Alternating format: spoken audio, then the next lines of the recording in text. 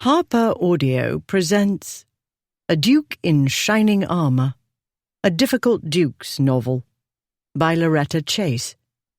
Performed by Kate Redding. Prologue. London. Early morning of 11 June, 1833. The Duke of Ashmont was not a very good duke. Rather an awful one, actually. And so nobody could be in the least surprised to see him, drunk as an emperor, that was to say, 10 times as drunk as a lord, staggering down the steps of Croxford Club on the arm of one of his two best friends. This one was Hugh Philemon Ancaster, 7th Duke of Ripley. Where Ashmont was fair-haired, blue-eyed, and angelic-looking, Ripley was dark. Unlike Ashmont, he did not appear to be spun of dreams and gossamer, and women did not follow his movements with the moon-struck expressions they accorded his grace with the angel face. On a good day, someone had said once, Ripley's face resembled that of a wolf who'd been in too many fights. Furthermore, though his slightly older title ranked him a notch or two higher in precedence than Ashmont, Ripley was merely as drunk as a lord. He could still distinguish up from down. When, therefore, his Grace of Ashmont showed an inclination to stumble in the downhill direction, towards St. James's Palace, Ripley hauled him about. "This way," he said. "Hackney stand up ahead." "Right," Ashmont said.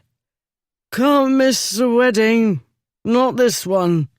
It's me doing it. Me and Olympia have to be there. Promised." "You will be," Ripley said, as he led his friend across the street. The wedding had been news to him, the choice of bride a shock. Lady Olympia Hightower, of all women. She was the last girl on earth he'd thought would marry Ashmont, or any of them, for that matter. Not that Ripley knew her very well, or at all. They'd been introduced, yes, years ago. That was in the days when respectable persons still introduced Ripley and his two friends to innocent girls. But those were not the kinds of girls the ducal trio wanted. Gently bred maidens were for marrying, and marriage was supposed to be years away, sometime in the dim, distant future. Apparently, the future had arrived while Ripley wasn't looking. First, the Duke of Blackwood, the other of his two boon companions, had married Ripley's sister over a year ago, a few days before Ripley left for the continent. Now Ashmont was doing it. Ripley had heard the happy news mere hours after his return to London yesterday. No, he'd returned the day before, because today was yesterday now. He'd come to Crockford's because he wanted a decent meal, and Crockford's oud was the next best thing to Ripley's own chef, Chardot, who'd come down with a foul cold sometime during the Channel crossing. Chardot went with him everywhere because he was amply paid to do so, and Ripley liked his comfort. Having been forced for no sane reason to live like a pauper during his boyhood, he lived like a king now. Ripley was debating with himself whether, on the whole, he'd better have stayed abroad, when 4 men spilled out of a narrow court, one crashing into Ashmont with force enough to dislodge him from Ripley's light grasp and push him into a shop front. Ashmont bounced back with surprising energy. "You clumsy, bleeding half-wit! I have to get married, you bloody arsehole!" At the same time, he drove his fist at the fellow's face. One of the man's friends tried to butt in. With a sigh, Ripley grabbed him by the back of the collar. The fellow swung at him, obliging Ripley to knock him into the gutter. What happened after that was what often happened when Ashmont was about. A lot of filthy language and filthy fighting, and men rushing out of the clubs shouting bets, and a female or two screaming somewhere. Then it was over. Their foes lay strewn about the pavement. Ripley didn't wait to count or identify them.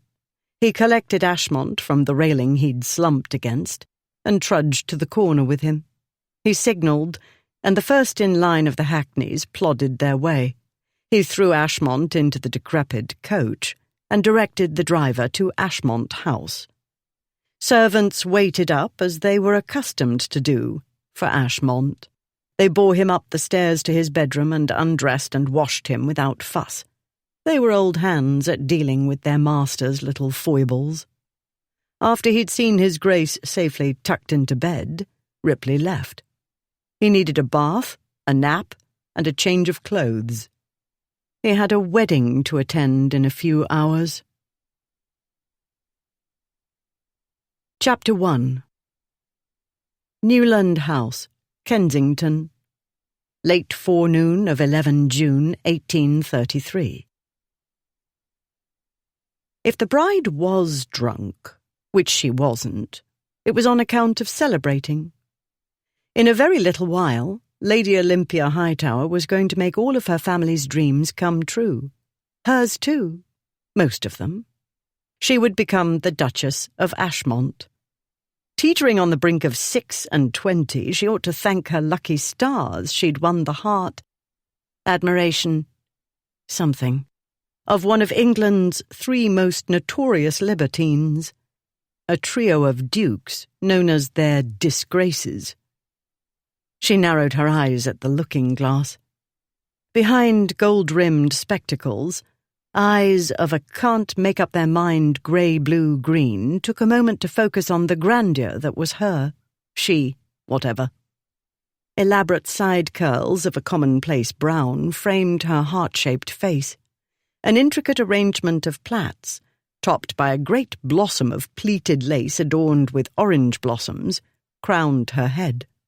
A blonde lace veil cascaded over her bare shoulders, down over the full lace-covered sleeves, and on past her waist. She looked down at herself. 4 knots marched down to the V of the waistline. Below that swelled full skirts of brocaded silk. A great waste of money, which would have been better spent on Eton for Clarence, or a cornetsy for Andrew, or something for one of the boys. Apart from his heir, Stephen Lord Ludford, the Earl of Gonarby had 5 sons to support, a subject to which he'd given no thought whatsoever. His mind, unlike his daughter's, was not practical. Thus her present predicament, which wasn't a predicament at all, so everybody said. There was nothing predicamental about being a duchess. In any event, practicality had nothing to do with this bridal extravaganza. The money must be thrown away on Olympia on a single dress, because, according to Aunt Lavinia, it was an investment in the future. A duchess-to-be couldn't wear any old thing to her wedding. The bridal ensemble had to be expensive and fashionable, though not flamboyantly so, because a duchess-to-be ought to look expensively fashionable, though not flamboyantly so. After the wedding was another matter entirely. A duchess could pour the entire contents of her jewel boxes over herself and never be overdressed. With a few adjustments, a different arrangement on her head, and more diamonds or pearls or both, Olympia would wear the dress to the next drawing-room, when her mother or perhaps Aunt Lavinia, the Marchioness of Newland, would present the new Duchess of Ashmont to the Queen. That wasn't all that would happen after the wedding. There was the wedding night, which according to Mamma would not be unpleasant, although she'd been rather vague regarding details. But after the wedding night came the marriage.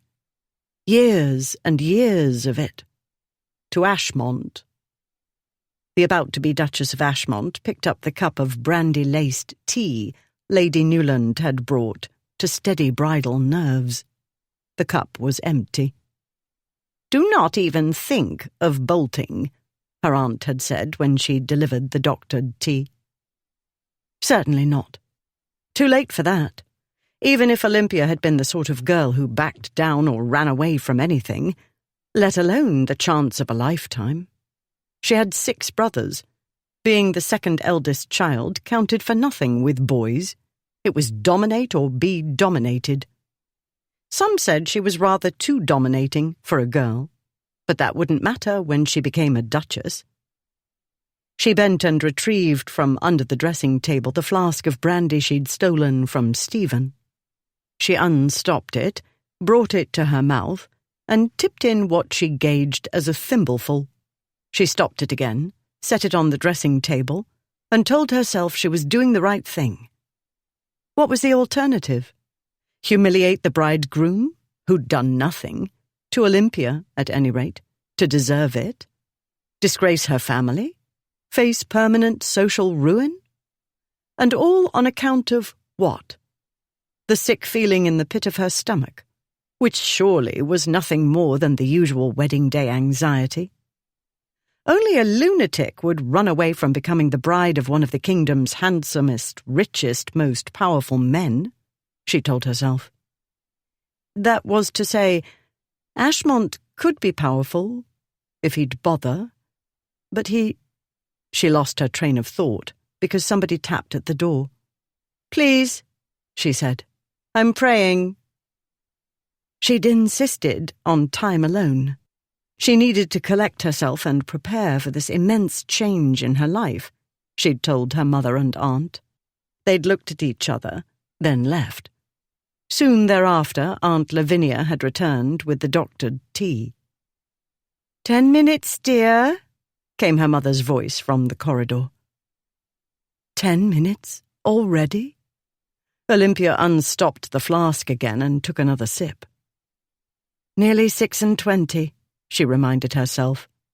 She'd never get an offer like this one, ever again. It was a miracle she'd got this one, and she'd known what she was doing when she said yes.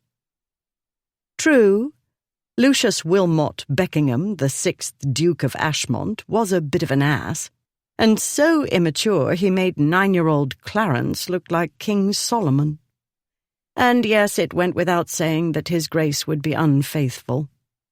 But Ashmont was handsome, and he could charm a girl witless when he set his mind to it, and he definitely set his mind to charming her. He seemed to like her. And it wasn't as though any great shocks were in store for her. His character was well known to anybody who read the gossipy parts of the fashionable periodicals. The important thing was, he'd asked, and she was desperate. "A duchess," she told the looking-glass. "You can practically change the world, or at least part of it. It's as close as a woman can come to being a man. Unless she becomes the queen, and no mere consort either, but queen in her own right. Even then, oh, never mind. It's not going to happen to you, my girl." Somewhere in Olympia's head, or maybe her heart or her stomach, a snide little voice, exactly like her cousin Edwina's, said, "The love of a lifetime is never going to happen to you either. No Prince Charming on his white charger will come for you, not even a passionate lord, or a shop clerk, for that matter." She suffocated the voice, as she had wished many times to suffocate Cousin Edwina. The Olympia who'd entertained fantasies of princes and passionate gentlemen had been a naive creature, head teeming with novel-fed romantic fantasies as she embarked on her first London season. For 7 years she'd been voted most boring girl of the season. In 7 years she'd received not a single offer. That was to say, she'd received no offer any young lady in her right mind, no matter how desperate, would accept, or, as had happened in the case of an elderly suitor, would be allowed to accept. And so when Ashmont had asked, what could she say? She could say no, and face a future as an elderly spinster dependent on brothers who could barely support themselves and their own families.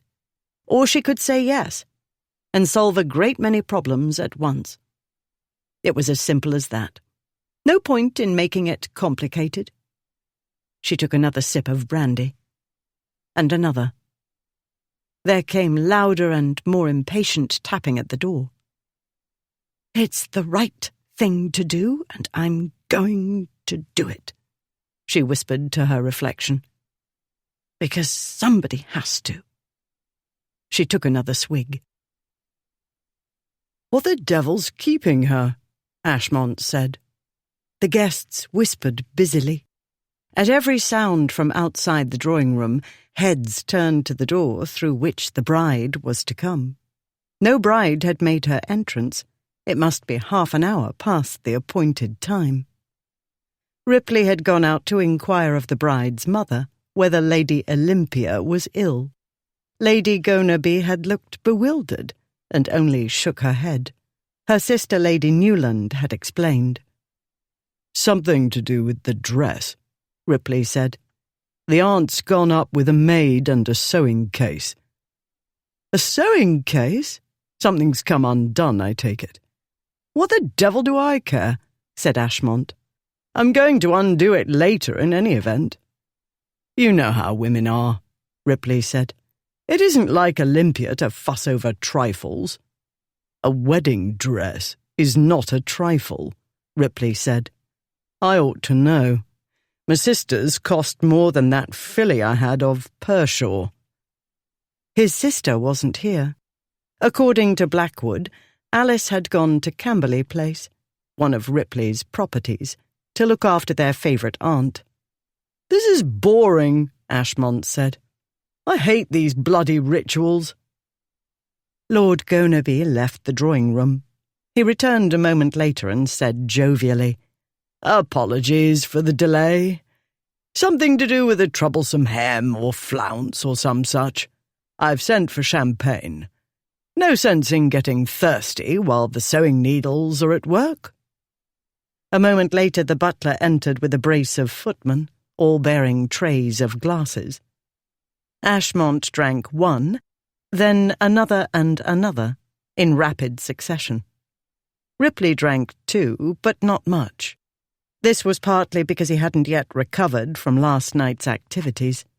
He must be getting old, because he could have used another hour or more of sleep after the extended bout of gambling and drinking, followed by a street brawl, followed by the too familiar labour of getting Ashmont out of a melee, and home and to bed.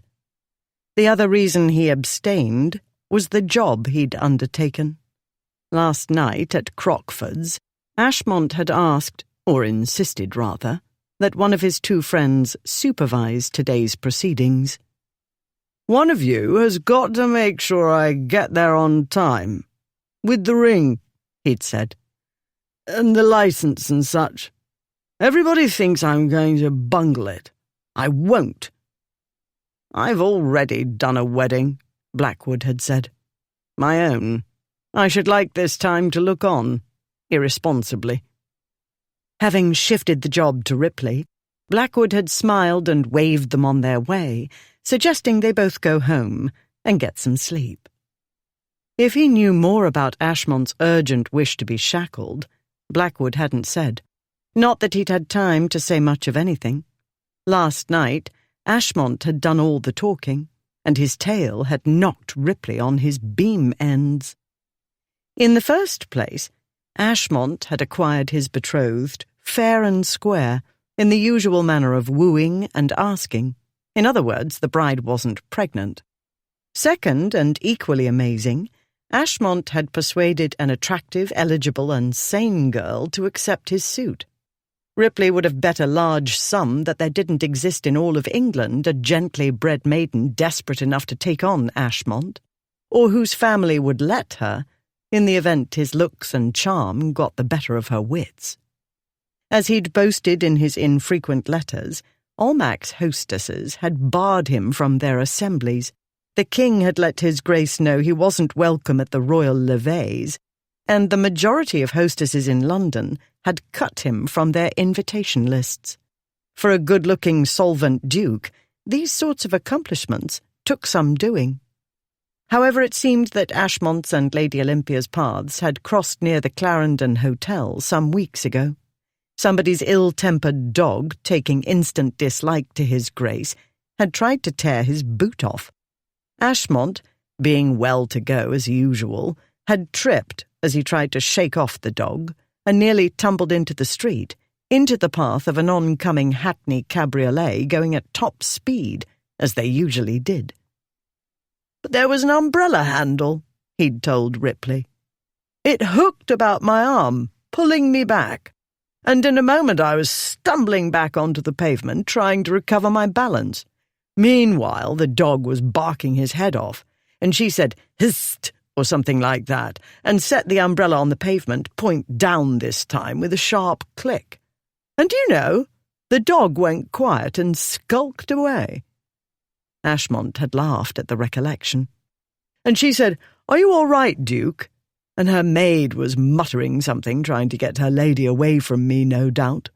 I thought I was all right, but Olympia looked down and told me my boot was badly torn. I looked down. So it was. She said I couldn't walk about London like that. Heaven only knew what would get into the boot and onto my foot, she said. And then, of all things, she said, "My carriage will be here in a moment. We will take you home," which she did, though her maid didn't like it one bit. Neither did the coachman or footman, but there was nothing they could do. Lady Olympia Hightower. Can you credit it? I couldn't. How many times have we seen her at this do or that? Countless times, Ripley thought. A tallish girl, bespectacled, but not bad-looking. Good figure. No, make that very good. But she was a gently bred maiden of very good family and reputed to be bookish. She might as well have had the label "Poison" with skull and crossbones pasted over her fine bosom. She was kind, Ashmont had said. Not in a simpering, sentimental girl way at all, but very matter-of-fact and calm, rather like a fellow. And I must say I was quite taken with her. And it was no use when I mentioned her to Uncle Fred later, his telling me I wasn't worthy of her or up to her brain level and other naysayings. "That's up to her, isn't it?" I told him. Then I set about the wooing. It was uphill work, I tell you. But she said yes in the end, didn't she? And wasn't Lord Fred amazed when I told him? He even clapped me on the shoulder and said, "So you had it in you after all." Ashmont had been elated to get the better of his manipulative uncle for once. However, as Ripley saw it, Lord Frederick Beckingham had seen an opportunity and made the most of it. Telling Ashmont he couldn't have or do something was a sure way to make him do it. Not that it mattered in the end, as long as Ashmont was pleased, and the girl knew what she was getting into, which she must do, if she was as intelligent as believed. The problem was, the wedding didn't seem to be proceeding as smoothly as it ought. Ashmont was bored with waiting, and a bored Ashmont was a dangerous article. Ripley glanced at his brother-in-law. Blackwood, dark like Ripley, but sleeker and better-looking by far, raised one black eyebrow in inquiry. Ripley lifted his shoulders. Blackwood made his unhurried way to them. "Don't see what the fuss is about a hem," Ashmont said. "At the bottom, isn't it? Well then, if she trips on it and falls on her face, I'll catch her," Ashmont said. Ripley looked at Blackwood. They both looked at Ashmont. He was in his altitudes beyond a doubt. He had all he could do to stand upright. If the bride didn't appear soon, one of two things would happen. At best, the bridegroom would sink into a stupor and subside ungracefully to the floor. At worst, he'd pick a fight with somebody. "Enough of this," Ashmont said. "I'm going to get her." He started for the door and stumbled. Blackwood caught him by the shoulder. "Good idea," he said. "No point hanging about in here." He caught Ripley's eye. Ripley took the other side, and they guided their friend out of the drawing-room. With the guests milling about the trays of champagne, they encountered only servants in the passage. "Where?" Blackwood said. "Downstairs," Ripley said. "Not down," Ashmont said. "She's up. There."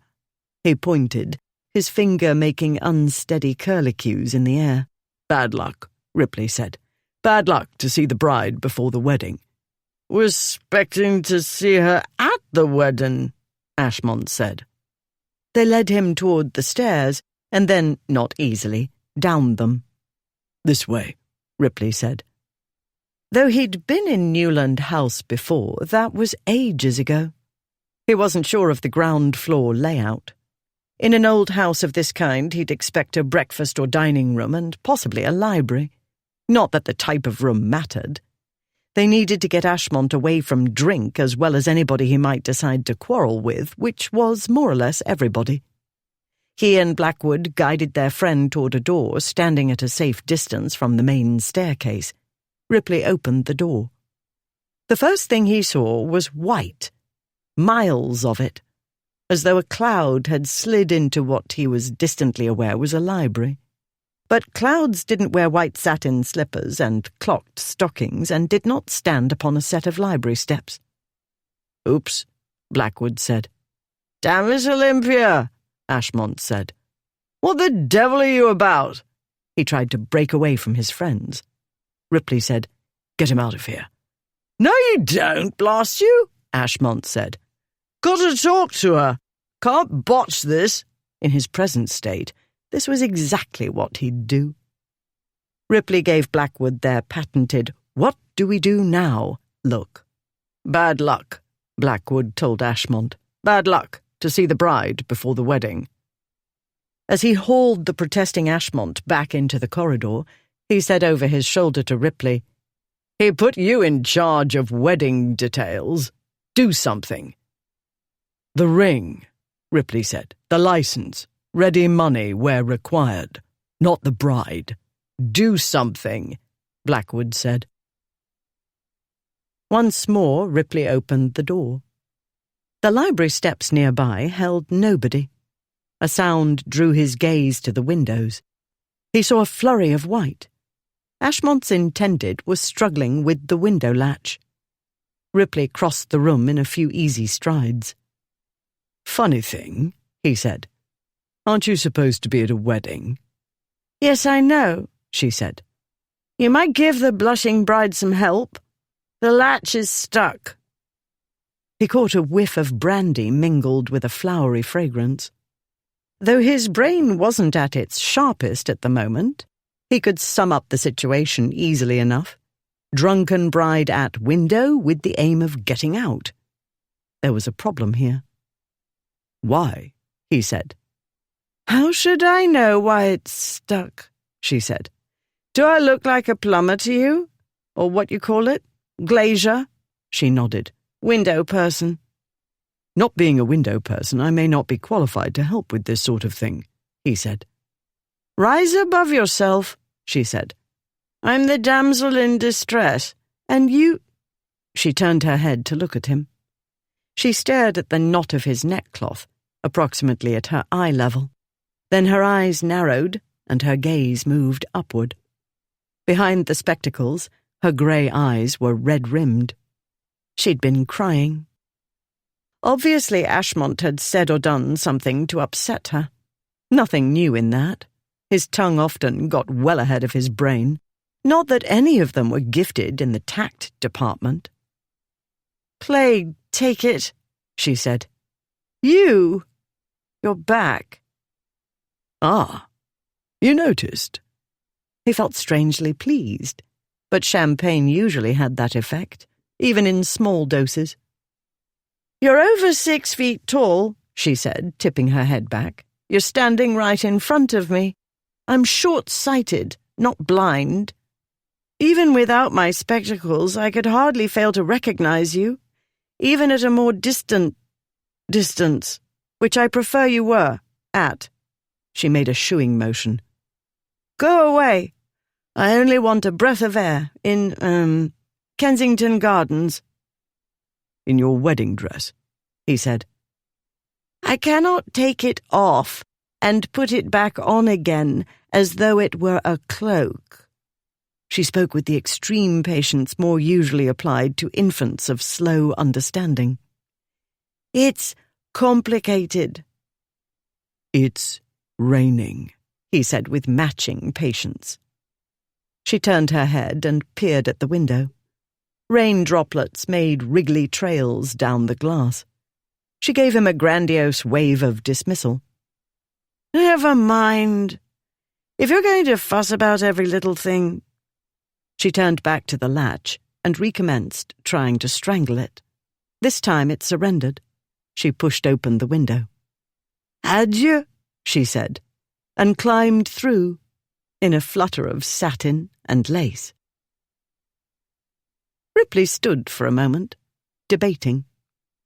She wanted to go, and he deemed it unsporting to hold women against their will. He could go back and tell Ashmont his bride was bolting. He could go back and tell one of the men in her family. She wasn't Ripley's problem. She was Ashmont's problem. True, Ashmont had put Ripley in charge of the wedding.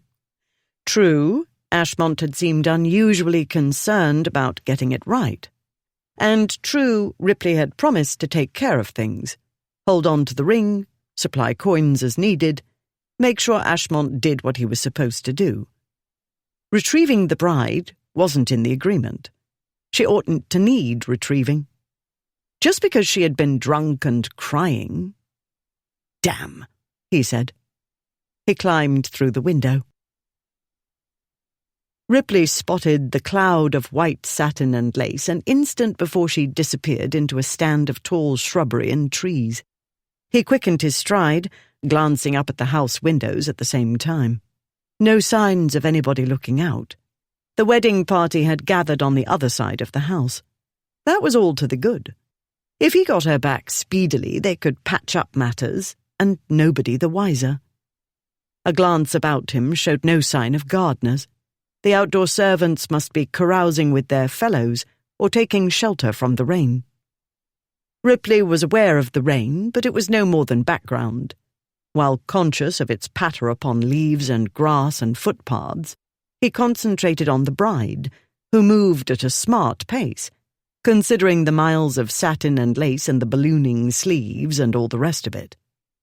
He didn't shout because she wasn't running yet, at least not flat out, and he didn't want to scare her into running or startle her into doing something even more ridiculous, though at the moment he couldn't guess what that could be. She wasn't dressed for athletic feats, not that women ever were, and the place was something of an obstacle course. Newland House's gardens were thickly planted and mature. Some of the trees had waved their branches over Queen Anne. On slippery ground, wearing that rig and more than a little inebriated, the bride was all too liable to get tangled in shrubbery or trip over her skirts or her own feet. He was gaining steadily in any event. He was near enough to see her feet slide out from under her and her arms make windmills as she struggled for balance. He was a moment too late to catch her before she lost the battle and went down. He grasped her under her arms and hauled her upright. She twisted this way and that. Through several thousand layers of dress and undergarments, he felt her bottom make contact with his groin, which distracted him for a moment. He was a man. Exceptional bottom, was his first thought. Never mind, he told himself. Do the job and get her back. I beg your pardon, he said. Did I make a mistake? Did you want me to leave you lying in the mud? You're spoiling my sleeves. The rain beat down on his head. His hat was in the house. He felt naked without it. More naked than if he were in fact naked. He felt wet, too. He let her go. You've already spoiled the dress, he said. Mud streaks and grass stains up the back. Looks as though you've been having a lover's romp in the shrubbery. Well, that will give everybody something to get excited about. It will certainly excite Ashmont. And since I'm the only male in your vicinity, I'm the one he'll call out. Then I'll get to tend his dueling wounds. Again. Punch him in the face, she said. He'll hit back. Then he can't call you out, not being an injured party. The long veil clung wetly to her head and shoulders. Her side curls were coming uncurled, and the headdress listed to one side. Her face spasmed, and he thought she was about to let loose the waterworks, but she stiffened her jaw and lifted it. "You can go now," she said. "I'm perfectly all right. I only wanted a moment to, pray on this solemn occasion which will change my life forever and for the better. So, au revoir." He looked back toward the house. What had Ashmont done? How bad or stupid was it? Was it better to let her go wherever she meant to go? No, that wasn't part of the agreement. It wasn't Ripley's job to think. His job was to make sure his friend's wedding went off without a hitch. That meant retrieving the bride. Ripley turned back to her in time to see her sprint away into a path among a thick planting of rhododendrons. In an instant they'd hidden her from view, except for a dot of white here and there. She'd waited until his back was turned, well, his head, and decamped. That was enterprising of her. All the same, she couldn't be let to go merrily on her way. If she didn't want Ashmont, she'd have to fight it out with him in person. After they'd had time to sober up, that is. Ripley went after her. Though the wedding party and guests had congregated in the vicinity of the champagne at the west front of the house, the bride's eldest brother, Lord Ludford, was looking for his sister. Newland House had been built in the early part of the 17th century and added to and updated since. The building, which sprawled over a large section of the land belonging to it, was a rabbit warren run amok. The families were close, their ladyships being sisters. Their numerous offspring had run tame in each other's houses, and everybody was as home here as at home. Since Ashmont was impatient to get married, and Gonaby House was in the midst of renovations, their ladyships had agreed to have the wedding here. They were afraid, Lord Ludford suspected, that if Ashmont waited too long, he'd change his mind. Personally, Ludford would have preferred that. He deemed Ashmont unworthy of Olympia. If she'd run away, Ludford didn't blame her. On the contrary, that struck him as a wise decision. Also worrisome, however.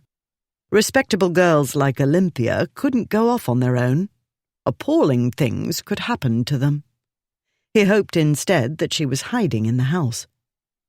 Olympia, who'd sometimes spent weeks at a time here with her girl cousins, had a number of secret places to which she'd retreat to study one ancient tome or another, or memorize book sale catalogues. He assumed she'd done that today, though he had no idea why. Like his father, Ludford was not a complicated thinker. When he'd noticed his flask had gone missing, he instantly suspected his younger brothers. A good shaking until the teeth rattled was often enough to extract a confession, but this time they'd seemed truly mystified. Little Clarence had seemed to know or suspect something, but whatever it was, he wouldn't say, and he was as stubborn as Olympia. Ludford sought out Clarence now, in the nursery, to which he'd been banished after some games leading to broken champagne glasses.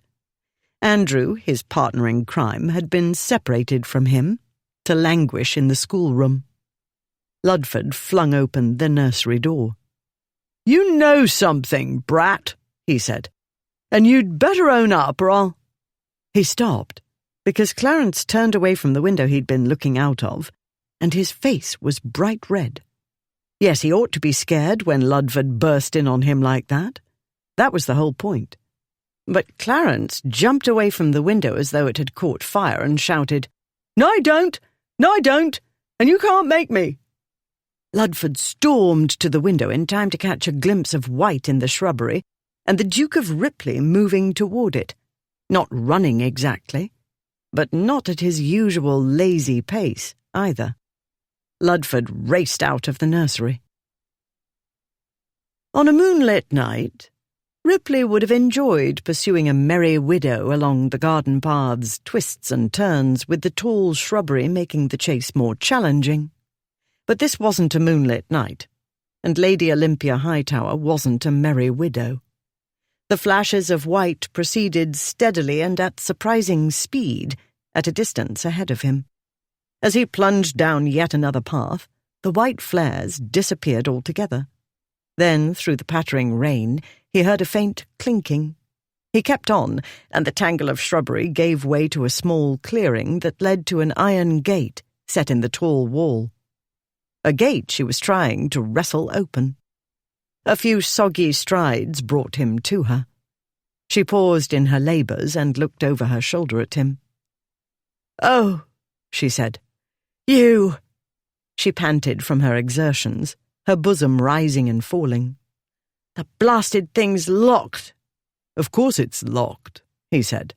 "Can't have the hoi polloi tramping through the garden and poaching the rhododendrons."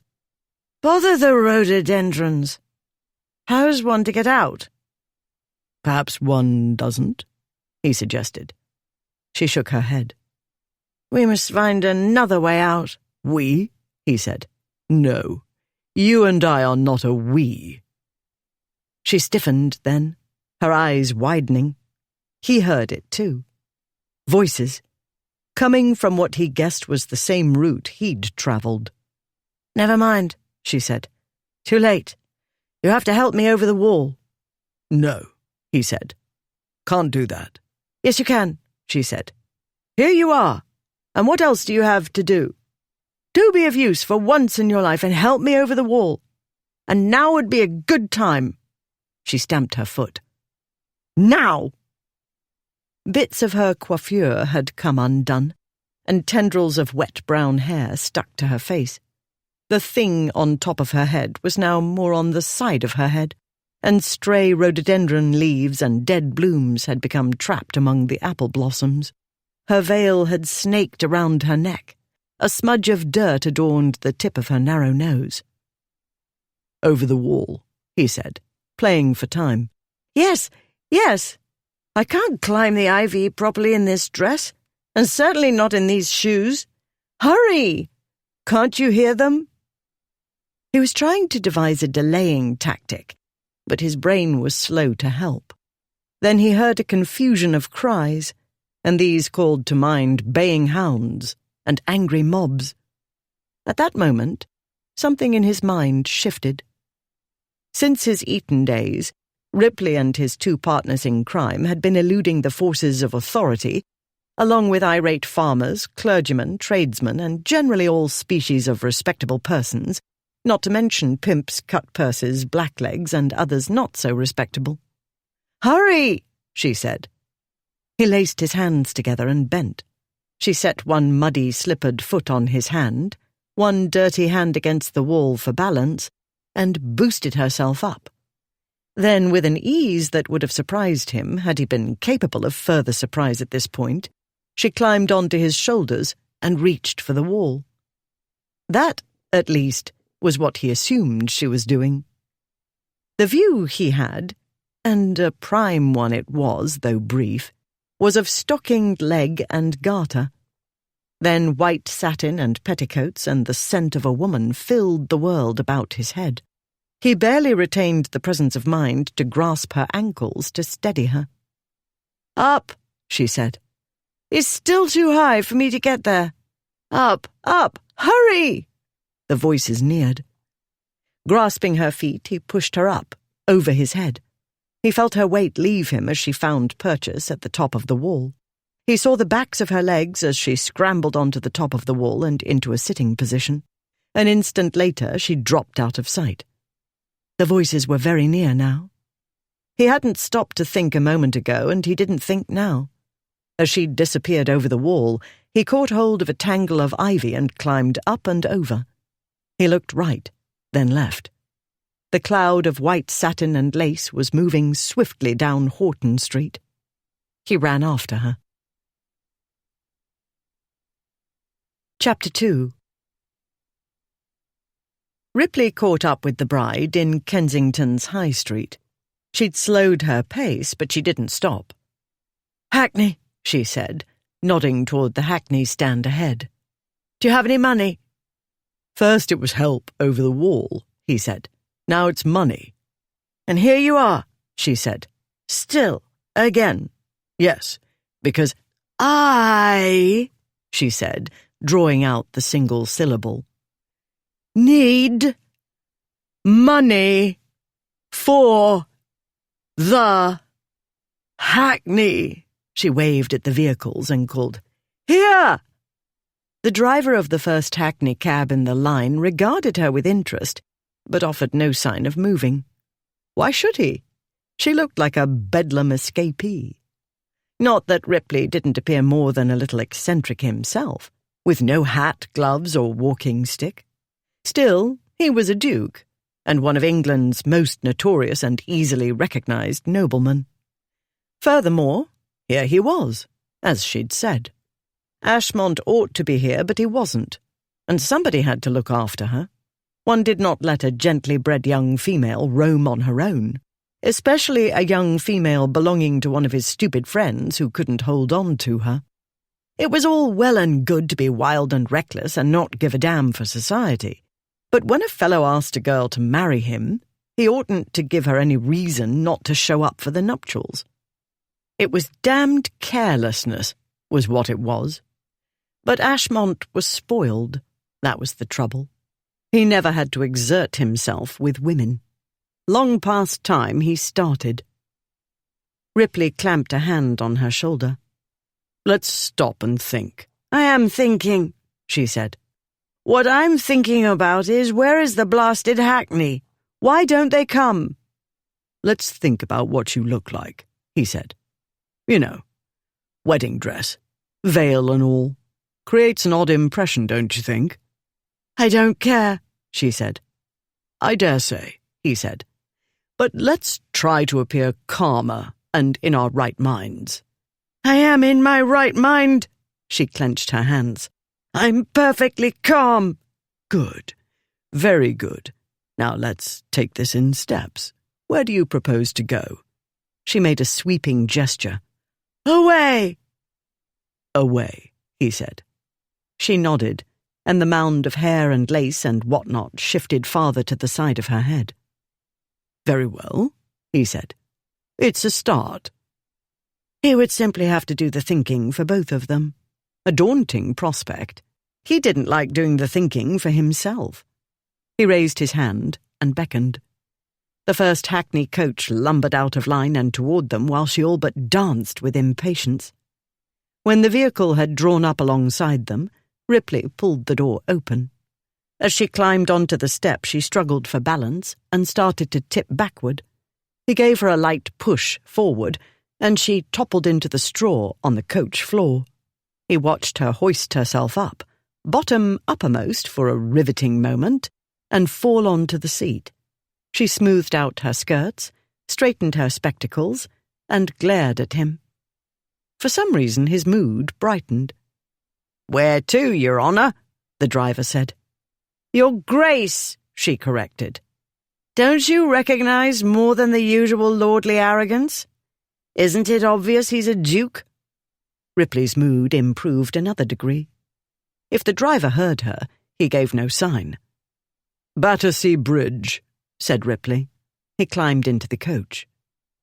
The bridge lay a distance southward. This would give him time to decide what he wished to do. But it wasn't too far to prevent his returning her in a reasonable amount of time, if that was what he decided. The advantage was, Battersea Bridge wasn't the first place his friends would think to look. "Or did you have a particular away in mind?" he said. "Don't talk," she said. "I'm thinking." The coach rumbled into motion. "That's odd," Ripley said. "Mind you, our communications have been brief, but from what I can see, thinking and you are two different countries, at war." She shook her head and wagged a finger at him in the manner of the inebriated everywhere. "That's not going to stop me talking," he said. "If you must think, maybe you'd be so good as to think about explaining." "Explaining what?" He gestured at her dirty bridal attire and the coach's dirty interior. "This, the running away. Because I'm still rather muddled and not at all sure this is the best idea. I'm debating whether to tell the coachman to take us back. No, she said. But you can understand how tempting the idea is, he said. No, she said. Here's the thing, he said. I've had a rather trying morning, you see. You? Yes, it's not going the way it was supposed to. Join the club, she said. You see, I wasn't expecting to be travelling at a snail's pace in a dilapidated hackney coach to Battersea Bridge, he said. Or any bridge. I feel reasonably certain I wasn't supposed to be helping a drunken bride who chooses the very last minute to flee her wedding. I am not drunk, she said. And you're not the only one who's had a trying morning. If you don't want to help me, you're at liberty to stop the coach and disembark. I'm not at liberty, he said. I'm the something. The bridegroom's special envoy, or his keeper. For all I know, I'm the bridesmaid. The point is he gave me the job, and maybe he has to take his chances of my bungling it. But one thing I do know is you can't be let to gad about on your own. If you could, I should have gone back and got my hat. Or not. I might have simply gone back and left you to somebody else. But I couldn't, as I've explained, because of the job. No point in bringing the ring and the license and the money and all the rest when the bride's gone off who knows where. Her gaze lifted to his head. Your hair is wet. He did not turn a wet hair. He was used to drunken non sequiturs. Everything is wet, he said. Yes, she said. Don't worry, he said. I won't melt. That's not something I'd worry about, she said. The thing is... She closed her eyes for a moment, but following a train of thought must have been too much for her because she opened them again and said, When you dropped me off at the bridge... Another man, who had looked forward to a peaceful wedding ceremony and good champagne and a fine wedding breakfast. The Newlands keep an excellent chef, you know, he said. She regarded him stonily. That fellow, he went on, missing the meal he'd looked forward to and feeling a trifle short on sleep, that fellow might be tempted to drop you off the bridge, as in into the river. But Yes, you're the bridesmaid. I hardly ever drown women, was what I was going to say. I shall take a boat, she announced, as one might pronounce a fiat or a sentence of death. To Aunt Delia, in Twickenham. He blinked. Remarkable. You have a plan? Yes. I only needed the mental stimulation of your stimulating company. Any chance of stimulating you into telling me what exactly you're running from? He said. Better yet, any chance of your changing your mind like a good girl and turning back? Any chance of something, bordering on reasonable? The die is cast, she said in the fiat death sentence voice. Be so good as to get this monstrosity off my head. Because he wasn't nearly drunk enough, or at all, for he seemed to have gone extremely sober suddenly. It took him a moment to interpret the request, command. Your hair? He said. Isn't it permanently attached? Does this piece of architecture look permanently attached? It's sliding down and pulling the hair I do, in fact, own with it. It's most uncomfortable, and not like me at all. You can't make a sow's purse from a pig's ear. I tried to tell them, but nobody would listen. I believe you mean silk purse. She burst into tears. Oh. Tears threw some men into a panic. Ripley wasn't one of them. Had this weeping female been his sister, he'd let her bawl on his shoulder and spoil his coat and neckcloth and get rouge all over his handkerchief. Then he'd give her money and tell her to buy something. If she'd been his mistress, he'd promise a ruby necklace or diamonds, depending on her tears' volume and velocity. This weeping female wasn't like his sister or any of his mistresses or even his mother. This one belonged to a different species altogether. Among other things, she was Ashmont's betrothed. Ashmont had never had one of those before. This being a brand-new category of situation with weeping female, Ripley needed a moment to determine his course of action. The brisk approach, he decided. "Brace up," he said. "You had mettle enough to go over the wall. You act like you've never run away before. It's not the end of the world." "Yes, it is," she sobbed. "I've ruined everything. Clarence will never get to Eton, and Andrew won't get his cornetcy, and I shan't be able to do anybody any good, and I won't even have the library." Ripley had no idea what she was talking about and saw no point in tiring his brain trying to get an idea.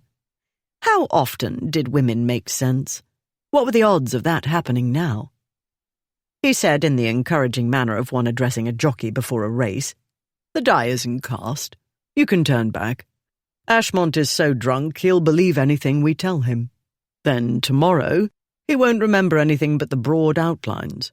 I'll tell him you got drunk accidentally and—" "I'm not drunk." "Believe me, I recognize the condition," he said. "You're more than tipsy. You couldn't even manage the coach step. Here's what we tell him. We say you accidentally drank brandy thinking it was— what the devil could one mistake brandy for?" "Tea," she sobbed. "It was in the tea. At first." "At first," he said. She nodded. She fished out from one of her enormous sleeves a tiny, elaborate square of lace, took off her spectacles, and wiped her eyes and nose with the scrap of lace. She put the spectacles back on and gave the nosepiece a little poke with her finger to set it in place. "But I drank that. The rest was from Stephen's flask." She balled up the alleged handkerchief in her hand. "I purloined it last night, after Mamma told me about the wedding night. That is to say, she more or less told me. Some aspects of the business are not at all clear, but I thought brandy would strengthen my resolve. For the inevitable." "She ought to have done a better job of telling you," Ripley said. "It's Ashmont, you know, not some inexperienced numbskull." "Yes, he's an experienced numbskull," she said. "In any event, it's nothing to be afraid of," he said. "People do it all the time. Consequences are hardly ever fatal." "Consequences are babies," she said darkly. "I should have investigated the matter myself instead of relying upon Mamma. I'm not sure she understands the connection between the conjugal act and babies. She has had them in excess. In her place, I should have stopped after 3, or after 3 boys. That's a good safe number, isn't it?" He didn't think it a good safe idea for his mind to dwell on the conjugal act. It had been an unusually long time since he'd had a woman, and at present he wasn't in a position to do anything about it. His mind, though, being too easily swayed by the small brain below his waist, was all too eager to imagine how to repair the omission in short order. He made himself concentrate on what she was saying. Fortunately, she'd moved on to another subject. "I could not fathom why he asked me," she was saying. "I doubted he was desperate. You'd be surprised at how many girls will overlook a man's frailties when he's a duke. Or maybe you wouldn't be." There might be many such girls, but they weren't the sort who'd make Ashmont a suitable duchess. For all his shortcomings, he had his pride, rather more than was good for him, in fact. Even in a drunken stupor, he wouldn't marry a girl who wasn't attractive, well-born, and in possession of all her faculties. He wouldn't choose one who was silly or boring or shrewish. He'd want, in short, perfection. Whether he deserved it was irrelevant. "I told myself not to look a gift horse in the mouth," she said. "What gift horse?" Ripley said. "He fancies you. Isn't that enough?" She shook her head. "It doesn't make sense." She must be extremely short-sighted. Had she not worn the poison label, Ripley would have been all over her years ago. "It makes perfect sense," he said. "If you were a man, you'd see. As it is—" "And then I went to the library today to look into the matter." "You waited until the wedding day," he said. "No, not merely the day, but the very moment when you were supposed to be saying, 'I will.'" She'd waited until the moment when she'd become fully intoxicated, a condition she was clearly not used to. "I tried not to think about it, but it bothered me," she said. "Did you ever try not to think about something?" "I rarely have to try." "You simply make it go away?" "Yes." "It's good to be a duke," she said. "It is," he said. It was far, far better than being a duke's son, in his and his friends' experiences. He wasn't sure theirs had been the 3 worst fathers in the British aristocracy, but they were definitely in the running for the prize. "I can't do that," she said. "It's like trying to stop a gnat buzzing around my head. And things that don't make sense are the most stubborn gnats. But all I could find was a book on animal husbandry, and that was when finally I put 2 and 2 together. Or 2 and 2 and 2 and 1. 7 of us and only 1 girl. And they, whoever talked or tricked him into getting married, must have said to him, 'Why, there's Gurnaby's girl. Can't ask for better breeding stock. Excellent odds of an heir and some extras in case of catastrophe.'" Knowing Ashmont, I find that theory highly improbable. Breeding would feature naturally because that was what often came of bedding unless one exercised extreme caution. You give him credit for more thought than he would ever put into it. You attracted his attention by being kind to him one day, as I understand it. "Kind?" she said. "I could hardly let him get run over by a hackney cab." It was quick thinking, and showed a certain adeptness. "I have 6 brothers. They're always falling into or out of this or that. I acted on instinct." He deemed it kind, especially your taking him home. In the course of the journey, it seems, he took a good hard look at you, and you took his fancy. Since you're a gently bred girl, marriage is required. And this gently bred girl promised to lead Ashmont a more exciting life than he might have expected. She shook her head. "I know there was something more. I am not the sort of woman men lose their heads over."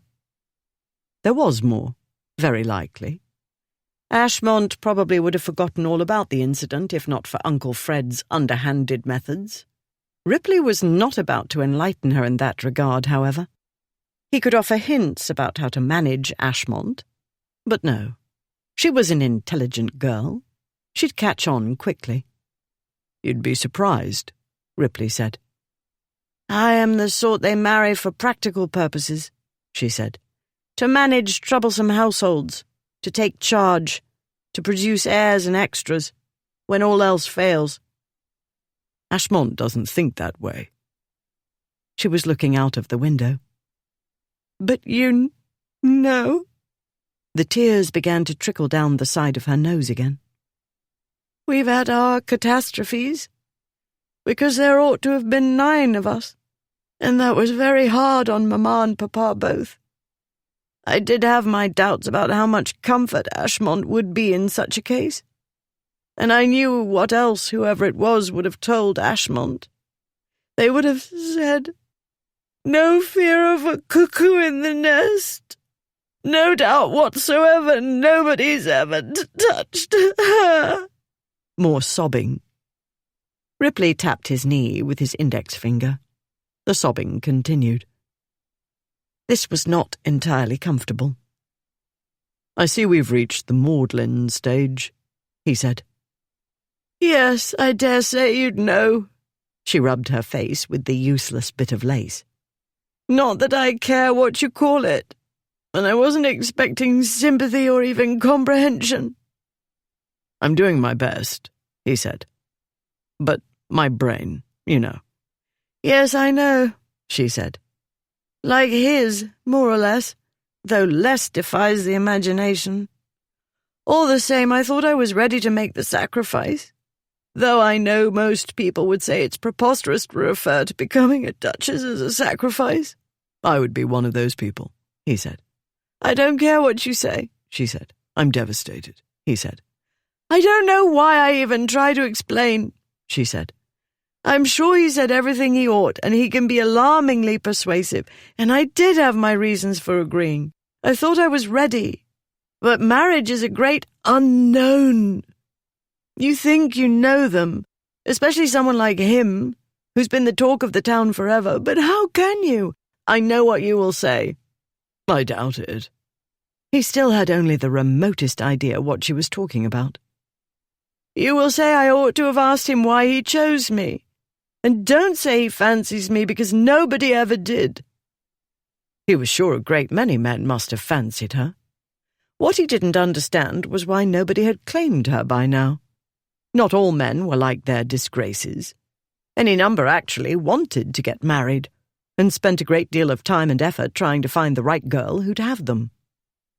He drew out his handkerchief and gave it to her. Yes, well, he isn't like the other fellows, he said. He looked out of the coach window. It was still raining. Bridal nerves, he told himself. That's all this was, really.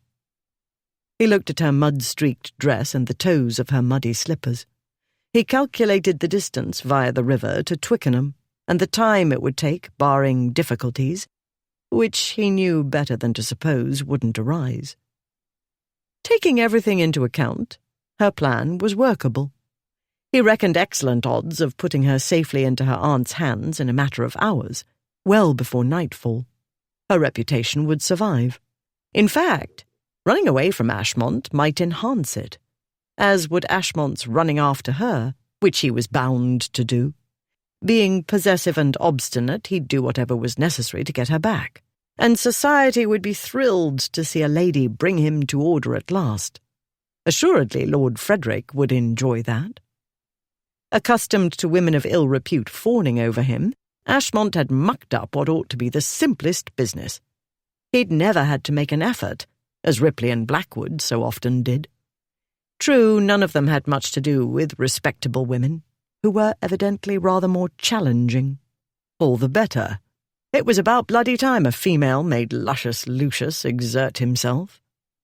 This one had made him work at the courtship, clearly, and the wedding, and she'd make him work at the marriage, too.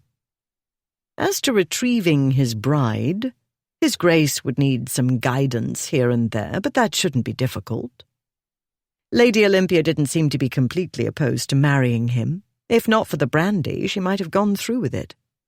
But intoxicating liquors affected some people in this way. Small matters inflated to prodigious size, and bacon-brained solutions seemed like brilliant ones. Of all men, Ashmont knew how this could happen. And wouldn't it be a laugh watching him try to manage his bride? This bride. "Your aunt's respectable, I trust," Ripley said. "Not eccentric or excessively dashing. Doesn't set fire to the pillows at odd moments. Carry on with footmen or grooms. In an obvious way, that is." She wiped her eyes and nose. "She's somewhat dashing. At least Aunt Lavinia and Mamma say so. Still, Aunt Delia is respectable enough to entertain the Queen on occasion." "And why didn't Auntie attend your wedding?" "She suffered an indisposition that prevented her making the journey. That's what she wrote to Mamma, at any rate. I'm not at all sure she wished to attend. She finds Newland House excessively noisy with all the children coming and going. She feels the same about Gonaby House, which is even more chaotic at present because of the renovations." "But she will, in fact, be at home when we get there." She nodded, and the headdress slipped farther. She winced. "You cannot expect me to answer prying questions while my hair is being torn out by the roots, unless you enjoy employing the methods of the Inquisition. If you do not help me get this thing off my head this instant, I cannot answer for the consequences." "Is that supposed to be a threat?" he said. because you look so very much the opposite of threatening that I might die laughing." She pushed her glasses back up the minuscule distance they'd slipped during the tear storm. She gave him a steady look, or as steady as her state of intoxication would allow. "Never mind," she said. "If it's too complicated for you, I'll do it myself. But if things fly off and hit you in the face, you'll have only yourself to blame." "That's what stopped you from doing it yourself," he said. "The chance of your coiffure exploding." "I haven't a mirror," she said. "I can't see the top of my head, or any of my head for that matter. But never mind. Don't let me disturb you." She reached up and started poking her fingers into the crown piece. This set off various gyrations, which created intriguing movement in the areas directly above and below the dress's neckline. These brought to mind so-called Egyptian dancing girls he'd seen in a theatre somewhere. Eventually, she managed to remove a single hairpin, which slipped through her fingers and into the straw. She muttered something. A lost hairpin was no calamity. Her aunt would have heaps of them. But the gyrations and visions of dancing girls reminded him of the way she'd squirmed when he picked her up from the mud. Reminded his breeding organs, that is, and all too vividly, given the circumstances and the length of time since... Right. He would address the matter of the recent month's celibacy later, this night, in fact, after the bridal complication was taken care of. Ripley would leave her safely with her aunt. Given a nudge and a few broad hints, Ashmont would recover her. It would all be a very good joke, the sort of thing Ashmont would appreciate, once he'd calmed somewhat. After all, he'd perpetrated plenty of jokes himself. "I've decided to help," Ripley said. "I want to take a nap, and that's impossible while you're jumping about and swearing under your breath.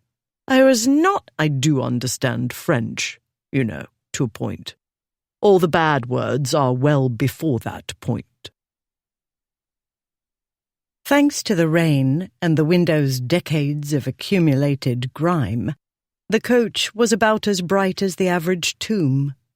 All the same, Olympia could see the Duke of Ripley well enough.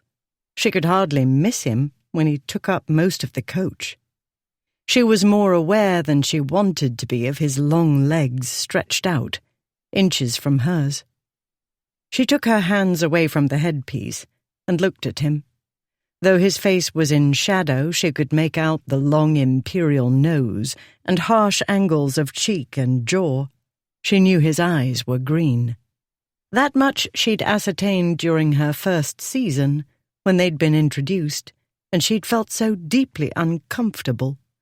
This was partly because he was so overwhelming. She knew he wasn't any larger than Ashmont. All their disgraces were tall, athletic men. All certainly were not well behaved. But Ripley's was the gaze that had made her feel as though she wasn't fully clothed. He was the one whose wolfish grin had left her tongue-tied. But back then, she'd been naive and unsure of herself. Back then, the three dukes had been considered rather wild, but highly eligible. They kept well clear of the marriage mart, though. Rarely were they to be seen near even the beautiful and far more popular young ladies. This was why, when Olympia had seen him over the years, it was usually at a distance, across a crowded ballroom, riding or driving in Hyde Park, at a public event like a regatta or horse race. In the past year, she hadn't seen him at all, because he'd been abroad. As far as she could determine at present, he hadn't changed. He still had the sleepy gaze that made her feel prickly inside. It oughtn't to, since it told one nothing. People believed the eyes were windows to the soul. In his case, the shutters were closed. That was probably for the best. Not that she was capable of gauging his mood, even if he'd offered windows to his soul. Her brain at present was not trustworthy. When she tried to think, the thoughts danced away, out of reach. Besides, the headdress made it hurt to think. One thing at a time, she told herself. When they reached Battersea Bridge, she'd deal with the next thing, whatever it was. For now, all that mattered was getting away from everybody. "Move to the edge of the seat and lean toward me," Ripley said. Between the coach's jolting and the brandy's effects, she wasn't at all sure she could keep her balance. She was not about to admit that to him. As it was, she felt sure he was laughing at her. But then he was not renowned for being serious-minded. Furthermore, in all fairness, she hardly cut a dignified figure at the moment. Most important, she needed the bridal monstrosity off her head. It felt as though she was wearing a clock tower. She moved to the edge of the seat and leaned toward him. Then she nearly leapt straight up from the seat because his long fingers went into her hair, touching her scalp as they probed. The ruffles at his wrists tickled her face. She detected the scent of wet linen and something else, cologne or shaving soap, excessively masculine.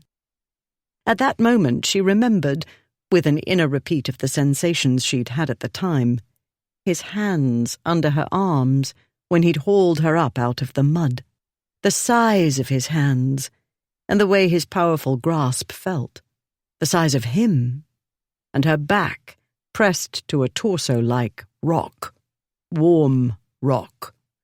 Then those same long-fingered hands, linked for her to step on, then wrapped about her ankles.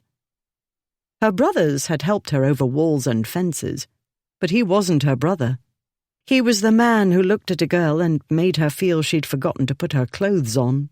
He was nothing remotely like a brother, and recalling Mamma's incoherent explanation of what happened on the wedding night did not contribute to a state of serenity at present. Olympia wanted to jump out of her skin. But no, she would not let herself think about what the Duke of Ripley might have seen when she stood on his shoulders. Merely thinking about it made her dizzier, and vastly uneasy. "Stop wriggling," he said. "I wasn't," she said. "You're not holding still," he said.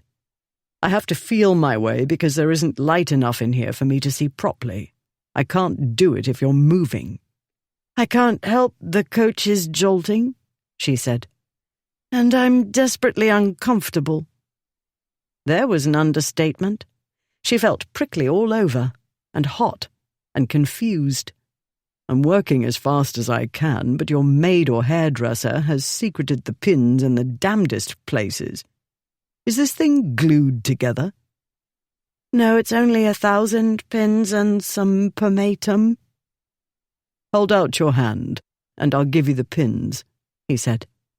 "We needn't save the bits and pieces of rhododendron, I trust. At the moment you put me in mind of Ophelia after she fell into the water." "The veil caught in everything," she said. Then she realized what he'd said. "You know Hamlet?" "I like Shakespeare's plays," he said. "Lots of violence and bawdy jokes." No surprise there. She held out her hand. His fingers brushed hers as he dropped some pins onto her palm, and the fleeting touch skittered along her skin. She wished she'd put on her gloves before she left. The trouble was, she would have had to return to her room to get them, and somebody was bound to be waiting there. Mamma, Aunt Lavinia. Olympia would have been trapped. No turning back then. Rightfully so. She should not have waited until the last possible moment to balk. She should not have balked. What was wrong with her? She watched flower petals, some cherry red and others palest pink, drift down into the straw. Shiny bits of green leaves fluttered after them. What had she done? Never mind. One thing at a time. She'd been wrong about the number of hairpins. Ripley reckoned there must be at least 10,000. Still, once he ascertained the pattern, he was able to get at them more efficiently. From her thick, shiny hair rose the fragrance of lavender, with a hint of rosemary. It was a shockingly chaste scent. He was used to the rich fragrances with which actresses, courtesans, and dashing ladies of the ton infused their pomatums.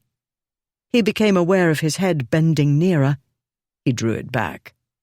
Even done efficiently, the process was a long one, not merely of removing hairpins, but also of disentangling the orange blossoms and intricate lace arrangement without at the same time disarranging her hair completely.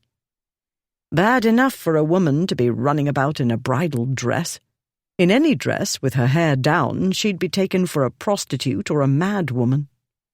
A lady did not let down her hair until she prepared for bed. Loose hair meant loose women. This woman would be fair game for sport, in other words, of one kind or another. Not for him, of course. He was the bloody bridesmaid. He couldn't let her go anywhere without him. Not that this was altogether bad. She was entertaining, and he was looking forward to helping her drive Ashmont frantic. Yet Ripley did wish he had his hat. The most wretched of paupers managed some sort of head covering, however ragged. Small wonder that the Duke of Ripley, who regarded society's rules as a joke book, squirmed inwardly because he was out in public without a hat.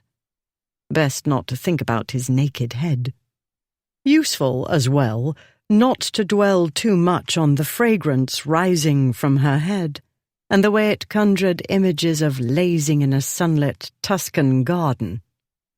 No Tuscan villa in the vicinity, no naughty contessas, only Ashmont's bride-to-be. And this wasn't Tuscany or anything like Tuscany.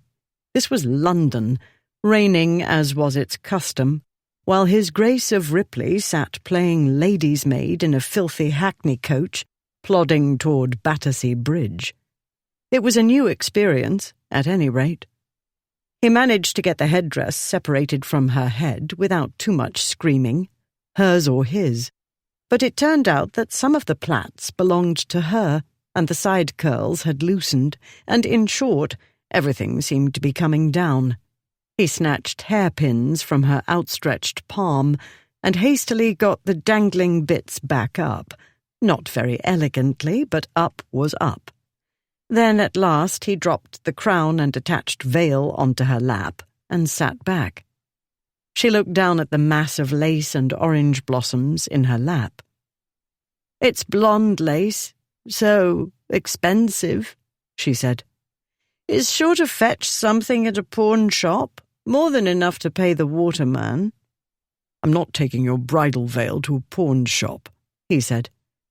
"Did I ask you to? I'm perfectly capable—" "Yesterday you might have been capable of many things," he said.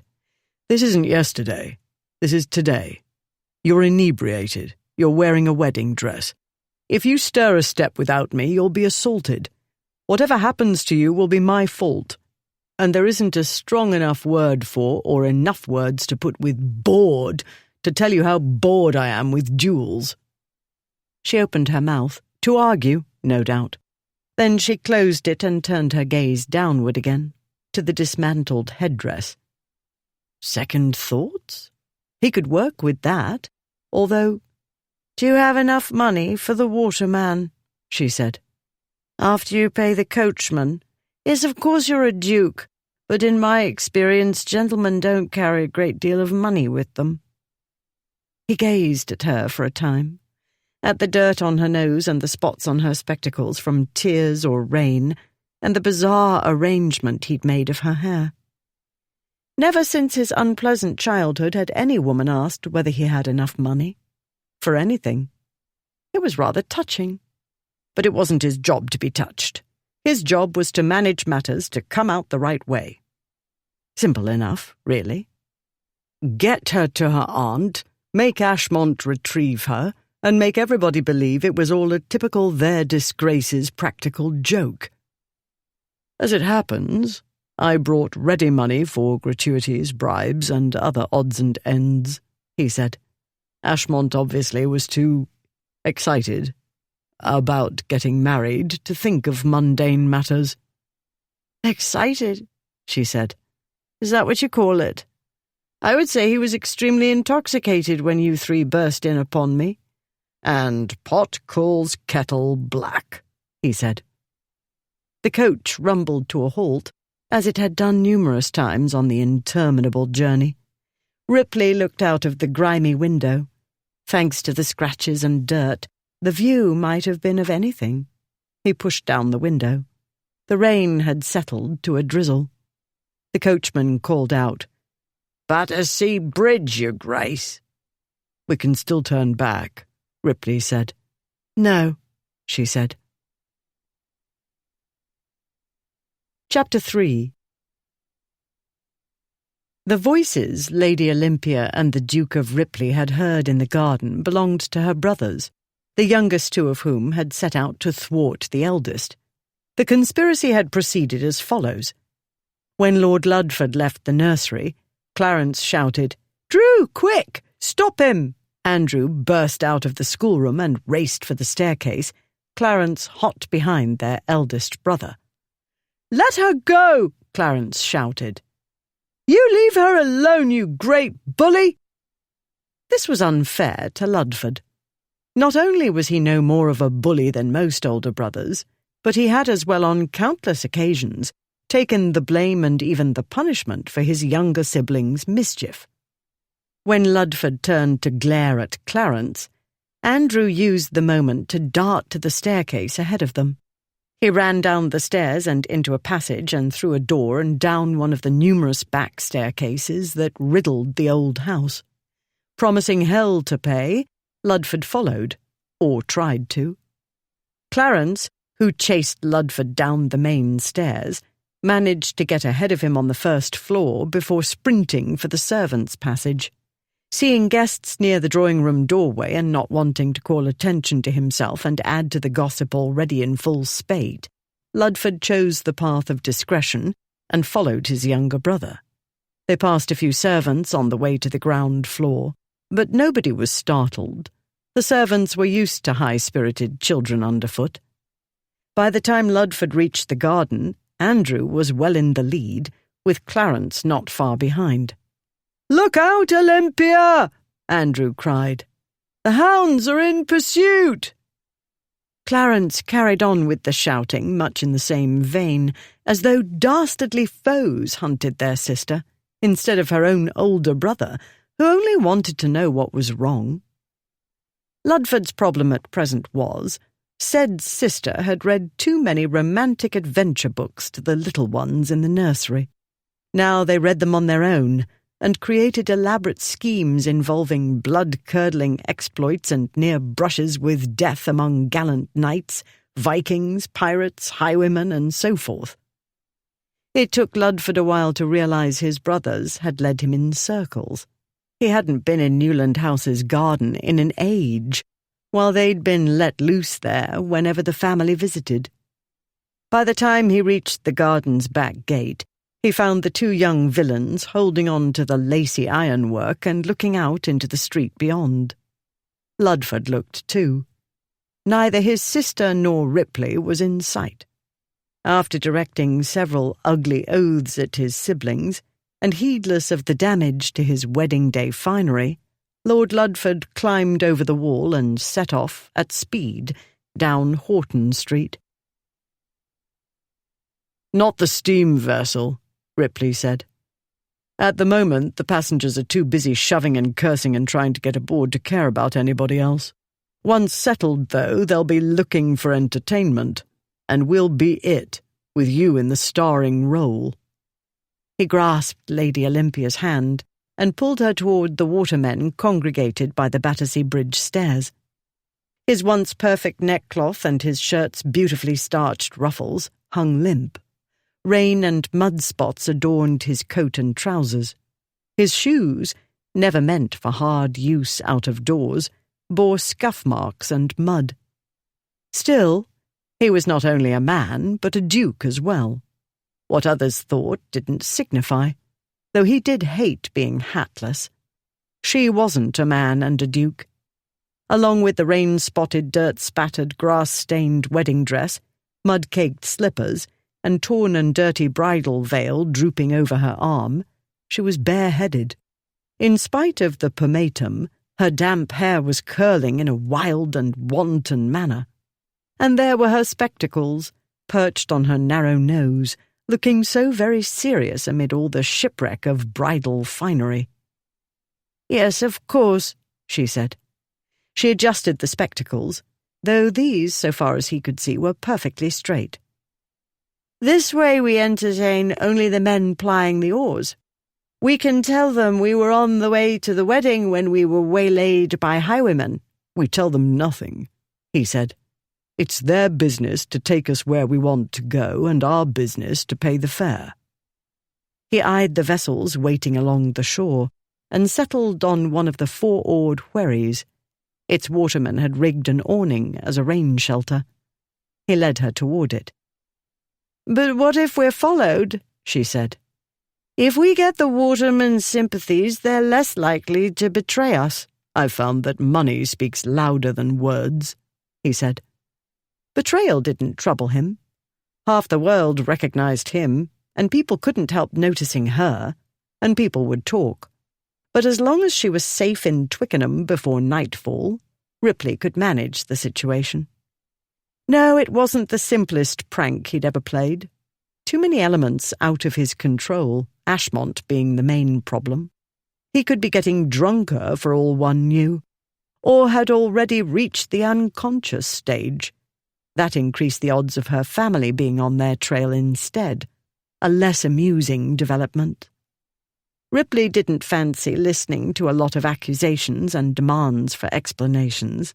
He'd never seen any reason to explain himself to anybody, including himself. They reached the boat and oarsman he'd decided on. Thanks to ready money and a ducal manner that did not invite questioning or hesitation, he settled business matters in short order. Then he had to get her into the boat. This ought not to have been difficult. The watermen's boats had a long, narrow prow, allowing passengers to climb aboard without getting wet. Ripley had chosen a large vessel, meant for more than 2 passengers, and oarsmen who appeared to be the strongest and most trustworthy of those awaiting passengers. She stared at the wherry and said, "Is that it?" "The Lord Mayor's barge was otherwise engaged," he said. "My yacht is at Worthing, last I heard. This is the boat." The 2 fellows looked on with interest. That they did so silently testified to the fee Ripley had offered for speed and silence. Thames watermen were not renowned for bashfulness. "It seems very low in the water," she said. "That's the way they're made," he said. "For stability and—" "Never mind. I can explain the science of boat building to you later. Just step into it, will you? And try not to fall off before you get to the seat. If you do, you're not likely to drown because the water here isn't deep enough. But somebody will have to fish you out, and while I doubt I can get any wetter, I don't fancy wading into that muck." He'd do it, of course. He would not let either of these 2 rough fellows put their hands on her. "I feel dizzy," she said. "Were you thinking of going back and having a pleasant lie-down?" "No." "Are you sure?" If she wasn't sure, he'd take her back. He would say it was all one of their disgrace's famous jokes, and that would be that. No, it wouldn't be nearly as much fun as making Ashmont chase her to Twickenham. Still, even Ripley wouldn't knock her unconscious for the fun of carrying out a more elaborate prank. "At this point, it would be silly," she said. "Right," he said. "And certainly you're being here now instead of, let's say, at a wedding breakfast. That couldn't possibly— I'm only speculating. That doesn't strike you as imprudent?" She peered up at him. "Do you think so? And you find nothing out of the way in your being here with me?" "Perfectly in order," he said. "Is it?" "Didn't you tell me you were a damsel in distress?" he said. "I'm your knight in shining armour." Her eyebrows went up. "It makes for a change," he said. "I should not call it a change." she said. "In your case, I should call it—" Her eyebrows settled again, and a glint of humour lit her eyes. "An apocalypse." "Do you mean to get into the boat? Or shall I do what another less knightly, very hungry fellow might do and drop you off the bridge?" he said.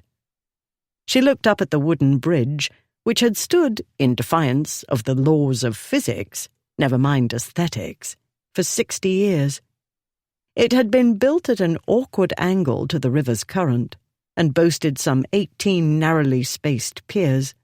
Vessels crashed into it all the time. As more than one critic had noted, Battersea Bridge was built for the convenience of those going over the bridge and the inconvenience of those going under it. The only bridge on the Thames that could compete for awkwardness and stupidity was the next one upriver, at Putney. "Or we could simply wait here," Ripley said. "If we wait long enough, Ashmont might come along to rescue you from me." He glanced back at the crowd awaiting the steamboat. No signs of pursuit yet. But time was passing. How long had they travelled in the hackney?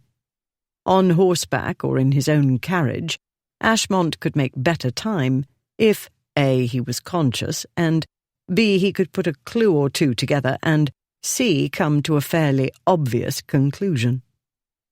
Not terribly likely, in other words. When Ripley brought his attention back to the bride, he found her watching him. Her eyes had turned blue. "No," she said. "The die is cast. My fate is sealed. I'm not getting married today, and that's that." "Very well. No turning back now." "Good." No turning back promised to be more interesting, at the very least. "Are you going to help me into the boat?" she said. "Or were you wishing to watch me fall into it?" "Watching you fall into it would be more entertaining," he said. "The trouble is it would amuse the watermen and bystanders as well, and we've already called enough attention to ourselves." "I thought that was what you lived for," she said. "Calling attention to yourself. Or does that happen by accident? Because otherwise that would mean you thought about it and actually—" Her brow wrinkled. "Never mind. Best not to imagine what goes on in your head. At any rate, I can't think too hard because it's too hard. Is that a conundrum?" "Don't imagine. Don't think. Just—" "It does explain a great deal about the behaviour of certain gentlemen who shall remain nameless. The effects of intoxicating spirits—" "Get in the boat," he said. He grasped her elbow and steered her to the prow. That was the easy part. After that came some stumbling and more French muttering and a prodigious amount of lacy veil fluttering about, and skirts tangling with ducal legs and a couple of collisions between bride and groomsman. During these few minutes he had the devil's own time not falling out of the boat, laughing, or, much worse, doing something unbridesmaid-like, because after all, he was not only a man, but one who wasn't in the habit of behaving himself. Eventually, however, he got her stowed on the seat under the ugly shelter. The awning might have been used to collect fish or dredge the river. It certainly smelled like it. Her skirts swelled about him, and a gust of wind caught the veil and lifted it to tickle his face. He pushed it away at the same moment she pulled it away, and their fingers brushed. She fidgeted and turned away to stare at the water. His thoughts clung to the moments of her falling into and out of his arms while getting onto the boat, and to the scent of her hair. Well, that was a bloody waste of thought. As soon as this business was done, he'd find a merry widow or a courtesan, and cure what ailed him. He fixed his mind on hats. He wished he had his, and wondered where he might get something remotely suitable in short order. The boat pushed off at last, and all the odds and ends fretting his mind flew away on the river breeze. At that moment, and not very greatly to his surprise, what the Duke of Ripley felt was relief. Newland House. Lord Ludford found the Duke of Ashmont in the dining-room, bent over a large bowl. The Duke of Blackwood was pouring water over his head. "Damn, that's cold," said Ashmont. Blackwood paused. "Don't stop," Ashmont said. "Got to get my head clear." "Don't do it on account of the wedding," Ludford said, "because it looks like there isn't going to be one. Olympia's made off with your friend." Ashmont's blonde head came up abruptly, splashing water on Blackwood, who calmly stepped back with a not-so-calm oath. "What the devil?" said Ashmont. "She's bolted, and Ripley's gone with her. They got into a hackney coach in the High Street, but nobody could say where they were going." Hackneys might backtrack or take a roundabout route to avoid roads commonly snarled with traffic. Without knowing the direction Ripley had given the driver, it was impossible to determine which way they were headed. "I thought you'd know where he'd go," he said, "or what he'd do." Ashmont and Blackwood stared at him, then at each other. At that moment, a tall, fair-haired, middle-aged gentleman sauntered into the room. His fine, handsome features proclaimed him a Beckingham. "Uncle Fred," Ashmont said. "Funny things happened." Lord Frederick Beckingham raised an eyebrow. "So it would seem. You ought to be married by now." Ludford explained what he'd recently witnessed. Lord Frederick regarded his nephew. "This had better not be one of your jokes." "Not mine," Ashmont said. "Ripley's, obviously," Blackwood said. "As I was about to tell Ludford, it's nothing to worry about. They won't go far. They'll be gone only long enough to cause a fuss." "Really?" said Lord Frederick. "I must confess, it puzzles me vastly why Lady Olympia would go along with it." "Yes, why would she?" Ludford said. "She thinks you three are worthless." "She must think I'm worth something," Ashmont said. "She said yes, didn't she?" "So you said," Lord Frederick said. "But now she's bolted," Ludford said. "She didn't bolt," Ashmont said. "Ripley sneaked away with her. He got her in on the joke, don't you see?" "I thought you were the one who concocted the jokes," Ludford said. "Not always," Blackwood said. "Ripley's come up with some fine ones. The question is, as Ludford has so intelligently asked, where would Ripley take her? It would have to be nearby. He wouldn't want to make, complications." "If he ruins my sister's reputation, I'll kill him," Ludford said. "That would be a complication, yes." "You'll have to get in the line behind Ashmont," Blackwood said. "Bloody right," Ashmont said. "I did all the work, wooing and such, and I should get the bride. That scurvy bastard. There he was, playing the innocent, and I asked him to look after things." "You didn't ask," Blackwood said. "You told him." "You told him," Ashmont said. "You said—" He paused, frowning. "I forget. But if he didn't want to do it, he should have said so, instead of stealing my bride." "I can imagine a great many things," said Lord Frederick. "Ripley's stealing Lady Olympia isn't one of them." "If he stole her, why was he chasing her through the garden?" Ludford said. "If he stole her, why wasn't he carrying her over his shoulder, that sort of thing?" Ashmont's beautiful brow knit. "I'll confess, that does stump me." "I dare say it does," said Lord Frederick. "Rather than overwork your brain with this puzzler, I recommend you get her back as soon as possible." "In the meantime, what are we going to tell my parents?" said Ludford. "And the wedding guests?" "I shall speak to your parents," said Lord Frederick. "I'll assure them that Ashmont has everything in hand and will sort matters out. We'll tell the guests that Lady Olympia is unwell. Now, if everybody would be so good, I should like to speak to my nephew." The others filed out. Lord Frederick said in a low voice, "What did you do?" "I didn't do anything, damn it! I can't imagine what made her get the wind up, if she did, if it wasn't Ripley up to one of his tricks. I told you. You didn't have to tell me, Uncle. I found her, and I saw for myself. A splendid girl, exactly what I wanted, and so I told you. And none of your unflattering remarks and prophecies of doom stopped me, did they? I wish something I said could persuade you to reflect on your behavior. I didn't do anything. I can only hope this is the case, and the matter is as minor as you seem to believe. Because if you lose this girl, Lucius, you may never get another chance," said Lord Frederick. "You may not think so now, but weeks or months or years hence you will find yourself regretting." "I'm not going to regret anything. I'm going to get her back, and I'll make everything right, whatever it is that's wrong. And the longer I spend with you getting lectured at, the farther away she's getting." "With Ripley?" "She's safe with him," Ashmont said. "I hope so, for your sake." "He's my friend," Ashmont said. "He's a scurvy devil, but he's my friend.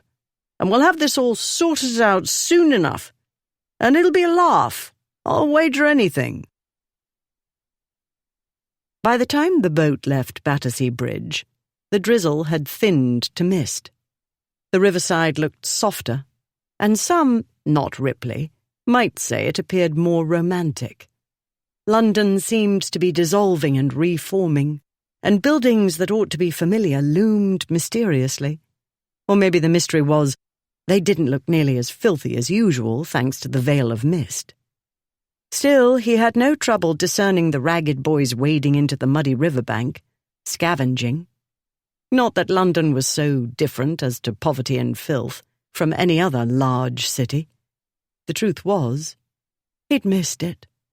He'd barely had a chance to alight in town before he was off again, on a boat. At present, that didn't seem such a bad idea. For one thing, Ashmont's wedding day had turned out to be not as boring as expected. For another, Ripley had the bride, whom it hadn't occurred to him to steal. But now he had her, and the promise of an adventure, and they were on the river, away from everybody. All he had to do was get her safely to Twickenham. By water it would take 2 or 3 hours. The journey by land was shorter in terms of distance, but clogged roads could make it slower. "There's Battersea Church," she said. "Everything looks so different from this vantage point. I've only ever travelled the river in a steamboat or a yacht, never so close to the water as this." As though her words had summoned it, a steamboat chugged by, churning up the waters. As he reached to steady her, the wash rocked the boat violently and he nearly fell over. With a curse, he righted himself and grabbed her arm, which shrank at his touch. But no, that wasn't her arm. It was the puff inside her sleeve. She didn't seem to notice. She was clutching the side of the boat. Her face was as white as the bridal dress. By the time the wherry settled again, he'd got his breathing more or less even, though his heart pounded. If she'd fallen overboard. But she hadn't. Nobody had. "At least this won't be a boring river journey," he said. "It's very different when one is low in the water," she said shakily. "Don't sit so close to the edge," he said, "and do not get seasick." She looked up at him. Her eyes seemed to have lost their colour and turned grey, like the mist. "Now, why has no one else ever thought of that? Simply commanding one not to be seasick. I'm sure it always works." She spoke calmly, but she kept her hands fastened to the side of the boat. "I've made a decision," he said. "I did wonder what Ashmont was about, but now it's clear he had the good fortune to find exactly what he needs." The colour washed back into her face. "I don't care whether I'm what he needs. The question is whether he's what I need. He's a duke, he said. That's all any woman needs. One by one, she loosened her fingers from the side of the boat. I have told myself that at least 100 times, she said. How curious that it failed to quiet my trepidation. A pity you didn't drink more brandy, he said. That might have done it. You got only as far as the reckless phase. A little more and you might have reached the malleable and contented phase. Which reminds me, as to the casting up your accounts phase— I didn't know there were rules of intoxication, she said. Then listen to the voice of experience. If you mean to be sick in spite of my firm command, kindly do it over the side, but hold on. If you fall in, you'll drown in that rig, and I'll have a lot of boring explaining to do, instead of my simple yet cunning plan for salvaging this situation. You have a plan? I've had several. One involved a detour to Portsmouth and a sea voyage. Ah, the clever running away ruse, she said. I considered and discarded it, he said. I've hardly come back. I haven't had time to recover from foreigners. I should like to meet some foreigners, she said. I should like to meet nothing but foreigners. Then marry Ashmont and make him take you abroad, he said. He could picture her climbing the steps of the Boboli Gardens in Florence and looking out over the city. He wondered what colour her eyes would turn when they first lit upon the palazzi overlooking Venice's canals. He could see her in a gondola, in the intimacy of an elegant, well-cushioned felse, and it was better not to imagine the sorts of things one could get up to in those tiny cabins. I've already thought of that, she said. I've reviewed the advantages, repeatedly. The library at his place in Nottinghamshire, I will admit, loomed large in my calculations. And in case I had overlooked any, Aunt Lavinia was more than happy to fill in the gaps. I should have everything I ever wanted, she said, though I would say it depends on what one wants. Not that I understand how he's managed not to be up to his ears in mortgages and debts. But you may be sure that Papa and Uncle Henry looked into those matters very closely. That is, Uncle Henry did. I don't believe Papa truly understands numbers unless they're in the racing forms. She sighed. Ashmont hasn't run through his inheritance. He's increased it. She put her hand to her head. The world will think I'm deranged. The world, if Ripley knew anything about it, would blame Ashmont. Hell, Ripley blamed Ashmont. He was a rich, beautiful duke. He'd been born charming, where others had to learn it the best they could. He ought to have swept her off her feet. She ought to have been dizzy with joy on her wedding day, not drowning her troubles in brandy. Idiot. Second thoughts, he said. We can be back to Newland House in a jiffy. No, I have crossed the Rubicon. And look how far we've come. She pointed an unsteady finger. There's Putney Bridge. I'd know it anywhere. Yes, there's quite a good— He broke off. He'd been gone for more than a year. Any earthquakes hereabouts lately? He asked the watermen. No, Your Grace, said one, while the other only stared at him. In that case, may one presume the White Lion at Putney still stands? Ripley said. Still there, Your Grace, the more talkative one said. We'll stop and eat at the White Lion, Ripley said. It would require their going into the high street, and would take longer than a riverside tavern, but one didn't take ladies to taverns. Both men nodded and began to redirect the boat toward the Putney side of the river. Stop, she said. We don't have time for you to corrupt innocent inmaids. I thought you were in a hurry to be rid of me. You can't expect me to travel with you all the way to Twickenham on an empty stomach, he said. Can I leave you here and continue on my own? She said. Because I'm not in the mood to corrupt innocent innkeepers today, and I should want something to do while you dally with serving maids. We're going to have something to eat, he said. You and I. Or you can watch me eat. I thought you were in a hurry."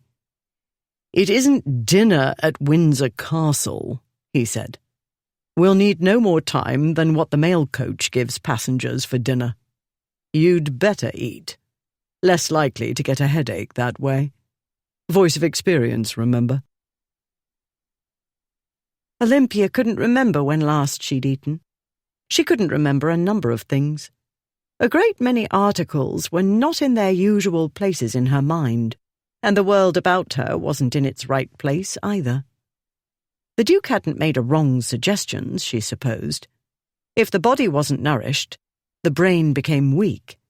Furthermore, though she wouldn't admit it to him for worlds or diamond coronets, she believed she was somewhat intoxicated.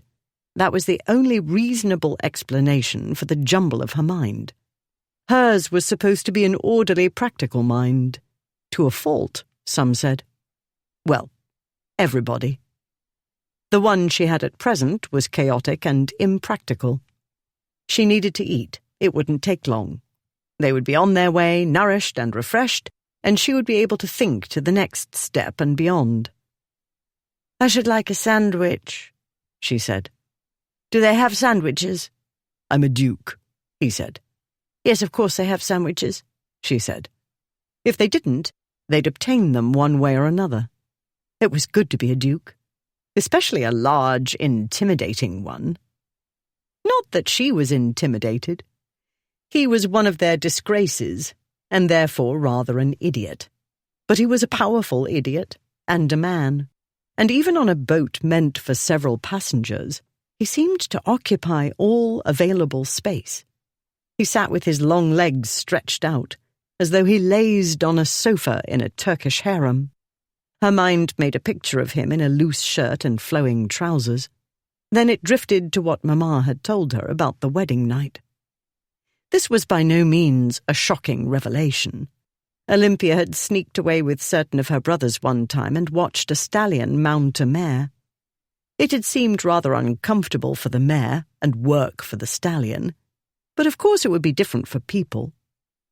And she did not want to think about such things when in proximity to this large and not entirely civilized man. Or at all. And really she was quite hungry. The watermen pulled into the landing place. She watched impatiently as they stowed the oars. She would have leapt from the boat then, but Ripley grasped her elbow. Not hard, he didn't apply pressure. All the same, the light grasp kept her on the seat. She wasn't sure how he did it, but she suspected it had something to do with being a duke. "Wait," he said. "Let them get out and hold the boat." She waited, acutely conscious of the big hand clasping her lower arm, while the watermen took their time about disembarking, then more time to turn around and take hold of the narrow end of the boat to steady it. "All right," Ripley said, releasing her. "Careful now." "The boat is on dry land," she said. "Or damp land, to be precise." "Not all of it," he said. "To be precise." "The prow—" Yes, I see." Hurriedly she collected her veil and rose. As she stepped toward the front of the boat, it rocked. "Careful," Ripley said. She turned back to him. "I can't stop the vessel from rocking," she said. "As you said, part of it is in the water, and water being liquid—" "Stay in the middle," he said. "I am in the middle." With a huff of exasperation, she turned away and started toward the front of the boat at the same moment he said, "No!" The boat rocked jerkily. Then she was waving her arms for balance, and Ripley was moving toward her, shouting. And there was his hand, which she tried to grasp, but it was a hair's breadth out of reach. Then she was falling, and over she went, with a great muddy splash. He swore and swore again. He climbed out of the boat, shoving away the watermen who were moving toward her. He trudged into the muck to where she sat, looking very surprised, in a foot or so of murky water. "You had to fall off the boat," he said. "I didn't do it on purpose." She tried to rise, but only contrived to slide backward into slightly deeper muck. "I told you. You shouldn't have distracted me. I was warning you." "It is extremely annoying to be talked to as though one had no sense at all. No, don't trouble yourself," she added as he put out a hand for her to grab. "I am perfectly capable of climbing out of a foot of water unaided." An audience was gathering. In another minute, gawkers would be pouring out of the riverside taverns. "Take my hand," he said. "I can take hold of the boat," she said. He grabbed her hand and started to pull her up, but she jerked free at the same moment, and his foot slipped, and down he went. He heard laughter from the shore. He looked at her. She still had the cursed veil tangled about one arm, and the hair arrangement he'd made was slipping downward. The fall had splashed muddy water on her face and spectacles. The latter were definitely crooked now. He felt laughter welling, but then he realized he was sitting in water, and so was she, and she'd catch a lung fever if not worse. He swore again, and pulled himself up out of the water, set his feet solidly, and bent. He grasped her under the arms, how many times was that today? And hauled her upright. The instant she was vertical, she tried to push him away and stumbled toward the water again. This time he pulled her hard against him. "Are you trying to drown yourself?" he said. "Because it would be wiser and certainly easier to jump off the bridge. In the middle of the river, you see, not at the shore." She pushed at him. "Will you please get out of my way?" She was wet and muddy and aromatic of river. He was aware of this. He was aware also of a supple, curving body pressed against his. His mind began to do what a man's mind does in such cases. It yielded to a stronger power, rather lower in the body. "No," he said. With speech, even as little as that, a modicum of survival skill returned, and his mind produced an image of Ashmont waiting with the clergyman, Ashmont's bride. He'd chosen her, and he deserved her. She was perfect for him. While she was still pushing, Ripley shifted his weight and swung her up and into his arms, a wet, muddy mass of shrieking runaway bride. The onlookers cheered. He was used to audiences. He nodded at them. "Oh," she said, "you are ridiculous," says the girl who landed on her arse in the river a moment ago. She wasn't one of those so-called sylphs who weighed nothing and looked as though a mild breeze would fracture them. She was a proper-sized female with an excellent distribution of feminine assets. But he'd managed runaway horses, and he'd hauled larger and far heavier friends out of taverns, brothels, boats, carriages, stables, and so forth. Furthermore, he was a man more physical than intellectual. It was no great feat to carry her up the mild incline and on into the high street. She talked or scolded or something the whole time. He didn't know what she said because he didn't pay attention. He had to keep his mind from dwelling on what she weighed and what she was shaped like, because from there matters would proceed to his getting ideas in the tiny little head that liked to take charge when women were in close proximity. He concentrated on the one thing he had to do. He had to get her to Twickenham, alive preferably, and make Ashmont go there and get her. It couldn't be simpler, Ripley assured himself. Chapter 4. As Olympia might have expected, everybody at the White Lion recognized the Duke of Ripley. They would have recognized any of their disgraces. Their images had been engraved in all the papers featuring gossip. They had appeared almost daily in London's favourite purveyor of scandal, Fox's Morning Spectacle, and in caricatures in print-shop windows. There was no such thing, Olympia realized, as travelling discreetly with him. Not that one could be discreet, wearing a ruined wedding dress and looking less like Ophelia and more like a drowned rat or the shipwreck the rat wasn't quick enough to escape. There was no such thing either, she thought, as getting his Grace to do anything other than what he wanted to do. In the manner of being allowed to stand on her own feet, for instance, she was obliged to wait until he was good and ready. The truth was, she wasn't completely unhappy to be lifted out of the water and carried up the stairs past what seemed like hundreds of onlookers. While she would have held her head high, she was an earl's daughter after all.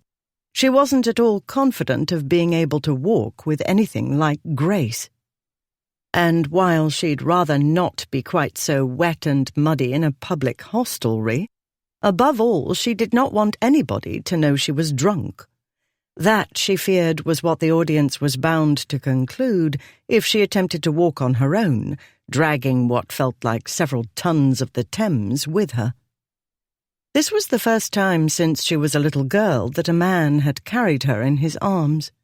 She didn't feel like a child, and it was nothing like being carried by one's father or uncle or grandfather. Awareness of his strength and size and the warmth of his body hammered at her senses. She wanted so badly to tuck her head into his chest. It was the brandy. Had to be. You'd think that having steamboat wash nearly overturn one into the Thames was enough to shock one back to sobriety. Apparently not. He finally put her down in the hotel's reception hall. Her legs trembling for no sensible reason, she listened while he demanded of the innkeeper 2 rooms, both with fires and hot water for washing, and dry clothes. It took her mind a moment to settle down and make sense of what was going on. Then, "Fires?" she said after the innkeeper had hurried away. "At this time of year?" "Are you keen to develop a lung fever?" he said. "By the time they get them going, we'll have washed and changed," she said. "That is, if they find clothes. How do you expect them to find clothes for us?" "The same way I expect them to make up fires," he said. "How they do it is not my concern." "I wonder nobody's tried to kill you before now," she said. "Do you do this sort of thing all the time?" "No," he said. "You're the first bride who's kidnapped me. Naturally, though, they assume I made off with you, which suits our purposes." "It doesn't suit mine," she said. "I can't—" She had been about to say, "I can't afford to be made off with," but that was absurd. To all intents and purposes, she'd run away with the Duke of Ripley, and that was what the scandal-mongers would say and the papers would publish, and there would be satirical prints of the event, drawn from the artists' imaginations. These would be lurid. She told herself to look on the bright side. Never in her wildest fantasies had she ever imagined appearing in the print shop windows. Never in anybody else's wildest fantasies either. To her knowledge, nobody had ever been voted most boring girl of the season more times than Lady Olympia Hightower. On the other hand, she'd embarrassed her family, disgraced them, disgraced herself, made herself truly unmarriageable. But no, she could not think about consequences, or she'd go mad. As it was, her mind was on shaky ground, one thing at a time. A maidservant appeared to show them to their rooms. Ripley followed Lady Olympia up the stairs, telling himself the bride overboard scene was the sort of thing a fellow could expect to happen in the course of an adventure. Not that it was the sort of entertainment he'd expect to have with a respectable girl. But then, he hadn't had much experience with that type. Happily, the setback had occurred early in the trip, near an inn he'd patronized, time and again.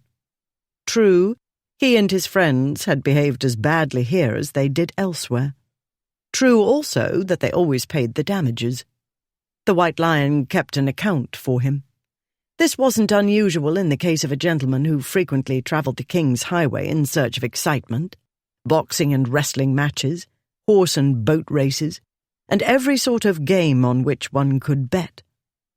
What wasn't usual was the Duke's agents settling accounts, not on quarter days or twice yearly or annually, or in the grand tradition of the aristocracy never at all, but monthly, all accounts paid in full, every single month.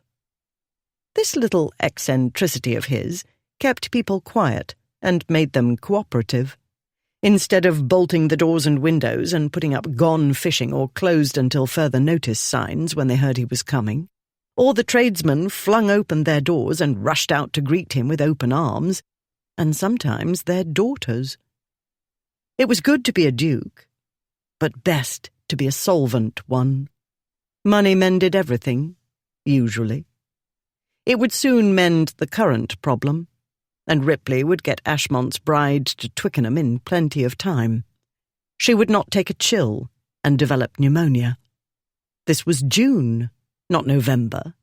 The weather was mild, and she'd fallen into not 2 feet of water. He became aware of water dripping on the stairs as she climbed them. His mind came back to the present, and he realized she was wet to the skin. Her petticoats had to be soaked through. Otherwise her skirts couldn't have plastered themselves to her bottom and thighs. He recalled the way her body felt pressed to his, and the way she felt in his arms when he'd carried her up to the inn. Of course he remembered. He was a man, and she was a shapely young woman. And of course she was shapely. Ashmont wouldn't dream of wooing any other kind of female. And since Ashmont had wooed and more or less won her, the shapeliness belonged to him, which was as it should be. Beyond a doubt, she was exactly what he needed. Lady Olympia would never let him walk all over her. She might walk all over him, which probably would be fun. And let's not think about how much fun it would be, Ripley counselled himself when his imagination started to stray in that direction. Not a useful train of thought at present. For the present, what he needed first was a thorough wash, and second, a hat, and they had better find something suitable. Third, he needed, as was perfectly reasonable and natural after months of unnatural abstinence, a shapely female who did not belong to one of his best friends. The first and second would be dealt with soon, and the third this evening, he promised himself. Meanwhile, being a man and by no means a saint, he did not tell himself to stop looking at Lady Olympia's muddy ankles. Ripley waited until Lady Olympia was safely in her room, with 2 of the inn's servants, Molly and Jane, on guard. He'd taken them aside to tell them her ladyship had had a trying morning and was not as clear-headed as one could wish. Therefore he expected them to remain clear-headed and vigilant on her behalf. They were to forestall any attempts by her ladyship to climb out of windows or make other sudden changes in travel plans. Their task was to get her clean and dry and fed and into fresh clothes. Under no circumstances were they to let her out of their sight.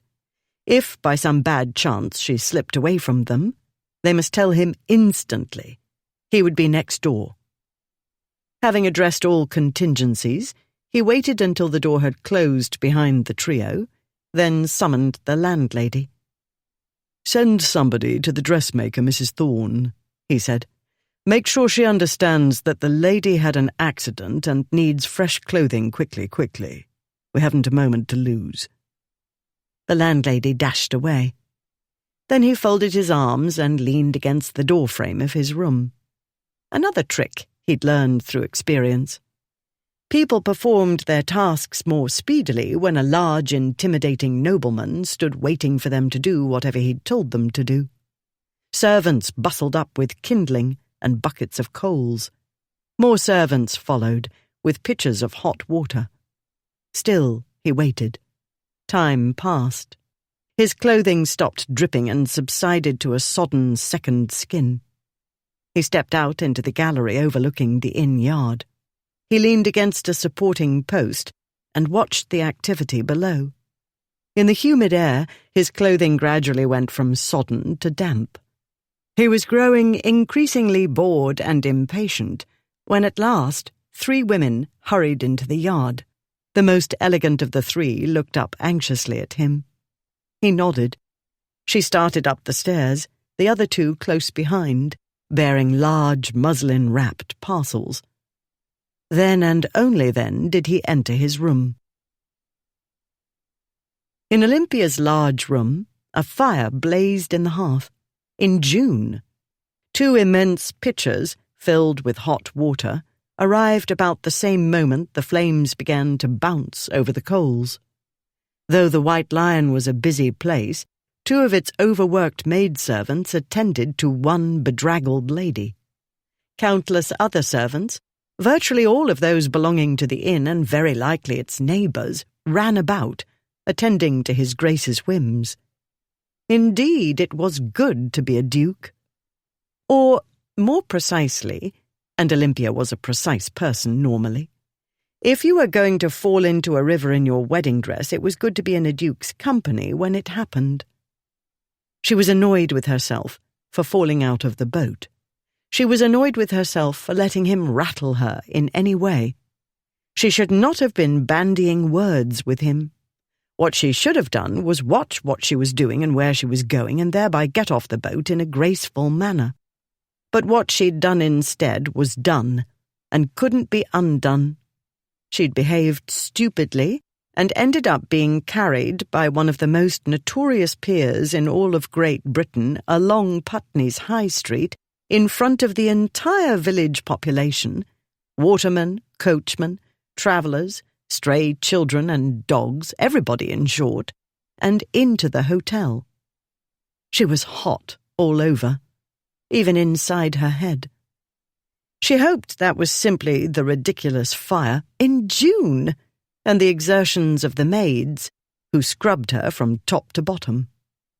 To distract her mind from imagining satirical prints of the recent episode, she turned her attention as best she could to the next step. Though the brandy's effects seemed to have dwindled, and her mind was not as fuzzy as before, it took her a while to determine what the step ought to be. What to say to Aunt Delia? Good grief! Where did one begin? But Olympia would have to begin somewhere.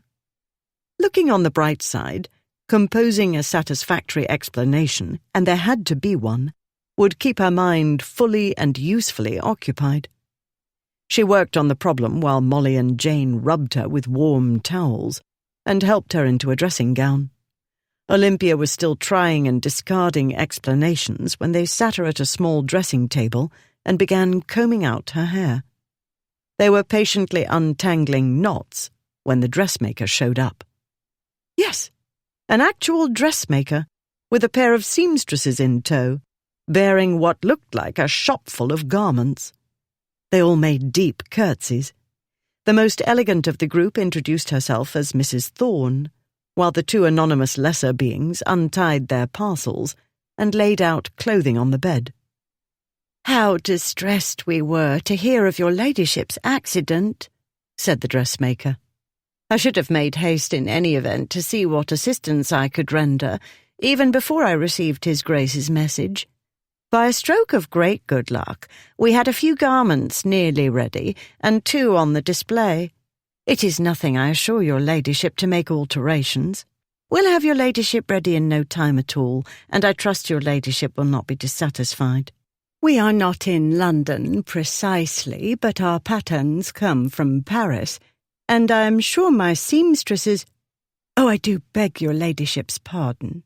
May I present Miss Ames and Miss Oxley? I believe you'll find them a match for any girls from London." Olympia had often fought bitterly with her mother about her wardrobe, leaving dressmakers to negotiate. She could well imagine the hours seamstresses must spend hurrying to satisfy the whims of their overprivileged clientele.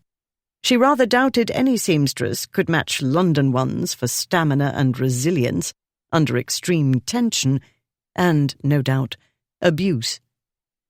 As to present company's level of skill, at the moment her main concern was wearing a dress not impregnated with mud.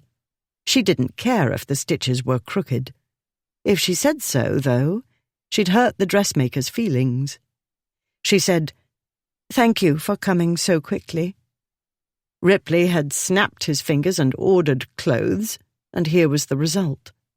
One of the inn's servants must have run out into Putney and into Mrs. Thorne's dressmaking shop, and she had dropped everything to do his Grace's bidding. It was not in the least strange, Olympia told herself. To be able to say a duke patronized one's establishment was a great coup. Most shopkeepers, especially in villages, would do what Mrs. Thorne had done. But really, did he need to be spoiled more than he was already? "I hope you weren't obliged to close your shop," Olympia said. "Not at all, my lady," said Mrs. Thorne. "So good of your ladyship to think of it, but everything is in hand, and the shop will be looked after until we return. Not but what I wouldn't have hesitated to close it if necessary.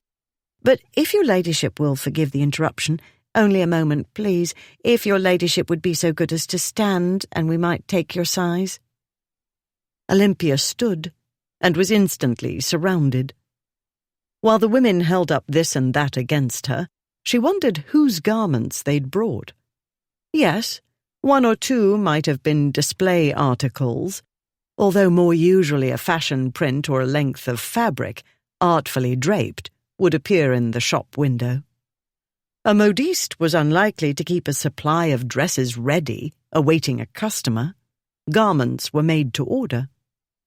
On the other hand, when, for instance, certain customers who had large bank accounts and a reputation for paying promptly, or dukes, demanded something in a hurry, the dressmaker might alter clothing meant for another client. Mrs. Thorne laid out a chemise and a corset. They were shockingly beautiful, unlike anything Olympia had ever seen before. The chemise, of the finest linen, was embroidered with coloured silk and trimmed with lace along the necklines and edges of the sleeves. The corset, of equally costly fabric, was even more scandalous. It was stitched in pink and black. Pink trim traced the sides of the busk. There was pink lacing for adjusting the bust-line area, tied with tiny pink bows. Even the back lacing was pink. Olympia had never worn, or seen for that matter, anything but white undergarments in all her life. She must have looked as astonished as she felt, because Mrs. Thorne said quickly, "Some of our clientele are London ladies."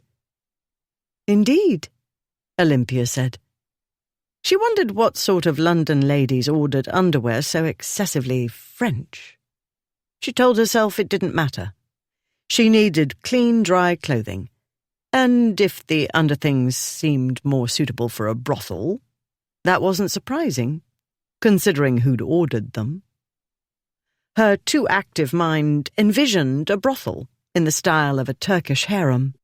In it lolled women whose bodies matched those of Greek and Roman statues, or perhaps women in Rubens's paintings. They lounged about on cushions and rugs in their lacy, colourfully embroidered underwear. Men like Ripley would saunter in and... Best not to imagine that. Better leave it to the satirists. No doubt they'd put Lord Gonaby's only daughter in a scarlet corset and petticoats. Good grief! The look on Papa's face when he saw those pictures. No, she would not think about that. She would look on the bright side. There always was a bright side, though sometimes one had to look carefully indeed and use a magnifying glass or a microscope. And the bright side was... she'd lose the title of most boring girl of the season. While she contemplated brothels and her new public character, the women got her out of the dressing gown and into chemise and drawers. They tied ribbons and arranged ruffles and smoothed fabric with as much care as if these underthings were made of silk and diamonds. The corset straps needed adjustment, but Miss Oxley went to work, rapidly unstitching and restitching. Meanwhile, Mrs. Thorne set Miss Ames to take in the petticoat. Olympia was fascinated. In London, professional seamstresses were usually kept hidden in another part of the dressmaker's shop. When they did emerge from the workroom, it was to show an item of clothing, or assist the dressmaker. She'd never seen them truly at work. The speed with which their needles flew, making the tiniest stitches, seemed superhuman to her. She had always found books more interesting than needlework. She hadn't more than a moment to observe, though, because they needed to finish dressing her. The maidservants helped her into stockings and tied garters, apologizing for hurrying her. "But His Grace said we must make haste, and he is so good, you know, we—" "So good?" Olympia said. "Oh, yes," Molly said. "I'd be ashamed to disappoint him, I would." "Good," Olympia said. "This is the first I've heard of it. What's he done? Don't tell me he takes in wounded birds and nurses them back to health. Saves kittens from drowning, perchance? That must be it." "But truly, my lady—" "Good," she repeated. "Ripley. I vow, it hurts my head to put that adjective in his vicinity. The same goes for the other two nonsensical excuses for dukes. No, it's no use. I cannot wrap my wits about the idea." The servants smiled, and one of the seamstresses tittered. Mrs. Thorne glared at her, and the girl bent to her work. "I know they say His Grace is wild, my lady, and he is," said Jane. "Such goings-on," said Mrs. Thorne, shaking her head. Yet Olympia caught a hint of an indulgent smile. "But when my father fell ill, His Grace sent a doctor, you know," said Molly, "and paid the fee. And people may say what they like about their graces and such doings as they get up to," said Jane. "But whatever gets broke or burnt up or falls into the river, you know, or whoever, they do pay. The bed linens that time," said Molly, "covered in blood, I vow. Still, we thought we could get it out." "Covered in blood?" Olympia said. "The jewels," said Miss Ames. "Hush," said the dressmaker. "His Grace did mention jewels," Olympia said. "Battersea Fields, you know," said Miss Ames. "Sometimes Putney Heath.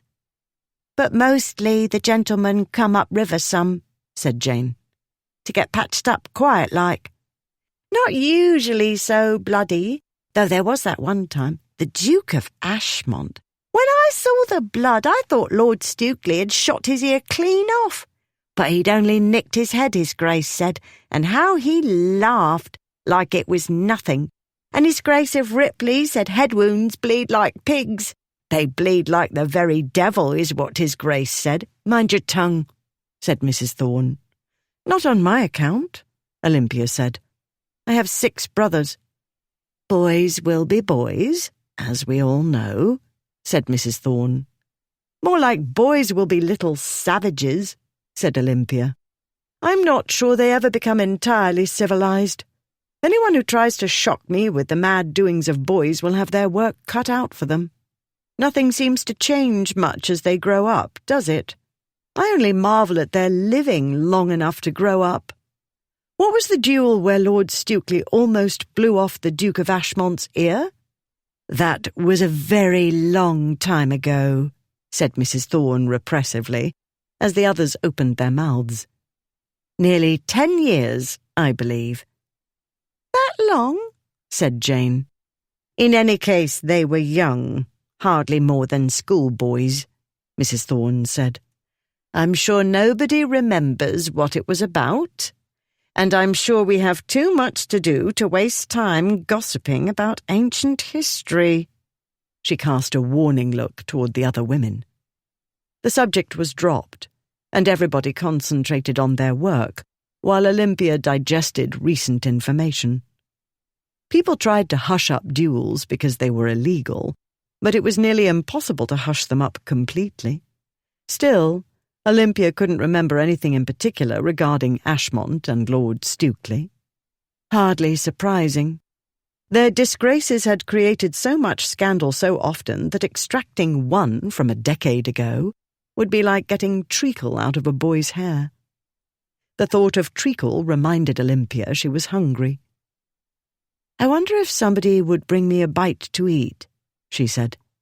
"Certainly, my lady," said Jane. She hurried out of the room. The others installed Olympia in the naughty corset, made final adjustments, and laced her up. Then came the petticoat, which matched the other articles. Then the dress, at last. Olympia was vaguely conscious of a mass of pink silk and bows and lace, but by this time her mind was on food, and wishing the maid would hurry. A single piece of bread or cheese or a biscuit would do. But no, Olympia had arrived with the Duke of Ripley, sainted in these parts, evidently, and the cook must be preparing turtle and lobsters and a fatted calf. It wasn't until Mrs. Thorne draped a black mantlet over her shoulders that Olympia truly paid attention. She looked down at the bodice and skirt. She pulled away from the women and marched to the mirror. They followed her and stood peering into the mirror around her reflection, a frame of smiling faces. "Perfect," said Mrs. Thorne. "Perfect," her minions echoed. "Perfect," Molly said breathlessly. "Oh, I never." "I'll bet you never," Olympia said. She straightened her spectacles, marched to the door, and pulled it open. Distantly aware of the chorus of dismayed voices behind her, she continued her march to the room next to hers. She didn't knock or stop to think. She pulled the door open, marched in, and slammed the door behind her. "Is this one of your jokes?" she said.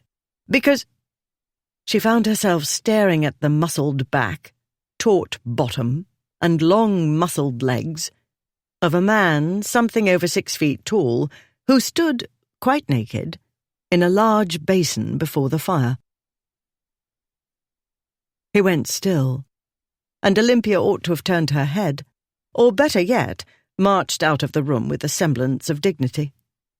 Evidently she wasn't yet fully in her right mind, because all she could think was how different an unclothed, fully grown man looked, in the flesh, literally, from a naked little boy. The back of his neck and his shoulders and muscle, miles of muscle. Good heavens, his arms, the arms that had carried her up from the river. She'd seen marble statues of naked men. Who hadn't? She'd seen drawings. But he was alive, so very alive. As still as he stood, he was breathing, and she caught the faint motion of shoulder and back muscles. His skin wasn't marble or paper white, but golden in the room's firelight. The amber light glinted on the dark hair along his arms and lower legs, and altogether he was nothing like a statue, and heat was swamping her, and breathing was more difficult than it ought to be. "I might have known," he said. He started to turn.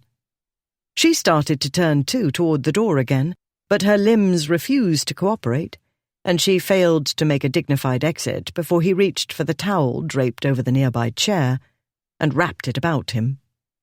Not completely.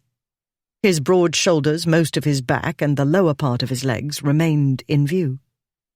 He stepped out of the basin and stood, dripping, on the rug. She lifted her chin and feigned a composure she by no means felt.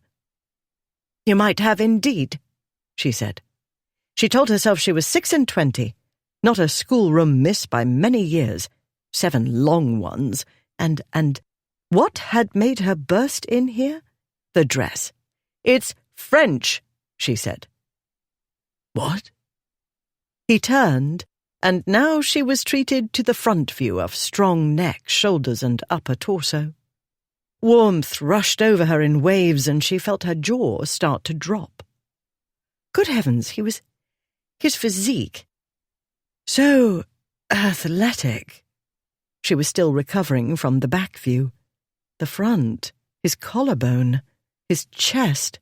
"Stop gawking, you ninny!" She made herself glare down at her attire, though in fact this was the most beautiful, most dashing day dress she'd ever worn. "It's French," she said, waving an only slightly shaky hand over the dress. "And I won't tell you what's underneath because you must already know, but I'll have you know I know exactly what it is." "Undergarments?" he said. "Because it looks too—" He gestured with the hand, not holding the towel. "Too much of a dress, in what can't possibly be your natural shape, With all that skirt swelling out, and the sleeves, like wine barrels? Obviously, what you're wearing underneath is a large stock of armature. The male mind is truly a wonder, she said. That isn't the point. I knew there'd be a point, he said. And, modest fellow that I am, I didn't believe for a moment that you exploded into my presence with a wild longing to wash my back. Heat swarmed over her face and her neck, and other places that were not supposed to call attention to themselves. Brilliant thinking, she said. She fluttered the splendid mantlet draped about her shoulders. It's this. Blonde. Black blonde. At the very least, suitable for a married woman. Not but what I entertain great doubts as to whether any matron of my acquaintance wears black and pink embroidered underthings. And pink ribbons. I ask you. His eyes became hooded, but she didn't need to see them. She felt his gaze going down and up and down and up. Her skin prickled, the way it had done the first time she'd met him, only more so, though she was 7 years older and had seen more than her share of rakes in action, though never in action with her. If you're asking whether I can see your undergarments, the answer is no, he said, his voice a shade deeper than before. And since I can't see them and you seem to be thoroughly covered, rather more thoroughly than before, I might add. Never mind, she said. I don't know what I was thinking to think you'd understand. I shall make the best of it and tell myself at least I'm interesting, and after all, perhaps I'm too hungry to think in an orderly fashion. I'm an orderly person, I'll have you know. And boring. I have never worn black blonde in my life. She started to turn away for the exit she should have made rather a while ago. About time you started, then, he said. It suits you. She turned back. It doesn't suit me in the least. It's dashing. I'm not dashing. Could have fooled me, he said. Bolting from your wedding and such. Climbing over the wall, falling out of the boat. Whatever else one might say about you, and I'm not sure what to say, frankly. Boring isn't on the list. She waved a hand dismissively. That isn't the real me. That is Olympia a trifling well-to-go. He lifted one black eyebrow. A trifling? The point is I am no longer slightly intoxicated. More than slightly was my estimation, and I'm an expert, recollect. In any event, it was a stupid thing to do, and though I've racked my brains, I cannot produce an intelligent or even intelligible excuse. Panic wasn't a good excuse. True, not much time had passed between the courtship and her accepting the proposal and the wedding. True, she'd let herself be swept up in her mother's and aunt's excitement. Those weren't good excuses either. Something had happened to her this morning, even before the brandy, else she wouldn't have drunk the brandy. Maybe the brandy had propelled her, but in his company the effects seemed to continue, even as the alcohol wore off. No, in his company the effects were getting worse. She glanced down at the dress and stifled a prickle of longing. We'd better go back. There was a pause, and she waited for the "I told you so." Hadn't he asked her several times whether she was sure she wanted to continue? Hadn't he pointed out how easy it would be to return? We are bloody well not going back, he said. Chapter 5. Though Ripley wore nothing but a towel, it would have taken a great deal more than near nudity to disconcert him. On the contrary, he would have paid £100 to catch the look on her face when she burst in on him. He'd been painfully tempted to turn sans towel. He would have paid £200 for her reaction to the frontal view. Luckily, he'd remembered in the nick of time that she was Ashmont's chosen one. Joke or not, a fellow didn't go about presenting his naked front to his best friend's bride-to-be.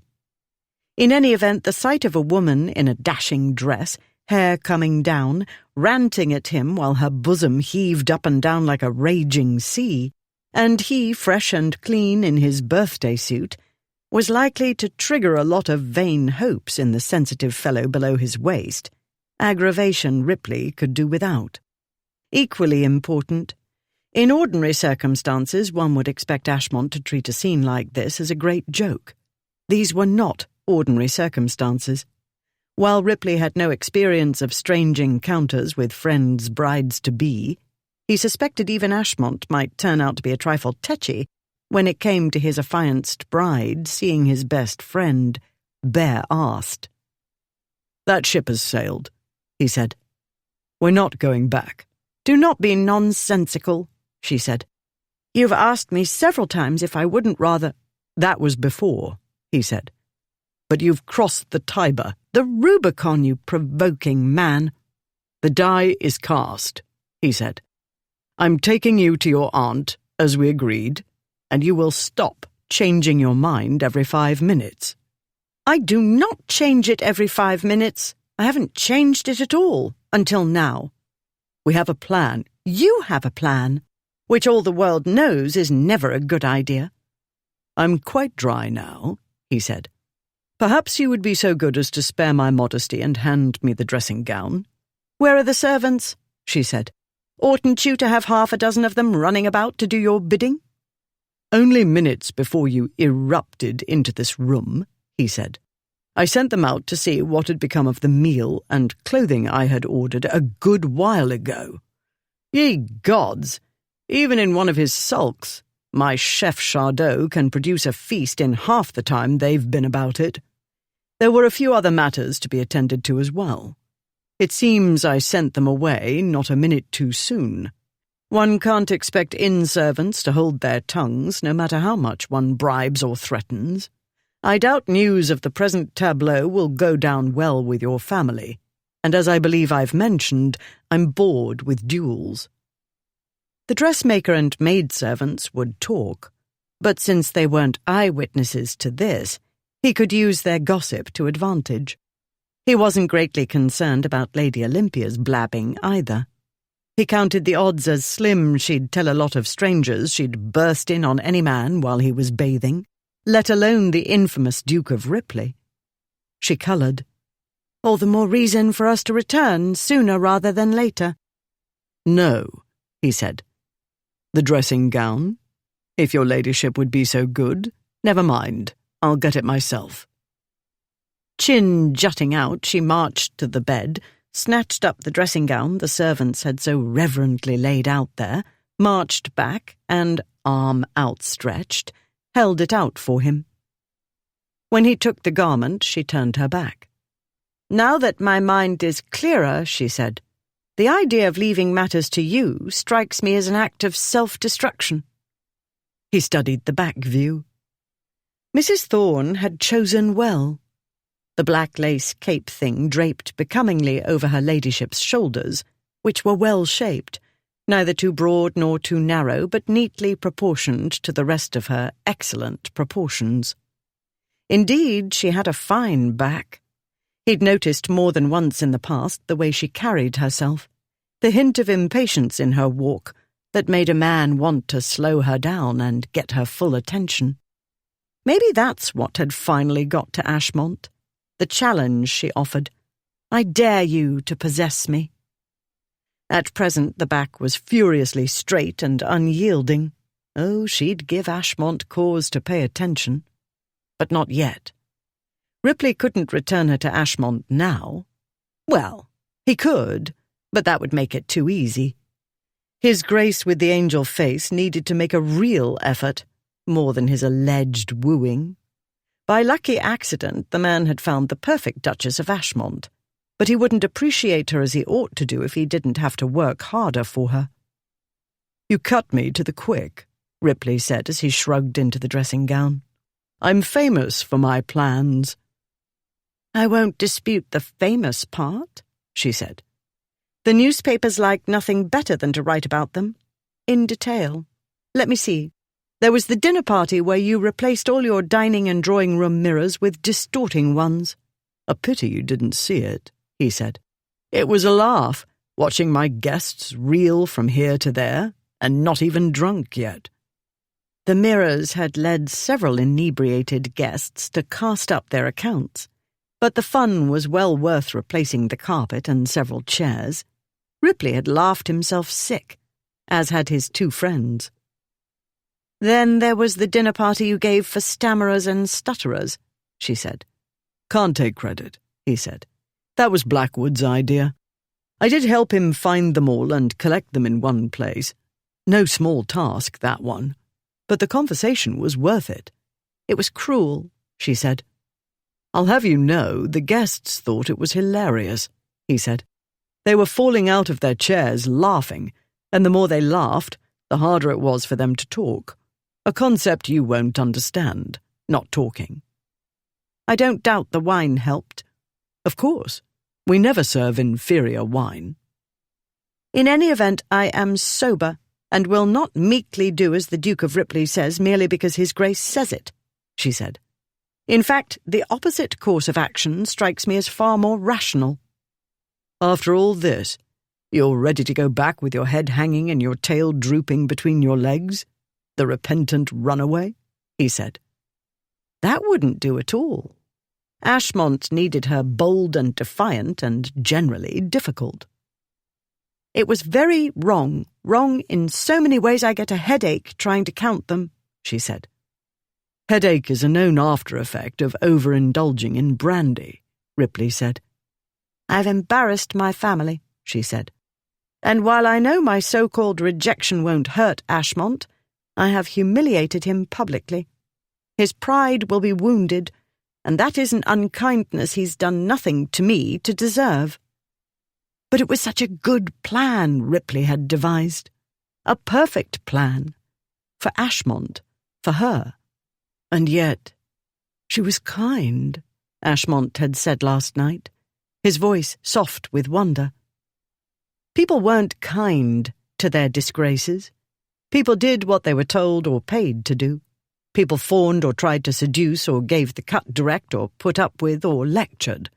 It would not occur to anybody that a rake-hell duke might want or appreciate kindness. Ripley remembered last night, early this morning, Ashmont so cheerful, talking about getting married, appointing Ripley to make sure all went well. Stealing the bride, which is what it would be now when she wanted to go back, was not, after all, making all go well. "Very well," he said. "I'll take you back." But he'd drop a few hints on the return trip about the care and management of his Grace of Ashmont. "Thank you," she said, and started for the door. "But we're not taking the damned boat," he said to her back. Her fine, straight back. She shrugged her equally fine shoulders and went out. A short time later, Olympia sat trying to eat a sandwich while Molly and Jane arranged her hair. From where she sat, she could see her bridal dress and veil reflected in the dressing glass. Her attendants had spread them out to dry in front of the fire. There the torn and dirty garments lay, like the corpses of her one chance to marry splendidly and rescue her brothers from their financially irresponsible parents. She'd much rather not dwell on what she'd done this morning, but she wasn't a duke. Unlike Ripley, she couldn't make uncomfortable subjects leave her mind on command. He had seemed to believe a second chance was possible, and he ought to know his way around scandal. On the other hand, none of the ducal trio fell into the world's greatest thinker category. And on the third hand, why not have a third one, or a fourth, for that matter? Ashmont was notoriously unpredictable.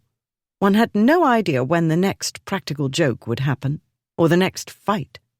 His title, looks and charm had carried him until the past year or two, when London's hostesses had had enough of his bad behaviour and finally begun to drop him from their invitation lists. Suppose he didn't give her a second chance? Not that she was sure she wanted one.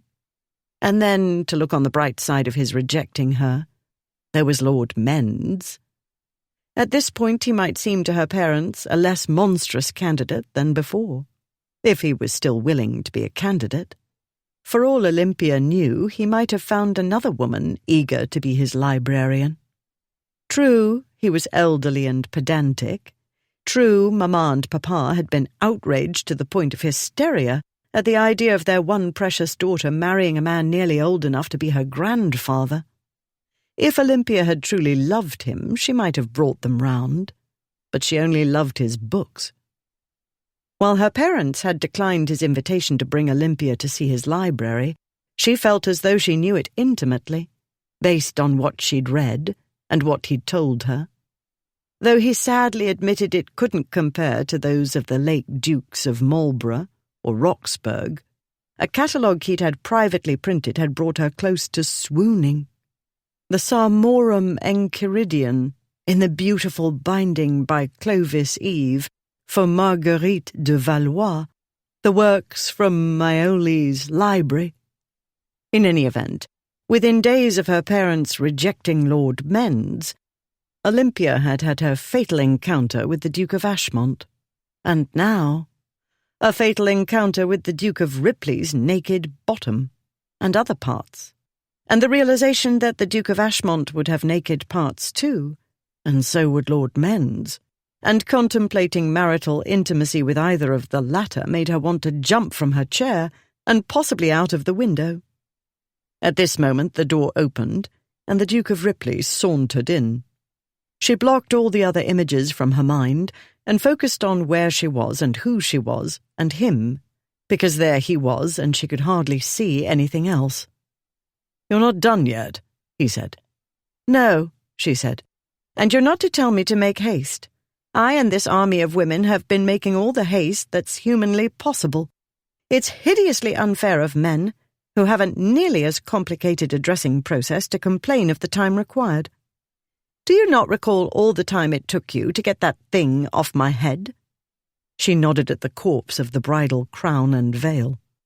"Do you think restoring a measure of sanity to my coiffure can be done in an instant?" "I see we've reached the cross-patch stage." That was putting it mildly. "Is it at all possible, Duke, or do I ask too much, for your Grace to attempt to be a little, only a fraction of a fraction, less provoking?" "Far too much," he said. "What do you think?" He made a sweeping gesture over his attire, which sharpened the image she couldn't banish from her mind of what he looked like without any clothes on. Studying him wasn't good for her, she was sure. She'd done it all too zealously a little while ago, and she wasn't sure she'd ever recover. Eating seemed to have restored her to sobriety, though she couldn't be certain, not having a basis for comparison.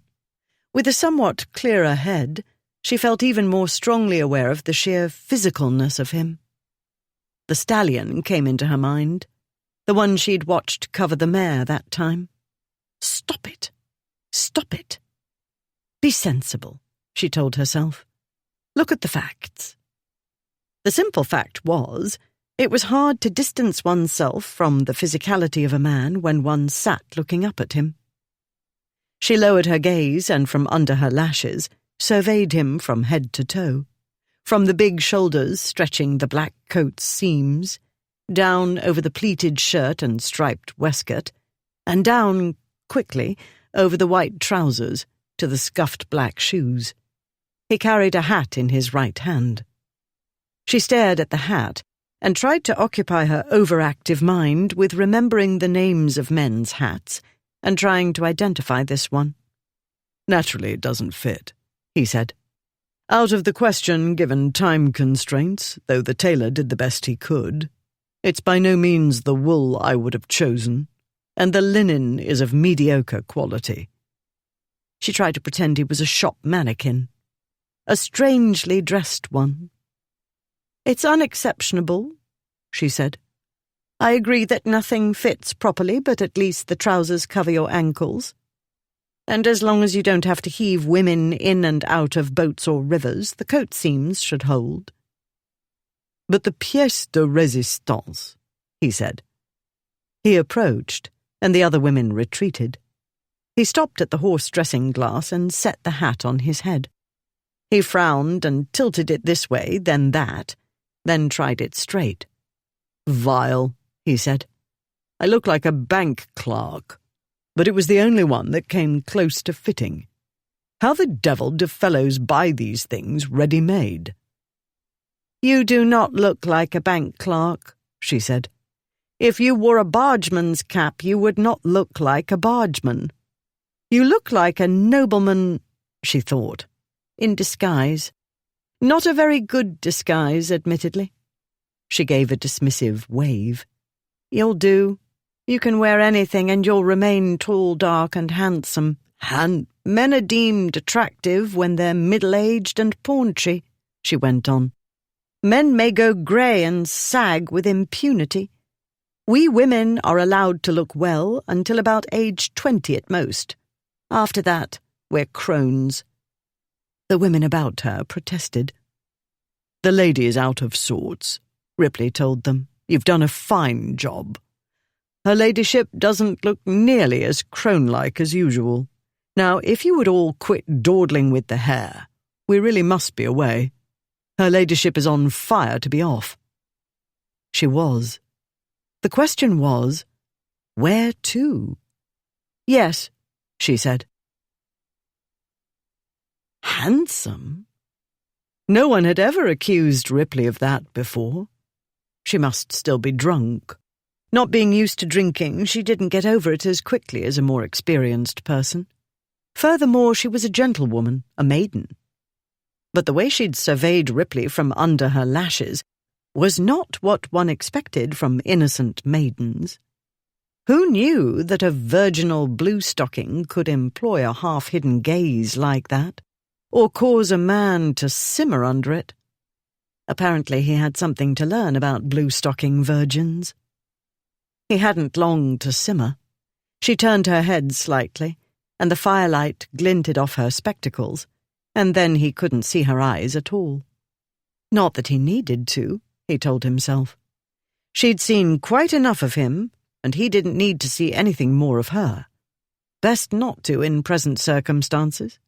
Thanks to his monk-like existence of recent months, he was all too quick to heat. He'd cure the ailment this very evening, as soon as he returned bride to bridegroom.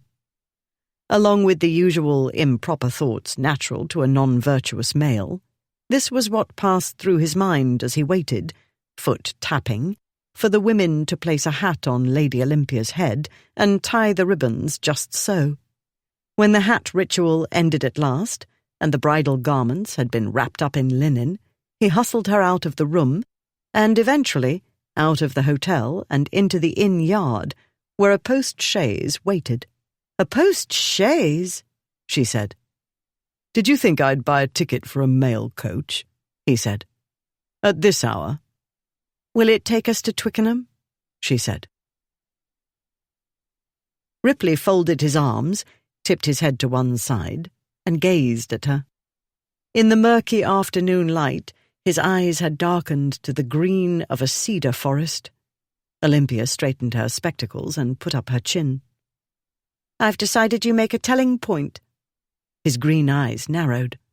"About going back with my tail between my legs," she said. "I am not a coward." "I didn't think so," he said.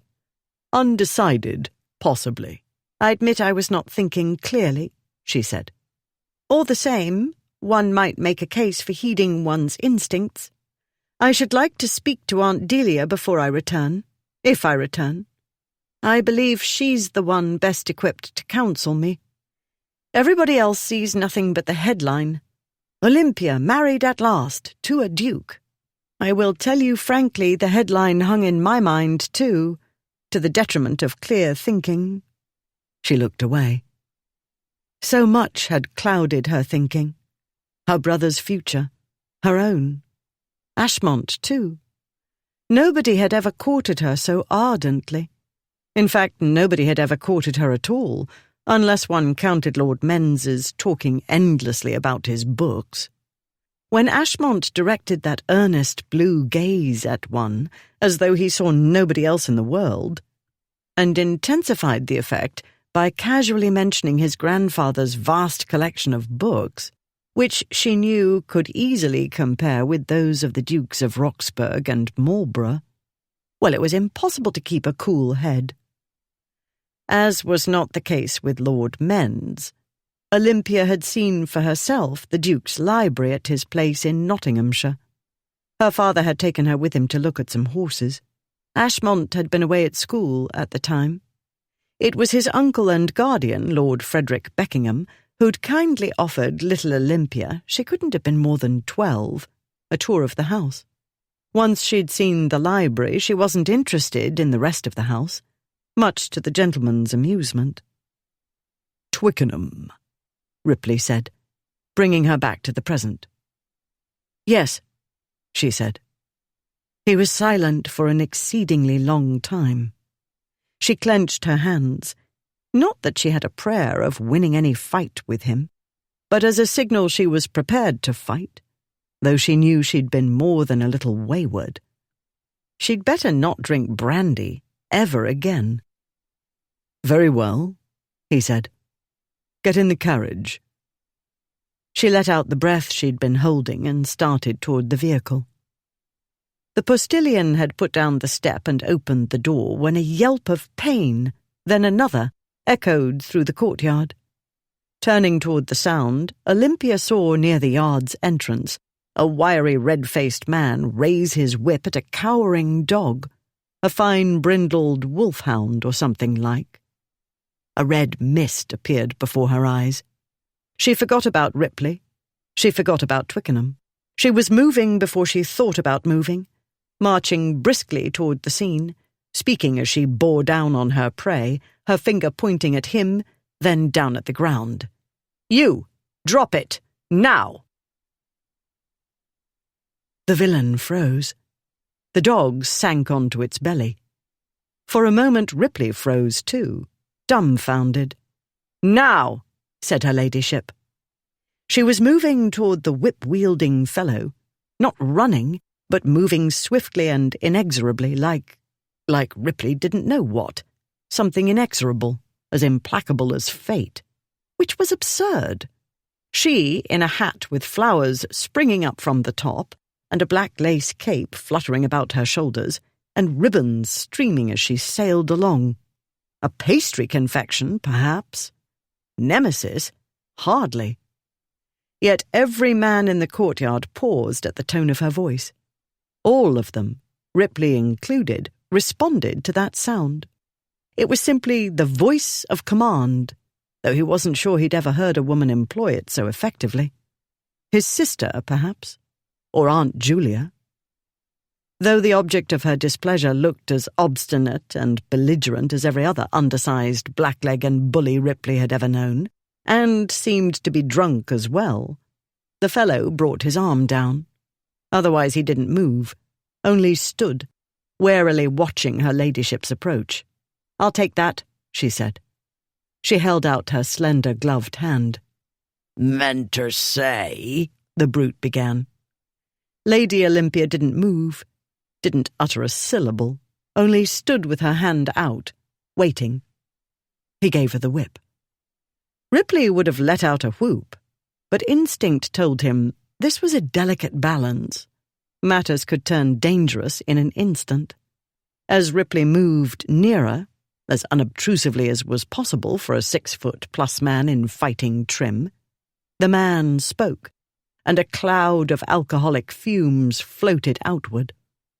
"Meant to say, that's my dog, plague take him," he said.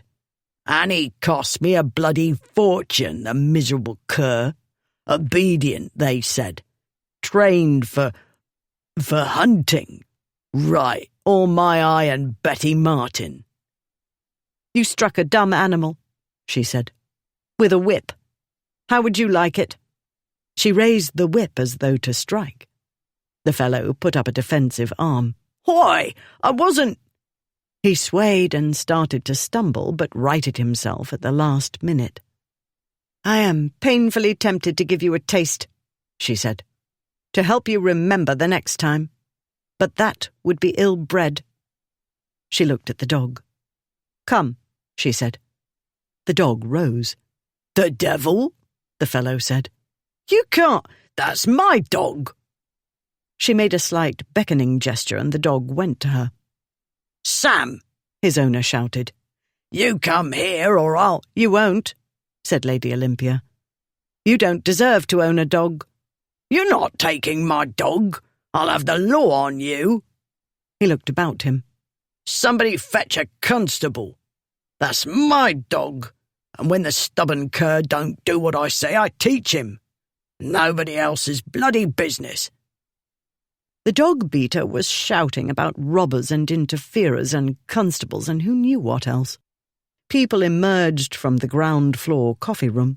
Spectators spilled out onto the gallery overlooking the inn yard. "Ahem," Ripley said. Headed for the post-chaise, canine at her side, Lady Olympia paused and looked up at him, surprised. "Oh," she said. "There you are." "We're not taking the dog," he said. "We can't leave him with that unspeakable person," she said. "Striking a dumb animal. With a whip. And it wasn't a light warning tap, or striking the ground to get the animal's attention. He made the dog cry out. You heard him. And this is a lurcher. They're stupendously quiet dogs."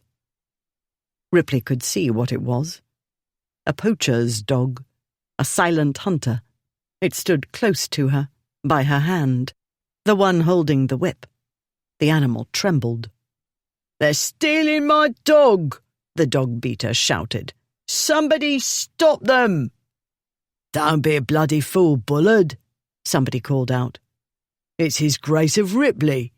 A duke, you half-wit. He can do what he likes. He don't take my dog, after he lets his doxy do the dirty work for him. I want my dog." Ripley sighed. Of course. Always had to be some drunken blusterer in the vicinity saying the wrong thing. Always had to be some jackass uttering words one couldn't let pass. He turned back to Bullard and said in the mild, amiable tone all who knew him would recognize as the voice of death, or at least of serious pain. "What did you say?" Ripley spoke lazily, off-handedly. All the same, the hairs on the back of Olympia's neck stood up, and she sensed, with the certainty of a young woman who'd grown up surrounded by males, the stirrings of the inborn masculine need to kill other males. Despite belonging to the opposite gender, she felt similar stirrings. She longed to thrust Ripley out of the way and lash the brute Bullard until he bawled like a baby. For the lurcher's sake, she made herself calm. Gently, she rested her hand on the dog's head. He edged closer. "You heard me," the dog's owner said. "You and your fancy piece there, what goes around bullying fellows what's too mannerly to fight with women and steals a man's property. You can't walk out with my dog like you own the world." "That's twice you've insulted the lady," Ripley said in the same mild tone. "Lady? Her? And stole my whip too." "That's thrice," Ripley said. "This is what I get for patience and forbearance. No more chances. You will address the lady as my lady, and you will apologize. Now." "Apologize? To her? I bloody well won't. I want my dog." Ripley hit him. It was shockingly swift, straight to the gut. Bullard folded over and crumpled to his knees. "Apologize," Ripley said, "and make it quick. While these new gloves are far from ideal, I'd rather not get blood on them." He paused, waiting for Bullard to catch his breath. "Took me off guard, you ugly buffer nabber," the drunkard gasped. He looked about him. "Everybody's seen you do it." Thanks to Mr. Grose's Lexicon Ballatronicum, Olympia knew a buffernabber was a dog-stealer. "It seems my warning went over your head," Ripley said. "Then I shall speak more plainly. If the next words out of your mouth are not, 'I beg your pardon, my lady,' you'll oblige me to injure you severely." Try it! Bullard put up his fists. Try it, you filthy! The rest comprised extremely bad words. Ripley knocked his hands away, hard enough to unbalance him, but before the man could topple, the Duke grabbed him, curling his big hands about the bully's throat and lifting him up off the ground. Clawing at the gloved hands, legs dangling, the man managed to choke out a stream of words Olympia had never actually heard uttered, though she recognized them from Mr. Grose's fascinating work.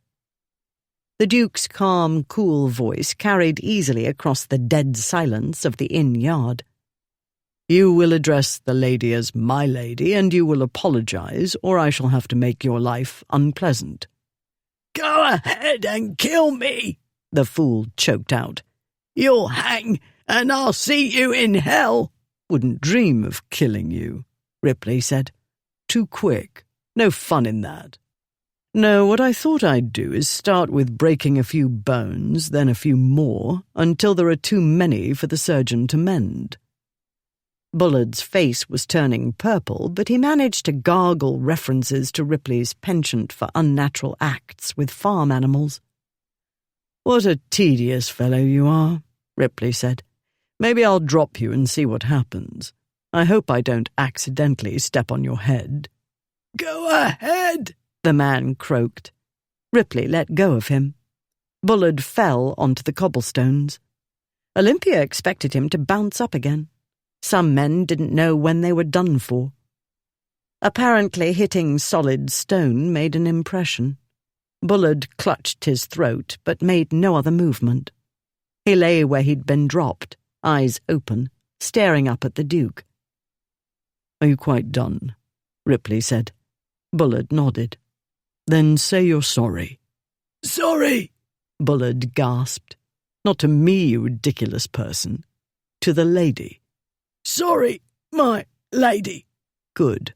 Now go away. Bullard lurched to his feet. He called to the dog. Tail down, head down, the creature edged nearer to Olympia. No, Olympia said. You forfeited the dog. Sam's my property, Bullard cried hoarsely. He goes with me. Olympia looked at Ripley. We're not taking the dog, he said. We can't leave him, she said. He's hurt and terrified. That's my dog. I paid a bloody fortune for the mutinous cur. You've got no right. You have no right to him, she said. You threw it away when you struck a defenseless creature. You've lost him. Get in the carriage, Ripley said. I will not leave this animal to him, she said. As soon as we're gone, he'll punish the dog for what you did to him. We are not taking the dog, Ripley said. Sam, come, Bullard snapped. The dog looked at him and shivered. He's not going with that man, Olympia said. That's my bloody dog. We're not taking the dog, Ripley told Olympia. In case you failed to notice, this animal is not a Pekingese. He cannot sit in your lap. The post-chaise holds 2 people, barely. He can ride in the boot, she said. In the crate. Your wedding ensemble is in the crate, he said. The dog can use it for a cushion. It isn't as though I'll wear it again. That's my bloody dog. You're not taking my dog. Stow it, Ripley told Bullard. The lady and I are negotiating. You can't take my dog. He cost me. You are an extremely tiresome man, Ripley said. He looked about the inn yard. Somebody make him go away. He made a shooing motion in Bullard's direction. That's my bloody... Whatever else Bullard was going to say was cut off, as 2 of the sturdier onlookers took hold of the brute and dragged him to a far corner of the yard. Ripley turned back to Olympia.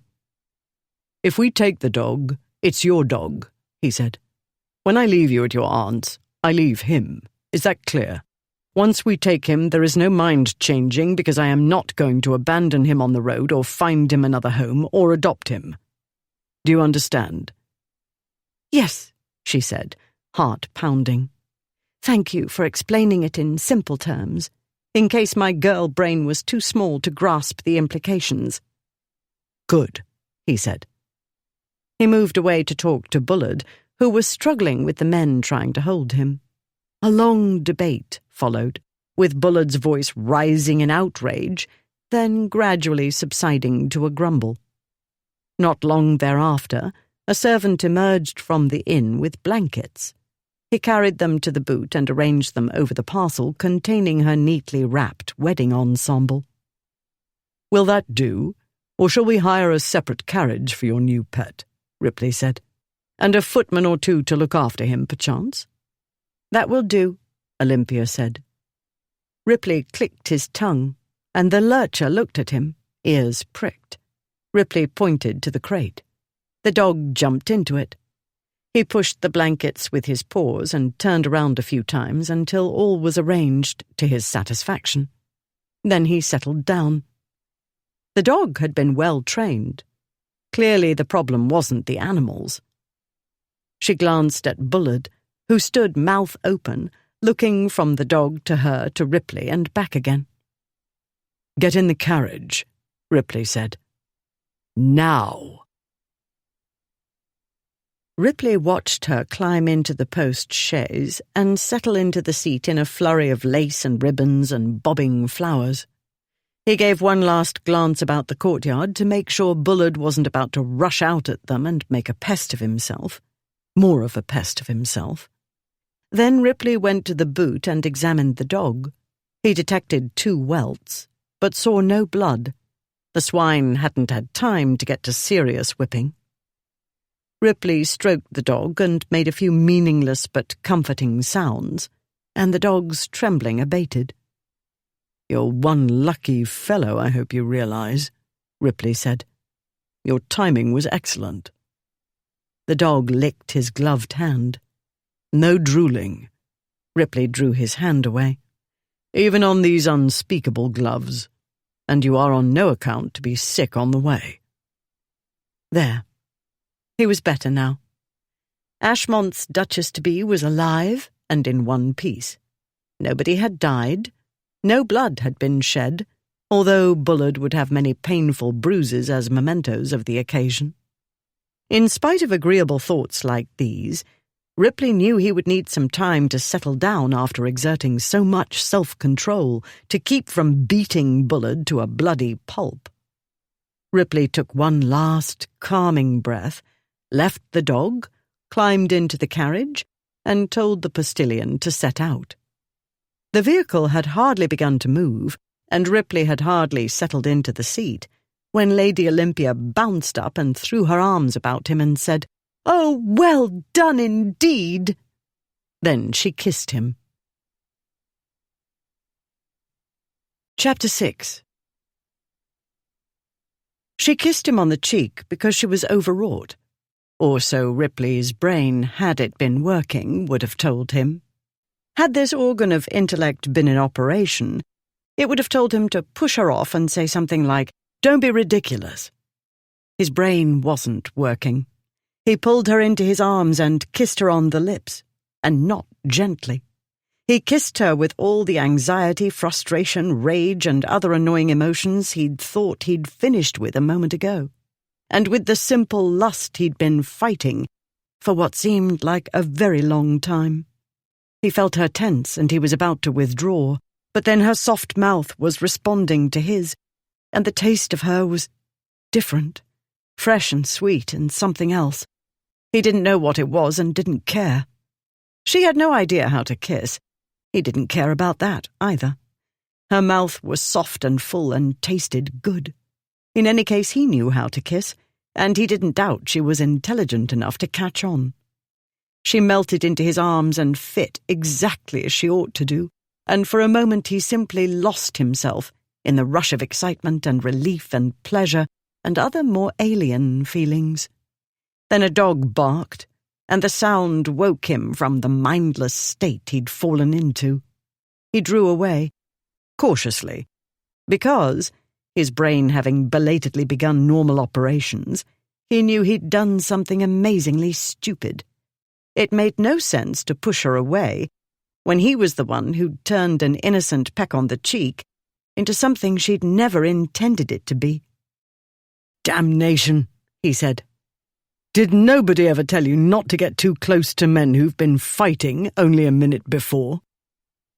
"You kissed me," she said, eyes very wide and possibly blue at the moment, though it was hard to be sure in the coach's dim confines on a dim day. "You kissed first," he said. "On the cheek?"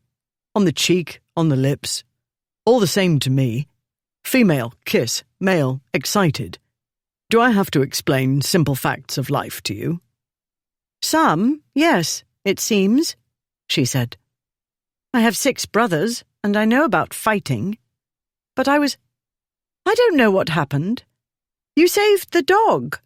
And he, Bullard, I mean, he thought I was a demi-rep." "I believe he won't make that mistake again," Ripley said. He couldn't completely crush a prickling sense of frustration. It wasn't much of a kiss, when you came down to it, and it seemed to him there ought to have been a good bit more, since now there would be a lot of talking to get through, and gad! How could he be so stupidly stupid? Ashmont's bride of all women. "No one's ever made that mistake," she said. "Who ever heard of a woman of ill repute in spectacles?" "Why not?" he said. "They add an air of mystery." She stared at him. He let her stare. He was trying desperately to find a way out of whatever it was he'd got himself into. "It's the dress," she said at last. "I told you. This ensemble was never meant for a spinster." "You're not a spinster," he said. "You're a bride-to-be." "Don't try to change the subject," she said. "Whose clothes were these meant to be?" "How in blazes should I know?" "A courtesan's," she smoothed the skirt lovingly, "or a dashing widow's. Mrs. Thorne was certainly accommodating. From the way she spoke, I deduced she owed you a favour. Or 100. "The favour wasn't my doing," he said. "It was my sister's." Had Her Grace of Blackwood attended the wedding as she ought to have done, Ripley could have enlisted her to help him retrieve Lady Olympia, and the runaway bride would not have got as far as the garden gate. But no. Alice had to be 30 miles away from London with Aunt Julia, for some as yet unexplained reason.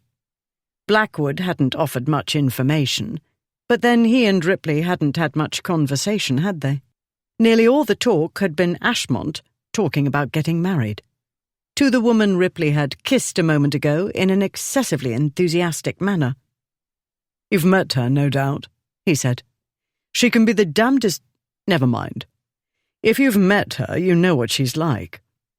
"Splendid raven tresses and green eyes," Lady Olympia said. "I was shocked when I heard she was to marry Blackwood. I'd thought she had more intelligence than that." He'd thought so too. "You accepted Ashmont," he said. "Your sister did not have 5 younger brothers to consider, or improvident parents, or a shrinking marriage portion, or being voted most boring girl of the season 7 seasons in a row," she said. "I was growing panicky, and so were my parents." "You have a few good years left," he said. "I'm still puzzled about the boring part." "You don't know me as I truly am," she said darkly. "I can prose on about first editions and Maioli's library and early copperplate engravings until my listeners keel over in a dead faint. Worse, I have a system, inspired by the American president, Mr. Thomas Jefferson, who applied Bacon's table of science to the organization of books. My own method is rather more complex, and I can hold forth on the topic for about 20 times longer than listeners can bear to hear it." He had been looking straight ahead at a not especially thrilling view, mainly of the postilion's back and the horse's posteriors. Now he turned to look at her. She was gazing through the front window as well, a grim set to her mouth. The mouth onto which he'd put his a very short time ago. But it wasn't the first and wouldn't be the last mistake he'd ever made, he told himself. He and his friends had not won the title Their Disgraces for acts of virtue. "Maybe you're the one who's bored," he said. "Maybe your brain's too large and lively for the company you keep. Good little girls, a lot of rules about every damned thing. Maybe you go on and on about the books because nobody understands you anyway, and at least it's fun to watch their eyes glaze over." It wouldn't have occurred to him in all these years that she would have been bored. He'd assumed she was like other respectable girls, and she'd fit in. Now, having known her all of, 2 hours, 3? He was amazed she hadn't fallen into some kind of trouble long before now. She blinked hard, and he saw a tear steal down her cheek. She brushed it away. "I don't doubt you speak from your own experience," she said. "It isn't hard to see boredom as a problem for you and bad behavior a perfect solution. But it's different for women. We're supposed to be pleasing."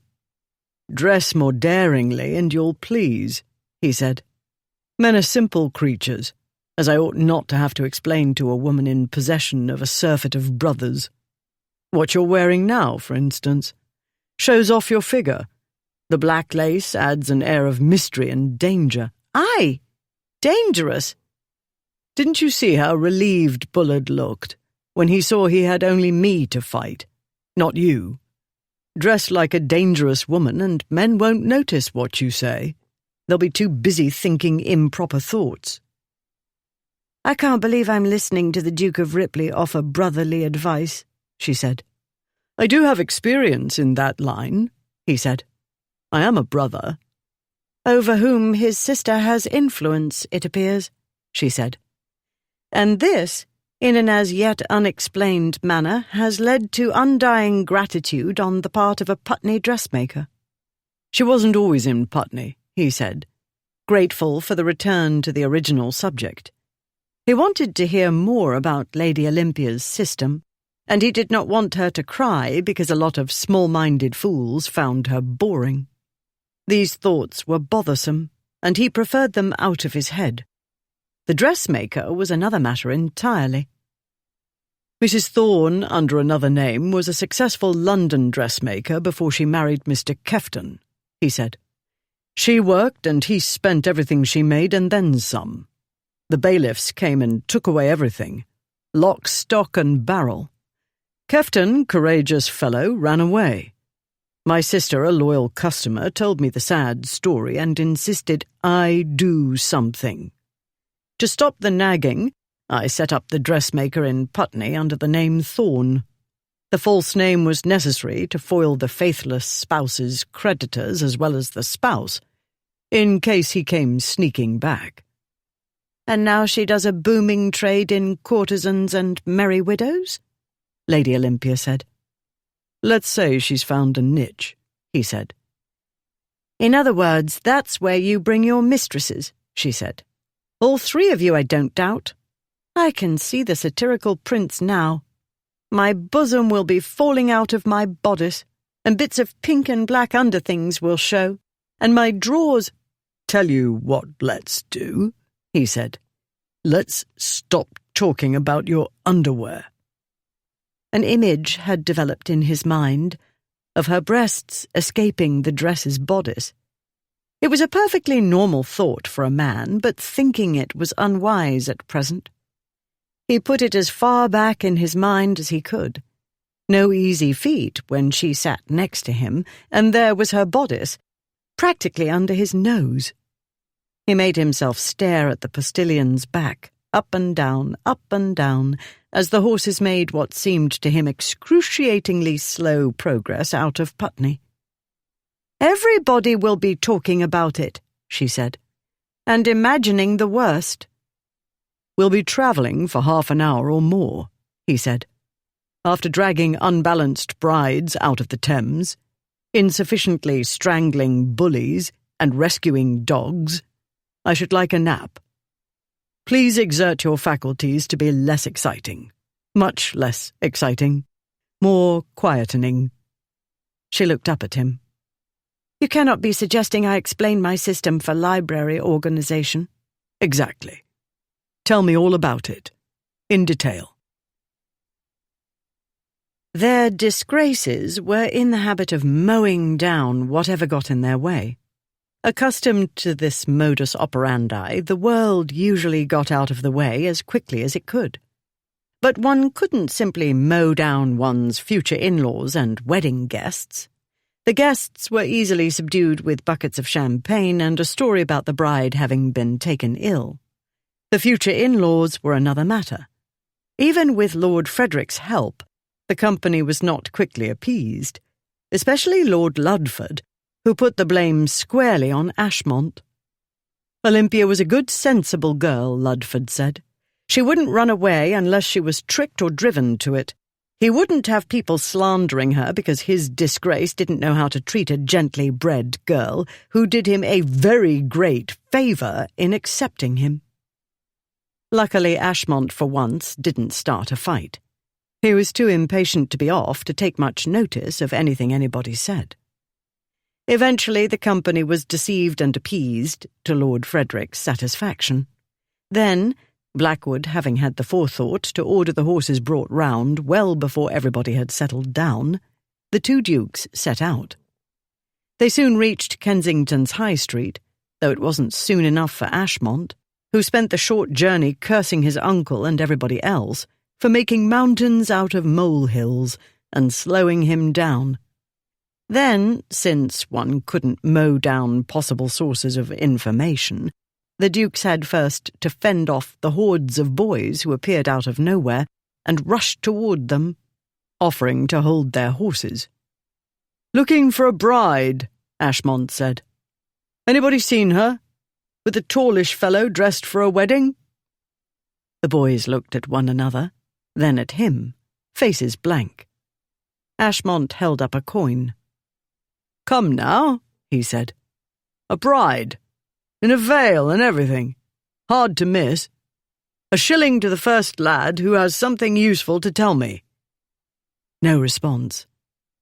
"They're as hard here as in London," he muttered to Blackwood as he took out another shilling.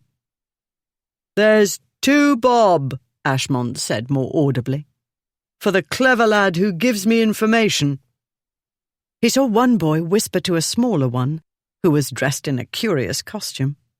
Under the grime, the smaller boy appeared to be fair, with an innocent-looking countenance. He shook his head at the larger one, who moved away. Ashmont narrowed his eyes. "You there," he said. "I can tell a ringleader from a furlong away." All wide-eyed perplexity, the little one looked at the boys about him. "Never mind them," Ashmont said. "I'm talking to you, old fellow. The jockey." For upon further examination, he realized the boy was dressed in the tattered remains of what looked to be a racing costume, and the thing on his head was a yellow cap, 2 sizes too big. "I think his nibs means you, Jonesy," one of the boys said. "If I was a jockey, you think I'd be wearing this," the boy said.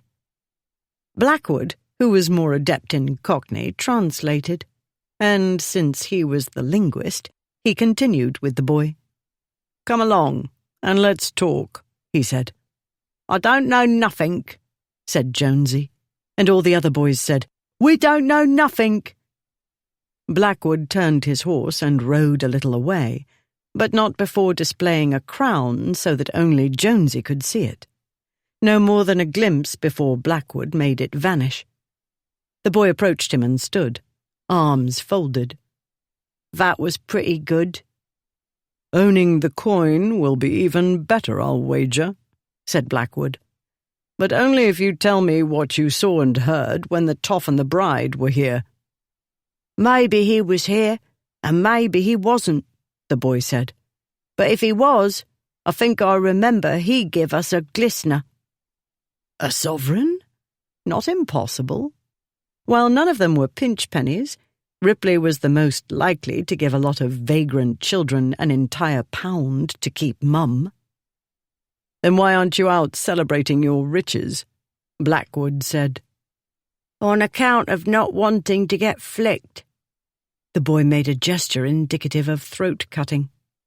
"I got it where it's safe." If the boy had a coin of such value on him, he wouldn't be safe, even in Kensington. Not that he looked as though he belonged hereabouts.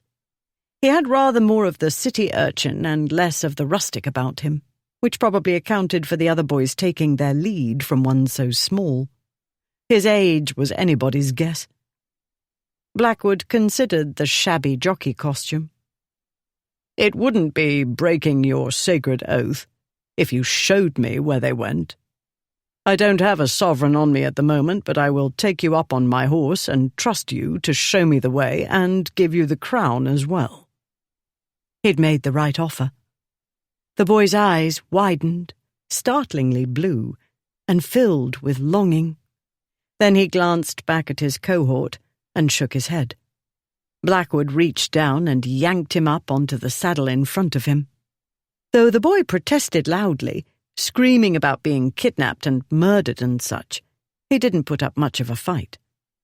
Blackwood carried him away and Ashmont followed, and a lot of boys as well, shouting as they ran after them. But the horses picked up speed, and after a time the boys gave up. When he decided it was safe, Blackwood slowed and said, "Well played, Jonesy. Now show us the way." Something tickled Ripley's nose. He opened his eyes. Flowers bobbed against his face in time to the chaises jolting.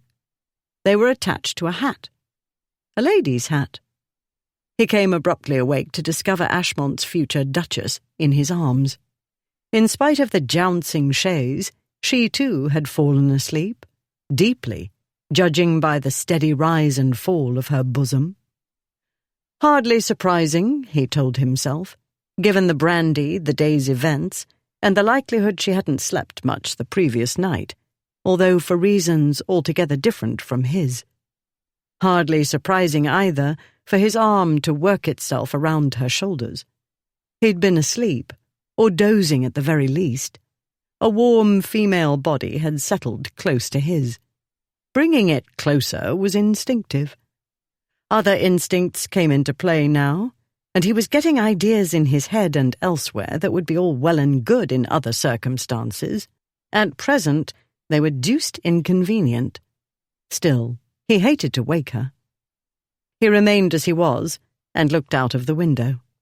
To keep his thoughts from wandering where they could only annoy him, he dragged into the front of his mind her curious system. Instead of arranging books in the usual way, alphabetically or by size, she organized by subject, under broad headings like history, philosophy, and fine arts. Within these broad categories were more specific ones. The last thing he remembered was her describing the difficulty of deciding whether one ought to break up into categories sets of books from a single collection, like that of Diane de Poitiers, for instance. As he considered the pros and cons, bits and parts of a dream intruded.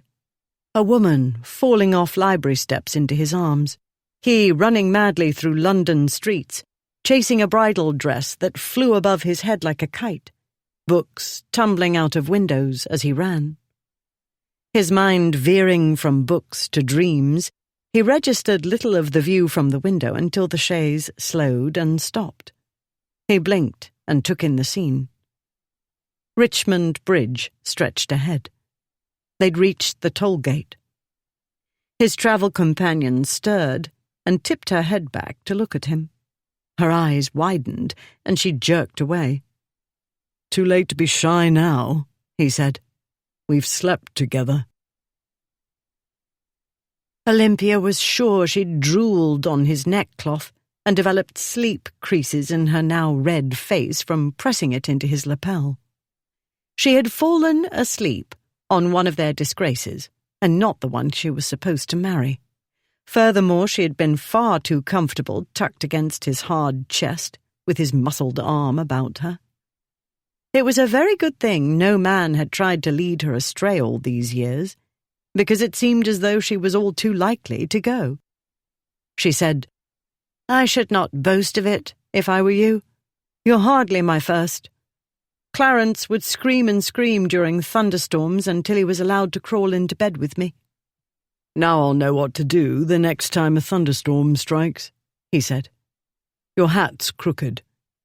She turned to the window, but the scratched glass offered more of Richmond and less of her own reflection at present. I can't see, she said. She turned back to him. Please straighten it. My aunt will be curious how I came to be dressed this way as it is. I'd prefer not to appear dishevelled. You'll arrive with a dirty wedding dress and veil wrapped up in linen, and a new large dog. I doubt she'll fuss over a trifle like a crooked hat. Aunt Delia is extremely fashionable, she said. She'll fuss a great deal more about the crooked hat than anything else. He tugged the hat to one side. He stared at her face for a time, frowning, while she resisted the urge to look away or shake him. Then he tried the other way.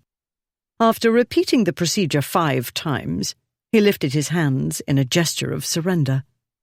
I don't think it matters, he said. In any case, you can't possibly look a fraction as dishevelled and mad as you did in your wedding dress. The chaise passed through the toll gate.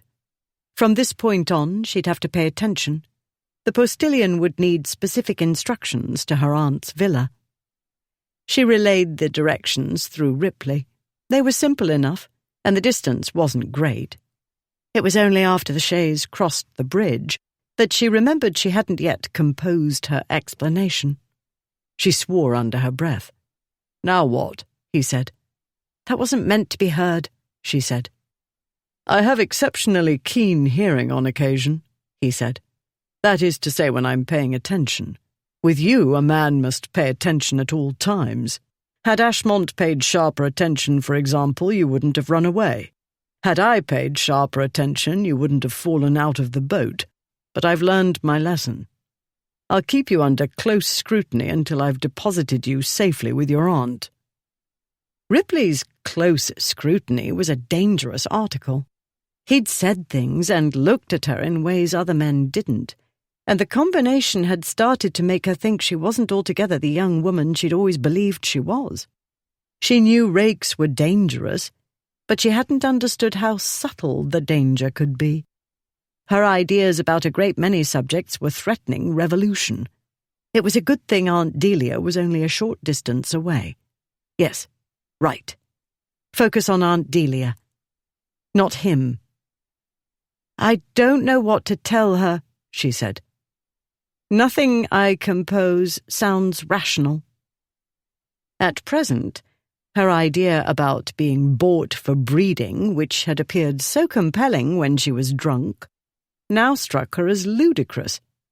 And in her drunken idiocy she had prattled about the subject to Ripley of all people. If I were you, I wouldn't explain, he said. No, you mean, if I were you, she said. Men, especially of high rank, do as they please, and the rest of the world can like it or lump it. You're a woman of high rank, he said. You can do as you please. Not unless I'm willing to sacrifice my reputation, which, I admit, I've already done. That can be mended, he said. Do you know, I think it's a good thing we've had a little time together because you are in dire want of schooling. Indeed, what I desperately need is schooling in whatever it is you're so expert in, how to be disreputable. Do you know, I believe even I can deduce how to do that. I believe you've already embarked on that path, he said. Let us cast our minds over the last few hours, Lady Olympia, and I told you it was easy, she said. Even I can do it. A little more time with him and she'd be an expert. I wouldn't dream of arguing, he said. Disreputability wants little effort, and that little mainly pleasurable, which is one of its charms. But as to you, and if you would be so good as to let me say my little piece without interruption, I wouldn't dream of interrupting. Thank you. If I may be more specific, the schooling you need is how to manage the world about you.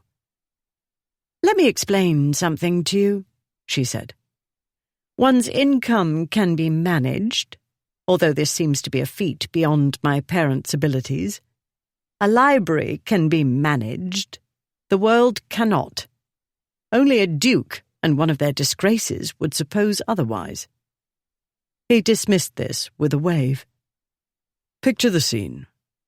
You appear at the door trailed by me and the dog, who, by the way, is clearly not a Sam. Do give a moment to relieving the animal of that ridiculous name. Offer him something with dignity, like Cato. Cato will do. Thank you for letting me choose the dog's name. You were too slow, he said. Now listen to me. Have I a choice?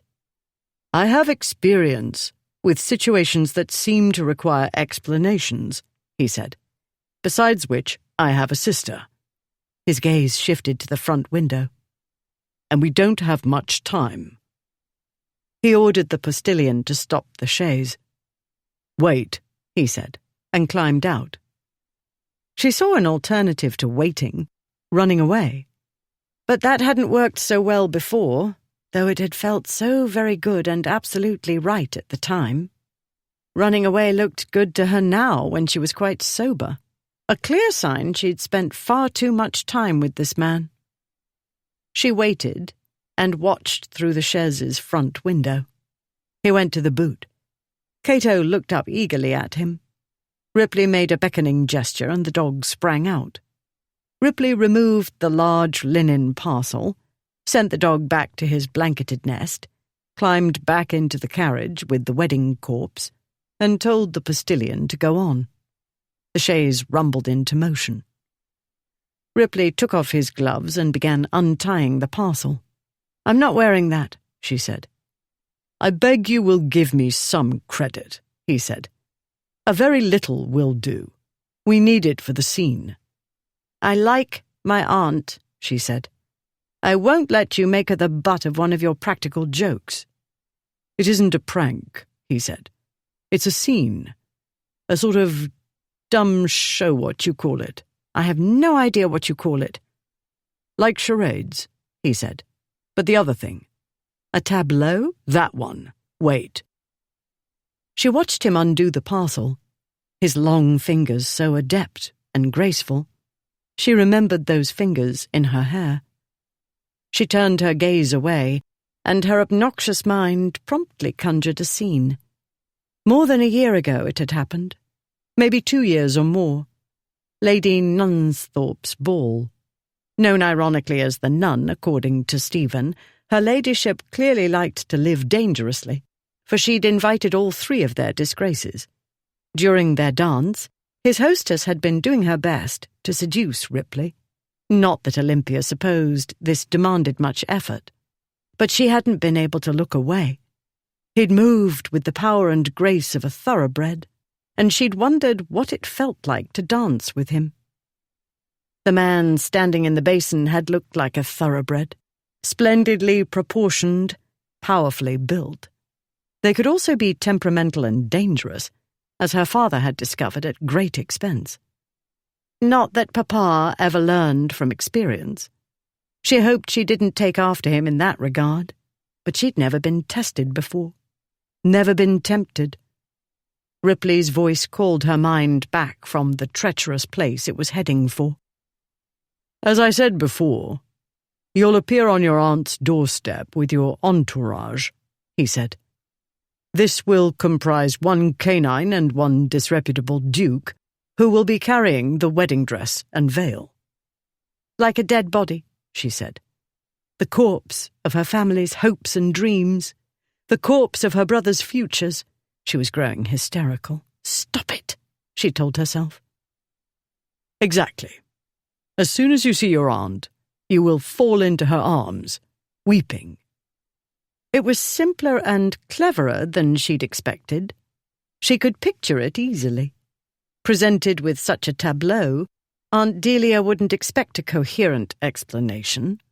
She'd see at once what a muddle Olympia had got herself into. But "I can't weep on command," she said. "Think of something heartbreaking, like saying goodbye to me forever." If she had a sane segment of brain remaining, she'd jump up and down with delight and relief. Instead, she felt unhappy and panicky. She looked at him. "It doesn't seem to be working," she said. His black brows met over his nose. How curious. That usually produces buckets of tears, until I produce the rubies or diamonds or whatever. I told you this dress was a problem, she said. Because of it, you've confused me with one of your paramours. Weeping for jewellery is not, to my knowledge, the procedural method of a librarian. Well, then imagine a library on fire. Imagine your favourite library in flames, books curling up into black ash. Imagine it's the library at Alexandria, or, I know, the one belonging to what's-her-name Potters, Diane de Poitiers. And not in flames, but sailing across the ocean to the American President Jefferson, who's bought every single volume. He's dead, she said. Doesn't signify. Picture the ship caught in a storm, and all those volumes sinking to the bottom of the Atlantic Ocean. Now I understand where the pranks come from, she said. Yours is a lively imagination. It must be all the Shakespeare plays, he said. Yet here I am, killing books by the thousands, and you remain strangely unmoved. My mind is analytical, she said, to a fault. And to a point, he said. Then something gives way and you run amok. Fascinating. Had something given way? She had run amok. That much was indisputable. As to the rest, no one has ever called me that before, she said. Amok? Fascinating. But you didn't mean I was fascinating. It was my errant behaviour. When I reverted to my usual boring self, talking of my system, you fell asleep. I was not the only one, I noticed. I was tired, she said. As was I, he said. Ashmont kept me up well past my bedtime. I don't see why you can't admit you were bored, as everybody always is. On the contrary, I was so excited your books haunted my dreams, he said. But we're running out of time. We need to solve the main problem. You need to sob on your aunt's bosom. How about this? Imagine every valuable library in England sold to pay debts, and they're all bought by Americans. He opened his green eyes wide and made the kind of facial contortion actors did when feigning the throes of horror. She swallowed laughter. Laughing would only encourage him, and he'd already made himself more likeable than was good for her. As long as the Americans take care of them, she said. They might do better, actually. You had better think of a tragic scene in a book, then, he said. You do actually read the things, yes? Not merely sort and catalogue and put large books next to small ones in an unsightly manner, or fondle them as precious objects. I will admit to a degree of fondling, but mainly those printed before 1550. In general, I read. Then think of a sad scene. If that doesn't work, we'll have to pin our hopes on your weeping with relief to be done with me when you throw yourself upon your aunt's mercy. She suspected she wouldn't feel relieved when he was gone. 2 or 3 hours, or however long she'd spent with him in one vehicle or another, was the most time she'd ever spent in close proximity to any man who wasn't a member of her immediate family. She was used to males, but not used to a male, in the extreme sense he represented. He'd given her dangerous glimpses of a world forbidden to her. There was no getting away from him and the atmosphere he created. He dominated the carriage's interior. She was keenly aware of every place her body touched his. In a post-chaise, not touching was impossible. But he touched her mind as well, that private place, and threw everything in it out of the neat order she'd so painstakingly created. The things she'd done this day, so not like her. But then this whole day had not been like her. He'd fought a man for insulting her, which had never happened in all her life because men didn't notice her enough to insult her. And she'd been so excited, so happy, she'd kissed him. She hadn't expected to get kissed back. She hadn't expected anything. She hadn't been thinking sensibly, or at all. But he'd kissed her back. Only more so, a great deal more so. On the mouth. With only his lips, he'd done things she didn't know could be done, such as making her feel the kiss in 20 different parts of her body, but most especially in the pit of her belly. Ashmont had kissed her when she'd said yes, and she'd believed it quite a nice kiss. Now she realized it had been friendly. She wouldn't have recognized this had she not experienced an alternative. What Ripley had done with his mouth wasn't friendly. It was something altogether different and stronger, much stronger and definitely indecent. She wished it had never happened, because now she knew something she hadn't known before. And she wished it had gone on rather longer, because she'd hardly got a sense of what it was like and what she ought to do before it stopped. Clearly, just being near him had corrupted her mind. Either that or prolonged spinsterhood had damaged it. Whatever the reason, the Olympia of recent hours was a person she hardly recognized. She looked straight ahead. They were nearing the gatekeeper's lodge. The cowardly part of her wanted to leap from the carriage and run to the house. If she could get away from him and the heated atmosphere he created, she could clear her head. But that was craven as well as silly. She couldn't keep running away from difficulties. Not to mention, she'd spoil the tableau. His tableau. She, boring Lady Olympia Hightower, was letting the Duke of Ripley fabricate one of his addle-pated scenes with her in the starring role. But after all the time she'd had to prepare for meeting her aunt, after all her thinking about it, Olympia hadn't produced a reasonable alternative or even an unreasonable one. "Ah, here's the gate," Ripley said. "And here's the gatekeeper come to inspect us. I trust he knows you." Yes, of course," she said. She watched Fawcett approach the vehicle. Ripley put down the window. "Lady Olympia come to visit Lady Pankridge," he said. "Lady Pankridge?" the gatekeeper said. "Is this not her residence?" Ripley said. "Of course it is," Olympia said. She leaned over him toward the gatekeeper. "You know me, Fawcett. I've come to see my aunt." "Yes, my lady. Certainly I know your ladyship. But we wasn't looking to see your ladyship today." He glanced at Ripley, and his perplexed expression deepened. It didn't take magical powers to understand what the gatekeeper was thinking. He knew this was Olympia's wedding day. All the world knew. And here she was with a gentleman whom Fawcett would surely know wasn't Ashmont. Villagers in Madagascar probably knew what their disgraces looked like, and would run if they saw them coming. "I realize the visit is unexpected," Olympia said. "Her ladyship would be happy to see your ladyship at any time," he said. "What I mean is, her ladyship isn't at home." "But she was ill," Olympia said. "Don't think so, my lady," said Fawcett. "But what I do know is she isn't in." "Don't panic," Olympia told herself.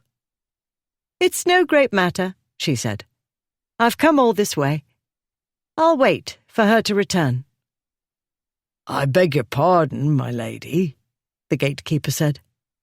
"I ought to have said, her ladyship won't be back today, nor tomorrow, nor the next day. I thought her ladyship had wrote to let you know why she wasn't coming to the wedding." He paused briefly and looked from her to Ripley, then quickly back to her, his face reddening. "All arranged weeks ago, and me told to expect them. Lord Clendower and his sister Lady Elspeth, that is. They came yesterday and took Lady Pankridge to Scotland with them." for the summer. Chapter 7. The Dukes of Ashmont and Blackwood and the boy Jonesy sat on their horses, staring at Battersea Bridge. True to his street gang principles, Jonesy hadn't said a word, only gestured in the direction they were to go. When they reached Battersea Bridge, he'd pointed at it, then held out his hand for the promised coin.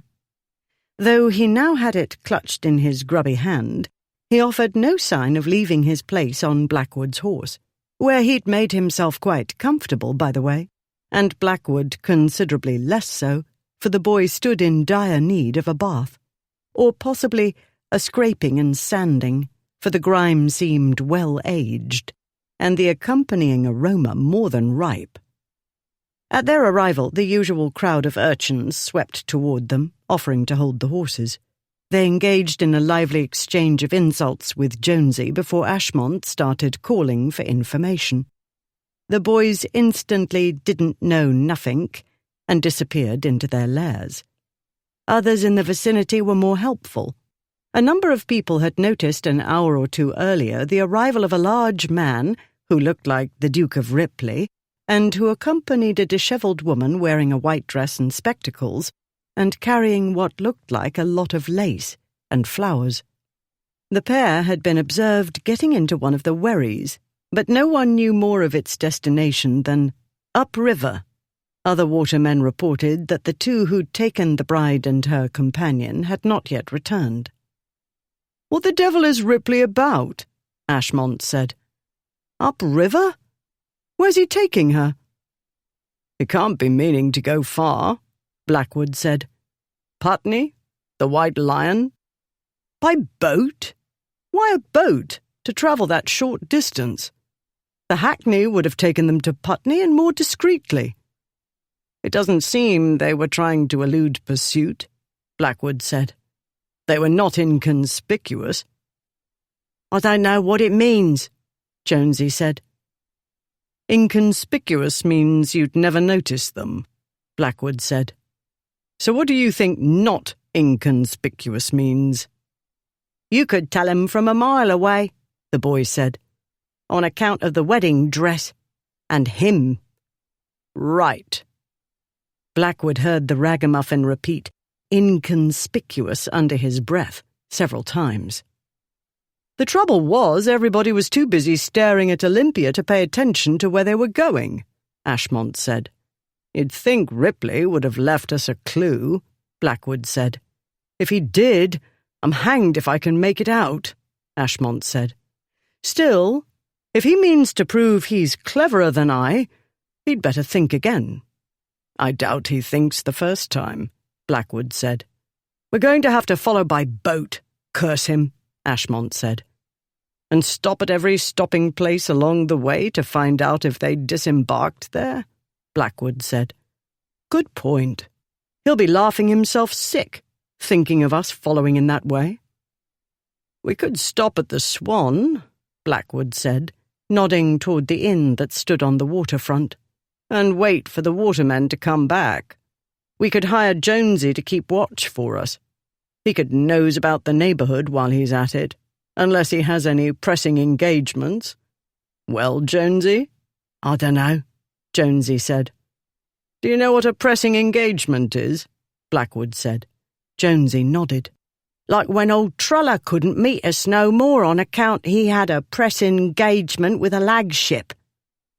Thanks to time spent in low places, the two dukes knew that a lag ship was another word for a vessel used to transport convicts to Botany Bay, Pine Island, and other faraway lands. "Would another crown clear your busy schedule?" Blackwood said. "I think so," Jonesy said. He dismounted with surprising agility, gave the horse a fond pat, and walked away. Twickenham. Ripley and Lady Olympia looked at each other. "I should have known," she said. "Aunt Delia wasn't ill, merely indisposed to go to London to be annoyed by my family when she had a better offer from Lord Clendower and his sister. I'll wager anything he'll offer for her again, and this time she'll say yes. He amuses her, and she likes his sister, and I must admit they're more entertaining than a boring old wedding." "Yours was not boring, as it turns out," Ripley said. This was, in fact, one of the least boring days he'd spent in a very long time. He wondered if he amused Lady Olympia, and if she would like his sister once she got to know her. "Too bad she's missed the excitement," Olympia said. "Meanwhile, so much for our ingenious plan." "Give me a moment," he said. "I'll think of something." "I'm not at all sure that's a good idea," she said. "Weren't you the one who had the brilliant notion of placing false advertisements in others' names? As a result, if I recall correctly, 75 bagpipe players descended upon Lord Eddingham's house at midnight. On another occasion, 10 wagon loads of elderly fish were delivered to Lord Adderley's place. At yet another time, 125 red-headed persons turned up at dawn at Lady Igby's." "That was a team effort," he said. "I'm amazed nobody pays you back in kind," she said. "No imagination," he said. "I see you keep abreast of our activities." "One would have to be deaf, dumb, and blind not to know of them," she said. "For as long as I've been out in society, and before that, I don't doubt, you three have been making spectacles of yourselves." She paused and gazed out of the window at the dog. Ripley looked that way too. Cato had stood to survey his surroundings. The gatekeeper had retreated a distance from the lurcher, Ripley noticed. "You did save the dog," she said. "Had I a choice?" he said. "My being the knight in shining armour and all?" She bit her lip. The lip he'd tasted, and it had tasted good, and it was pointless to go any further with that thought. "I'll confess, the prospect of playing a trick on Ashmont has its appeal," she said, "although I'd vastly prefer playing one on all three of you. A dose of your own medicine." "Early days yet," he said. "You'll get to it in time. Start small, with one of us. Then you can graduate. For now, the important thing is to get you to a reputable establishment before nightfall." "And not give the men of her family any excuse for challenging anybody to duels." "You can't stay here or anywhere else on your own, that's certain. Any other aunts?"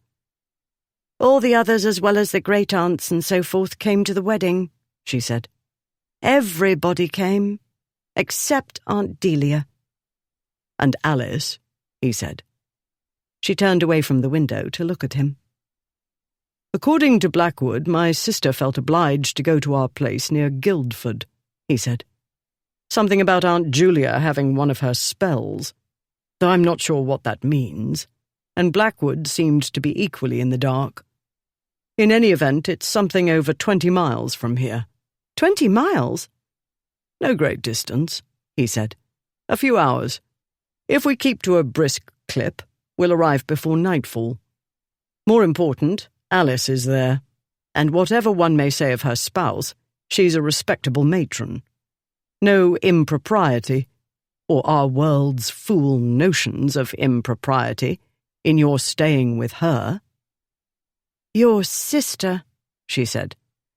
"I'm not at all sure that will do." "You know her." "Everybody knows her," Lady Olympia said. "Whether she knows me is another matter." "Everybody knows you," he said. He'd had no trouble putting face and body to the name of Ashmont's betrothed. It dawned on him that he couldn't say the same of most of the other young ladies, including Alice's friends. But then, they weren't at all intriguing. They didn't secret themselves among the chaperons and elderly and bores of all ages. Also, none of them carried themselves in the way she did. The hint of impatience in her walk that seemed like a dare. "I'm famous for boring people to death, I know," she said. "That is not quite the same thing as being properly acquainted with somebody upon whom you propose to foist me." "When Alice finds out you ran away from Ashmont, she'll welcome you with open arms," he said. I hope she doesn't injure any unborn offspring when she falls down laughing at the sight of your bridal corpse." He told Cato to lie down and gave the postilion directions to Camberley Place. There was no alternative. Olympia needed a refuge of some kind, and the Duchess of Blackwood appeared to offer the only one within reasonable distance. Her Grace was not a complete stranger, though near enough. They had not travelled in the same social circles. Among other things, the lady had lived abroad with her mother for several years. Then, too, though the beau monde was a small, incestuous world, there were groups within groups. The one to which Lady Alice Ancaster belonged comprised the most sought-after girls, and Olympia had early on found herself consigned to the opposite category. There were pretty girls enough in society, but not all pretty girls were popular. She still wasn't sure what the qualifications were. In her experience, a great many sought-after girls were not interesting to talk to, or even agreeable. Though she liked gossip as well as the next person, she liked other topics as well. However, the fashionable girls seemed to have only two topics: gossip and themselves, and it was no use her trying to start another topic. None of the others was interested in anything she had to say. Neither were the gentlemen.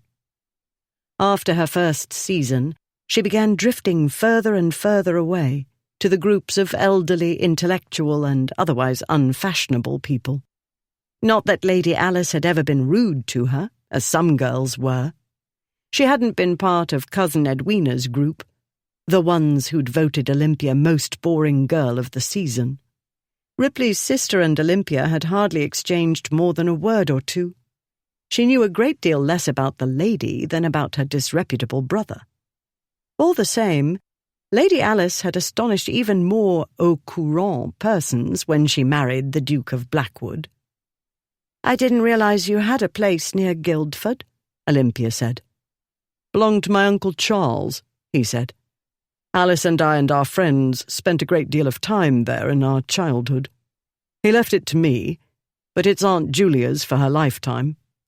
A ramshackle old house in desperate need of modernizing, but one treads carefully in that regard." She looked up at him. "I'm trying to picture you treading carefully. The image fails to come." He laughed. "I rather dote on my Dotty aunt." "How dotty?" she said. "Does she set fire to the pillows at odd moments?" He grinned at her. She knew he was an easy-going man, easy morals, easily amused. All the same, she reacted to that grin as though it were a gift. He made her feel as though she'd accomplished something, when all she'd done was repeat what he'd said a few hours ago. It was the sort of simple joke she might have shared with her brothers, but it wasn't the same. This felt more intimate. That was only charm, she told herself. In spite of their titles and wealth, he and the other disgraces would have been drummed out of the beau monde ages ago if they hadn't charmed so many women and won over so many men. His Majesty, being a sailor with a sailor's rough ways, had taken some time to reach the end of his tether. No doubt because they made him laugh. "How dotty?" she repeated. "Does she keep monkeys? I draw the line at monkeys." "No monkeys," he said. "No cats, because she's a bird lover.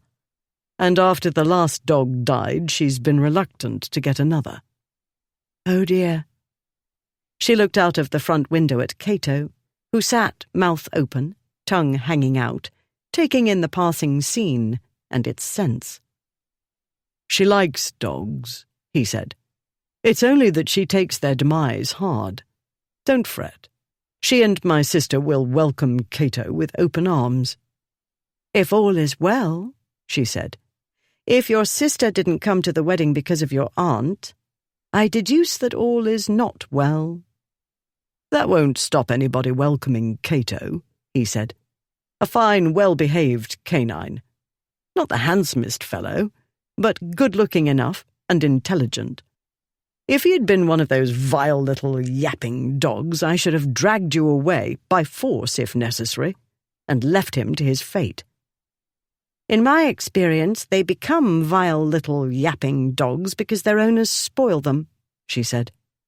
But nothing excuses beating an animal. You would have had an interesting time trying to drag me away, I promise you. Oh, I know I would, he said. I get delicious chills contemplating the prospect. No one got delicious chills on Olympia's account, and she had no business having delicious chills at the thought of causing them in him. She'd spent too much time with him. That was the trouble.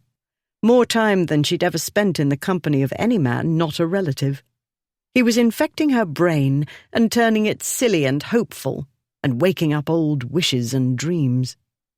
Time to turn boring. Do you know what gives me delicious chills? She said. Let me guess. He closed his eyes. I strongly doubt the Aesopi Fabulae from Maioli's library, he said. She became aware of her jaw dropping, but not soon enough, because he chuckled. Uncle Charles was a great collector of books, he said. I learned some things. He owned the Aesopi Fabulae? From Maioli's library. I paid attention to that one, you see, because it was Aesop's Fables, which is more entrancing to a little boy, as you might imagine, than Bibles and codices. I should love to see it, she said. Papa sold ours, or at least I think it was that book. He did not keep proper records, or any records, and my grandfather's papers are not quite in the order I should wish. I should have made better progress in my cataloguing if we had not had to come to London every season. Hope springs eternal in the parental heart, you see, and Papa is not skilled at calculating odds. If he had been, he wouldn't have needed to sell the Aesop, or any other valuable book. They don't always fetch as much as one would think, he said. My uncle acquired some ancient works at little more than 1 pays for a half-year of the Library of Romance. This one you refer to, she said. You speak generally, not specifically. In other words, you don't buy romances. But I do, he said. Every month. For your sister. Why would I do that? She can buy her own. And now she can make Blackwood buy them. Besides, we don't like the same books. She prefers essays and other brain-taxing works. Her last letter mentioned Bulwer's England and the English. I grew sleepy merely reading the title and the author's name. And what doesn't make you sleepy is? Schinderhannes, The Robber of the Rhine. 2nd volume, coming August 1st. Victor Hugo's The Slave King. 6th volume, also on August 1st. Ripping good stories. I can hardly wait. The booksellers sent them to me while I was abroad, along with lists of coming publications. Smith, Elder and Company, Cornhill, if you can ever tear yourself away from the Gutenbergs and such. I quite understand the sensational appeal of some of those books, she said. Do you? Of course. It's a great thing to be swept away by a story. It is, he said. But do you not find some of them excessively sentimental or maudlin? Yes. But I vastly admire the writer with the skill to bring tears to these jaded eyes, even when I know I ought to be laughing. Her mind wrestled with the Duke of Ripley as a romance aficionado. Well, she said, this is an interesting side of you. I have many interesting sides, he said. In fact, I'm a fascinating fellow. He was turning out to be more fascinating than was good for her. I suppose you must be, to have got away with so much for so long, she said. A thriving dukedom helps, he said, and a good mind for finance, if not for high intellectual realms. I've often thought it would have been a good thing, she said slowly, if Papa had a mind for finance. Yet, in fairness to him, he's a doting husband and a kind and loving parent. There are worse things in life. Much worse kinds of families." "So there are," he said. She caught a hint of something. A shift of mood, an emotion. Or maybe it was merely a pause before he went on. "But your library labours continue to intrigue me. You mentioned books being sold, yet you seem to have plenty to do." He settled back in the seat and stretched out his long legs. "Why do I suspect that's an exciting tale?" "To me it is," she said. "Rather too exciting at times. So many narrow escapes from calamity. To you, an altogether different matter." "I'm a fellow of unplumbed depths," he said. "You must have realized that by now. I've astonished you more than once in our short acquaintance. I want to hear about the books." "To help you sleep?" He shrugged. "Does it matter? We've hours to while away." 15 miles later. Indeed, Ashmont would have his hands full. Lady Olympia Hightower was bookish beyond question, but she was nothing like what bookish meant to Ripley. True, she seemed to have memorized most of the major book sales of the past 20 years, and she tended to forget her audience and slip into bibliophile jargon. But it wasn't merely collecting to her. Her relationship to the books was passionate, and the passion drove her to "wickedness," he said. "You are a wicked, manipulative daughter." "Some people need to be saved from themselves," she said. "Papa is truly good-hearted. He doesn't mean to destroy his precious inheritance." Her paternal great-grandfather had bought the bulk of the collection. The present Earl of Gonaby, on the other hand, knew as much about a Grolier binding as the dog did. Before Lady Olympia was old enough to understand the collection's value, several precious items went for the sorts of prices Uncle Charles had paid occasionally. "It would have been more wicked to educate him," she said. "He would have decimated the library in no time. He wouldn't go there merely when he needed ready money quickly. It would be a wholesale slaughter. Unlike so many other debts, debts of honor, gambling debts mainly, must be paid promptly. The library had been Gonaby's way to get hard cash in a hurry. Thanks to his lack of interest as well as knowledge, I've been able to save many important works," she said. "For instance, the Mazarin Bible printed by Gutenberg and Fust, circa 1450. The first production with movable types." Her voice throbbed with excitement. The glow in her face was nearly blinding. "Ashmont will buy it for you," he said.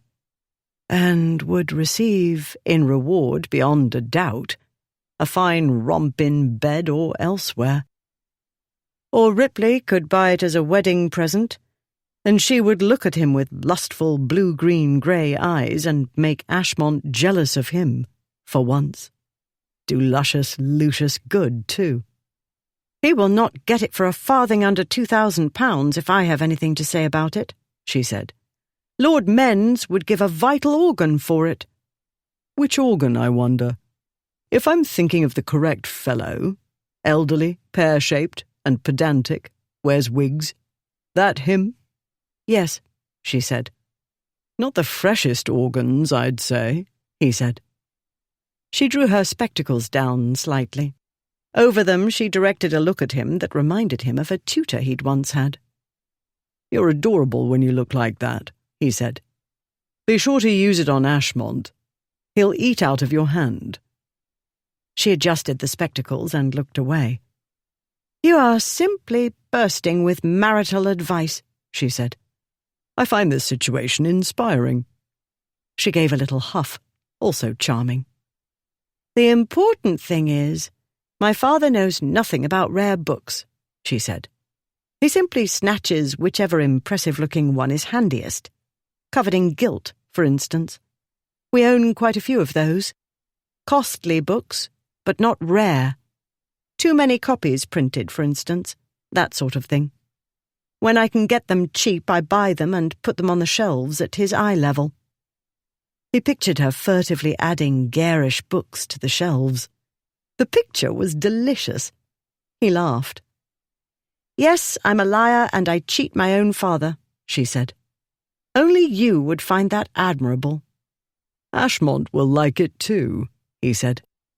"I realize you agreed to marry him for mercenary reasons, with your family's strong encouragement. Add to that Lord Frederick manipulating behind the scenes, and what chance had she had? All the same, he's not a bad fellow at heart or difficult to manage if you know his quirks."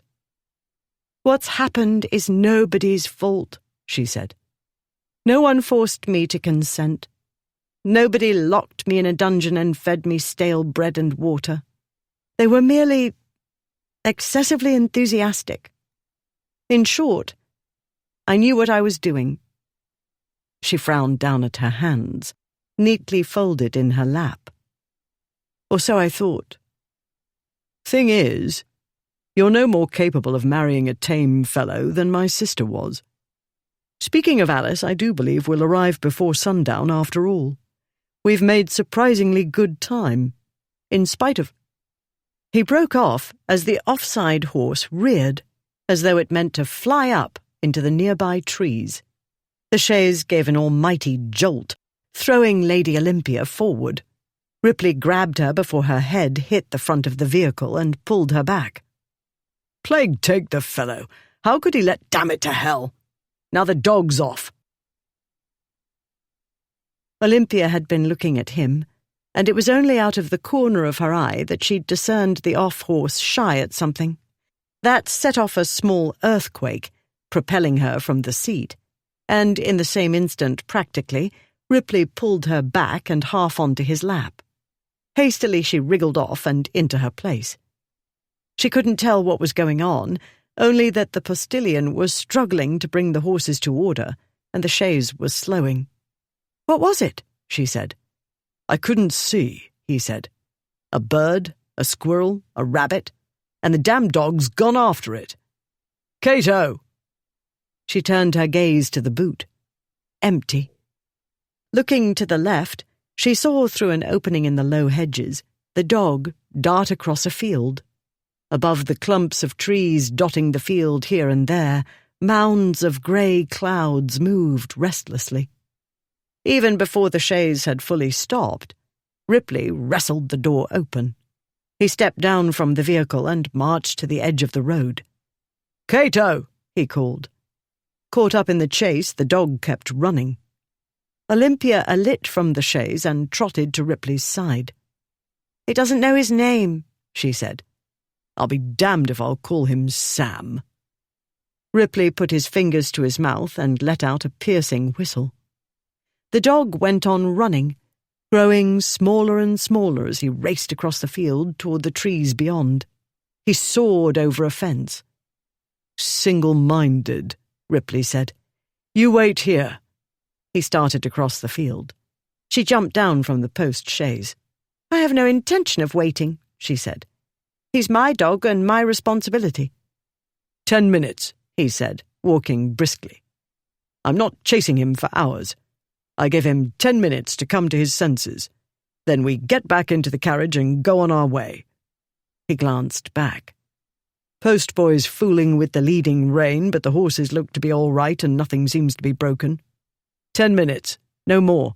Then Cato may go to the devil." She nodded.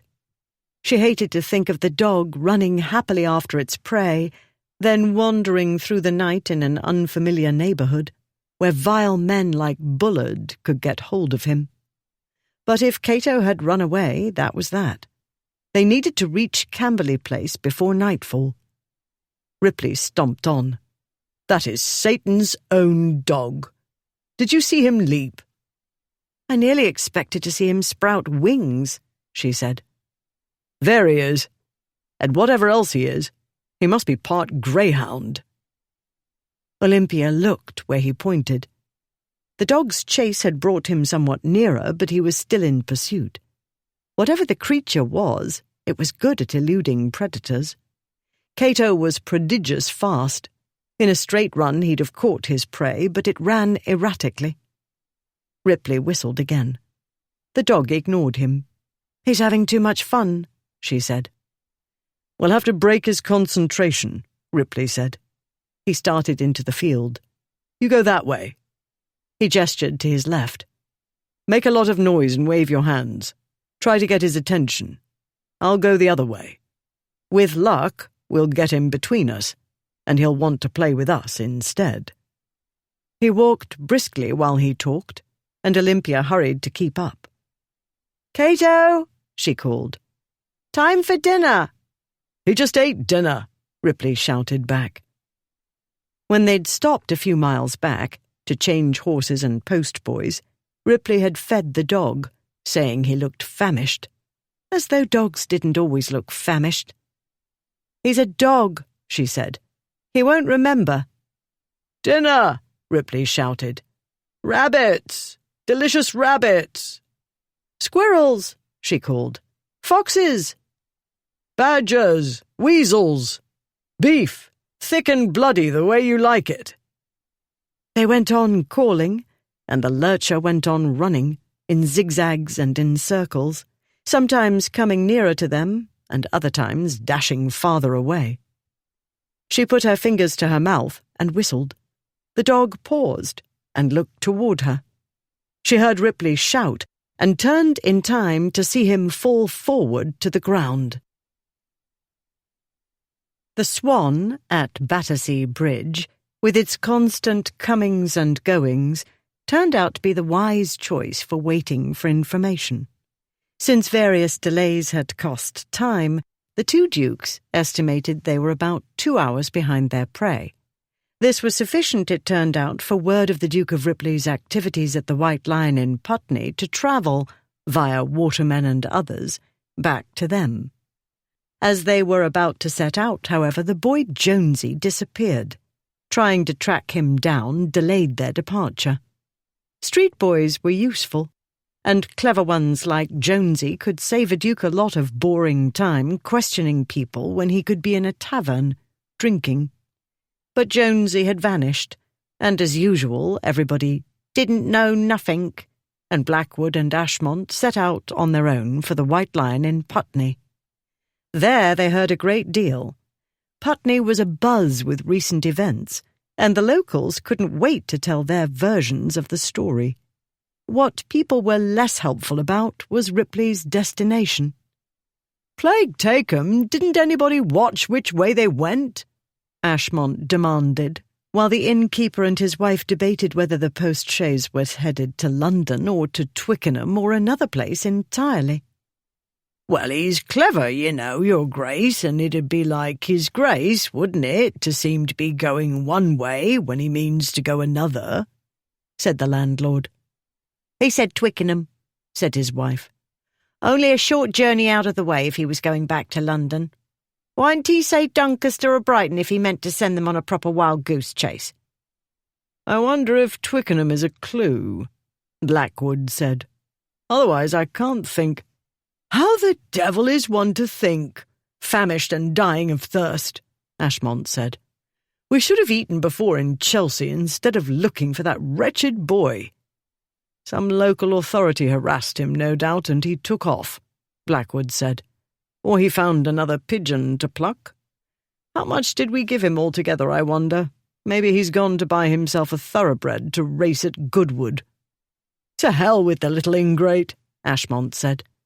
Turning to the innkeeper, he said, "Give us the Sun or the Star or one of them to sit in without yokels bothering us, and something to eat and drink.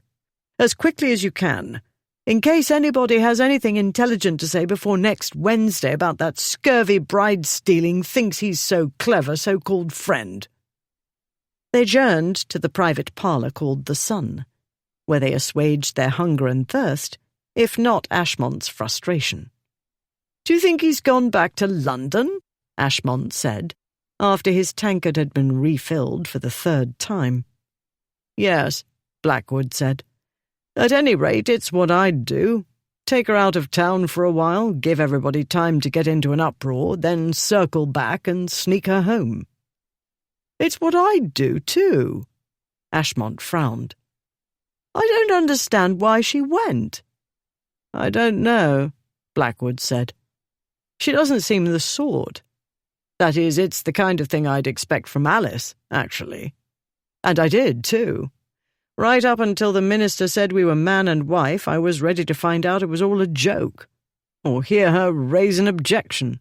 You know when the minister asks if anybody knows any reason you shouldn't be shackled? There I was, waiting for her to say, I have a good reason. He's an idiot. Will that do? In that way she does. And then... But she didn't. He shrugged. After a moment, Ashmont said, I think Olympia bolted. Well, why not? Blackwood said. I don't know, Ashmont said.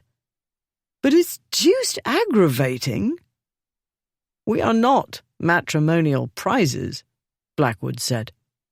That's what Uncle Fred said. He was right, too, curse him. I had to use the library on her.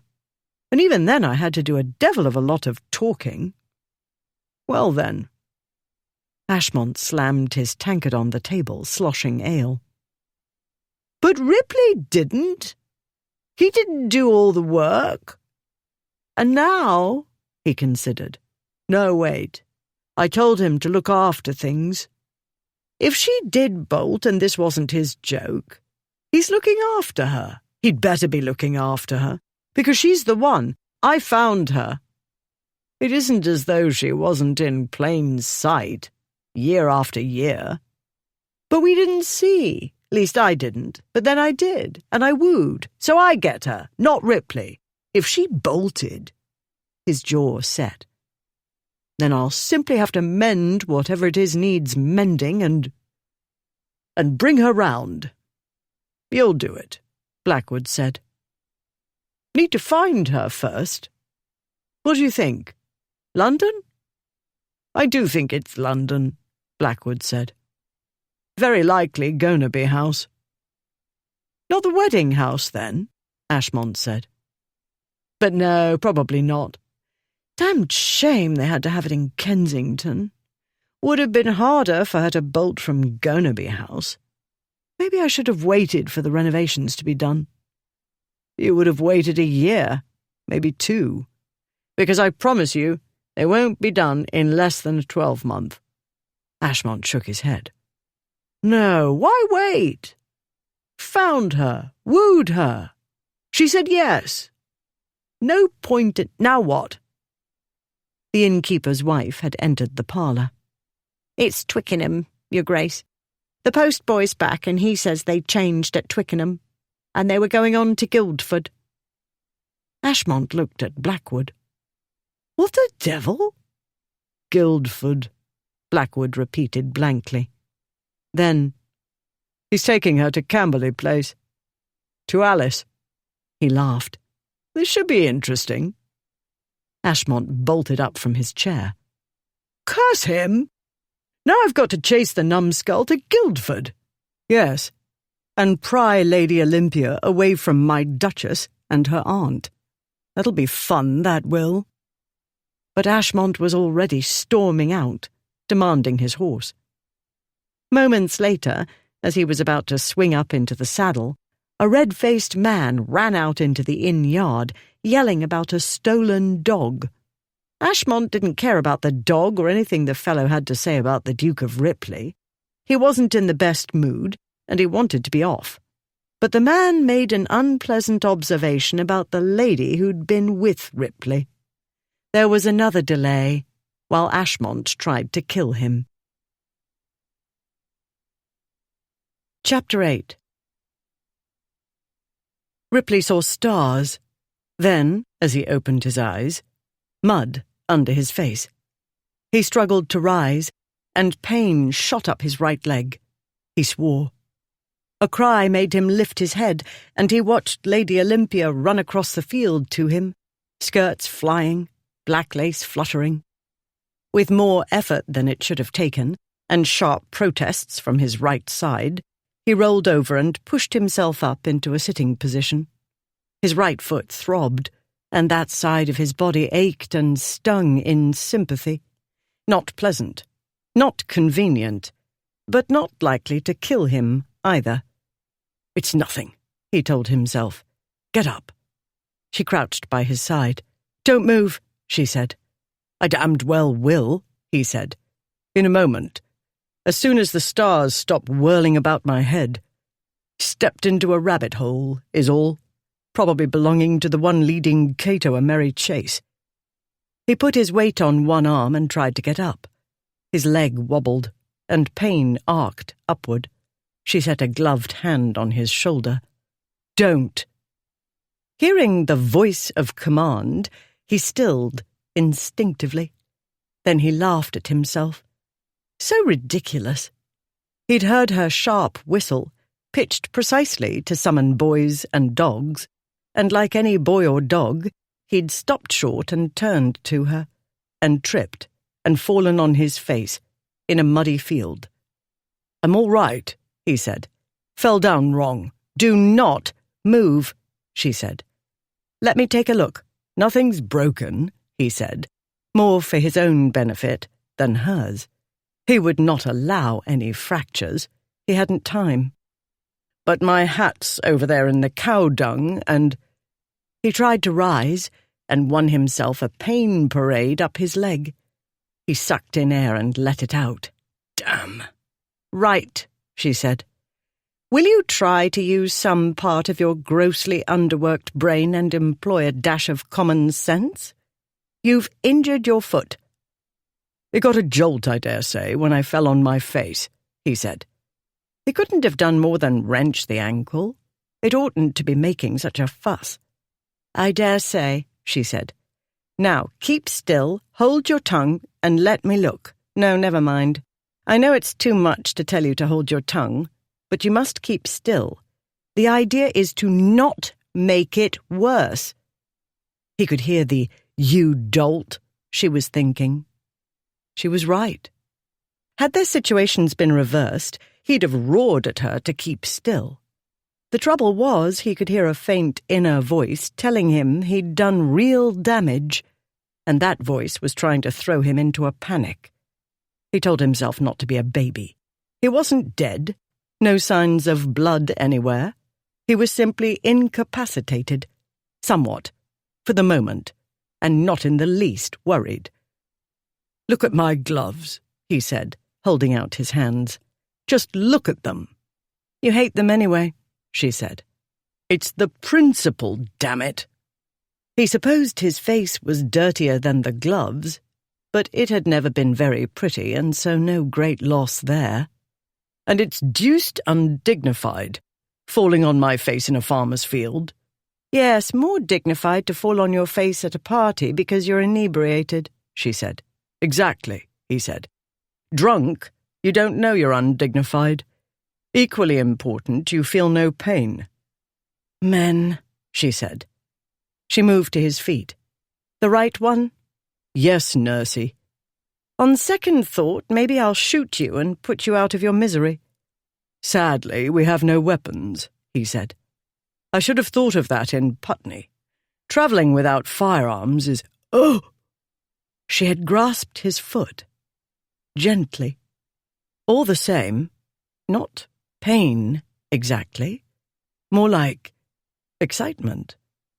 Well, he was a man, and when a woman touched a man, he was likely to get excited, whether he needed to or not. Tell me when it hurts, she said. Carefully she moved his foot to the right, to the left, and in a circular motion, as she must have learned to do ages ago, having so many brothers, and, as far as he could make out, loving but inattentive parents. Perhaps he let out a small yelp. His face heated. It isn't broken, he said quickly. I'd know. He wouldn't allow anything to be broken. But it's sweet of you to fuss. I am greatly tempted to drop it, hard, on a rock. Too bad. Only mud and cow shit hereabouts. He glanced about him. Possibly sheep shit, too. Can't say. I'm no agrarian. She rose and set her hands on her hips and looked at him. I can't leave you here, great as the temptation is. Actually, you could. The postilion knows the way. He was perfectly capable of getting up, Ripley told himself. He would not have to crawl back to the chaise. He could move on one foot, more or less. He simply needed to stop whimpering to himself about a dash of excruciating pain. He'd been in worse fixes than this. He'd been more badly damaged in fights and reckless riding episodes. But at all those times, he'd been drunk. Never mind. Drunk or sober, he didn't have time to play the invalid. He had to get back to London forthwith. He had to advise Ashmont and goad him, if necessary. Ripley had to make sure no duels happened and nobody got maimed or killed over the wedding fiasco. Above all, he needed to get away from her and get an unrespectable woman into bed. Quickly. "It's the shoes' fault," he said. "Can't go tromping about fields in go-to-wedding shoes." Little more than slippers, formal shoes didn't protect a fellow's feet against wet, let alone stepping into rabbit holes. But one couldn't get proper boots in short order in Putney or anywhere else. The inn servants had dried out and cleaned his wedding footwear as best they could. "I'd better help you up," she said. "You must not put any weight on the right foot." "I know that," he said. "Go back and tell the postilion you'll mind the horses and send him to me." "I could drag you back to the carriage by your good foot," she said. "And spoil this beautiful coat, you insensitive female. Get the postilion." She glanced back over her shoulder toward the post-chaise. "He's still fussing with something. I wonder what frightened the off-horse." "The post-boy let his attention wander," he said. "That or drunkenness is the usual reason for losing control of post-horses. It's not as though the creatures have any spirit left in them. Will you kindly get him?" "He's smaller than I am," she said. "He's wirier. Just get him." She smiled down at him. "No, I like seeing you somewhat helpless." He smiled back at her. He liked seeing her standing above him, hands on her hips. Liked it very much. Wounded as he was, he'd have hooked his good leg about her ankle and brought her down on top of him if she hadn't belonged to his stupid friend. She planted her feet hip-width apart and held out her hand. "If you try to help me up, you'll fall over," he said. "Do try to think rationally," she said. "It's the same as using a chair or a tree stump. I'll provide support so you won't put any weight on the foot." "You can't take my weight," he said. "That's what they all say." "I can get up on my own," he said. "It's the going forward part that's going to be awkward. Will you get the postilion?" "How I should like to knock you unconscious with a rock and drag you by one foot," she said. "Or an arm, or your ears. But that could take a while." She looked up at the darkening sky. Her spectacles lost their sparkle, mirroring the gloomy view overhead. "And it looks like rain. Again." He laughed, in spite of throbbing and dirt in his mouth, and another set of ruined clothing.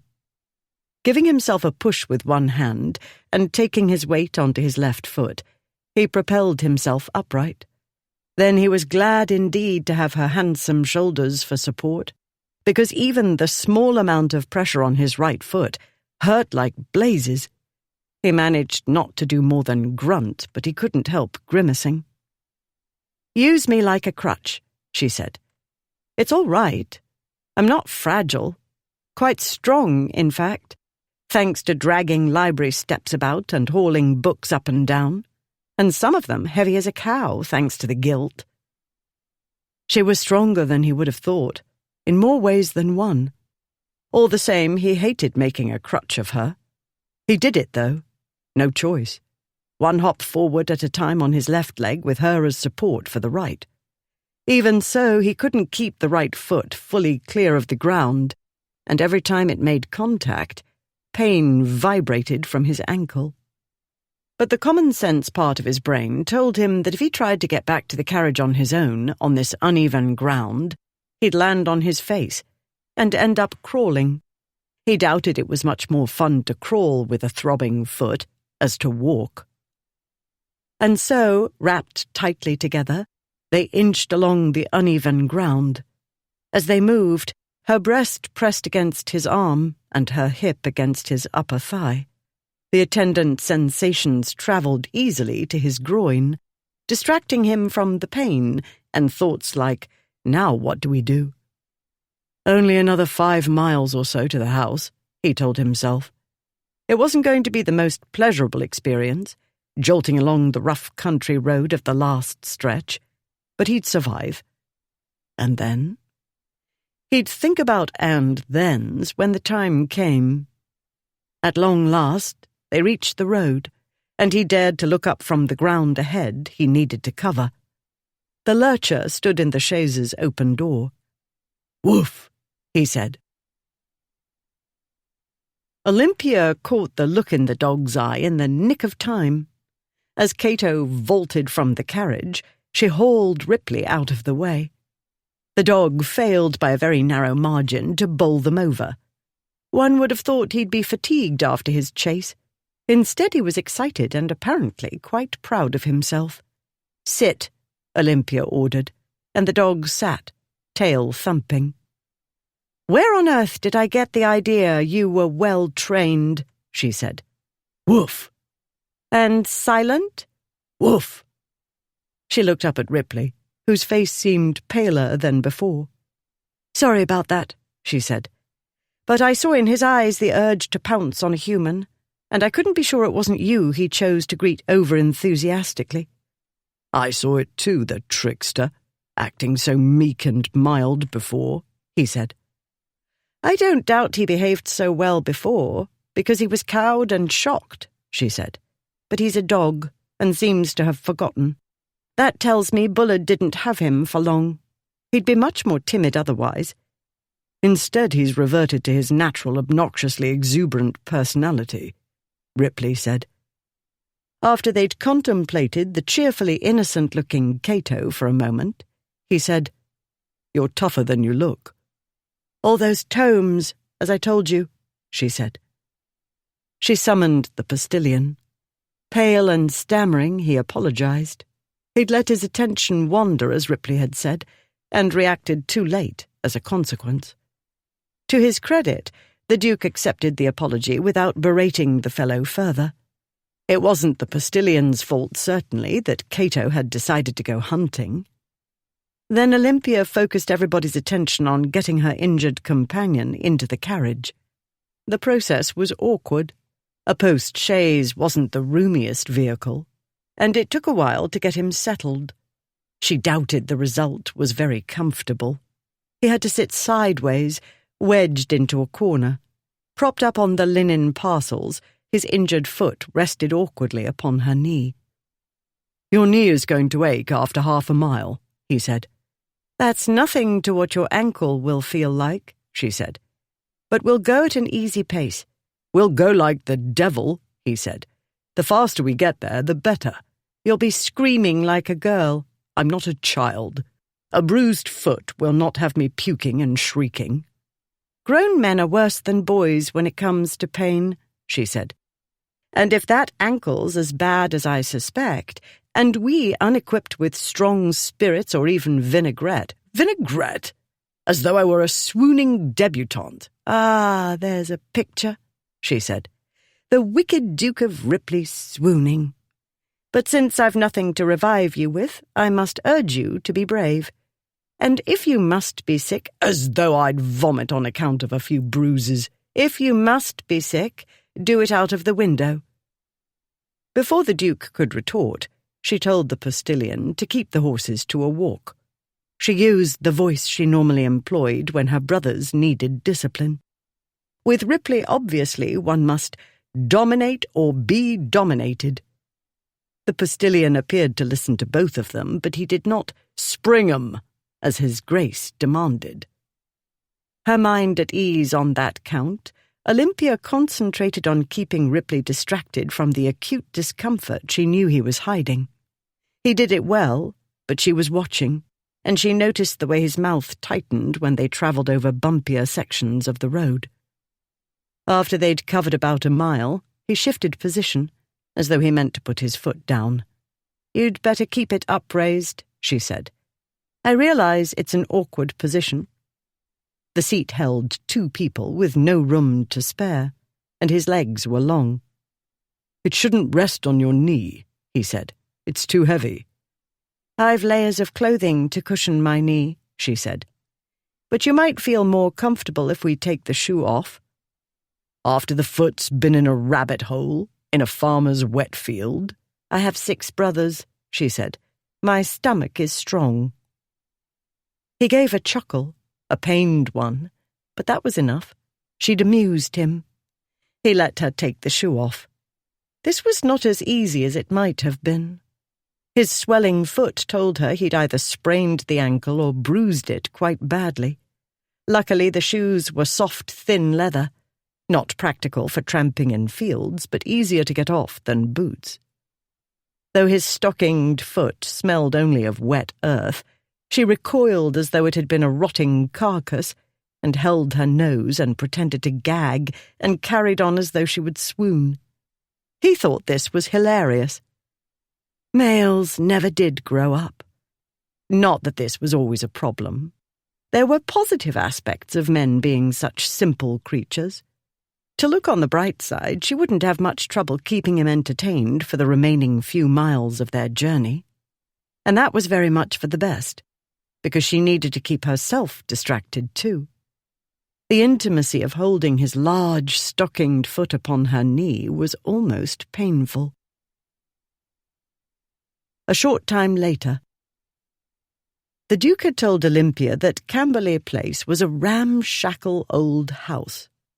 She had pictured an old manor house set in a rustic landscape. The word ramshackle had conjured images of later additions tacked on, creating a rambling, picturesque structure. She was completely wrong. Camberley Place was an immense house dating to Tudor times. From the outside, it didn't seem to have changed much since then.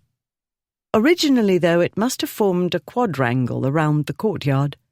The present structure opened into a pleasing U-shape, and it was delightfully excessively decorated in terracotta and an abundance of painted glass. While they weren't expected or invited, he was, after all, the master.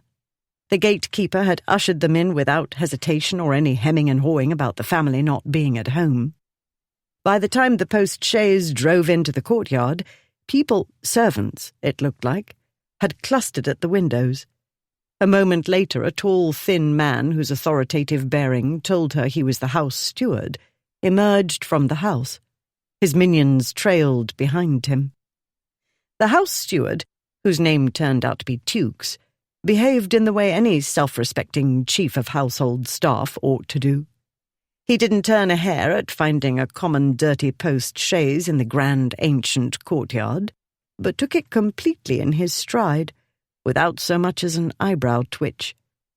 Then, when the servants ran up to open the carriage doors, and everybody got a glimpse of who was inside, there was a lot of bowing and scraping, and underlings being ordered about.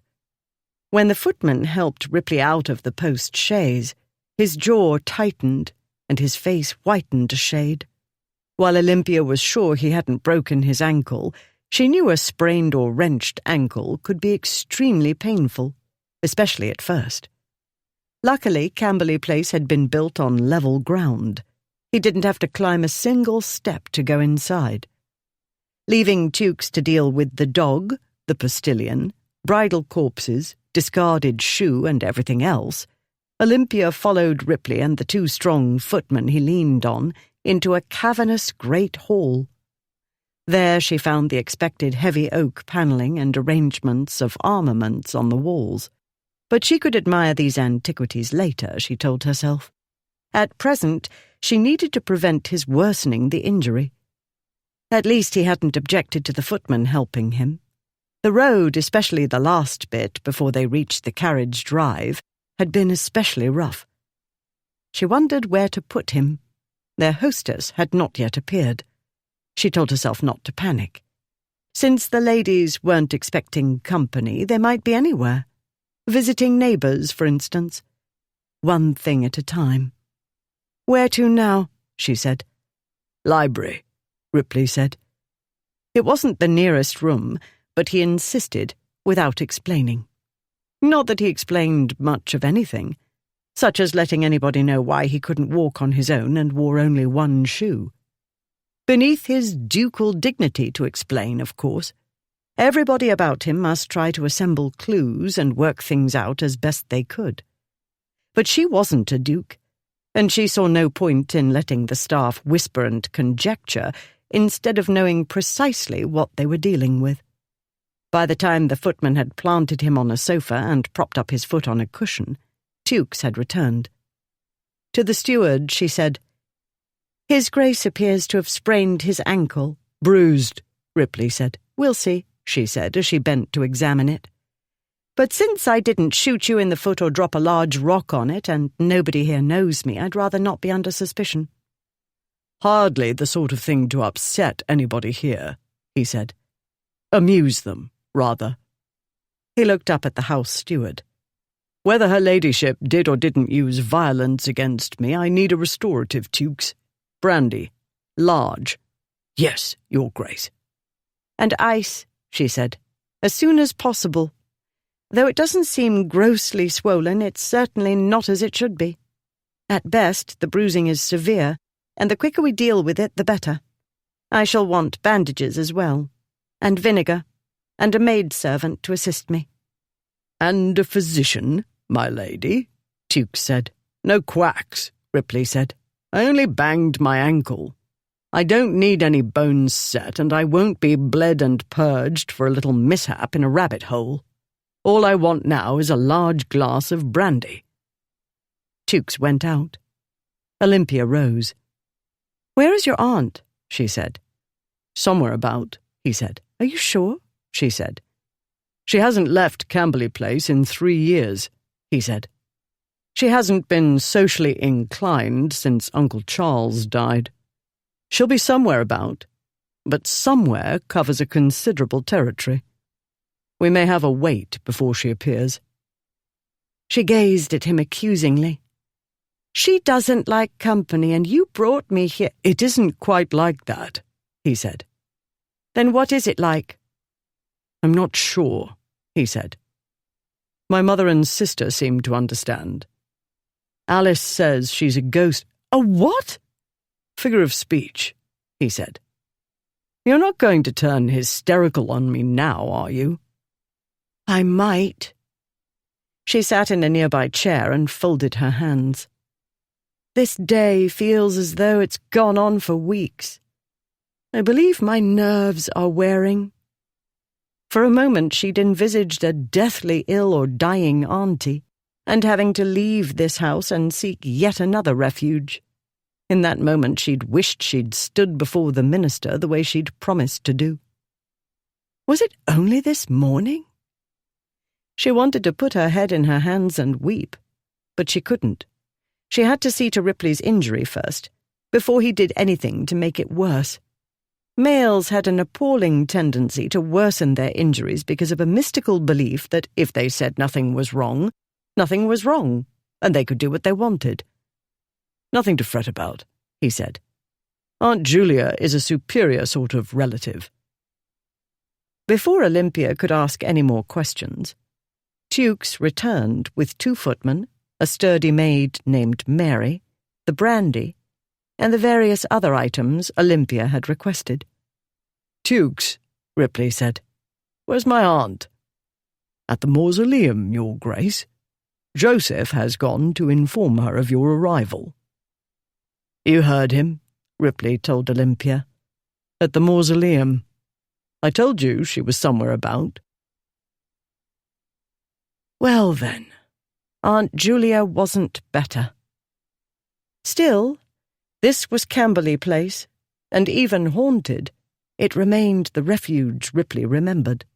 Household in order, servants going about their business calmly, and everything looking clean, neat, and well cared for. The antithesis, in short, of the home in which he'd endured too much of his boyhood. He watched Lady Olympia direct the servants to bring a small table to the sofa. There she had Mary set out strips of cloth and bowls, a bucket of ice, another of water, and a small pitcher of the vinegar she'd ordered. She had them move her chair closer to his foot. Then she sent all of the servants except Mary out of the room. When the door had closed behind them, Ripley said, "You didn't want a brace of footmen leaping to do your bidding?" "Best not to let the men see you weep," she said. "And do try to keep the screaming down. I don't want them bursting in to the rescue and making things worse." A titter escaped Mary. "Do not be alarmed," he told the maid. "I shall sob quietly into my brandy." He took a sip and then nearly choked because Lady Olympia drew up his trouser leg and her hand, her bare hand, touched his skin for an instant, and it was as though she'd applied an electrical machine. He didn't leap from the sofa, but he must have twitched at least, because she looked up at him. "Sorry," she said. "Is it tender?" No, just nothing. Thought of something." "I shall do my best not to hurt you," she said. "But I fear the area is going to be very sensitive." "Several areas, actually." "Don't worry," he said. "I've borne worse." He told himself to relax and enjoy it. By the looks of things, this was as close to womanly attention as he'd get this night. But as he saw her hand move to his garter, he said, "I can do that." "Really?" she said. "You know how to untie your own garters?" "And pull up my own stockings," he said. "And darn them, too," he could have added. "Drink your brandy," she said. "It's better to leave this to me." "I'm not sure it's proper," he said. "Not that I remember what is and what isn't." "There's nothing to be afraid of," she said. "Afraid?" "I've done this any number of times. If it isn't one of the brothers, it's one of the cousins, or their friends. You're safer with me than with most doctors." "That I don't doubt," he said. "Then be brave," she said. "I'm going to untie the garter. Try not to cry." Gently she untied the garter. His groin tightened. She set the garter on the sofa. He stared at it and drank brandy. She touched his stocking. He swallowed a groan. Slowly, gently, she peeled the stocking down his calf. The room grew hot, and he tried to think of cold things, like the mausoleum, and Ashmont, yes, Ashmont, to whom she belonged. Ashmont, so cheerful, talking about getting married. Slowly, gently, she drew the stocking down his foot. Ripley's heart beat faster, and it was no good trying to stop what was happening inside him. He was a man, and a woman had her naked hands on his naked skin. A woman was touching him, undressing him. This was what he knew. The rest, he trying to reason with himself and not be a damned fool. The rest was noise, like the noise of the London streets. He drank. She slid the stocking off his foot and gave it to Mary, and he was aware of his breath coming so hard it seemed to whoosh like a wind through the library. She, innocent that she was, hadn't an inkling what she was doing to him. He would have laughed if he could have mustered the breath for it. She was so serious, concentrating fully on what she was doing. He watched her work, her brow slightly furrowed above the spectacles, her lip caught between her teeth, as she made a mixture of ice water and vinegar. She soaked the cloth in it. "It's going to be cold," she said. "Brace yourself." Cold, yes, he needed cold. She wrapped the icy bandage around his ankle, and he nearly jumped off the sofa and said a word even he knew one didn't utter in front of women. "Yes, I know," she said. "But in a moment it'll feel better." "Right," he gritted out. Then it did feel better, in more ways than she knew. The cold shock worked wonderfully. numbing not only his foot, but the frustrating sensations of a moment before. With Mary helping, she continued her work, wetting more strips of cloth and wrapping them about his foot. He told himself his suffering was his own fault. He should have insisted one of the men servants attend to him. But Lady Olympia was so dictatorial that the reasonable thing to do hadn't occurred to him. And dictatorial, he told himself, was exactly what Ashmont needed. And yes, maybe Ripley felt a qualm or two about a misspent life that had kept him away from such interesting girls. And yes, maybe he wouldn't altogether mind being wrestled into order by a tyrannical female in spectacles. But mainly what he felt was balked in every direction. Her ministrations had got him all excited, with no way of relieving the excitement. He hadn't a prayer of dealing with his celibacy this night, or of dealing with Ashmont. The chances of Ashmont running amok were very good. One could only hope he'd drunk himself unconscious before he could get into fights with members of her family. Her voice dragged him out of the private hell he was constructing. "I know that many medical persons recommend liniments or leeches or both," she was telling Mary. "But mariners rely on cold and wet. They will hold the sprained part under the pump when the ship is pumped out morning and evening. And you know seamen are wanted to be fit and strong again as quickly as possible. A number of medical men urge similar treatment. At least it isn't winter time. As the shock fades, the cooling sensation ought to be not entirely unpleasurable." She looked up at him, her brow wrinkled in worry. "Have I made the bandages too tight?" "No," he said. "You're scowling," she said. "Yes," he said. "I had a plan. I mentioned this, I believe. I would bring you here, then go back and deal with Ashmont and everybody else." "You can't go anywhere," she said. "It's essential to rest the foot and keep it elevated." "Drat you, Ripley! Now what have you done?" came a familiar voice from the doorway. "Hardly back in England, and in trouble already." Chapter 9. Aunt Julia remained for a moment on the threshold, fists on her hips, wearing the grim expression that had cowed him when he was a child. Even now it made him uneasy. She looked harmless enough, fair and sweet-faced, and while above average height, not impressively so. She had the knack, however, of appearing impressively above average formidable. She'd stood up to his impossible father when few men would or could. All the same, she seemed to Ripley a pale imitation of herself, the ghost Alice had written about. And that wasn't simply the sombre grey dress, with its sensibly narrow but unfashionable sleeves. Still scowling, she advanced upon him. She didn't box his ears as he expected, but ruffled his hair as though he were still a boy, before turning her attention to Lady Olympia. "And this, I collect, is the lady who shot you?" Her brow knit. "Plague take you, Ripley. It's Ashmont's bride. What on earth were you thinking?" "Excessively intelligent, my aunt," he said to Lady Olympia.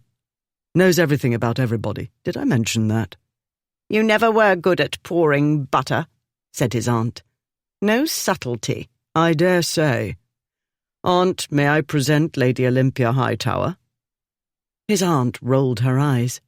"No, you mayn't. I met Lady Olympia when she was presented at court. I should know her anywhere in any event. Yet I hoped against hope my eyes were playing tricks on me today. Silly of me. How I wish your uncle were here. Of all the stupid things you've ever done, this beats them all, by miles." "Lady Olympia, it appears you are acquainted with Lady Charles Ancaster, my favourite aunt." "I disown you, as of this moment." "Auntie Julia, don't be cross. Can't you see I'm wounded?" His aunt gave him a look that would have shrivelled a better man. Not being a better man, he bore it as he'd borne any number of disapproving looks, though her opinion counted for more than others did. "In fairness, Lady Charles," said Olympia, "I was the one who did the stupid thing, and the Duke has been my knight in—" "Don't say that," he said. "The Duke has been trying to save me from myself. He even tried to make me see reason." Aunt Julia studied his companion for a moment. "Hugh tried to make you see reason? My nephew? This great useless hulk of a fellow? Now that is something I should have liked to witness." "I'm not entirely sure she did a stupid thing," Ripley said. "And when she wouldn't give it up, of course I went along." "That goes without saying," said his aunt. "Then what? You drove her to violence?" She moved to examine his foot. "Neatly done, Lady Olympia. But had you not considered amputation?" "Don't put ideas in her head," Ripley said.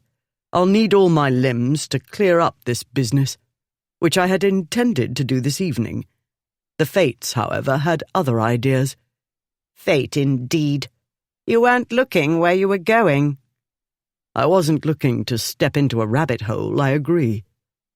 He'd been looking at Lady Olympia in all her finery, so dashing and splendidly feminine, and whistling like a man. "We were trying to catch a runaway dog who'd deceived us into believing he was properly trained," Lady Olympia said. "I advised Tukes to have him taken to the stables. I didn't like to bring a strange canine into the house when I'm so uncertain about his manners." "A runaway bride," said his aunt. "A runaway dog. An incapacitated nephew. It seems the evening's conversation won't be boring. Come, Lady Olympia. You must be longing for a respite from my nephew, not to mention wishing for the sorts of things a lady needs when she finds herself a stranger in a strange place, unsupplied with luggage, servants, or anything else necessary to her comfort." "Our departure was hasty," Ripley said. "We hadn't time to—" "Really, Hugh, I'm not completely in my dotage. You needn't point out the obvious. The servants will make up the bed in your uncle's study for you. If I catch you trying to climb the stairs, I'll shoot you." She was bearing Lady Olympia away when he remembered. "Where's my sister got to, by the way?" "Alice?" "I've only the one, last I heard." Aunt Julia shrugged. "She was here for a time, and I was glad to see her. But what is there for her to do in this gloomy place? I sent her with Georgiana to the Drakeleys' house party. I refer to my youngest daughter," she explained to Lady Olympia. Turning back to Ripley, she said, "Alice won't be bored there. You know the Drakeley boys adore her." "Excessively, I always thought," he said. "That is her husband's problem," said his aunt. And out she went, taking Lady Olympia with her and leaving Ripley to wonder why Alice hadn't gone back to London, to her spouse, instead of in the other direction, where her beaux lurked. After helping Olympia wash off the dust of travel, Lady Charles's maid, Picard, had gone in search of something suitable for the guest to wear to dinner. This left the two ladies to enjoy in private the tea Lady Charles had ordered, as a restorative after your trials. Olympia had remembered her as soon as she saw her, but had not expected to be remembered among so many debutantes, from 7 years ago no less. Besides, Lady Charles had always travelled in diplomatic and political circles, whereas Mamma and Papa gravitated to the sporting types. Their paths had rarely crossed. The lady was about Mamma's age, and like Mamma, had not lost her looks. There the resemblance ended. Ripley's aunt was altogether different in manner. She had a fearless air, and she was infinitely more organised and orderly. A strong woman, in character and confidence. And sad, too. The subdued grey dress would have told the tale, even if one failed to see the sorrow shadowing her hazel eyes. It was so like Ripley's lack of consideration, Olympia thought, to bring a stranger here to intrude on the lady's grief. "You'll wonder why I waste my breath scolding my nephew," Lady Charles said after she'd poured. "But somebody must, and fiercely, even though he won't heed. Since he had the wits to bring you here, however, one must admit he isn't entirely bereft of sense. Well then, you are my first bolter. I did wonder how Ashmont won you over, a sensible girl like you. But there is Alice, wed to that blackguard Blackwood. Did she have the sense to abandon him at the altar? And so, you see, I am of two minds. I appreciate the feelings that drove you. On the other hand, my dear, this will be rather a muddle to sort out." "Yes, no." Then, to her dismay, Olympia wept as she'd wanted to do before, in the library. Lady Charles stood up quickly and moved to give Olympia's shoulder a sympathetic squeeze, as she said, "Men," in exactly the tone to make Olympia laugh and sob at the same time, like a complete ninny or hysteric. Her hostess had hardly sat down again before the ninny hysteric was telling her story in all its not making much sense, although leaving out the parts about naked dukes and more than friendly kisses in post-chaises. "Ah, I was not aware that brandy came into it," said Lady Charles at the end. "That explains a good deal." Her lip trembled, and for a moment Olympia thought she'd weep too, perhaps reminded of her own wedding day. Instead, the lady laughed, and heartily, and while she did, the cloud that seemed to hang over her vanished, and the atmosphere lightened and brightened. At that moment Olympia understood, in her heart as well as her head, what made this aunt special to Ripley. But the laughter subsided too soon, and her hostess said, "The first thing we must do is set your parents' minds at ease." I should have sent a message myself, but at first all I could think of was getting away, and then I didn't know what to say. I've hardly known my own mind. As I said, the brandy explains a good deal. Then, too, we must keep in mind your travelling companion. Not the type to contribute to clear thinking. Lady Charles closed her eyes briefly, then with a sigh opened them. "Those three. Really. One makes allowances, given their fathers. But, my dear, when a man reaches the age of 29, one would hope for maturity." Olympia knew nothing about their fathers. None of them had been alive by the time she left the schoolroom. Though Lady Charles had made her very curious, it would be impertinent to seek details. "All in all, I thought the Duke took matters calmly and about as logically as he could in the circumstances," she said. "My behaviour was irrational. There I was, changing my mind constantly and falling into the river and stealing the dog, and he took everything in his stride." "Of course he would," said her hostess. "It's nothing to what those three have done. Stop berating yourself. When men do the sorts of things you did, everybody's amused." "But I'm not a man. You know caricatures of me will hang in the print shop windows, and my name, of all names, will feature in Fox's Morning Spectacle, and nobody will say boys will be boys, because I'm not a boy." "Indeed, it's most unfair," Lady Charles said. "But you leave it to me. I'll write to let your parents know Ripley brought you straight to me. It's best they think so. You may trust me to find a way of putting matters so as not to distress them. I've had a good deal of practice, I promise you. The letter will go out this night, express. They'll have it in a few hours and will sleep easy." "I should like to think so, but I very much doubt it.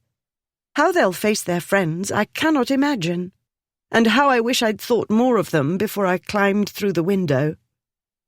"They'll get over it if you end up married to a duke," said Lady Charles. "All the world will get over it." "That isn't likely at this point. "The Duke of Ashmont needs you," the lady said. "It's perfectly obvious." "Not to me," Olympia said. "That's because you don't understand him as well as some of us do," Lady Charles said. "I heard about your encounter near the Clarendon Hotel.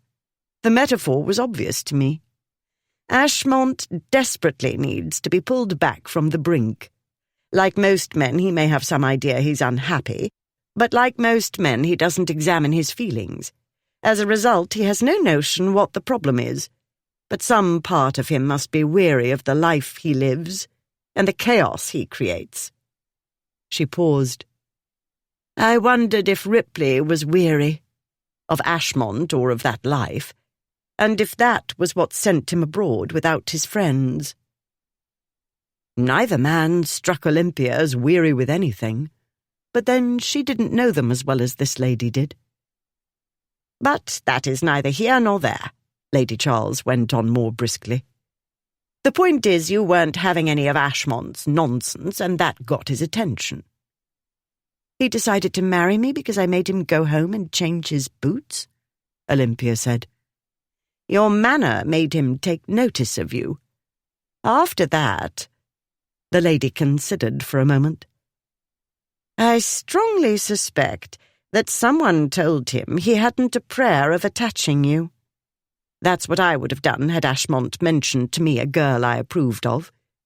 He's competitive to a fault. He'll soon realize he'll have to work to win your respect and love, and when he does, if—" Olympia couldn't help interrupting. She'd managed 5 younger brothers. She couldn't look forward to playing nanny to a grown man. "Not if," said Lady Charles. "When. I know him as well as I know my nephew and the other idiot. Where one goes, there go the other too. They've been inseparable since they met at Eton.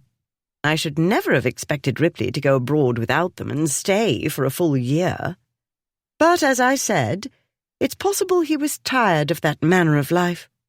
And I do think he must have matured. Not much, to be sure, but enough to do what he could to, well, not make matters worse today.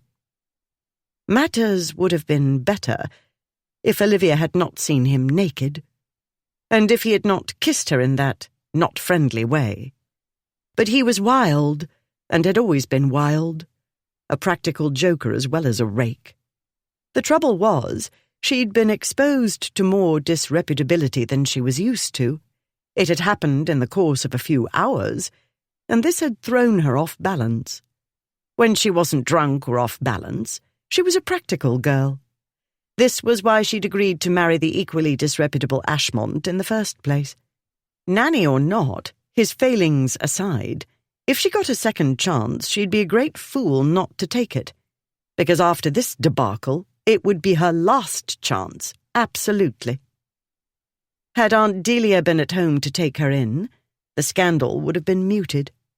Now Olympia's reputation must be in ruins. Ripley said otherwise, but he was a man, and a duke. He had no idea how quickly and harshly women could be judged. She'd travelled all day and into the evening in a closed vehicle with one of their disgraces. The world would soon get wind of the scenes enacted en route.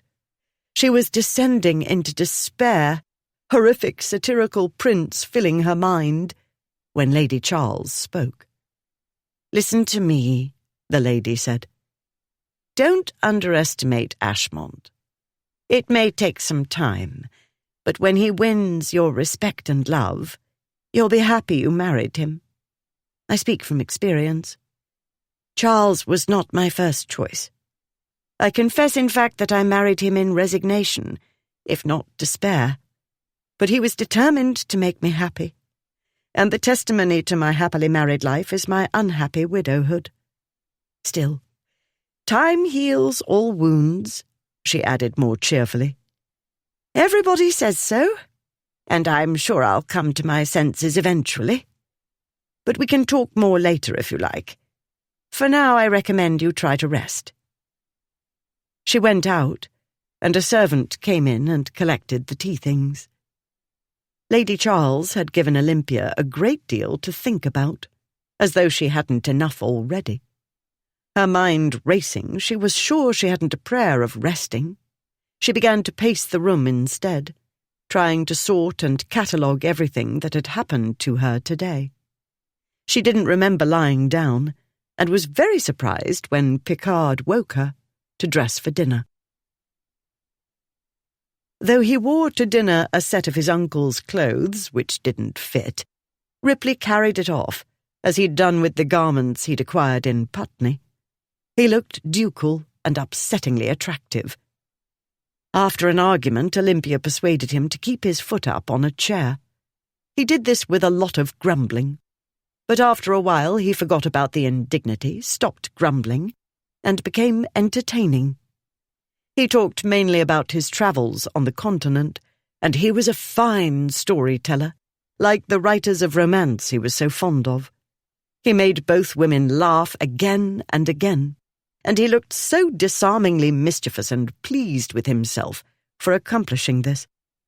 This was good, because it took Olympia's mind off family and scandal and Ashmont. It was bad because she could have listened to him all night. When last had she wanted to listen to a man who wasn't talking about books? Why did it have to be him, of all men? Still, she let herself enjoy the respite from inner turmoil. With servants going in and out of the dining room, private matters had to wait until after dinner. They didn't wait long. After dinner, Lady Charles and her guests adjourned to the library.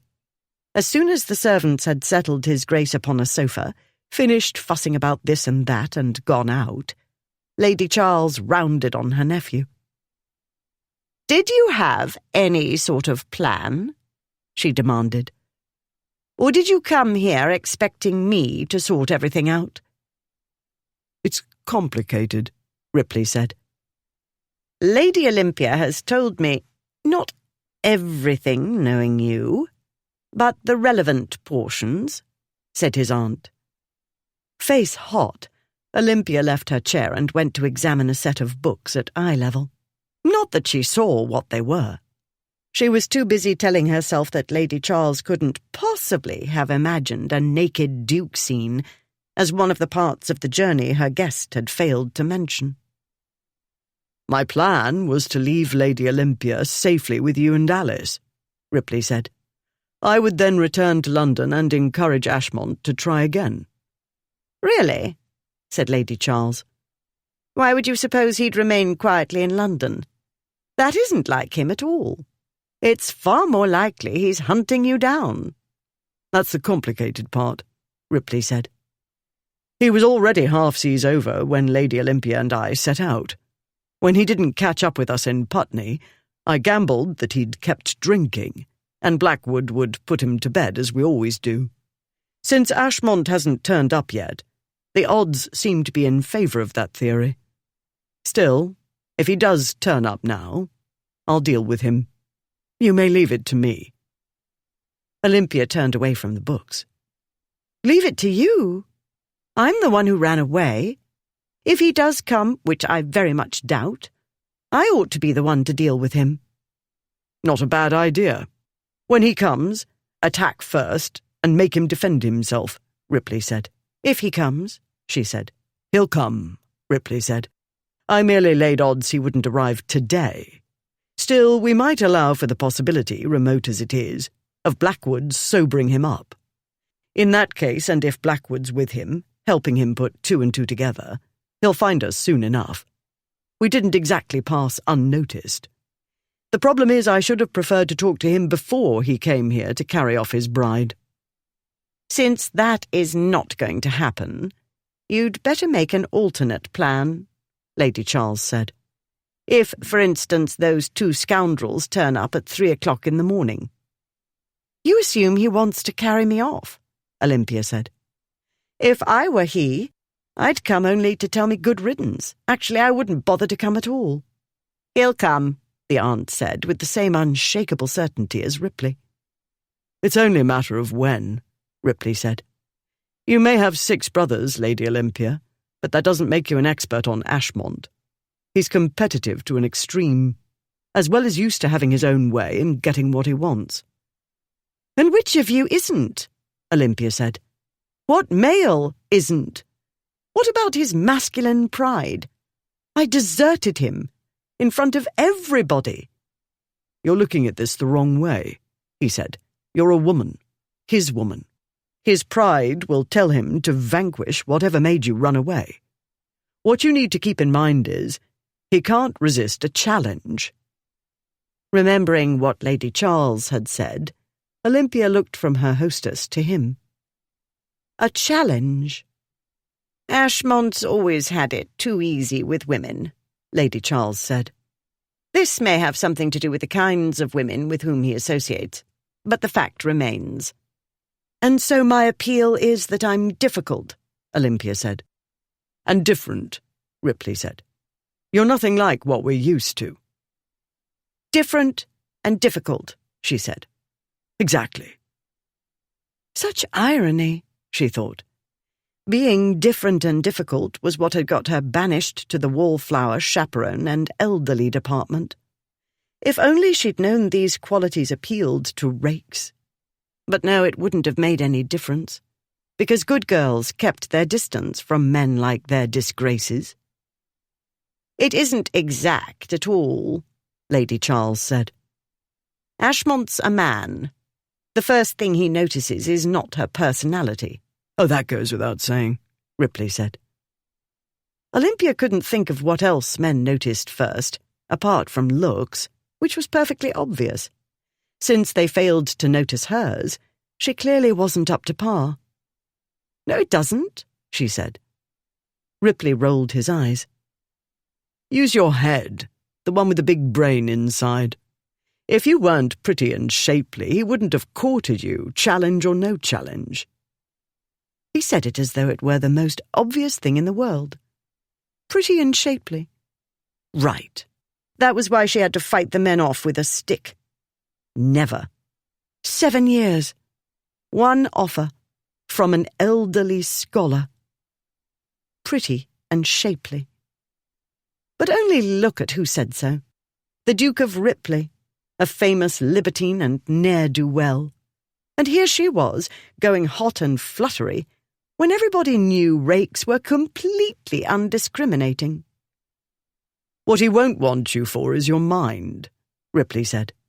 He won't realize you have one, and that's probably for the best. He'll think he's the clever one and you can wrap him about your finger. Lady Charles smiled. Of that I haven't the slightest doubt. Listen to my nephew, Lady Olympia. He knows whereof he speaks. Olympia gazed at his Grace, who half reclined on the sofa, like a pasha in the harem. Instead of a hookah, he held a glass of wine in his hand. He was swirling it, his dark head bent as he peered into it, as though he read her future there. The thought came into her mind, and then it was too late, because she couldn't unthink it. Ashmont isn't the one I want to wrap about my finger. And that was when she realized, finally, how much trouble she was in. The lady balked because you didn't woo her thoroughly. All I did was try to persuade her to come back. When she wouldn't, what else could I do but make sure she didn't get into trouble? That, or something like it, summed up what Ripley had intended to tell his friend. He had a good deal of advice to supply as well on the care and handling of Lady Olympia Hightower, though it would be no small labour getting Ashmont to sit still long enough to pay attention. First he'd want to punch Ripley in the face. Then Ashmont would want to sweep the bride off her feet. The two likelihoods still held. The trouble was, Ripley wasn't going to get to Ashmont ahead of time. The trouble was, here was the intended bride, dressed fetchingly if not quite as dashingly as before. She wore a blue dress Ripley supposed had belonged to Georgiana or one of his other cousins, or perhaps even Alice. Not Aunt Julia's, though. These days her wardrobe ran to dull greys and browns, and boasted little in the way of ornament. This evening Lady Olympia was as prettily ornamented as one of his French cook's fine pastries. Though her neck and shoulders weren't bare, they might as well be, because the embroidered lace chemisette, being nearly transparent, couldn't hide the smoothness of her fine shoulders and the soft swell of her breasts above the dress's neckline. The maid had put her hair up in a fashionable style, with braided loops along the sides of her head and large twirls of hair on top, and ribbons twining through. Ripley was a man. This meant that even while he was trying to decide what could be done about Ashmont, he was thinking in greater detail about the process of undoing ribbons and letting the soft, thick brown hair fall about her shoulders and undoing the rest of her ensemble, bit by bit. He tried staring into his wine as though an oracle lived there, but he was aware of her all the same. He should never have had a taste, because a taste was never enough. He was a man always greedy for pleasure, of the table, of bed, of everything, and he was too much in the habit of getting what he wanted, and too little in the habit of resisting temptation. He reminded himself that this wasn't the usual temptation. He wasn't competing with Ashmont for an actress, ballet dancer, courtesan, or merry widow. Ripley wasn't allowed to compete this time, and this wasn't one of those tedious social rules he had no compunction about breaking. Ashmont was his friend, and she was Ashmont's betrothed. Heaps of legal documents had been signed. Half the world had been invited to the wedding. And Ashmont wanted to marry her. He'd made that more than clear. He'd simply failed to persuade the bride she wanted to marry him. "Ripley?" His aunt's voice jolted him back to the moment. "If you have no further marital advice for Lady Olympia, perhaps you'll turn your mind to preventing mayhem if your partners in crime come roaring to the house in the small hours of morning." "You don't allow mayhem," he said. "This is an exceptional circumstance," she said.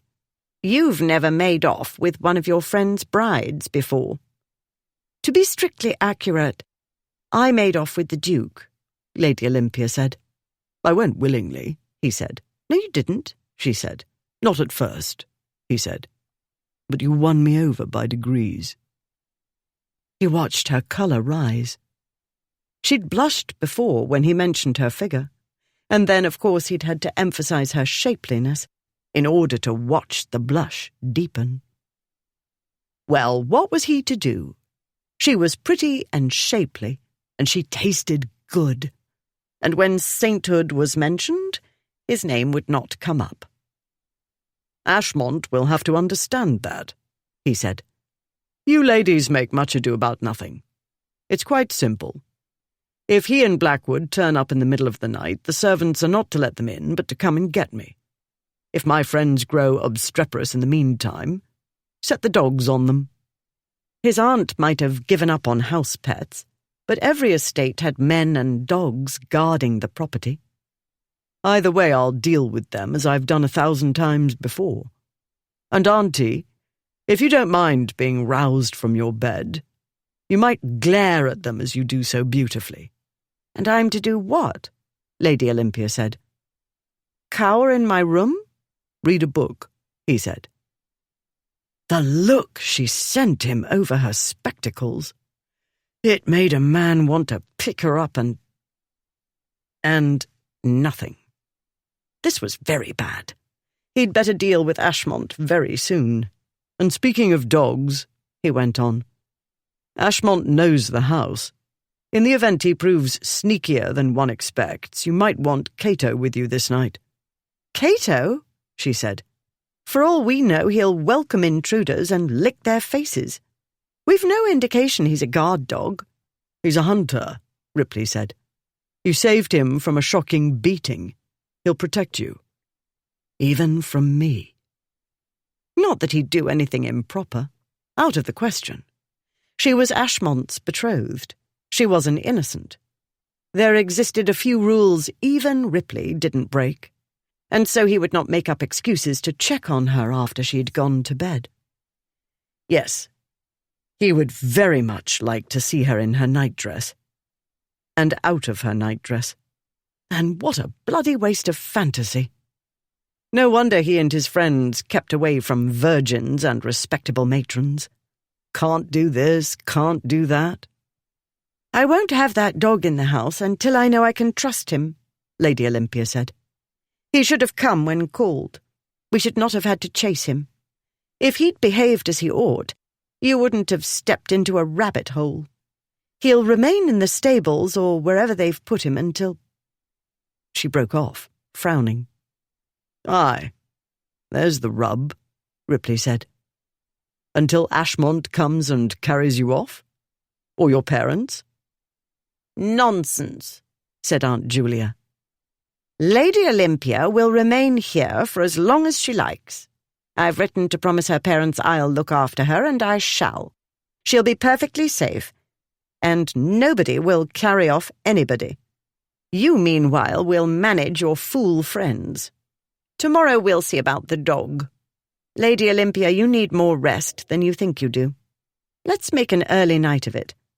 If those two ridiculous men arrive this night, I'd rather be upstairs, where I can prepare myself for the encounter, with boiling oil, if necessary.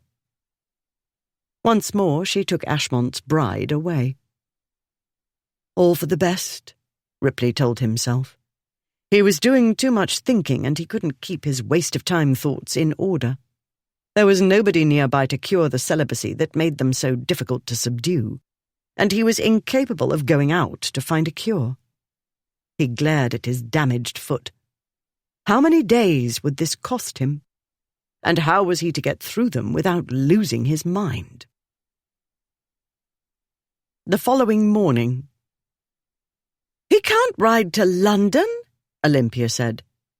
"He should not have come this far. He was not to put any weight on his foot. Everybody knew that." She had gone down to breakfast rather earlier than she was accustomed to, on account of being woken by a bad dream. In it, Ashmont had been pounding at the door, and Ripley and Cato had leapt through a window to knock him down. But while Ashmont and Ripley were fighting, Bullard had caught hold of the dog and started whipping him. Her conscience plaguing her about abandoning Cato in a strange place, she'd been unable to go back to sleep. Instead, she'd made a quick breakfast before hurrying to the stables, where a groom informed her that His Grace had ridden out "a short while ago." He was headed to London. "I'm sorry, your ladyship, but we didn't know His Grace wasn't to go," the groom said. "Even if we did, we'd have had a job trying to stop His Grace doing what he wanted to do."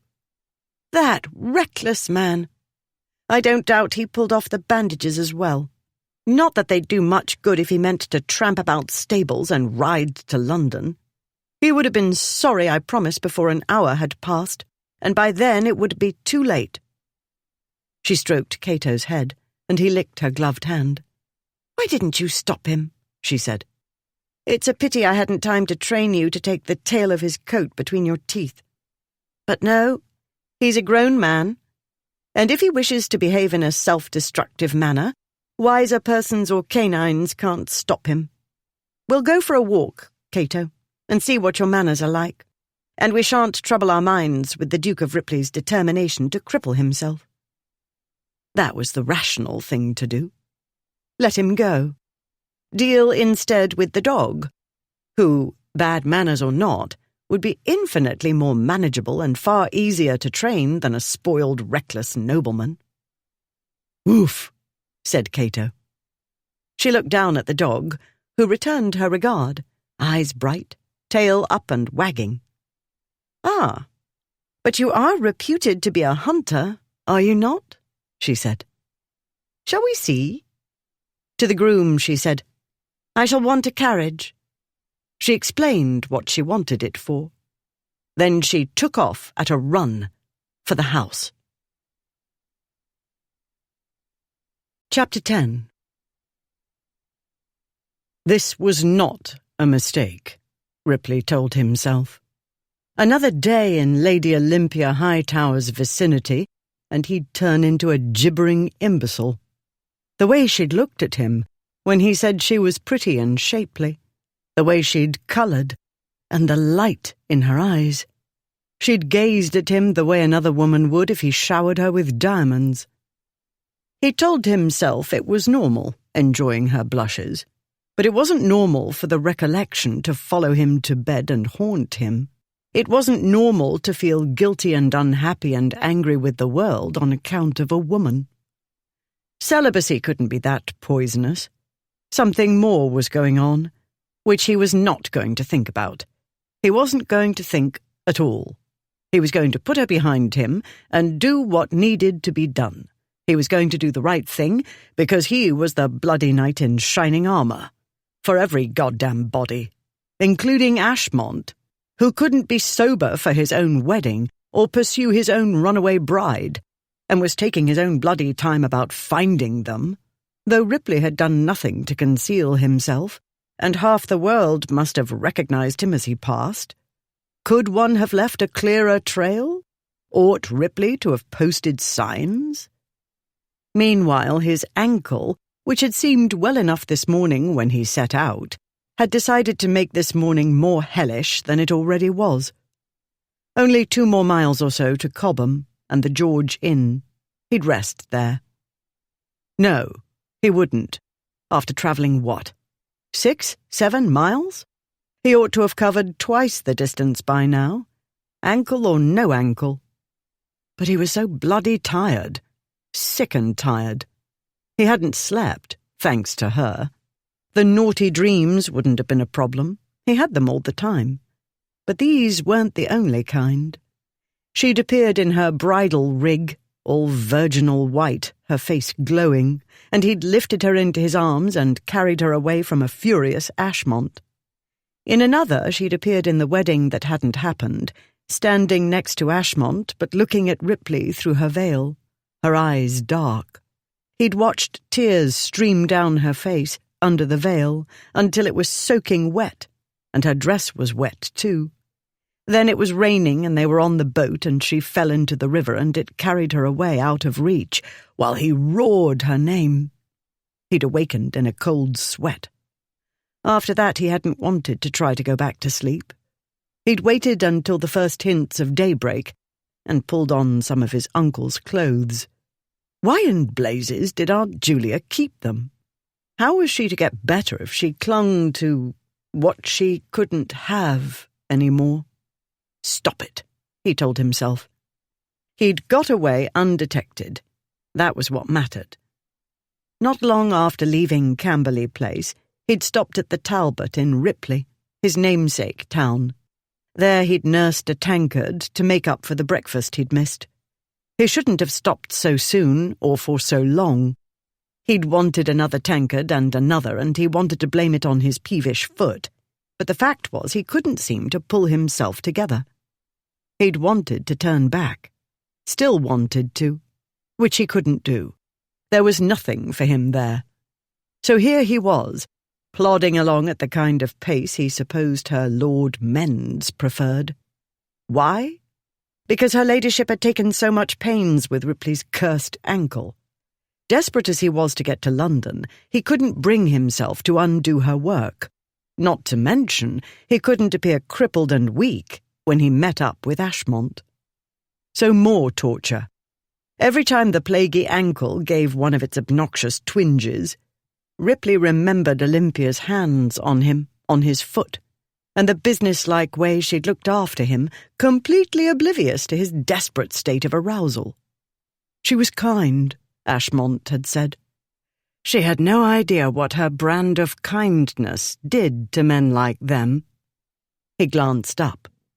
The sun, trying to break through leaden clouds, cast a sickly light. Oh, good! Just what he liked best, plodding along to London in a downpour. Yes, you poor sad martyr, travel in the rain, as though you haven't done it time and again at high speed. But then he'd been drunk. Now he was all too sober. He should have drunk those additional tankards. How much would he need to drink to wash her out of his brain? Not too late to find out. He could hire a post-chaise at the George. Then he could travel at better speed. He could drink a tankard or 3 while the stableman made the chaise ready, and take a bottle with him in the carriage. With somebody else driving, he could drink himself blind.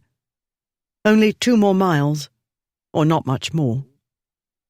He'd no sooner thought it than the world about him darkened. Above, the clouds churned, turning black around the edges. A droplet splashed on the horse's head. He heard another strike his hat. His uncle's hat, rather.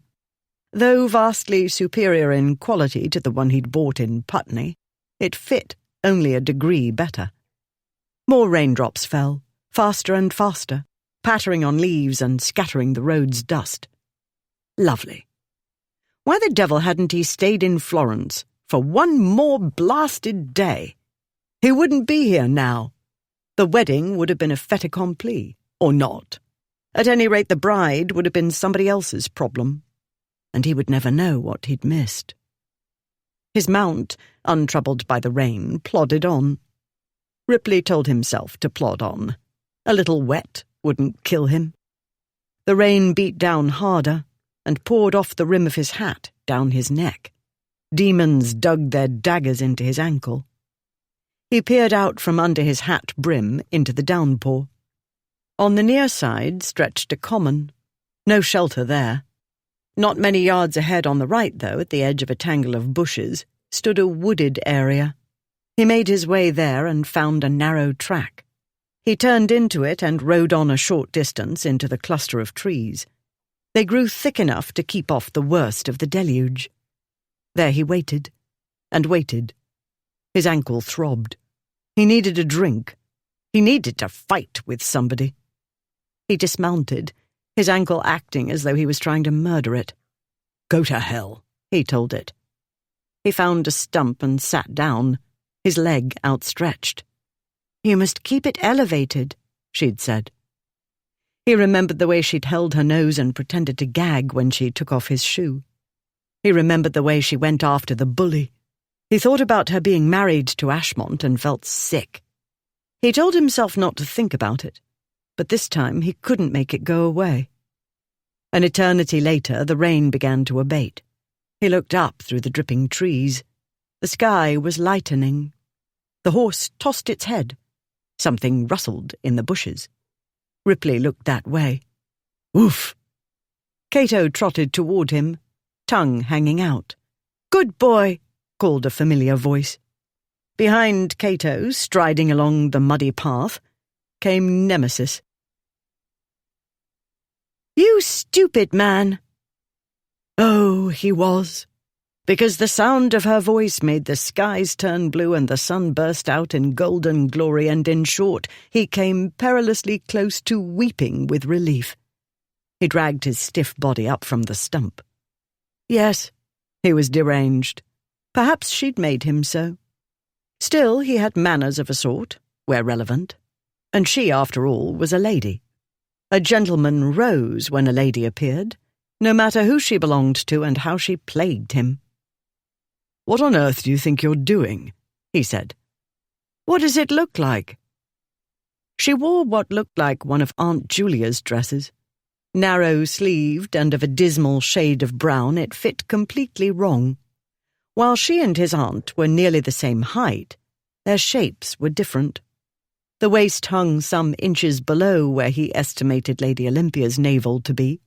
The shoulders didn't follow the perfect slope of hers, and the bodice was in places her breasts weren't. The hat, as sombre as the dress, and topped by a single drooping feather, sat at a tipsy angle upon her head, the ribbons tied clumsily.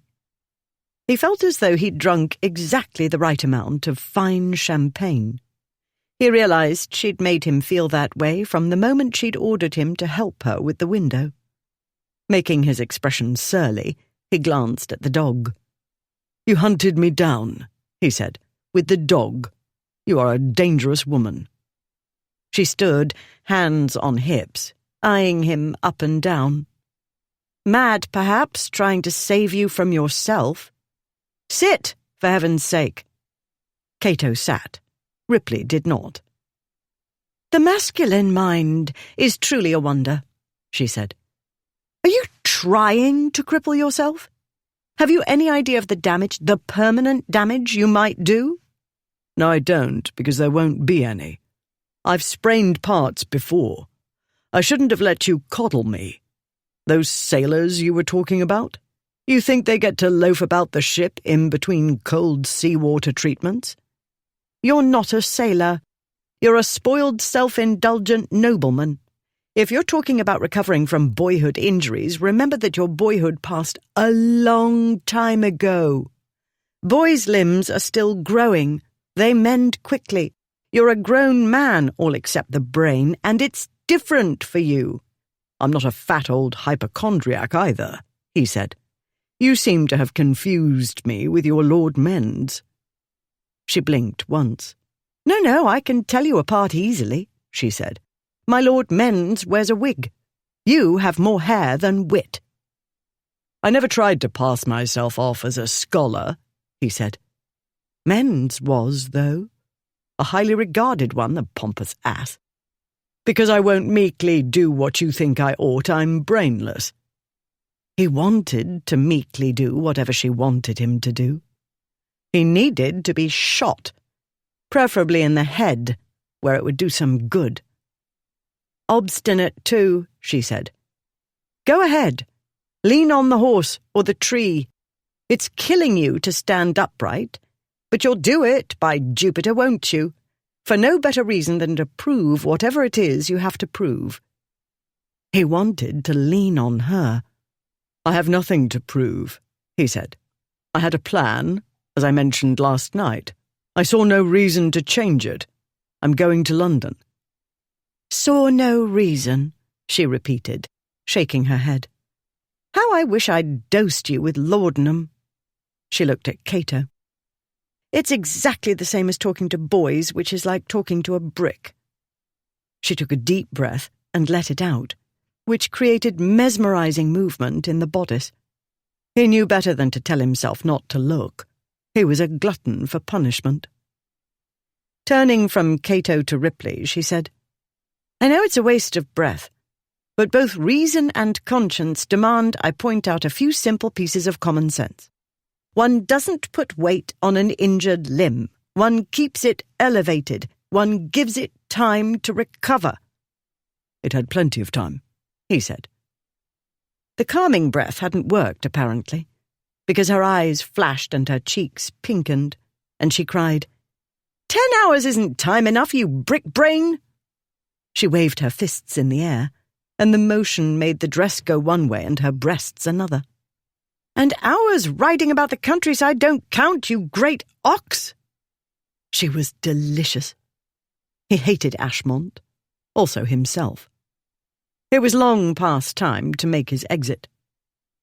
If you're quite done with the sermon, I'll be on my way, he said. He turned away to collect the reins. Go, she said. Have it your way. I must have experienced a temporary derangement thinking reason and conscience carried any weight with you. You're impossible, the lot of you, hell-bent on self-destruction. I ought to know better, but no, I must come out on this wretched day to rescue you from your folly, because you did what you could to rescue me from mine. Rescue you, any of you, what a laugh. Well, it's but one more error of judgment. I apologize for interrupting your journey. He heard a furious rustle of skirts and petticoats. He knew he ought to ignore it and get on the horse and get himself far away. But he'd always had a problem with oughts. He turned in time to see her start away, head up, back, ramrod straight. That back. The hint of impatience in her walk. More than a hint at present. What a cur he was. She'd looked after him. She'd done what she could to help him heal. And he was what he was. He couldn't change his character and he couldn't change the past. He couldn't make it come out that he'd been the one in front of the Clarendon Hotel that day. Damn it, Olympia! He limped after her. She marched on. I don't care what you do. You'll go lame. You'll never dance again. It's nothing to me. I can't stay there. At my aunt's, he said to her back. You don't understand. You'll never understand. I don't want you to understand. That made no sense, and he didn't care. "You're right," she said. "I don't want to understand. It doesn't signify at all to me what you do, but I thank you for the lesson." She turned toward him in a storm of swooshing skirts. "If I get another chance with Ashmont, I'll know better than to take any notice of anything he does. I shall live a life of the mind, which is more than acceptable, and worlds less aggravating than trying to communicate with any of you." He grasped her arm. He was vaguely aware of Cato growling, but that was merely background noise to the foreground cacophony in his head. "I have to go away because—" "I don't care," "Because," he said. Because there she was, irate and smelling of rain and woodland and fresh things, her arm warm under his hand. She'd kept him up all night, and the too brief taste of her still haunted him. He was a reckless blockhead, but that was who he was, and here she was, and they were alone, and he wanted. That was as much as he knew, really, as he pulled her into his arms, muttering, "Because this." He kissed her, and at the first touch of his lips to hers, the desire he'd been battling for what felt like eons won. He kissed her in the way of a man who wants what he can't have, and has to have it anyway. The way of a man who knows only when he's got it and needs to know nothing else. And with the first taste and feel of her mouth, and the way her body felt, crushed to his, all the feelings that had been crashing this way and that all wrong, turned right. And when she grasped his shoulders and held on, something inside him, some taut part of himself, which seemed to have been waiting eternally, surrendered. He cupped the back of her head and kissed her more urgently, persuading. "Stay," he urged with his mouth. With a sound like a sigh, she gave way, and the world tilted right again. Her lips parted to him and her body melted against his, and the warmth of it and the wave of turbulent pleasure made him stagger, his bad leg wobbling dangerously. He didn't care about his foot or about pain or anything but her. He held her and drank in the taste and feel of her as he sank backward, falling until his back struck something hard and rough. Up or down, it didn't matter, because this was what mattered. The shape of her and the way she fit against him and the wondrous rush of feeling. And above all, the power of a kiss, ever deepening as she followed his lead. She did that well. She learned quickly, and demanded in the same way he did, until the first pleasurable warmth swelled into a dark heat, burning up what little reasoning power remained in his brain. Sensations, emotions, on the other hand, he had in plenty. They swamped the inner voice trying to remind him who she was and what was right and what was wrong. He dragged his hands down over her perfect shoulders and down her straight back to the fine curve of her bottom. That felt good. Perfect. He pulled her hard against his groin. That was better. But she gasped and broke the kiss and wriggled.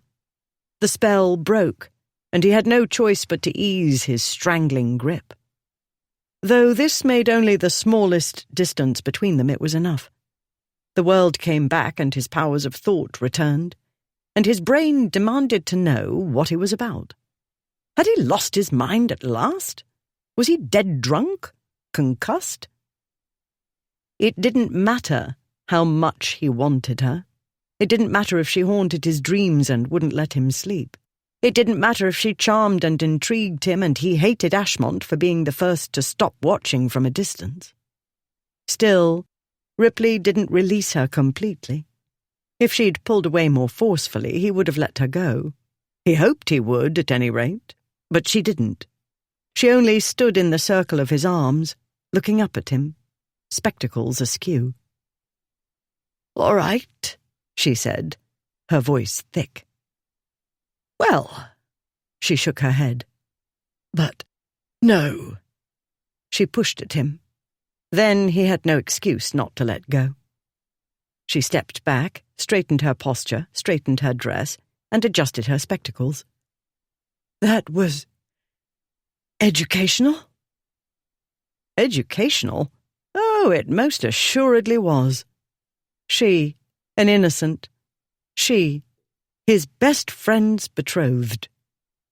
Ripley pushed away from the tree that had propped him up. He swore. He tore off his hat and hit the tree with it. He swore and swore until the space about him ought to have turned blue, and the trees ought to have shriveled up. As it was, birds flew up from the branches and squirrels scolded, and small panicked creatures raced through the undergrowth. "Ripley, for heaven's sake!" He heard her, but his mind shouted more loudly. Ashmont was his best friend. Since boyhood, since those miserable early days at Eton, they'd always stood up for one another, the three of them. And Ripley... He kicked the tree, with his left foot, not the damaged one, though that was pure luck because he wasn't thinking. But the jolt unbalanced him, and down he went. Meanwhile, at Camberley Place. "London?" Ashmont repeated. He and Blackwood stood in Lady Charles Ancaster's drawing-room. Ashmont sported a black eye. Neither gentleman's appearance was elegant. They appeared to have been run over by market wagons, and possibly a herd of cattle. "So it would seem," her ladyship said. She held out the note Ripley had left for her. Ashmont took it and read, "Gone to London. Ah." He turned the note over. The other side was blank. "That's all?" "He deemed it sufficient," she said. Blackwood and Ashmont nodded. They rarely explained themselves either. It did not occur to them that Lady Charles, too, might leave a great deal unsaid, including highly pertinent information. "London," Ashmont said. "We thought so, didn't we? Gone back to London, we said. Wild goose chase. But then all the clues, you know." "He did come here," Blackwood said. "Didn't go straight back to London. We weren't wrong." "When you didn't appear last evening, we all assumed you'd remained in town," Lady Charles said. "What a comedy of errors this has turned out to be." "Dash it! Did he think we wouldn't give chase?" Ashmont said. "Didn't he mean for us to do it?" "On the contrary, we had been expecting you," Lady Charles said. "In fact, I should have thought you'd arrive before my nephew did, or soon thereafter. His journey turned out more complicated than anticipated." "Ours too," Blackwood said, glancing at Ashmont. "We had an annoyance in Putney, riot act read, that sort of thing." "Indeed," Lady Charles said. She put up her glass and studied his eye. "The bruise looks recent." "That happened after the, misunderstanding," Blackwood said. He fell down some stairs. "Something I ate didn't agree with me," Ashmont said. "Sick all night, or I would have come, dash it." "Something you drank, most likely," Lady Charles said crisply. "A fine start to wedded bliss this is. I had hoped that even you could get married without making a muddle of it. And to such an admirable girl, too." "I know she's admirable," Ashmont said. "Saw it at once. Wondered why I didn't see it before. But wasn't thinking of marrying before, you see." "Had you made your feelings clearer to her, she might not have run away," her ladyship said. Ashmont frowned. "Yes, didn't woo hard enough, so everybody tells me. But I did, you know. Told her all about the library like that is, as I knew I ought. And she seemed pleased."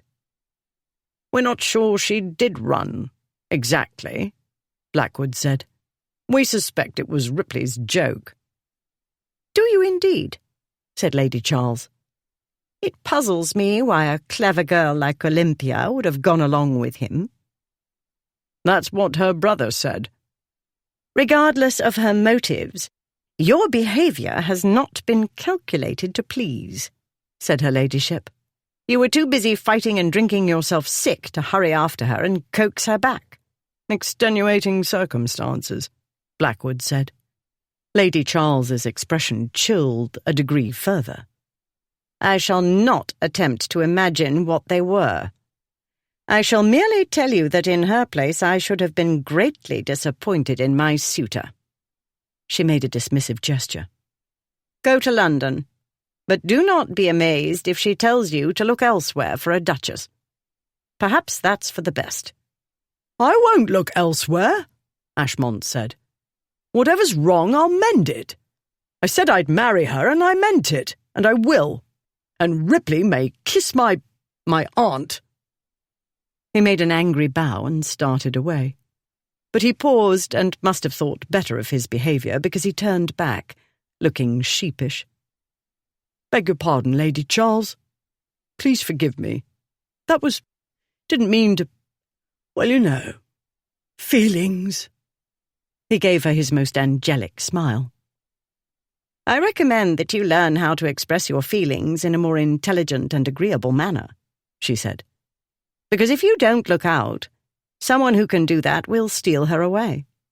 If that happens, you won't get her back. Yes, Lady Charles. I'll do better from now on. He took a proper leave of her this time and walked to the door. Blackwood started to follow, then paused and said, And Alice, by the way? Is she about? Oh, Ripley, what have you done? A brown, hairy face loomed over Ripley's and a gigantic tongue approached. Get off! He pushed the dog away. Ripley's ears rang. His foot was demanding to be amputated. Rain dripped from the trees onto his face. Lady Olympia sank to her knees beside him. Her lips were swollen, and her hat and spectacles were crooked. I hate me, he thought. Dash it, Olympia, don't kneel in the wet. What about you? She said. It'll be a miracle if you haven't broken something. Nothing's broken, he said. I'm not made of glass. I'm not delicate, plague take it. He raised himself onto his elbows. Stop coddling me. You ought to punch me in the face. Do you see? Do you see what happens? This is why it's against the rules for unmarried ladies to be alone with men. We can't be trusted. Most of us, we get near an attractive female and our minds fall straight into the gutter. She sat back on her haunches. She adjusted her spectacles. Attractive? She said. Are you serious? Olympia's heart, which had not stopped pounding, now beat harder. She still hadn't recovered from the kiss. She wasn't sure she'd ever recover. She didn't know a kiss could be like that. She wasn't sure kiss was the correct word. Then he'd taken a fit. And then, attractive, he'd said, meaning her. I told you last night, he said. Pretty and shapely. Did you forget? No. How could she? But you're a rake, and rakes are undiscriminating. When I'm drunk, maybe I'm less discriminating, he said. I'm not drunk now, though I wish I were. I'm pedantic and boring, she said, and I wear spectacles. Do you think that makes the least difference to a man? Yes. Maybe in a crowded ballroom, he said. But when one is alone with a shapely, pretty girl, one doesn't care about her spectacles or anything else she's wearing. He tried to get up. Wincing, he raised himself to a sitting position and swore. She put her hand on his shoulder. Stay, she said. Let me get a servant to help you. It'll be easier on your foot. He looked blank. Servant, he said. I realize my behavior yesterday might lead a person to believe I'm a hen-wit, she said. However, in the normal course of events, I am practical and sensible to a fault. I did not come to your rescue unaccompanied. I've brought the coachman John and the footman Tom, and we've come in your aunt's landau. Good of you, he said. More comfortable travelling to London in the carriage. I dare say, but not today, she said. Olympia, I have to get to London. So you've said. More than once, she said. Let's stop and think, shall we?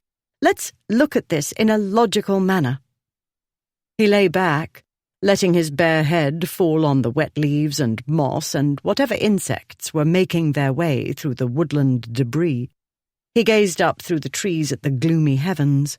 Then he turned his green gaze to her. Yes, let's, he said. It's more than 20 miles to London, she said. Camberley Place lies scarcely a third of that distance from here. From where you lie, do the skies look promising of anything but more rain? In the circumstances, do you not agree that the practical thing to do is to return to Lady Charles, rest for a day or two, then go to London? In a carriage. He closed his eyes for a long moment. Then, right. He sat up. Mind ran amuck for a moment, but of course, obvious. I can hardly take the carriage and leave you here. Very well. Get Tom, he grimaced. You ought to have brought him with you in the first place. I was trying to keep up with Cato, she said. I wasn't thinking about the servants. Not thinking, he said. Lot of that going about. Ashmont shouldn't have let you out of his sight for a moment. Asking for trouble, and surprise, surprise, here we are. I don't understand, she said. He's my friend, he said. It dawned on her at last, as it should have done moments ago, that his post-kiss frenzy was all about male honour. A gentleman, even one of their disgraces, didn't poach on his friend's preserve. Women were property, and in the eyes of the world she still belonged to Ashmont. For a moment, for the shattering moment of that kiss, she'd thought Ripley felt something for her. But it was simply the male urge to conquer women. His urge had got the better of him, that was all. He'd spoken the plain truth. There was a reason unwed ladies weren't supposed to be alone with men. She'd never believed a man would exercise his urges on her, but it had happened. Now she truly understood, not simply in her brain, why the rule existed. If she hadn't been so startled to feel what she'd felt when he pulled her against him, and if she hadn't somehow brought to mind Mamma's explanation of marital intimacy and what Olympia had seen that day with the horses, she would have been swept along in the storm of feelings, and ruined. She almost giggled, it was so outlandish. Lady Olympia Hightower debauched in a moment of passion. Then she almost wept, because the odds were so very good that this had been the only moment of passion she'd ever experienced. She told herself not to get hysterical. He seemed to be doing enough of that for the two of them, and said, "Calm down. Only think how you've broadened my education." "That's Ashmont's job." "Let us look on the bright side." "Bright side? Good God!" "When he discovers I'm not completely ignorant, he'll realize he's had competition," she said. "This, if I believe you and your aunt, will make him more eager to please me. He doesn't need to know who's responsible, and I shan't tell him." She made herself smile brightly. "Do you know, Ripley, I believe I owe you thanks." Lady Charles's sermon had given Ashmont food for thought. Some matters, which had appeared clear enough at the adventure's outset, had since grown murky. After briefly considering the problem, he realized what his trouble was. He was thirsty. Accordingly, he and Blackwood stopped at the Talbot Inn. Had they not done this, they would have passed the landau on the road, going in the opposite direction. Had the roof of the landau not been put up against the rain, they would have seen their quarry, and their quarry would have seen them, and matters would have turned out altogether differently. But that wasn't what happened. What happened was, idly looking out of the window, they saw a somewhat elderly landau travelling in the direction from which they'd come. Blackwood made a jocular remark about the carriage's sedate pace. That was as much as they noticed, because the rain started again with a fury, and the view from the window became a blur. Turning away from it, Ashmont said, "What do you reckon? Ought I to storm the castle immediately when I get to London? Go straight to Gurnaby House to win the lady fair and keep her won this time? Lady C seemed to deplore my lack of derring-do. After the lady fair has travelled 4 or 5 hours and scarcely had time to catch her breath, let alone rest from the journey," Blackwood said. "Not to mention, do you suppose you'll make the best impression on her? You with the fresh stinker, and wearing yesterday's clothes, and in short not looking as pretty as usual." Ashmont gingerly touched his bruised eye. "Probably not," he said. "Tomorrow, then." Chapter 11. "You let them go," Ripley said to his aunt. "They were here, and you let them go." They'd entered the great hall moments ago and learned of Ashmont and Blackwood's visit. Ripley stood, bracing himself on the arm of a settee near the fireplace. He gazed up at the Elizabethan artifacts adorning the walls and wondered why the fates had decided to torment him the instant he returned to England. "You had better sit down," Aunt Julia said. "You're as white as a sheet." "Do sit down," Olympia said. "Do try to be a trifle less stupidly obstinate." Ripley sank onto the settee. He wanted to lie down and be unconscious. His leg pained him, but not half so much as the thoughts crashing about in his head. He wasn't used to so much thinking. No wonder he felt so weary. "I suspect you'll recover more quickly if you make use of your uncle's invalid chair," his aunt said. "An invalid chair? Why not feed me pap as well?" "Invalid chairs have footboards," Olympia said. Ripley gazed up at the ceiling. "To support the foot," she went on. Visions appeared in his mind of fat, gouty invalids rolling about in their chairs at Bath. How many satirical prints like that had he seen and laughed at? "If you let the injured foot rest in that way, Duke, it will get better much more quickly." "An invalid chair," he said. "Somebody shoot me now," he thought. "How art the mighty fallen," said his aunt. He looked at her. "Very well. Gloat. I've fallen more than once. I feel like the devil. Lady Olympia was right. You were right. I should never have set out today. I should have been here when Ashmont and Blackwood arrived." "But you weren't," said Aunt Julia, "and I acted as I deemed best. Perhaps I acted in anger, but it's done." "Angry about what? Didn't you agree with me that Ashmont would come for Olympia?" "I was displeased with his attitude, not to mention his appearance," his aunt said. "Neither was calculated to reassure an uneasy young lady.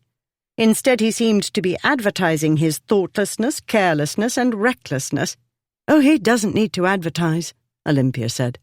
"I had no illusions, I promise you." "You ought to have done," Aunt Julia said. "You ought to have had at least a few hopes and dreams on your wedding day. More important, he ought not to take you for granted. It did not seem to me today as though he'd studied to please you. Yet by now he must have realized that your disappearance was not a prank or a joke, and he has fences to mend." "His Grace with the angel face must have looked very bad indeed to throw you into such a pother," Ripley said. "Had he been here, he might have thrown Ashmont across the room. What the devil was wrong with the man, making such a poor show when he might so easily have made a good one? Was he trying to drive Olympia further away? Or was he so conceited he thought he was always irresistible?" "He looked and smelled bad and acted worse," his aunt said. "I hauled him over the coals, and I hope I gave him something to think about. Most assuredly he gave me something to think about. The pair of them did. I didn't like running the risk of their meeting Lady Olympia on the road and her having to fend for herself with that pair of blockheads. But she is a young woman of strong intelligence and will, and I did reckon long odds against the encounter. It seemed to me far more probable that those two rake-hells would make a detour to a race or a boxing match, or wait out the rain in a tavern. She turned to Olympia. I've been out of touch for 3 years and more, ever since Charles fell ill. I always used to see Hugh and his friends as wild boys, and I made allowances, as I told you. But it dawned on me today that they're men, and it's well past time they took stock of themselves. In short, I cannot in good conscience hurry you back to your intended. You are welcome to stay as long as you like, my dear. When you wish to return to London, only say the word, and I shall accompany you." She stalked out of the great hall, her footsteps echoing on the ancient oak floor. Ashmont had come, after all, as Lady Charles and Ripley had insisted he would. Now he was gone. A part of Olympia wanted to jump up and down with frustration. Another part wanted to jump up and down with joy. This state of mind being unacceptable, she set about organizing and cataloguing her disorderly feelings about the two men in her life. What Ashmont looked or smelled like, or what his attitude was, didn't especially trouble her.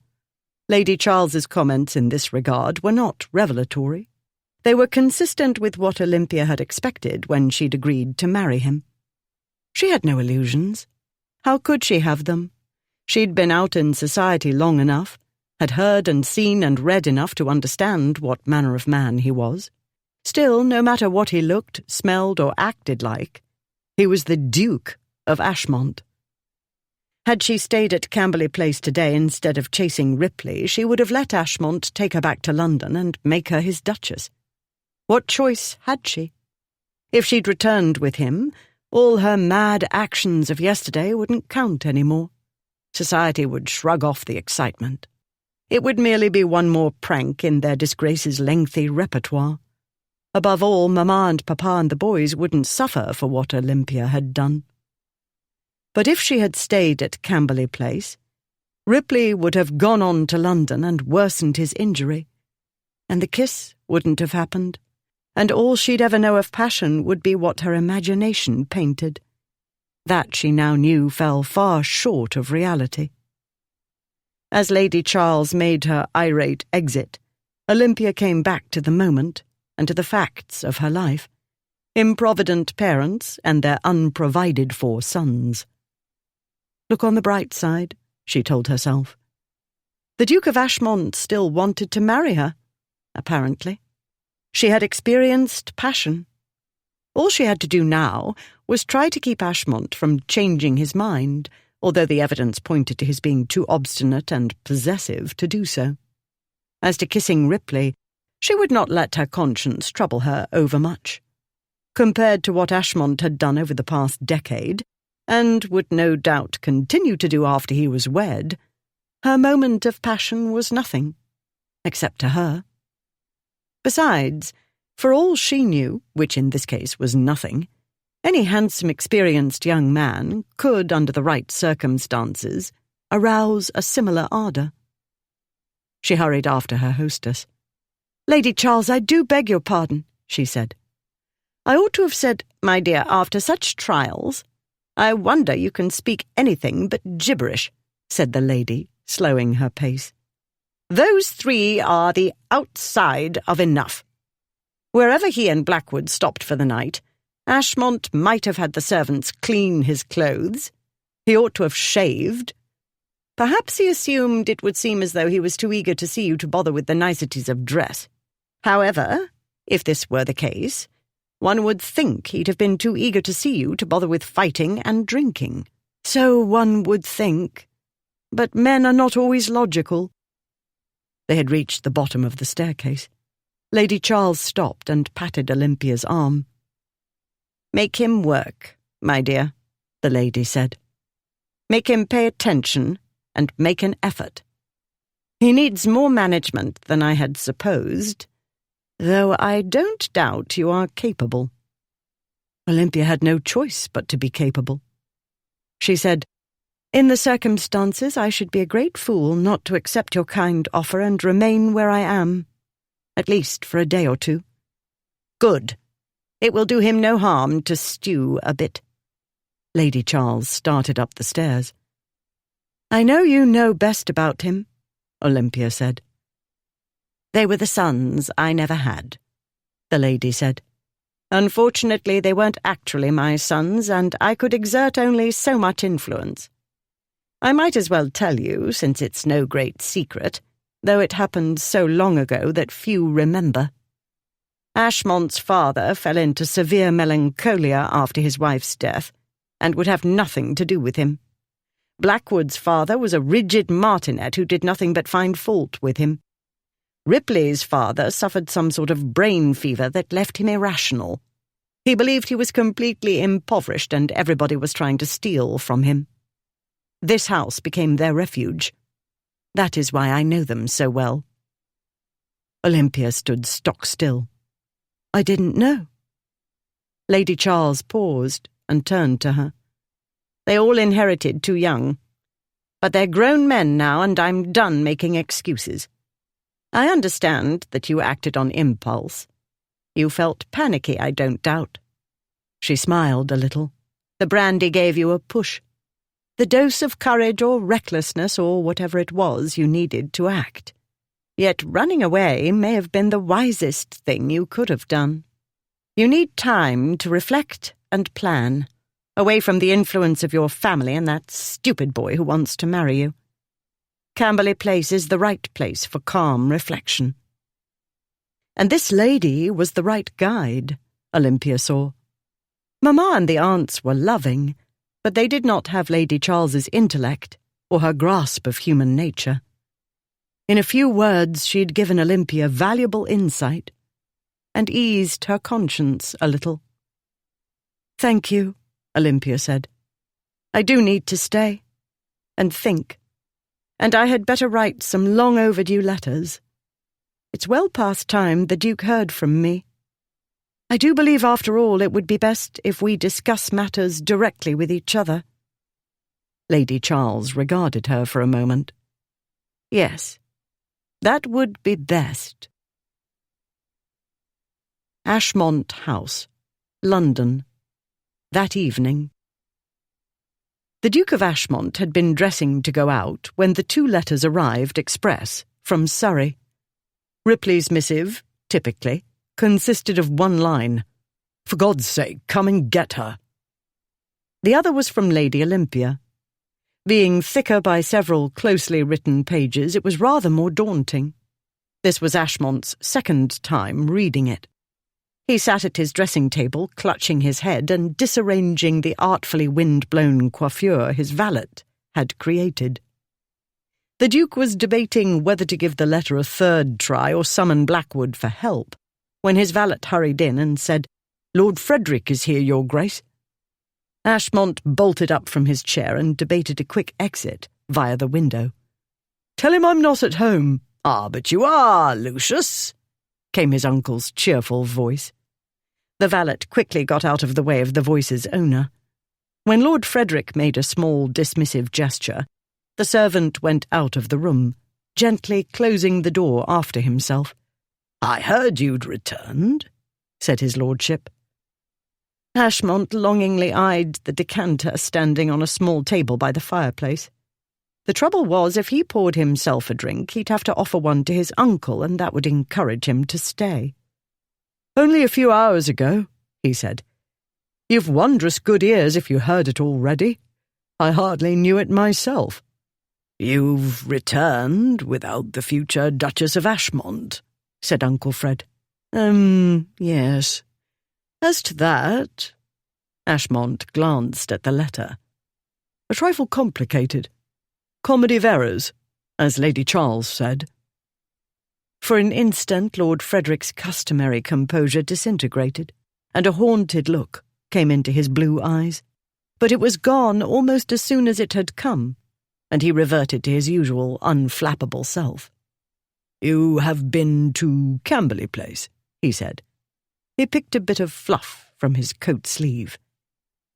Once Uncle Fred was there, He wasn't to be got rid of by any means until he was good and ready to go. Since he wouldn't be good and ready until he'd scraped Ashmont's brain clean, the Duke briefly described the previous day's search for Ripley and Lady Olympia, as well as today's visit to Lady Charles Ancaster.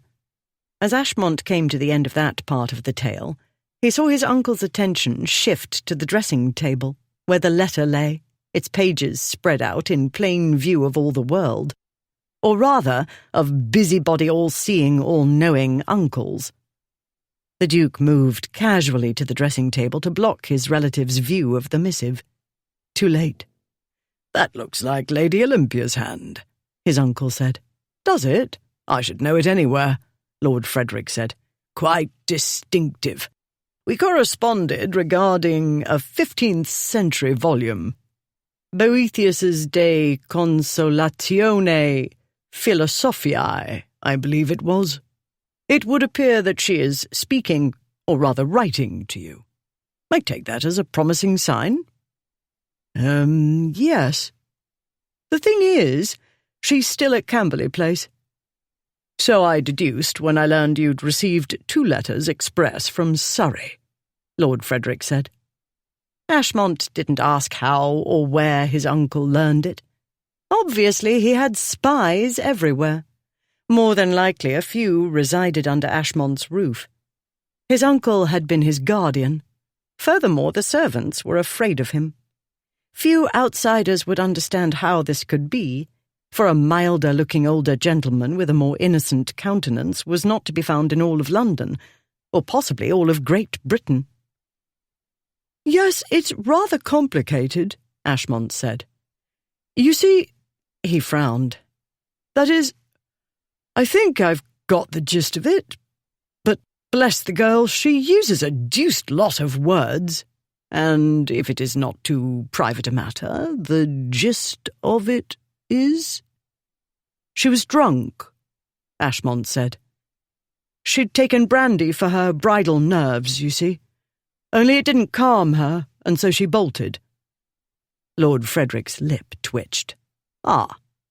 Ripley tried to bring her back, but when she wouldn't be brought back, he made himself her bodyguard. Eventually he got her safe with his aunt.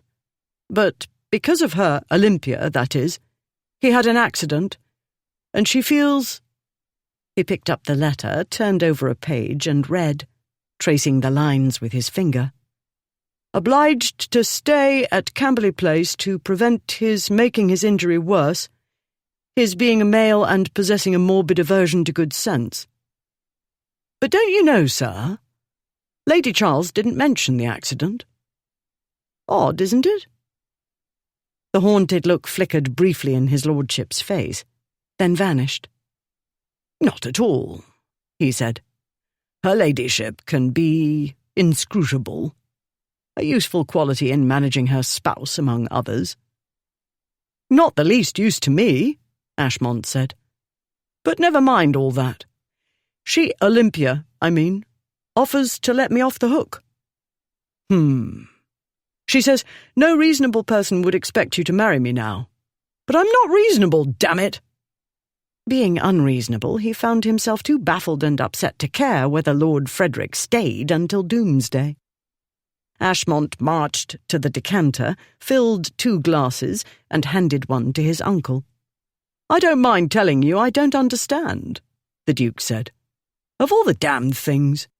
If only we'd arrived later or stayed longer, cold welcome or not, Olympia and I could have settled matters then and there." He drank. "Now I've got to go back to Camberley Place because Olympia thinks I care what anybody says. I said I'd marry her, didn't I? Does she think I'd go back on my word because she had a fit of the Blue Devils or megrims or some such and ran?"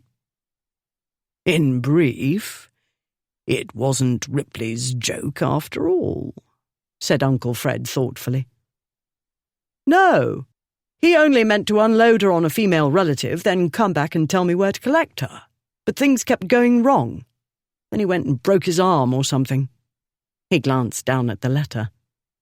"No, it was to do with his foot, but she uses words of 20 syllables to explain it. Incapacitated, she says. And he says what Ripley says doesn't signify, said Lord Frederick. You are not going to Camberley Place. This is a more delicate situation than you seem to recognize, which does not surprise me, considering the kinds of women with whom you usually associate. I cannot be surprised at your failing to know how to behave with a respectable girl. You said she'd never have me, but she said yes, and you didn't have the sense to hold on to her. I didn't let her go. Have you any idea what you've got? Do you imagine women like that are everywhere? Only waiting patiently for you to come to your senses? That young lady possesses the intelligence and strength of character to become a settling influence, which you badly need. Yes, I know you think you know, but you don't. You are throwing away what promises to be your one and only chance of true happiness. Your father couldn't help what happened to your mother, but at least he had those years with her. You'll have nothing. You'll look back years hence and regret. If this was the voice of experience speaking, Ashmont failed to hear it, in the same way he failed to notice the untypical emotion in that voice. Why does everybody blame me? He said. I wooed her, didn't I? You said I'd be wasting my time. She'd never have me, you said. She was too intelligent, you said. But you couldn't get her to say I will, could you? Said his uncle. And if you think you're in no wise to blame, I invite you to take a look at yourself. Even bathed, shaved, and dressed in fresh clothes, you look villainous. Worse than a sailor after 3 days shore leave. No, I do sailors a disservice. I was in a fight. You're always in a fight. This time it shows. You can't simply explode upon a young woman who is, I don't doubt, in a highly agitated and confused state. I wasn't going to explode. Take a long, hard look in the mirror, Lucius, said his uncle. If she shied before, if she had doubts about your character or anxiety about your behavior, do you think she'll throw herself in your arms now? Ashmont clenched his hands. Do you mean to hit me? His uncle said mildly. This is intolerable, Ashmont said. You can't expect me to stay here doing nothing. Learn to tolerate, Uncle Fred said. I expect you to remain in London until you're more presentable in body and mind. I shall go and talk to her. Ashmont unclenched his hands and stalked to the window and looked out. While I remain, so that every Tom, Dick, and Harry who fancies himself a humorist can twit me, asking where my bride's got to, and while the satirists draw my image with cuckold horns. You seem not to realize that you've been a joke for some time now. Ashmont's face darkened, and he turned sharply away from the window. You can fight everybody who finds your antics amusing, his uncle said. Or you can show a little dignity and maturity for once, and laugh. If you can't devise an amusing retort to the mockers, ask Blackwood to compose one for you. But if you want to do something useful, write a letter to Lady Olympia declining her offer to release you. Make it a good letter. On second thought, I had better dictate it. Friday, 14 June. The long-absent sun had finally deigned to send its beams through the windows of Camberley Place's east wing, when the Duke of Ripley, swearing, manoeuvred a mechanical chair out of the study and into the library. Lord Charles had built the study along an outward-facing wall within the library, close to its southern end. Next to it, a narrow passage led to the staircase to the long gallery, directly above. Even with a part given over to the study, there remained a library extending some 100 feet, nearly the full length of this wing of the house. It held a great many more obstacles, though, in the way of tables, chairs, footstools, and sets of steps, than did the gallery above. Being above, however, the long gallery was barred to Ripley. His feet rested on the raised footboard, and his hands clutched the handles that extended from the chair's arms. Turning the handles, alone or together, moved the chair in various directions. The trick was remembering which combination of turns in which direction moved the chair which way. After jerking himself about, right, left, and in a circle, he grasped both handles and turned both toward himself. The chair shot backward, and he heard a little shriek behind him. Yanking the handles the other way, he darted forward. With a growl of frustration, he turned both handles right, and the chair turned right and right again. He heard footsteps approach. "Perhaps, Duke, you might wish to read the instructions," said Lady Olympia. He was aware of the hairs at the back of his neck rising at the sound of her voice. "No," he said. "If my grandmother could steer this thing, I certainly can." She came closer and walked around him. "This doesn't look like any invalid chair I've ever seen." "They were all the rage at one time," he said. "Don't know how many were made. Merlin's mechanical chair." He patted the worn handle. "Uncle Charles often talked about visiting Merlin's Mechanical Museum in Princes Street. He bought this for my grandmother." She crouched to study the arrangement of metal rods connected to the wheels. "This is rather more intricate than what one usually sees." She wore another of his aunt's dresses, plain and grey, except for the white neckerchief tied about her throat. The sleeves were narrow, boasting only a small poof at the top of the arm.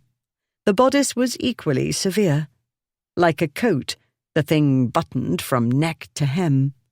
Though this one fit better than the one she'd worn yesterday, it didn't fit as it ought. Her thick brown hair was better. It had been put up simply, with a few coils at the back of her head, and some curls framing her face. He wanted to lean over to inhale the scent of her hair, the fresh scent he remembered too well. He sat straight and gazed straight ahead over the tops of his shoes. "It's meant to allow the invalid more independence of movement," he said. "My grandmother took herself over lawn and gravel and every sort of surface. I believe there was some sort of joking theory about attaching a steam engine to it, to move individuals hither and yon without manual or animal labour. She'd still be racketing about in it, I dare say, if she hadn't succumbed to a vicious fever." The same fever had, he'd been told, left his father a shockingly changed man. Though Ripley had been 10 years old at the time, he barely remembered the person his father had been before, the witty, charming fellow his mother spoke of sometimes, the gentleman who'd won her heart. The miserable miser had crushed all happier memories. "Uncle Charles must have been chagrined to have to use it himself," he said, "as I am chagrined. But there's no help for it. The ladies of this house scold me deaf and witless if I try to walk, and with my bad foot I'm not fast enough to outrun them." She stood up and smoothed her skirts. "Such a tragic, tortured life you live." "I never thought I'd see the day I'd be henpecked and rolling about in an invalid chair. But my time has come, it seems. I feel a touch of gout coming on. Maybe I'll wear a wig and false teeth." She straightened her spectacles, though they were perfectly straight. "And so many have believed you'd never live long enough to suffer from gout or need a wig and false teeth." "Did your ladyship only come here to mock my infirmity, or had you another ulterior motive?" She set her hands on her hips and surveyed the library. "Your aunt happened to mention that Lord Charles's more recent acquisitions were never entered in the library records. They're in a heap, somewhere in this room. I offered to make myself useful." Ripley turned the handles of the chair and it began to roll backward. "Down here." "Do you have to do it the hard way?" she said. "It's boring the other way." "Or maybe you don't know how to make that thing go forward." "Of course I do. Nothing to it." He turned the winches and the chair began to go in circles. He heard something thump onto the rug. "For heaven's sake, Ripley! You're knocking books up. Look out for the footstool!" He dodged the footstool but turned the handles too quickly because the chair started to spin, and she cried, "Not the vase!" and jumped to catch it. At the same time, he spun the opposite way. She stumbled and fell across the chair, over his lap, vase in her hands, and arse upward. For one endless moment, neither of them moved. He was acutely aware of her body's warmth and the pomatum's scent rising from her hair. His head dipped downward, and he inhaled, closing his eyes. "It's heavy," came her muffled voice. He lifted his head, cursing himself. "If you can keep this thing perfectly still," she said, "I can set the vase down on the floor." "I'm not sure about perfectly still," he said. His nether regions were alert to the female body in close proximity. He could feel her breast against his arm. "Can you take it?" she said. "What?" "The vase. Can you take it from me?" He reached cautiously with one hand. The chair rolled backward. "Put on the brake," she said. "I'm not sure it has a brake," he said. "Don't be an idiot," she said. "Of course it does." It was hard not to be an idiot when one had a shapely woman more or less in one's lap, and one did not happen to be remotely saint-like. "It's on your right," she said. "On the curving bit the arm's attached to, the smaller rod. You had to lift it to allow the chair to move." "Ah, yes, forgot." He pushed down the rod and locked the wheels. She carefully set down the vase. This wasn't as easy as one would think. She had to shift her body from an awkward position to one not much less awkward, though it would be wiser to look elsewhere, upward, for instance. He wasn't wise. His gaze became riveted on her bottom, insufficiently hidden under a too thin petticoat. Moving in an unbearably lascivious manner, it was mere inches from the hand holding the rod. He gripped the rod more tightly. She began to climb off him, cautiously turning to face away. Too cautiously, because every small move set off powerful sensations in his breeding parts, which cared nothing for friends, let alone propriety. All they cared about was the curving feminine body moving against his arms and chest and in his lap. His heart rate shot up, and other sensations shot through him. His hand, gripping the rod so tightly, jerked it upward. The chair began rolling swiftly toward the windows. "Ripley, stop playing. Stop wriggling." "I'm trying to get off without hurting your foot, or falling on my head. Stop the chair before we go through the window." He pulled on the handles and the chair spun rightward. She was scrambling to get off him, and the chair kept moving because of her movement. "Stop it, Ripley." "I can't get hold of the rod," he said. "Your skirt's in the way." Also her fine bottom, now resting against his stomach, was in the way of something. Clear thinking, absolutely. She wriggled some more and got herself awkwardly arranged with her bottom in his lap and her legs hanging over his knees. "Stop it so I can get off, will you?" she said. He stopped the chair. He didn't want to. He told himself to behave, but that went against years of doing the opposite. He looked down the long, obstacle-ridden library, and something in his mind shifted. As she cautiously began to get off his lap, he turned the handles. The chair started moving again. She reached for the rod to stop the wheels, but his thigh was in her way. She grabbed his right hand, trying to turn the handle, but he held on, immovable. She bit her lip. Her face was flushed, and her breath was coming faster, and her spectacles had tipped to one side. He pulled the handles, and the chair rolled forward. She grabbed his arm. "Ripley!" "After a false start, they're off in good style," he said. "Ripley in front, Jockey Lady-O holding on for dear life, but chair and other chair follow close behind. table inches up round the clump, but Ripley remains in the lead. The steed's speed is phenomenal." He went on as though shouting race proceedings to an eager crowd behind a peephole, while he turned both handles, and the chair rolled swiftly toward the southern end of the library. "Ripley!"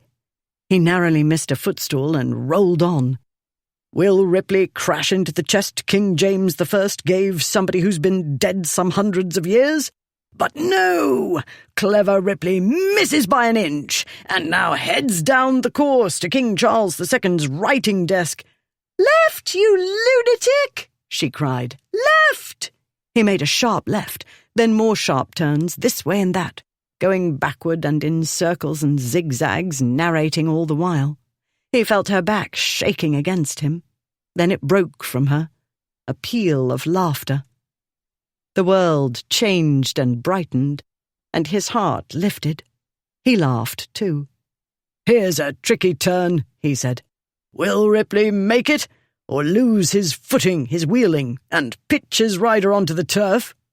"Left," she ordered, laughing. "Sharp left, now right. Faster, Ripley. Red footstool is gaining on us. Watch out!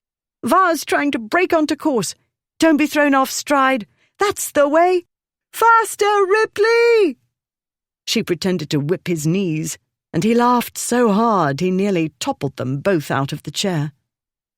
On and on it went, up one side of the library and down another, narrowly missing a king's ransom in ancient furnishings.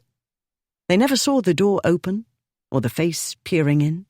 They didn't see the door close quickly and quietly, as the mechanical chair rolled that way. On and on the mad race went, until Ripley and his rider were both laughing too hard to do more. Then at last he let the chair roll to a stop among a tangled heap of rugs, not far from the books to which he'd meant to lead her.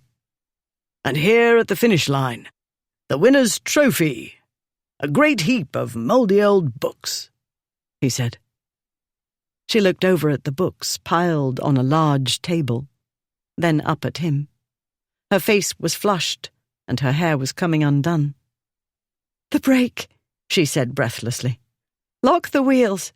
As a jockey, I should be mortified to fall off my mount at the race's end." He fumbled with the rod, unable to concentrate. She grabbed his hand. "Really, it's not that complicated," she said. He held her hand, his fingers closing around hers, then twining with hers. He drew her closer. His breath came hard. His chest rose and fell. Hers too. Her eyes were blue now, and bright as stars. Traces of laughter lingered in them, though her smile was fading. The sound of her laughter, that beautiful sound, echoed in his head. "You win," he said. He bent his head and kissed her. Chapter 12. The instant he'd taken her hand, Olympia knew what was coming. She could have escaped so easily. She didn't even try. When he kissed her, she held tightly to his hand, pressed between them against his chest. She could feel their hearts beating so fast. Then he drew his hand away to cup her face while he kissed her, and she brought her arms up around his neck. No thinking involved. Instinct. Need. That was enough. She answered the kiss the way he'd taught her, and the way her heart urged her to do. He wrapped his arms about her, and her pounding heart felt so light, like a bird's, fluttering madly as it soared. The kiss was wrong. A part of her knew this, but a stronger part of her knew she'd never find this feeling again. It would never again be like this. She was infatuated and foolish, yes, she knew that. She knew, too, that one had only one chance in a lifetime for a first infatuation. This was hers. The kiss deepened instantly, and with the first full taste of him, reason and strength of will melted away, along with her muscles. She tasted the wickedness of his mouth and his tongue, and the wickedness raced through her like strong drink, stronger than the brandy that had set her on this path. It made her care for nothing but what she felt at this moment, the warmth of his body, The way he cradled her, the feel of his strong arms about her, the heat that was different from body warmth, and the pull of wanting more of whatever this was. He gave her more, his hands moving over her shoulders and back, down her arms, as though he was discovering and memorizing her. He slid his mouth to her cheek and jaw and throat, making a trail of kisses, hot and sweet. She let out a little moan of pleasure and tried to follow his lead, touching, kissing. She heard the sound he made, deep in his throat, an animal sound that made her shiver. Then he was moving his hands all over her breasts and waist and hips, and she grew hotly impatient. No thinking. None at all. The mind couldn't swim against the flood of sensation. Thought ebbed to nothing, while her body, her very being, came tautly alive. She moved under his touch instinctively, the way a cat or dog moved, to be stroked and petted. No self-consciousness, because the pleasure and wanting and so many other feelings had all the power. She was aware of his hand moving down along her leg. She heard the rustle of muslin, and felt air touching her stocking where before her petticoat had touched it. She felt his hand, pulling up her dress, then resting on her knee for a moment before sliding over her stocking and up above her garter to her bare thigh. She trembled at the touch, at the intimacy of it. She knew this intimacy was wrong, but she didn't care. She couldn't get enough of the feelings and the closeness. She wanted and didn't know what it was she wanted, beyond knowing she wanted him, and that the feeling, the wanting, was like starvation. His hand. Warm, possessive, it slid over the bare flesh of her thigh. She tried to push herself closer, as though she could climb inside him, inside it, whatever this experience was, this wild race of feelings. His hand stilled, and his mouth came away from her neck, and he said something she couldn't make out. His voice was so low and thick. Then he said more clearly, "Get off, damn it. I told you I can't be trusted." Lady Olympia climbed off him, not in the most graceful manner. The chair wobbled a little, but the wheels had caught among the rugs and couldn't go far. That wasn't why she moved so awkwardly. Her lack of grace was Ripley's doing. She was an innocent, and he'd taken advantage of her ignorance and got her stirred up. Not as badly as he'd stirred up himself, but enough to disorganize her immense brain, where he didn't doubt she kept everything neatly catalogued by subject. Once she was on her feet, she shakily smoothed her skirt and pulled the dress's bodice fully round to the front. She straightened her spectacles and brushed distractedly at her hair with the back of her hand. While she put herself to rights, he fought the urge to put her to not rights. "I hate me," he thought. He concentrated on easing the chair out from the bunched-up rugs while he tried to calm himself. "I don't care what my aunt says or what you say," he said. "The sooner you get back to London, or I do, the sooner we're separated, in other words, the better. I'm no good at self-denial. I loathe it." He'd given it up altogether after his father died. He'd practiced too much of it before then, though it wasn't exactly self-denial, when his mentally unbalanced father held the purse strings and all the other strings controlling his life. She folded her hands at her waist and regarded him as she might have regarded a book whose category eluded her. "Do you not mean self-control?" she said. "I mean I'm not good at not getting what I want, which is deuced awkward, do you see? On account of your being my best friend's bride-to-be." She blinked. "It's awkward, I dare say." "Whatever else Ashmont assigned me to do, it wasn't practicing for the wedding night." "Probably not," she said. "Definitely not," he said. "Very well." Her colour rose. "You seem to imply I'm what you want." "Imply? Isn't it obvious?" A pause. "In that case?" maybe you ought to be the one to marry me," she said. For a moment, Ripley's mind felt like a clockwork mechanism after a spring had sprung loose. "I need to marry a duke," she said. "That is to say, a man of rank with a large income. It would be the ideal solution." Posture stiff, she explained. Her parents were loving spendthrifts who never thought about the future and the little they'd leave for their eldest son and heir, not to mention the nothing they'd leave for the 5 other boys. Meanwhile, her father wasted absurd sums of money on seasons for her, with the ever-optimistic view of getting her married. Naturally, when Ashmont had offered for her, she had viewed him as a deus ex machina. Ripley was still trying to digest her suggesting he marry her. The business about her family wasn't news. He'd already caught on to that, and once he'd spent some time with her, he'd understood that she couldn't have accepted Ashmont for romantic or ambitious reasons.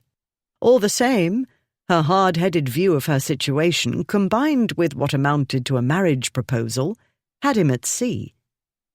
Collecting his wits, he said, "In short, being a solvent duke, I'd do as well as Ashmont." "Or as badly. But I'm more used to you now." Among other things, she must have grown used to his taking advantage of every opportunity to debauch her. True, she hadn't discouraged him. True, she'd cooperated fully. Not that he of all men regarded this as a character flaw. On the contrary, he liked her enthusiasm. Very much. Ashmont would, too. What Ashmont wouldn't like was his best friend eliciting the enthusiasm. "Have you been at the brandy again?" Ripley said. "Were you not listening? I can't steal my best friend's affianced bride. I can't seduce, bed, or wed her. It simply isn't done." She adjusted her spectacles, though they didn't need adjusting. Her hair, yes, but he wasn't about to touch that with a barge pole. He eased the mechanical chair back, out of arm's reach. "Ah, yes, a gentleman's honour," she said. "But I'm not a gentleman. I need to be practical." He didn't want her to be practical. He didn't feel practical in any way. He was still dizzy from what had passed between them. Not that it was so very much, really. A heated embrace and some naughtiness, true. But he'd only fondled, and hadn't really got to the good bits. And it was past time to stop thinking about that. "The fact is, I'm not getting any younger," she was saying. "Neither is Men's," he said. "I didn't mention him," she said. "I know he's in the back of your mind. Another practical solution in case the ducal one doesn't work out." "I do not understand why you keep bringing up Lord Men's," she said. "I've seen him with you. The way he looks at you, it's disgusting at his age." More than once in the past, Ripley had wanted to cross a ballroom, pick the fellow up, and put him out on the street, far away from her. He realized now that had Men's been a younger man, Ripley might have done something like it, but more violently. Why hadn't he ever crossed a ballroom to her? Had he assumed she'd always be there, waiting, until he was good and ready for a respectable girl? He'd waited too long, and Ashmont had got there first, and there was nothing to be done. "He's besotted with my cataloguing theories, and the prospect of putting his library in order for free," she was saying. "What you don't know about men would fill a library," he said. "Promise me you won't marry him. If I hear of such an atrocity in the works—" "I trust I won't have to resort to Lord Men's, though I make no promises," she said. "At this point, it would be amazing if he still wanted me." "It wouldn't be amazing at all." Not that Ripley would ever let it happen. She would never have to resort to Men's or anybody else. "If you say so. But first things first. Since you are too honourable, I shall make Ashmont marry me. In my letter I did say he might consider himself released from our engagement, but—" "He won't. Curse him." "I believe you're right," she said. "I was about to say that I believe he's too possessive and obstinate to give up. However, if it turns out he's entertaining doubts, I believe I can bring him round. Now that you've given me so much useful information about men, I have specific ideas as to how to go about it." Yes, indeed. Ripley had given her heaps of ideas. Curse him, too. "He won't entertain doubts," he said tightly.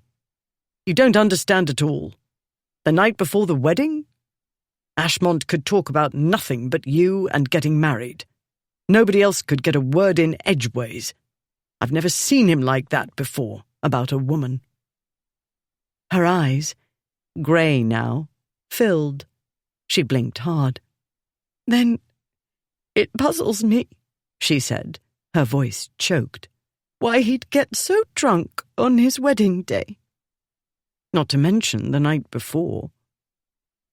"Maybe he was nervous," Ripley said. "Maybe you weren't the only one. But he wasn't the one who bolted, was he?" She looked for a moment as though he'd struck her. He wished she'd strike him, preferably with one of the massive tomes near at hand. Then her eyes sparked. She lifted her chin and said, "What had he to lose? When a woman weds, she becomes her husband's property. She's under his control. He has all the power. If he makes her wretched, what recourse has she? But Ashmont, you, Blackwood? A different story altogether. You three can go on doing what you did before you were wed and no one will turn a hair. Marriage makes virtually no difference to men. For women it can be the end of the world." Power and control. Ripley knew what it was like to be the one who had neither. He knew what it was like to be at the mercy of an unpredictable man. For women, it was worse by far.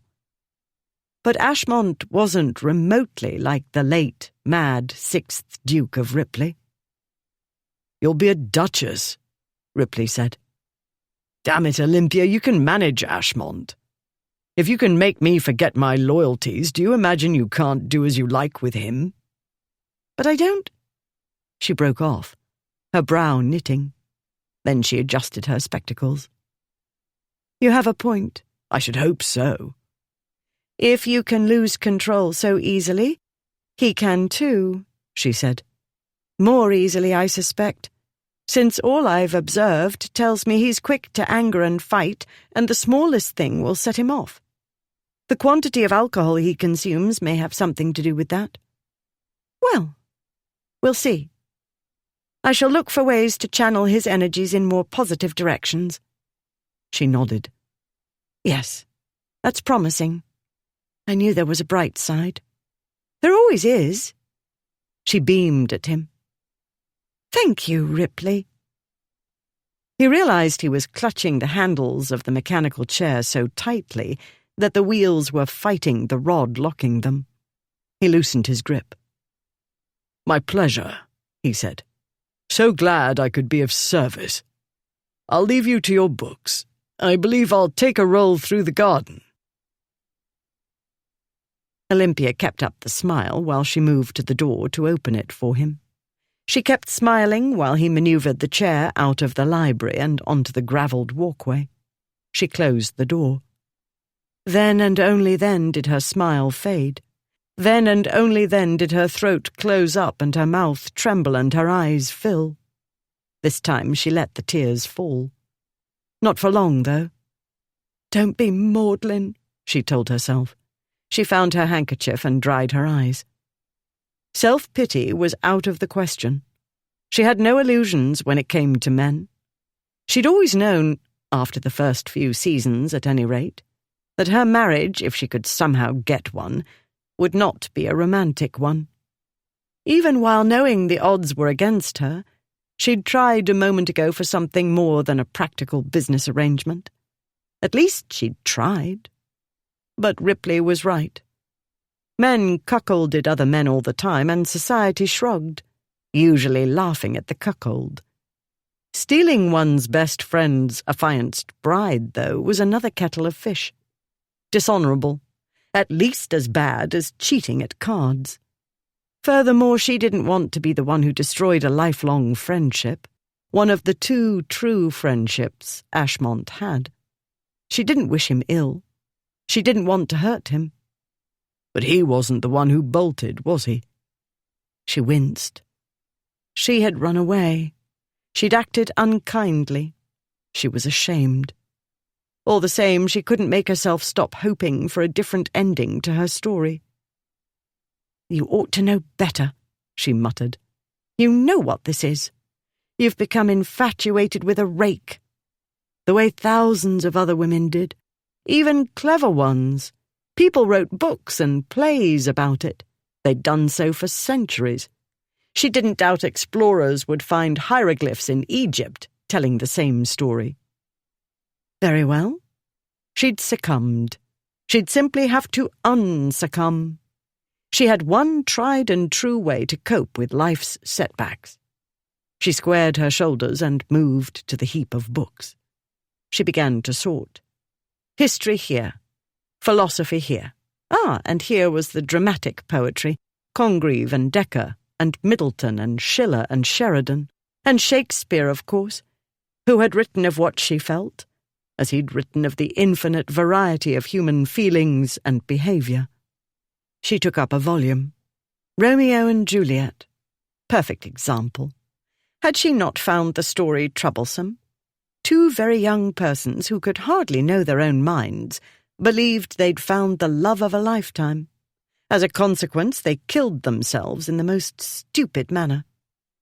True, Olympia was nearly 26, not 14, but her experience of men in a non-brotherly way was approximately that of a 14-year-old. She set down the Shakespeare and took up another. Don Quixote. Several editions of that fine example of living in a delusion. At the top of another pile lay the Castle of Otranto. Ripley's cup of tea, she didn't doubt. Gigantic helmets falling from the sky and killing people. Various non-supernatural parties trying to kill one another. Damsels in distress. She quickly set down the book and let her gaze roam over the collection. That was when she saw it. 3 large volumes. Vellum. For a moment all she could do was stare. "Here," she whispered. "Recueil des romans des chevaliers de la table ronde.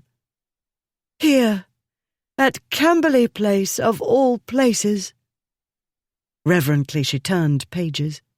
She'd read about this.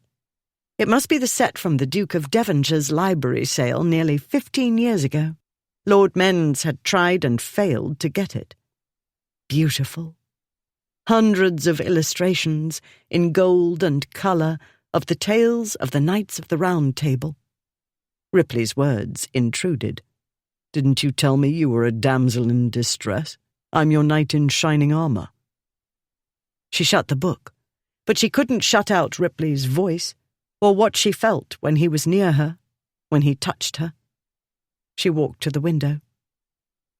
Though the garden on the east front was rather a wilderness, she saw Ripley clearly. He'd stopped halfway down one of the paths, and he was looking away from the house.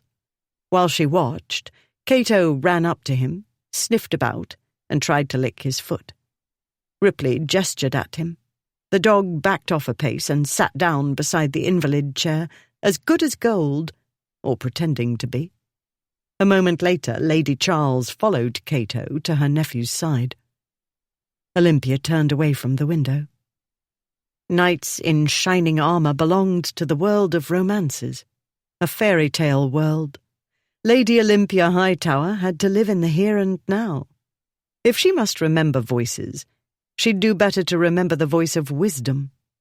Don't underestimate Ashmont. When he wins your respect and love, you'll be happy you married him. That was the voice of experience, reality, practicality. That was the voice a sensible and practical girl ought to heed. "I will," Olympia said under her breath. "I will." She returned to Lord Charles's unrecorded books. Ripley could still hear Olympia's laughter in his head. He still felt the curves and warmth of her body. He heard her say, "In that case, maybe you ought to be the one to marry me." Well, he couldn't, and it was pointless to suppose otherwise. She was Ashmont's. Any other man might try to lure her away, but not Ripley, because he was the bloody best friend, because it was too late. He was sinking into black gloom when he heard woof, and Cato bounded at him. "Down," Ripley said before the dog could jump on him. But the dog only trotted round him, sniffing. He spent a good deal of time sniffing about Ripley's lap, where Olympia had been. Then the dog tried to lick the injured foot. Ripley snapped his fingers. "Get off, you ridiculous beast." The dog sat, eyeing the foot. "He wants to play," came Ripley's aunt's voice from behind him. "But you've had your playing for the morning, it would seem." "Have I?" She clasped her hands behind her back and walked a few paces away, then came back. "You had better not be taking advantage of that young lady under my roof." She'd seen, or a servant had told tales. Ripley said nothing. "I heard a commotion in the library," she said. "I trust to your honor that the fooling about came to nothing." He didn't wince. The fooling about had come, more or less, to nothing, and that was for the best. "For God's sake, Hugh, tell me whether I need to take the girl away." He wanted Olympia gone. No, that wasn't true. He needed her gone. The trouble was, she needed time away from everybody else. The family she was trying to rescue, yes, but Ashmont especially. She needed time to think and decide what was best and what was wise and what was right. Not simply for her family, but for her. No small challenge, trying to make things fit that didn't want to fit. Ripley knew this. He knew, too, that one could find no better place when one needed to come to terms with life's difficulties than Camberley Place. "It's complicated," he said. "Life is complicated." "Yes." "I saw it wasn't simple, and it's become clearer to me how not simple it is," she said. "You, the three of you—" She broke off. "But never mind the other two. You're the one here, and you're the one who needs to face matters. Some problems can't be bought off, nephew. Some need to be dealt with." "Do they really?" he said. "And what are you dealing with, hiding away here?" She went still for a moment. Then she gave a short laugh. "Well done. Your sister tried it, but you're sharper." "Than a serpent's tooth?" "You've never been ungrateful," she said. "And you've never shied away from duelling with me. It's been rather a while, and I think my wits grow dull from the lack of worthy opponents. Not so dull, though, that I can't tell when I'm being deflected." "Your wits are never dull," he said. "I wish I'd been a fly on the wall when Ashmont and Blackwood came."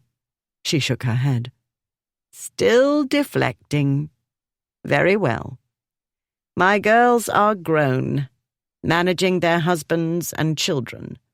I'm not a girl anymore. I'm not a wife anymore. I'm not sure what I am. I have no direction, no purpose." "That's why you're still here?" he said. "You need a bloody purpose?" "Do you propose I be like you, with no aim, no purpose in life other than amusing myself?" "If it's any comfort, Aunt, I'm not amused at the moment." "And you can't run away?" She smiled. "What a pity." "And you've run away for 3 years." He smiled. "What a pity." "No, dear. The pity is you're losing the chance of a lifetime," she said. "This isn't my chance," he said. "Because Ashmont got there first? Because he's your friend?" Ripley didn't answer. His aunt had seen a great deal too much. She always did. "I wonder how you'll feel in a year's time," she said. "Or in 5 years' time, seeing a happiness that could have been yours. I wonder how much comfort your honor will be to you then." Something in her tone made him think of his mother, and something she'd said about Aunt Julia. Something surprising. A disappointment in love. His mind was in too much turmoil, though, and the vague memory roiled among other more recent memories, and too many damn feelings. He was struggling to fish out the recollection. Thinking about her was easier than thinking about himself, and he hated thinking anyway.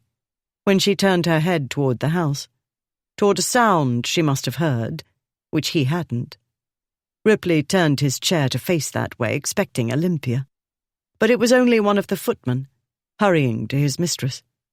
Her ladyship was wanted at the house, he said. Lord Frederick Beckingham had come. His lordship had been quickly ushered into the drawing-room, and Lady Olympia summoned to join them. The greetings had been cordial enough, though postures were tense.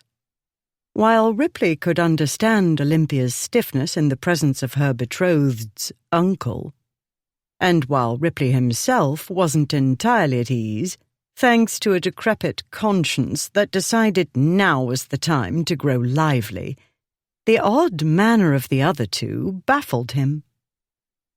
"I apologize for arriving without notice," Lord Frederick was saying, "and worse, coming to you in all my travel dust.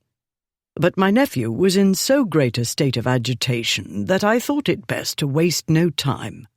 He is in fact so greatly agitated that I advised him to write instead of bursting upon you again, and to let me be his emissary." In short, Uncle Fred had advised Ashmont to stay out of it and let his lordship do the talking. This was by no means a bad plan. Uncle Fred was a skilled courtier who somehow contrived to make himself equally welcome in both the king's company and that of the king's arch-enemy, his sister-in-law, the Duchess of Kent. The mother of the Princess Victoria, present heir to the throne, loathed his majesty. The feeling was mutual. "Agitated," said Aunt Julia. "Is that what you call it? What I saw yesterday was that Lucius had been drinking beyond what is good for him, as has seemed to be the case for some time now. He'd been in a fight, another pernicious habit, which I've little doubt he started because he always does. And it is a laugh, I admit, your speaking of the dust of travel, knowing you've scarcely a speck upon you." She paused to give Lord Frederick a quick survey, and his blue eyes lit, but with anger or amusement or another emotion Ripley couldn't tell. "Naturally you had your valet with you," his aunt continued, "and you made sure to pause for freshening up before driving the last mile or two." She took a seat on the hardest chair in the room and invited her guest to sit. Lord Frederick only moved to the fireplace and stood with his back to it, as though this were the dead of winter and he needed his backside warmed. Lady Olympia remained standing too, near a window farthest from the others. Ripley wondered whether she'd try to escape by that method again. "I wish I could say the same for your nephew," Aunt Julia went on. "Regrettably, he arrived in a state beyond disgusting, and which must be an insult to any lady, and most especially his affianced bride." "Yes, well, that's one of the reasons I advised him to stay in London," Lord Frederick said, his usual imperturbable self, but for the odd light in his eye. "Lucius truly was agitated, though, greatly so. The word I left out, I believe, was disgusting." The footman Joseph entered, bearing the tray of refreshments Aunt Julia had ordered while returning to the house. Nobody said anything until the footman had gone out. Olympia sipped and set her glass down on the table nearby. Lord Frederick took a surprisingly long swallow, but then he'd been travelling for several hours. The day was warm, and he was bound to be thirsty. Aunt Julia, too, took more than her usual sip. The thing Ripley had been trying to remember niggled in his mind, but it hung out of reach. "Very nice," Lord Frederick said, nodding at his glass. "You always did keep a good cellar at Camberley Place, as well as in London, but you have not been much in London of late." "I haven't been to town at all," Aunt Julia said. "I'm thinking of changing my ways, however." A muscle in Uncle Fred's jaw twitched. He set his glass on the nearest table and said, "As fine a beverage as it is, Lady Charles, I must remember my mission. The urgent business that brings me here demands I keep my wits about me. I'm charged with giving Lady Olympia a letter from my nephew." From the interior of his far-from-travel-stained coat, Lord Frederick withdrew a surprisingly thick letter. Surprising in that, having come from Ashmont, it contained more than a single sheet of paper. "With your permission, Lady Charles," said Uncle Fred, "or did you wish to read it first?" "Certainly not. I'm not Lady Olympia's mother. In any event, she is of age, and the letter is from her betrothed." Lord Frederick nodded. He crossed to Lady Olympia. "I am to give this to you with the deepest apologies. Ashmont would have come himself, had I not advised against it. He regrets making an exceedingly poor impression upon Lady Charles." He bowed in Aunt Julia's direction. "He did agree with me eventually that the best way to overcome the unfortunate impression was to resolve to respect a lady's sensibilities, and not show himself until he's fit to be seen. In the meantime, he wishes to leave you in no doubt whatsoever about his feelings." Lady Olympia took the letter from him. She seemed calm, but for the faint flush along her cheekbones. She adjusted her spectacles, though they couldn't be straighter, and opened the letter. She moved a little nearer to the window to read it, and Ripley found himself eyeing the latch and wondering if it would offer the same difficulties as the one in Newland House, if she decided to make a run for it. But why would she do that? She had nothing to run from. Ashmont was safe away in London, and Uncle Fred, diabolical as he could be under the smooth surface of urbane good breeding, wasn't proposing to take her back with him. Well, his lordship couldn't, could he? Aunt Julia must accompany her, or another respectable lady, or her mother. In any event, if Lady Olympia wanted to go back to London, she would, and if she didn't, she wouldn't, and none of it was up to Ripley, was it? "In that case, you could marry me. How will you feel in a year? 5 years?" Ripley was dimly aware of Lord Frederick moving to his aunt's side and taking a chair nearby and murmuring something, and Aunt Julia making some sort of answer. But that was the background, and they might as well have been the paintings hanging on the wall. All Ripley truly saw was Olympia, her head bent over the letter, adjusting her spectacles from time to time. Her hair was not falling down exactly, but it wasn't nearly as neat as it had been when she'd come into the library before. Not so neat as before he'd kissed her and done more than he had any right to do, than was honourable to do, though it was so little, not nearly enough. "You could marry me. How will you feel?" At last, Lady Olympia refolded the letter. The elders in the room must have been watching her without seeming to, because they fell silent. She set the letter down on a table near the door. She went out of the room. Chapter 13.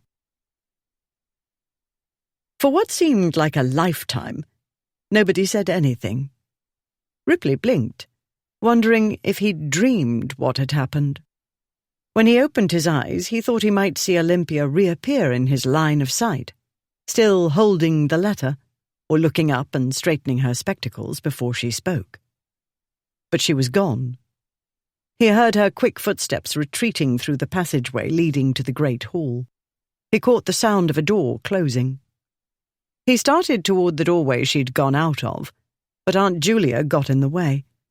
The mechanical chair, not being as flexible as his body, prevented his squeezing by. She snatched up the letter and unfolded it. What on earth did he tell her? Lord Frederick moved to her, creating a larger obstacle in front of the doorway. "Only what he ought," he said. "Only what he ought?" Aunt Julia echoed. "And what was that, pray tell, and how much do you know of it? Was this your work?" "Will you get out of the way?" Ripley said. "I'm not interested in the letter. I need—" "You suppose my sentiments have changed," Aunt Julia read. "And you are right in that, but not in the way you assume. My feelings for you have only grown stronger, as has my dismay at the prospect of losing you." "I need to—" Ripley tried again. But his aunt went on reading, and while he tried to maneuver around her and Uncle Fred, he couldn't help hearing.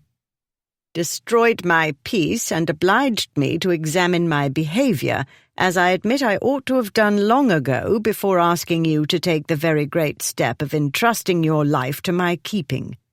The past few days have caused me to think, and these thoughts have ranged over my faults and misdeeds.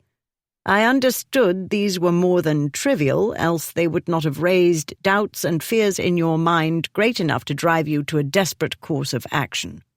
You write harshly of yourself, but my feelings toward you are far from harsh. I can only admire your courage and daring and beg you to forgive me for causing you to take a risk that ought not to have been necessary." Not Ashmont's style of writing, but his sentiments, yes.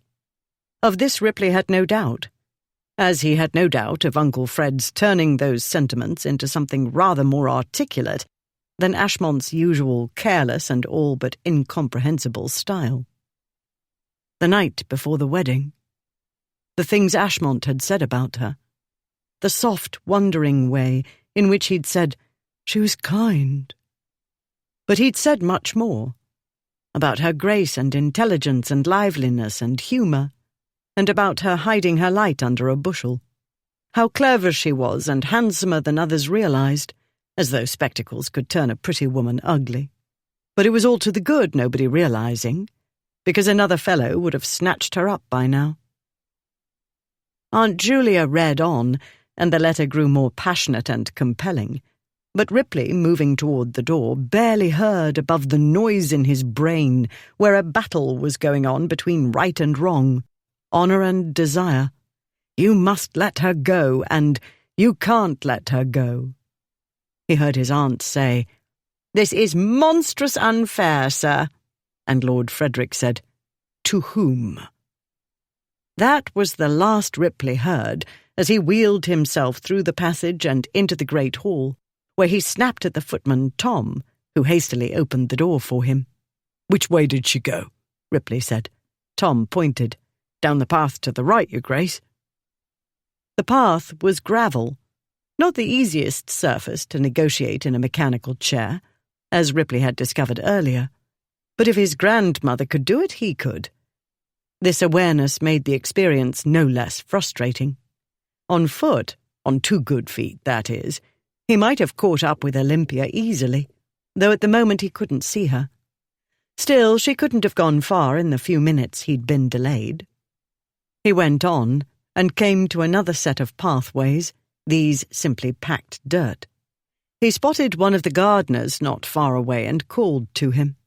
The man, one of the older staff, Hill was his name, hurried to him, cap in hand. "Your Grace?" "The Lady Hill," Ripley said. "Which way did she go?" Hill scratched his head and looked about him, frowning. "Hard to say exactly, Your Grace, but she looked to be going southward, toward the river." Ripley wheeled himself along the garden path, through twists and turns among plantings and statuary that reduced his view of his surroundings to what lay directly ahead, and then only a small distance ahead. At times the world opened up, but it was a while before he finally spied her, a tiny figure in the distance. As he left the large formal gardens, the relatively flat landscape about the house's immediate environs gave way to the park's gently sloping ground. He caught a glimpse of her, moving in the direction of the fishing house, where he and his friends and sister had spent so much of their time in years past. Ripley made slow progress. Though he travelled slightly downhill now, the ground was rougher and more overgrown. Meanwhile, the bushes and trees along the twists and turns of the path blocked his view. Now and again he caught a glimpse of Olympia, not so tiny a figure as before, and he remembered the day in the Newlands garden. Was it only a few days ago? Where he'd followed the flashes of white through the shrubbery. Now it seemed to him as though he'd been chasing her for all his life. He should have chased her before, years before. He'd known she was there, among the wallflowers and hens and feeble old men. He'd never wondered why. He'd taken it for granted she'd always be there. He'd never given it any thought. Had he somehow assumed it was for his convenience? Had he assumed she waited like some lady in her castle for him to come riding up, like the knight in a romance, to take her away when he was good and ready? Thinking, Ripley muttered. Stop it. The vista opened up a moment later, and he saw her, closer now, within hailing distance. Olympia! He shouted. She gave a start and turned. Go away! She cried, and marched on at no slow pace. He bumped along, twice into trees. The day, which had dawned relatively fair, had grown cloudy, and the warmth had become oppressive. His sweating hands slipped on the handles, causing the chair to veer off the path. Damn it, Olympia! Go away! I need to talk to you. No! She stormed on. He struggled with the chair, which more and more objected to the terrain, the wheels not cooperating fully with the winches and rolling him into bushes. He bumped against small rocks, and the slope, gentle as it was, still drew him down faster while he fought to stay on the path. She kept on, and it ought to have been easy enough to follow, but the path grew rougher still. Trees and shrubbery, which hadn't been cut back apparently for the past year or more, encroached. Apparently nobody had bothered either with clearing away the various pebbles and nuts and other debris that had rolled or washed into it. Though the chair supposedly worked smoothly in any terrain, it hadn't been designed for wilderness travels. Ripley was trying to steer it while preventing its yielding to gravity and rolling headlong down to the river. To do this, he needed 3 hands. Having only the usual pair, he had his left hand on one winch and had to manage the right side with his right elbow, while his right hand remained on the rod that stopped the wheels, which wasn't working as well as it might. He was only about 20 yards behind his quarry when his cramped, sweating hand slipped from the brake handle. Before he could regain control, the chair rolled forward. He turned a handle to one side to go off the path, where the undergrowth would slow him, but the chair bumped on a rock. The right handle came off in his hand. The chair wobbled sideways briefly, then bowled down the path, straight toward the water. He looked at the useless handle in his hand. He threw it aside. He let go of the other handle. He heard Olympia scream. Horrified, Olympia watched the chair bump down to the path alongside the river, then across it and over the riverbank into the water. There it struck something, with a jolt hard enough to make Ripley's head snap back. The chair tipped over on its side. She ran back the way she'd come, and down into the water. It was shallow, but rocky. She splashed to where the chair lay. A dark, dripping head came up. Ripley looked up at her and laughed. Her heart, which seemed to have stopped altogether, sprang back into action so quickly it made her dizzy, and hot and cold at the same time. She'd thought, but no, there he was, the great blockhead, laughing, all in one piece, no blood, not dead. She wanted to kill him. "You reckless man!" she cried. "You could have broken your neck." "You're wet," he said. There was a low rumble in the distance. He tipped his head back and gazed at the sky. "And about to get wetter." She looked up. The previously blue sky was swiftly shrinking behind the grey clouds massing above their heads. She heard another rumble, louder and nearer. She grabbed the chair and turned it upright. Her hands shook. "Get up," she said. "Get up!" Using the chair for support, he hauled himself upright. She was already wet. Getting wetter didn't worry her, but she didn't fancy standing in the open while a thunderstorm bore down on them. "Sit," she said. "It's broken, and you can't push me uphill in it, even this mild uphill," he said. "Not that I'm eager to get on that thing again. Look where it took me. There I was, minding my own business, when it decided it wanted to swim. "You let go. I saw you." I was tired of fighting with it." "You could have broken your neck, your thick skull." She wished she didn't care what happened to him. She wished anybody else had followed her out of Newland House the other day. Was it only 3 days? And brought her back before she could become infatuated with the wrong man. "I didn't remember how rocky the riverbed is here," the wrong man said. "Farther downriver the bottom's smoother." She was well aware of the rocky river bottom here. She didn't want to think about what might have happened.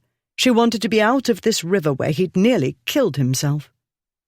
"Never mind." The rumbling grew louder. The churning clouds darkened the world about them. "We have to get back." She tried to push the chair up the riverbank, a job that turned out to be harder than it looked. "What are you doing?" he said. "Leave it." She kept pushing. She needed to fight something. It might as well be this cursed piece of furniture.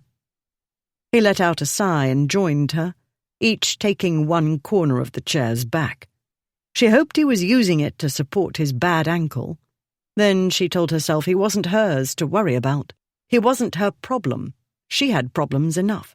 She was going to have to teach herself to love another man because that man still wanted her, and she was a practical and sensible girl, and marrying him was the practical and sensible thing to do. "The fishing house is around the next curve," he said, nodding that way. "Level ground, not uphill, and much nearer than the house." She looked in the direction he'd indicated, then upward, in the direction she'd come from. She wasn't sure where the house was. She had no idea how far she'd walked, blindly, through the park. Ashmont's words had pained her deeply, even though she knew those weren't his precise words. The letter sounded generally like him, though, and she'd wanted to run. Not that she had any idea where to run to. Not that she was at all clear about what she wanted to run from, or saw really any point to running. If only she hadn't run in the first place. She couldn't think about that now. The darkness was deepening while the thunder rolled toward them. Out of the corner of her eye she caught a flash. She didn't argue when Ripley turned the chair in the direction of the fishing house. Ripley told her to run ahead and he'd follow with the chair, but she wouldn't cooperate. If she left him to push the chair on his own, he would put too much weight on his bad foot, she said. Luckily, they had only a short distance to go. The fishing house had stood near the turn in the river for 150 years. At any rate, he hoped it still stood. The storm steadily bore down on them, and as they reached the bend, lightning blasted the sky. Thunder followed rather too close in its wake. Raindrops plopped on the pathway, on the chair, on their heads. He pushed the chair faster, ignoring the jolts up his leg when his right foot landed hard on an unexpected lump in the pathway. The grounds hereabouts needed attention, he thought, then pushed the thought aside for another time. The landscape lay in deepening shadow. Thunder rolled while lightning flashed among the clouds. As soon as they turned the bend, the house came into view. In most people's opinion, it wasn't much of a fishing house. It looked nothing like the grand, multi-chambered and multi-storied classical Gothic and Chinese fishing temples of so many other great estates. This was merely a square stone structure with a few temple-like architectural touches. An ancestor had built it sometime in the late 1600s. Unenlarged and unembellished since, it boasted a single room lit by windows on all four sides. A set of 3 shallow steps led to a narrow portico that sheltered the double doors. As they hurried toward it, a blast of lightning lit the building. A moment later, thunder rolled over them. Ripley left the chair at the bottom of the stairs and limped up the steps behind Olympia.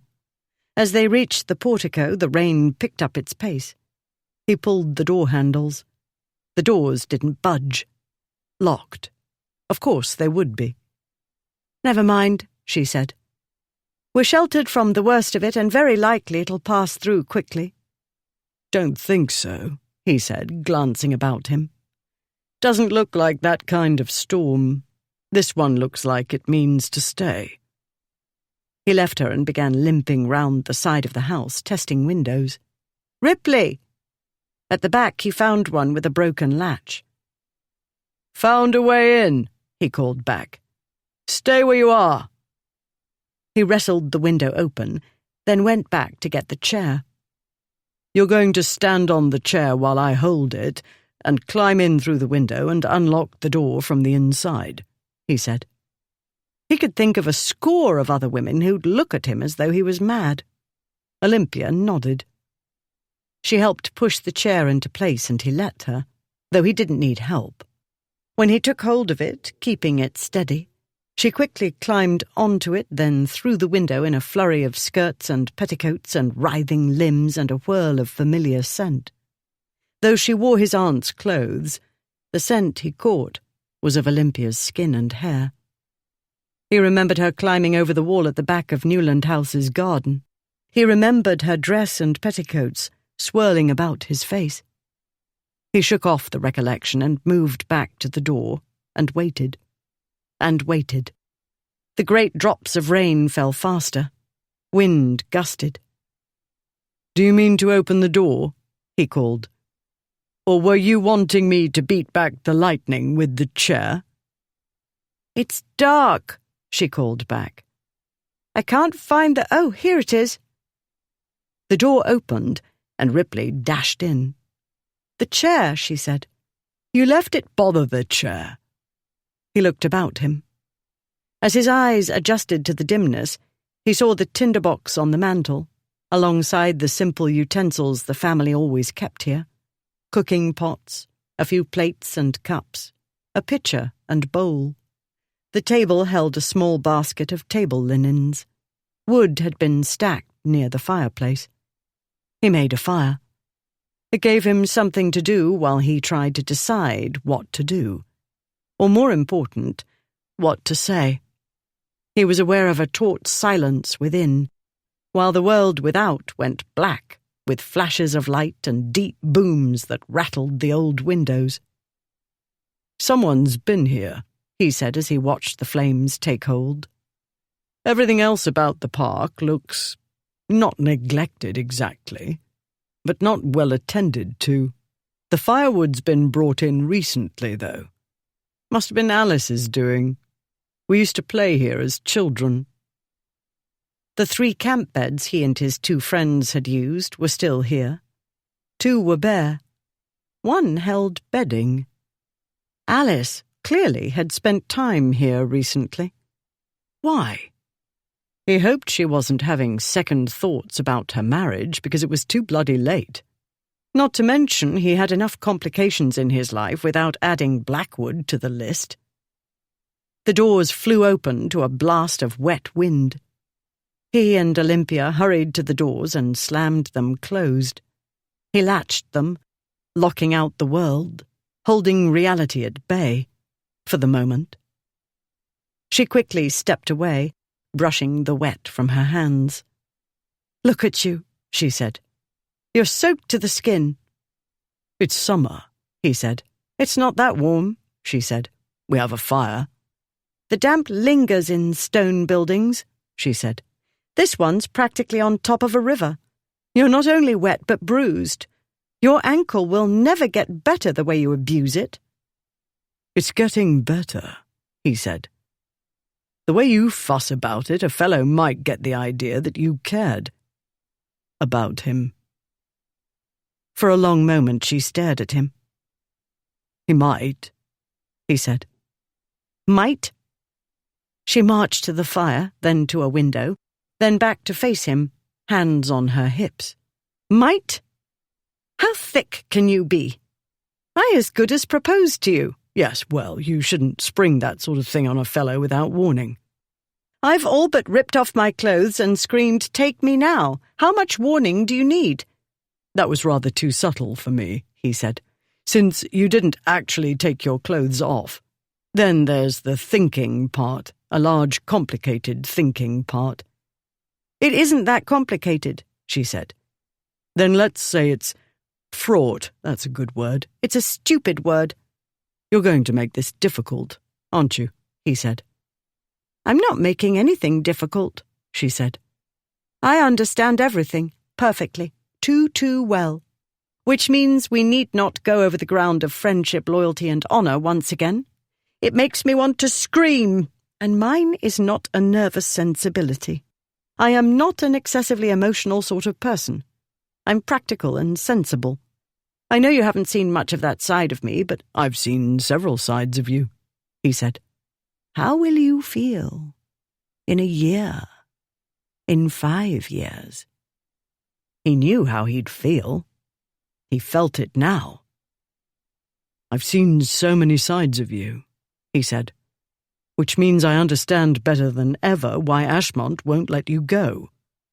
Because he's possessive and obstinate. Is that what his letter sounded like to you? Because that wasn't what I heard.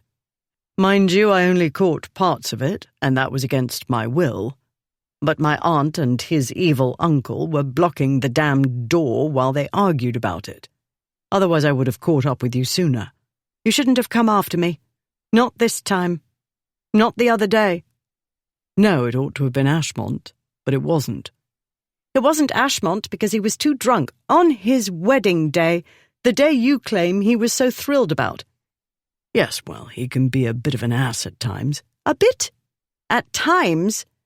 I'm not in a position to throw stones, he said. The point is, the reason I came after you, this time. He didn't even write the letter himself, she said. That is, he did put pen to paper, but those weren't his words. He doesn't write that way, let alone speak that way. And there were hardly any ink blots, and it covered 2 sheets of paper on both sides. He makes the blots from stopping to think. He didn't have to think. Somebody else did that for him. Not exactly.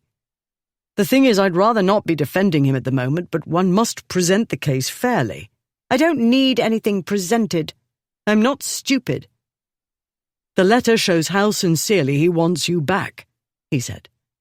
He was going to be fair. He was going to be sporting.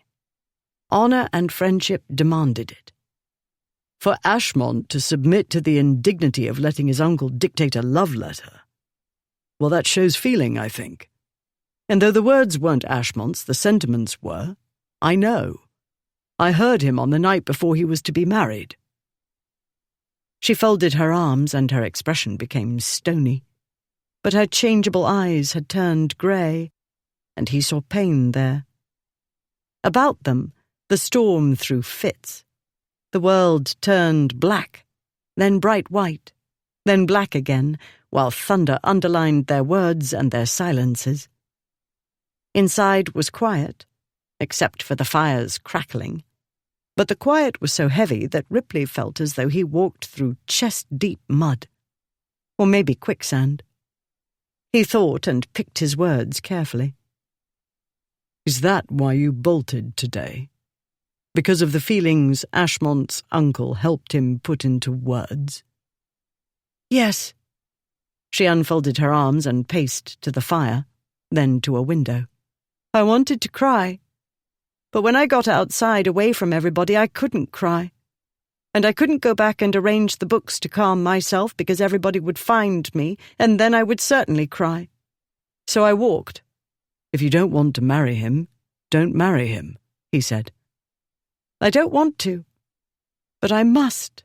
But I can't. How can I? How can I when... A crash outside cut her off. The windows lit again. Another crash with echoes. As his eyes adjusted to the changing light, he saw that her pained expression was gone, as though the lightning had blasted it away. For a moment she seemed puzzled about something. Then she took a deep breath and let it out. He watched her bosom rise and fall. He told himself not to look there. He didn't listen, as usual. "Never mind," she said. She unwrapped the white neckerchief from around her throat. He hadn't understood why she'd needed it in the first place, except as decoration for a very plain dress. And yes, it made sense to take it off.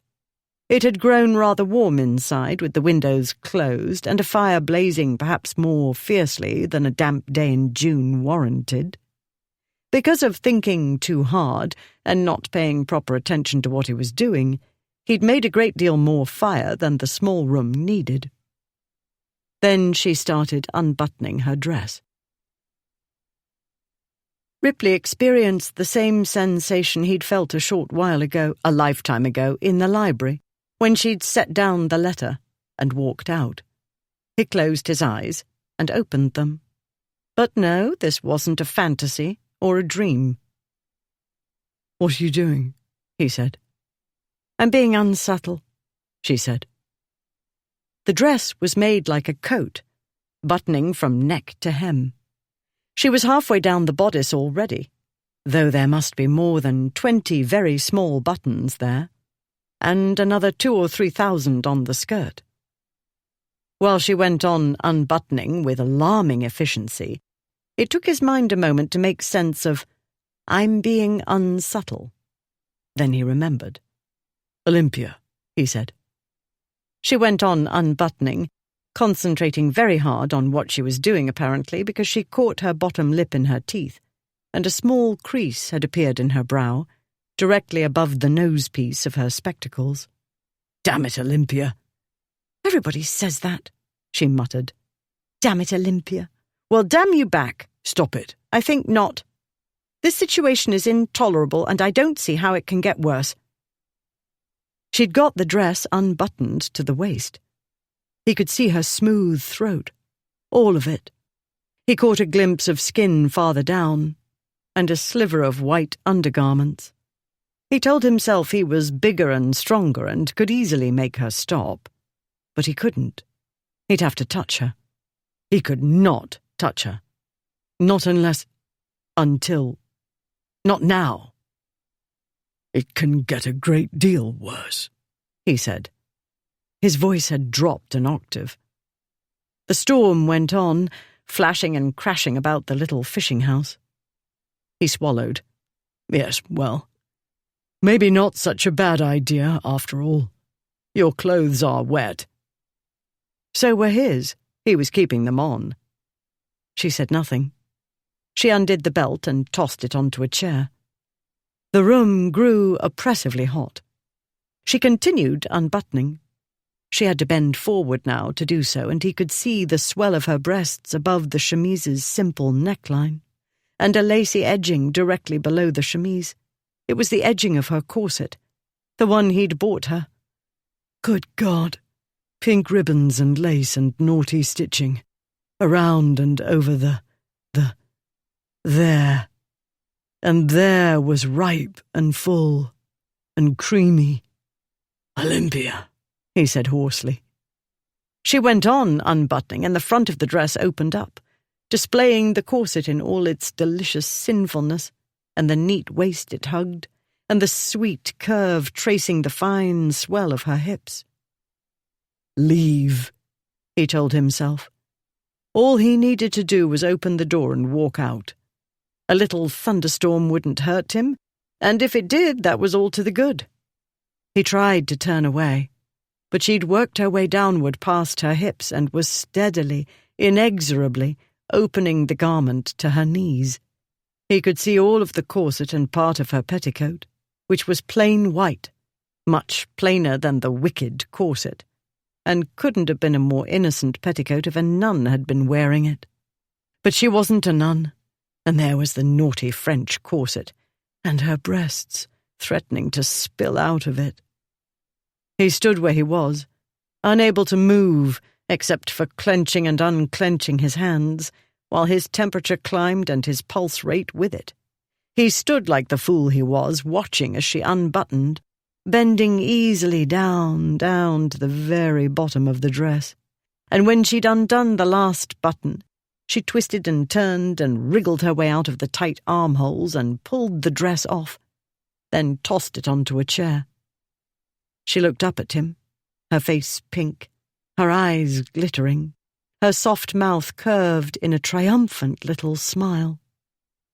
She had every right to look triumphant. There she was in all her shapely beauty and unpredictability. There she was, the spirited general of a girl who'd mowed down a bully. There she was in a lot of white underthings and a naughty corset, the most deliciously irresistible thing he'd ever seen. Ripley never resisted temptation.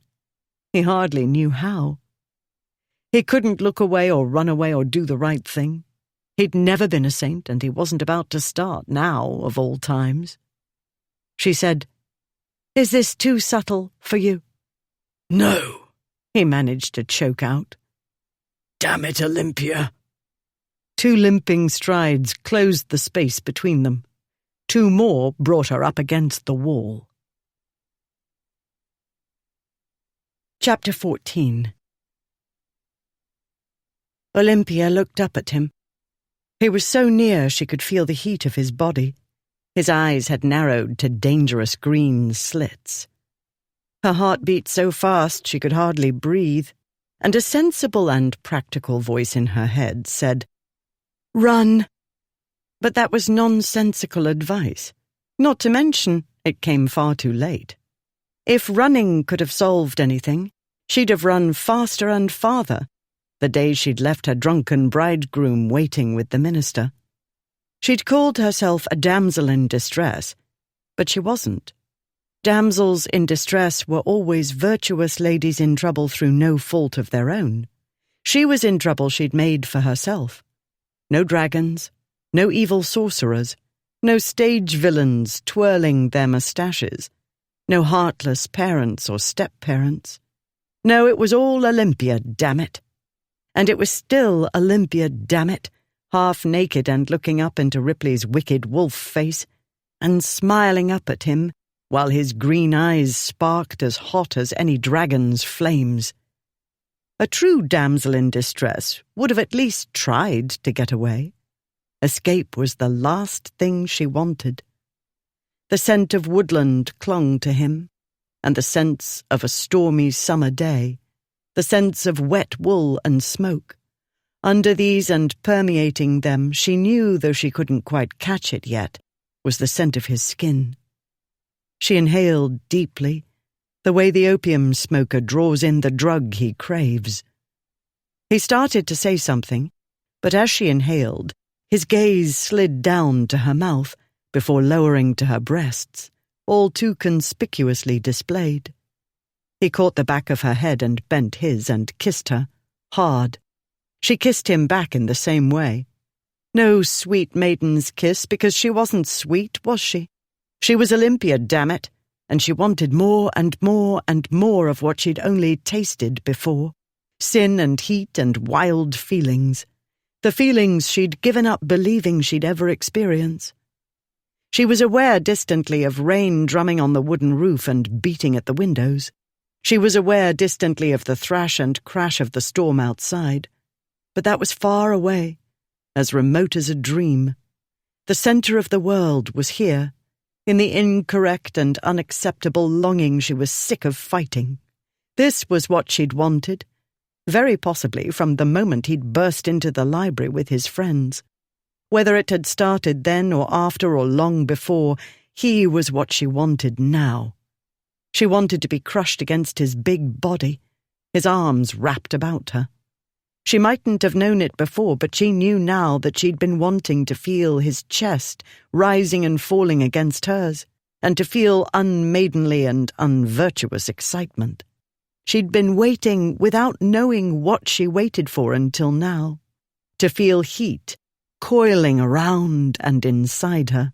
Like molten lava, it slithered over her skin and under it and into her brain. It melted and burnt up everything in its path. Sensible and practical notions first of all. The world softened and hazed over and spun about her. She was lost, and glad to be. He wasn't the first man she would have chosen to lose her mind over.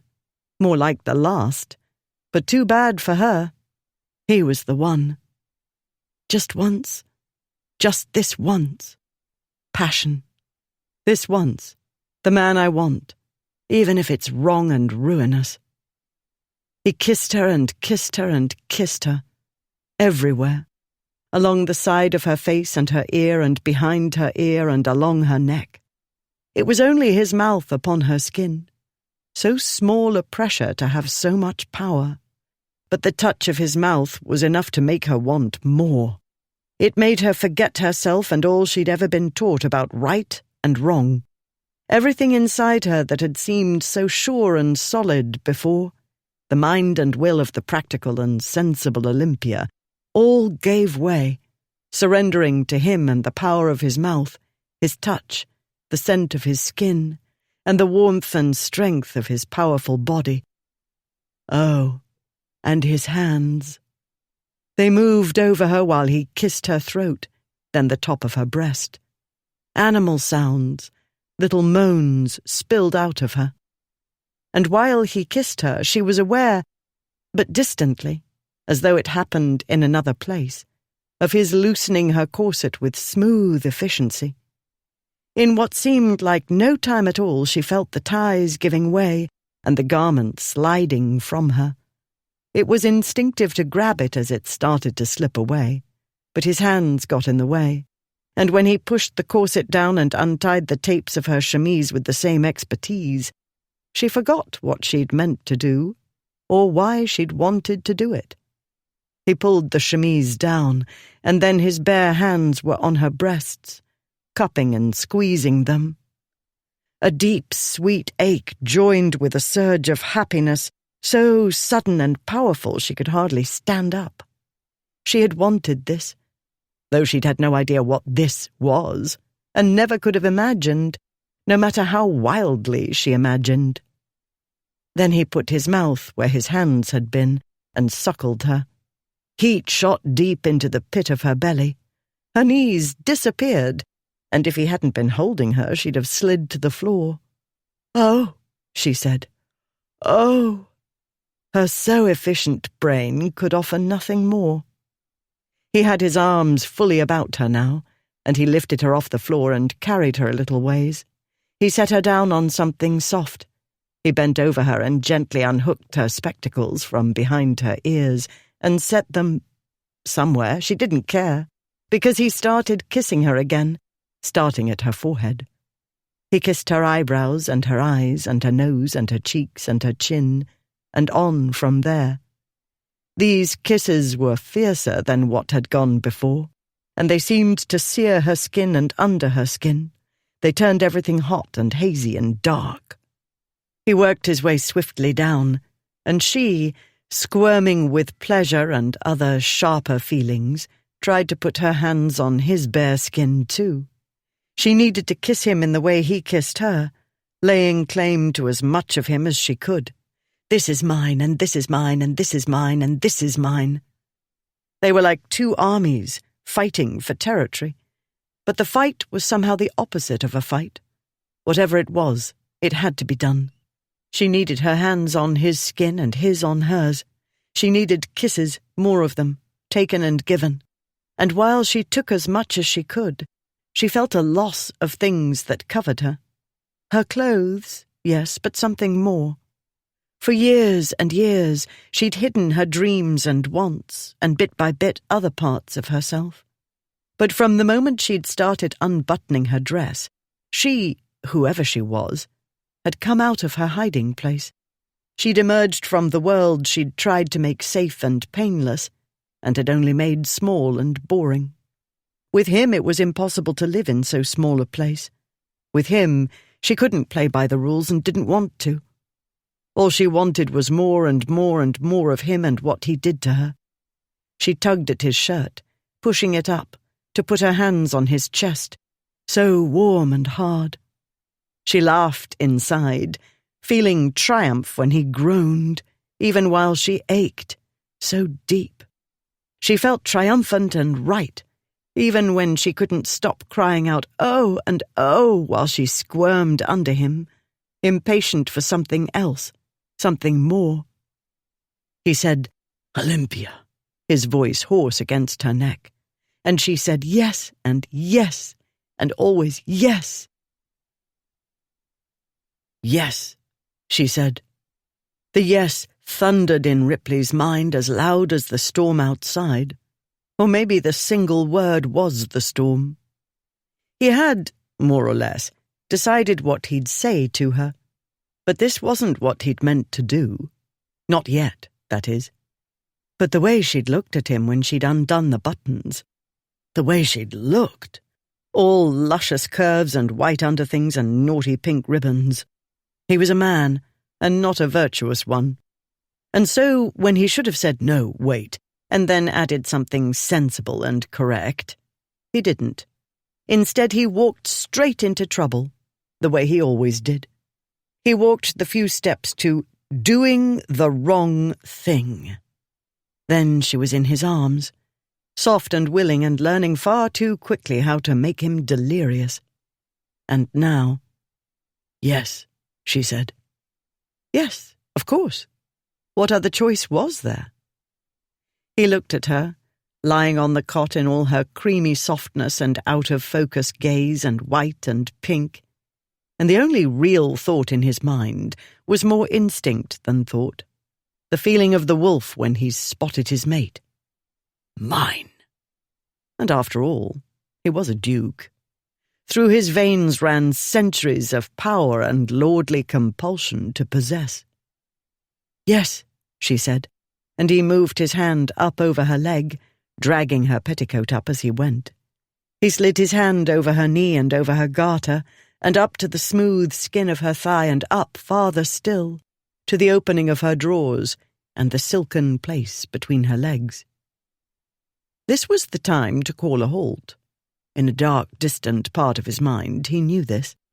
But she only gave a small, surprised gasp, and then it was yes still, as she squirmed against his hand. And yes, she was wet and ready. And no, he didn't think. Thinking wasn't a habit with him, and second thoughts were what other people had. He stroked her, and felt her convulse around his fingers. That was what he wanted. This was as it should be, yet it was more than he'd expected or ever experienced. Her pleasure pulsed through him like a summer storm, dark with flashes of light. She was the dark and the light, the danger and the excitement, and the sweetness, too. She was all he could see or feel or think. She in his arms, under his hands, passionate and open and trusting and wild. She let out a little shriek and a giggle. He laughed, too, but mostly from shock.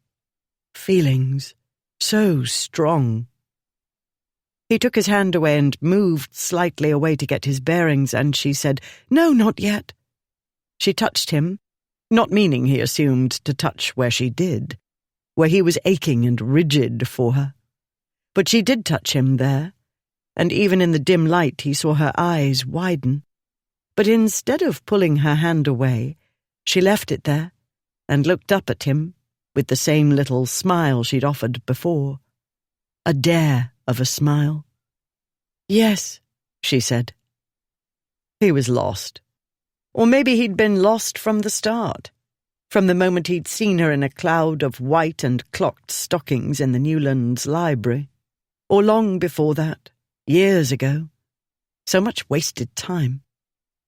In a moment his trouser buttons were undone, and in another he was poised between her legs, and almost in the same instant he was pushing into her. She gave a choked cry at the intrusion, and he paused, though he thought he'd die. But it was only a heartbeat or two, or 1,000 furious ones, before he felt her ease about him. Then, "Oh," she said. "Good heaven! Oh, my goodness! How? No, don't stop! Oh, Ripley! Oh, my goodness! I'm going to faint." She didn't faint, and neither did he. He went slowly at first. Though it promised to kill him, he gave her time to grow accustomed and learn. But she learned so quickly and gave so easily of herself that he grew dizzy with the joy of her open-hearted ardour. He seemed to plunge deep, deep under water, into a hidden place of happiness. He was the knowing one, the experienced one, but in all her innocence and eagerness to learn, she took him where he'd never been before. He looked at her and marvelled, even while he thrust deep inside her, and felt her close about him, holding him inside her. It was only a moment before he was in charge again, supposedly in charge, and leading the lovers' dance he thought he knew so well. But with her, this wasn't the dance he knew. It was altogether different. He had no words, no coherent thoughts, but the feeling was there, filling him, fulfilling him. The new feeling was there as he felt the last pleasure shake her, and as her body pulsed about him. It was there as he was swept upward to his own peak of pleasure, and it was there as he drifted down again to the world, as their bodies began to quiet, and as his mind came back, and he knew first that she was his, second, that there was no going back, and third, he was in the worst trouble of his life. Ripley became aware again of the storm whirling and crashing around the old fishing lodge, though not as violently as before. He squeezed in beside Olympia on the narrow cot and drew her into his arms. He rested his chin on her head. Mingled with the scent of the dying fire and their love-making was her own scent, as fresh as this patch of woodland where he'd played in his boyhood. He thought how little the present moment resembled that young boy's notions of knights in shining armour, and damsels in distress, and the dragons a knight faced on a damsel's account. What he couldn't have foreseen was that the dragon in his case was a friendship he'd believed, and had good reason to believe, more precious to him than anything else. Ashmont, his friend. Ripley had betrayed him. Ripley was a disgrace and had been for years, but this had to be the worst thing he'd done in his life. Yet it seemed to him the best thing he'd ever done. He said, "You've done it now. Have to marry me." "Yes." "No bolting." "No." She tucked her head into the hollow of his shoulder. He could feel her breath on his skin. He didn't want to move. He didn't want this moment to end. He needed time for it to sink in and make sense. They didn't have time. "We have to do it at once," he said. "Not a minute to lose. We have to leave here and be on our way to London before Uncle Fred knows we're gone. Matters are complicated enough without our having to deal with him." She drew away from him and sat up. Her hair, dark honey with golden glints where the firelight caught it, was falling down, into her eyes and over her shoulders. Her breasts spilled out of the top of her chemise. The corset sagged at her waist. He reached up and clasped one perfect breast. "Well, maybe not this very moment," he said gruffly. He drew her down and kissed her breast and the hollow of her throat. He kissed her on the mouth, and she parted her lips to him instantly.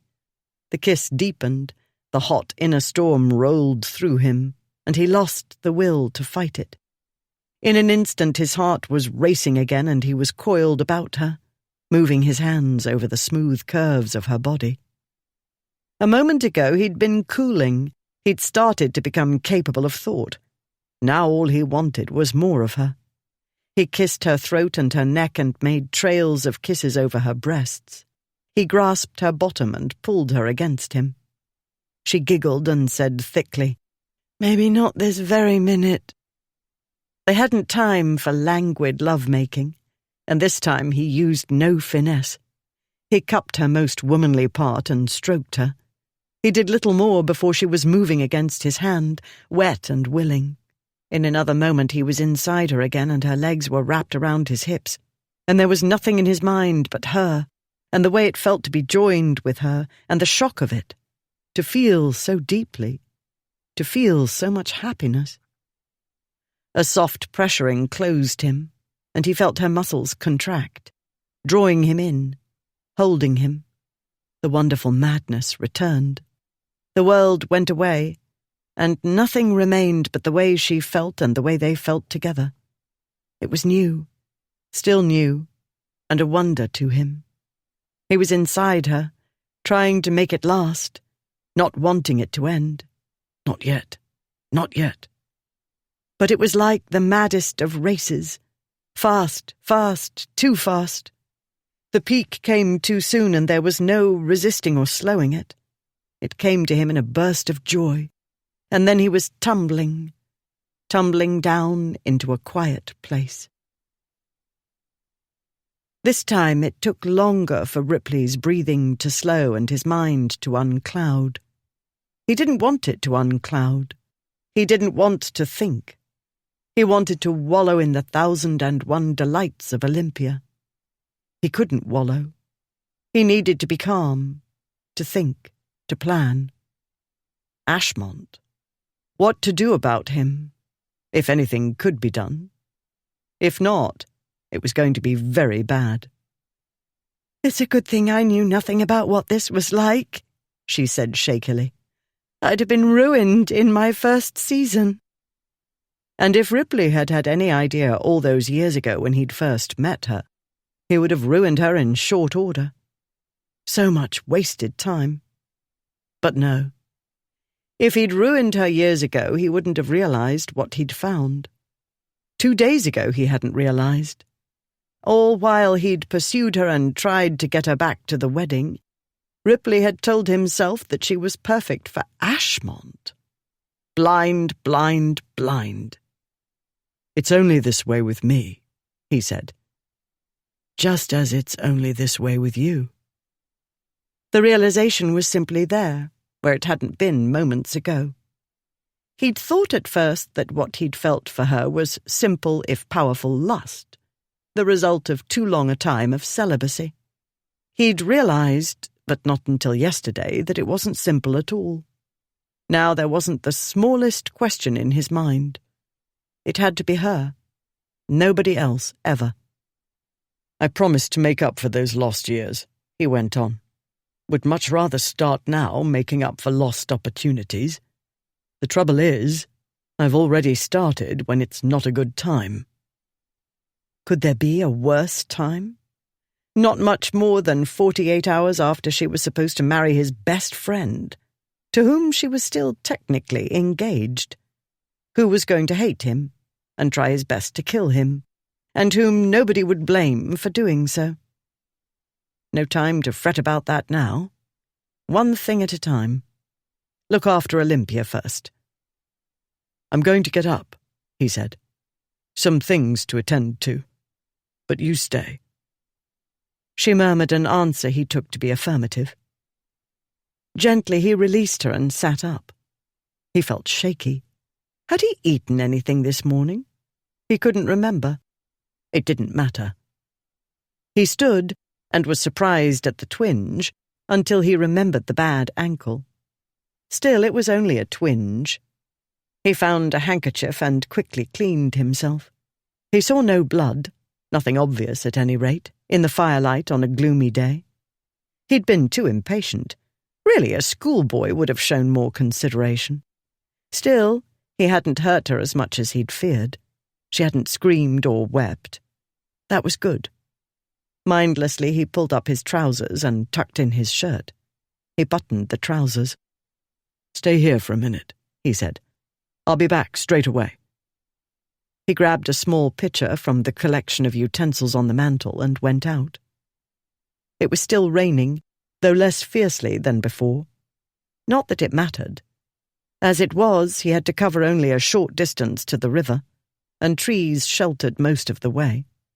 He filled the pitcher and limped back to the fishing house. When he opened the door, she still lay where he'd left her. She was staring at the ceiling, but her gaze quickly shifted to him. "No time to clean up properly," he said. "But there are some linens. It looks as though Alice camped here recently, and the water's clean." While he talked, he set the pitcher down within easy reach. He collected a few cloths from the basket of linens and laid them over the top of the pitcher. She sat up, blushing, and the blush spread all over her neck and down, over her breasts. Swallowing a groan, he reached over to retrieve the spectacles from the window ledge. He gave them to her, then busied himself with putting out the fire, while his mind reviewed the perfection of her skin and the way she was round in all the right places. What a miracle it was that nobody had caught her ages ago. "I'm boring and pedantic," she'd told him. That was completely wrong, but he was glad that everybody had believed it, and he supposed he was glad it had taken him so long to discover she wasn't like the other respectable girls. Now at least he was old enough to appreciate how special she was. But it would have helped if it hadn't taken him quite so long. He turned back to her. She was pulling the tapes of her chemise closed. She tied them and started to reassemble her corset. "I'd better help," he said. She slid off the cot and stood. "It's easier standing up," she said, "although I doubt it makes any difference to you. Even my maid can't get my corset undone as quickly as you did." "Practice," he said, "though I'm better at getting them off than on." Not that one needed to get corsets off so very often.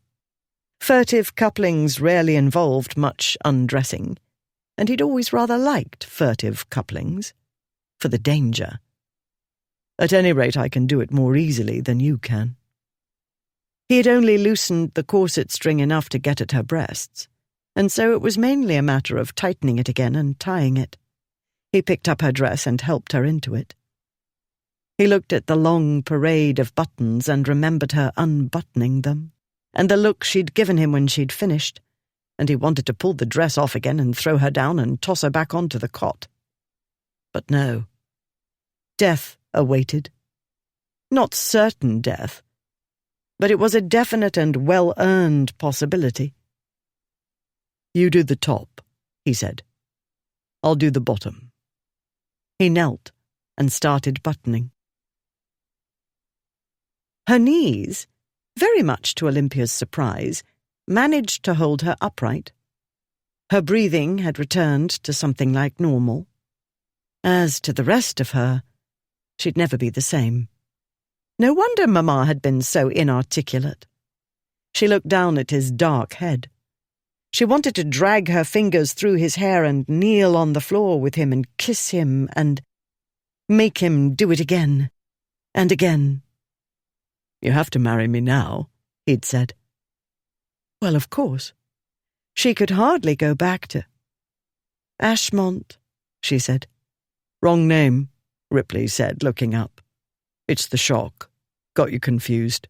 I'm Ripley, the other disgrace, the one you're going to marry, and no bolting this time." "No, I mean that Ashmont—" "He's not going to be pleased about this development, no." She hadn't thought this through properly. She hadn't thought at all. Now she remembered. All the fights, the duels. One in which apparently Ashmont had nearly had his ear blown off. It might have been his head. But now— What had Ripley said the other day in the garden? Something about a lover's romp and, "Since I'm the only one in your vicinity, I'm the one he'll call out." She was still engaged to Ashmont. Thanks to cowardice, she hadn't broken it off. A short time ago, she'd lost her virginity to his best friend. She wanted to dash her head against the wall. So stupid. So reckless. She wasn't even drunk. What was wrong with her? She said calmly, "You're his friend. Ashmont won't call you out. He can't." "Right, nothing to worry about. I'll punch him in the face and he'll punch back, and then he can't be the injured party. I'm not sure that plan will work now." "In that case, I'd better be the one to tell him," she said. "He can't call me out." Ripley returned to buttoning. "You can tell him whatever you like. It won't make any difference. He's my friend, and I've betrayed his trust. Oh, and there's the humiliation, too." "I betrayed him," she said. "I didn't break off with him as I ought to have done. I hedged my bets. You did nothing of the kind. I did. I left it to him, knowing he's too stubborn to let me go. He was halfway up the skirt. You're a woman, he said. You don't have the luxury of doing the decent thing or the honourable thing. As you pointed out a little while ago in the library, marriage is different for women than for men. You did the intelligent thing. The practical and sensible thing, she said. That too. Since you couldn't be sure you'd get through my thick skull, you very wisely decided not to burn your bridges. Also, I'll wager anything you were too subtle and tactful in that letter. You didn't want to hurt his feelings. I don't understand why people are so shy about hurting his feelings. Must have something to do with the lost puppy look he gets. I can't manage it. Tried. Looked like a gargoyle. He'd reached the waist of her dress. I wanted to be kind, she said. It wasn't his fault. Kind. Ripley stood. He isn't that fragile. And yes, it was. He found the belt and gave it to her. She quickly wrapped it about her waist and closed it. It's very good of you to defend me. That bodes well for a marriage. Still, it doesn't matter if he is or isn't fragile or whose fault it was. You don't know how hard I've tried to do what was right, to be a good girl, to be pleasing. Yes, well, you're not a good girl, he said. She sucked in her breath. Good girls don't get drunk and run away on their wedding day, he went on. Good girls don't take off their clothes in front of wicked men. Good girls don't taunt those men into tumbling them. Good girls don't make the men wish they'd thought to do it years ago. Good girls are boring. You won the awards for boring because you were trying to be a good girl. You're not. You're a bad girl. And if you'd been a boy, you might have been one of my best friends. I'm glad you're not a boy. Now can we stop talking and thinking and get out of here? We haven't a minute to lose. Meanwhile, in the drawing-room of Camberley Place, Lord Frederick stood at the window looking out. The storm's let up. They ought to be back by now. He turned back to Lady Charles. I don't like this. She refilled her glass. It isn't up to you. It has to be up to somebody. Ashmont isn't a child. It's time he took responsibility for his life. You can't protect him forever. And you, he said. You kept Ashmont's fiancée from him when he came here. I did nothing of the sort. She wasn't here at the time. You didn't tell him the whole truth. Whom were you protecting? Olympia. From marrying the wrong man. Because the right one was too slow-witted to see what was under his nose. There was a short, taut pause. Something passed between them, unseen, unspoken, but felt. Neither of them acknowledged it. They were both old hands at concealment. If something flickered in her ladyship's eyes, it might have been a trick of the light. If a faint red tinged his lordship's cheekbones, it was from the same cause. He said coolly enough, "And you thought you'd give him a little time and he'd come to his senses?" "Yes."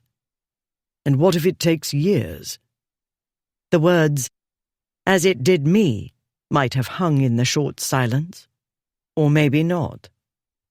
Lady Charles laughed and said, "Until it's too late? In that case, I shall comfort myself with the knowledge that I tried." "You put your oar in, you mean?" If only someone had done so then. "Habit," she said. "I've been doing it for most of his life. You and I have that much in common." "Yes, and I'm too old to break the habit now," he said. "This is the last best chance that wretched nephew of mine has. I won't see him make the same mistake so many others do." If he doesn't make mistakes, how will he learn? That's a chance I'm not going to take. I've waited long enough, I think. For all I know, they've gone. Why would they go? she said. All they've done is take shelter from the storm, separately or individually. You're jumping to conclusions. That isn't like you. You don't know what I'm like, he said. But we both know what Ripley's like, and I have a good idea what he's going to do. What I should have done when I had the chance. It doesn't matter, she said. You're too late to change anything. You were too late before you came. We'll see. He bowed. I bid you good day, my lady.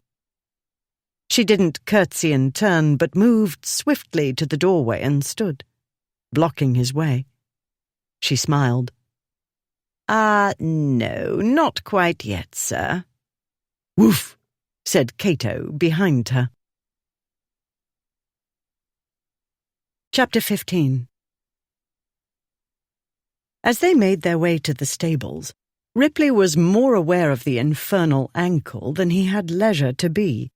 He was cursing it in his mind when he saw Olympia move off the path and pick up a stout branch. She held it out to him. "Walking stick," she said.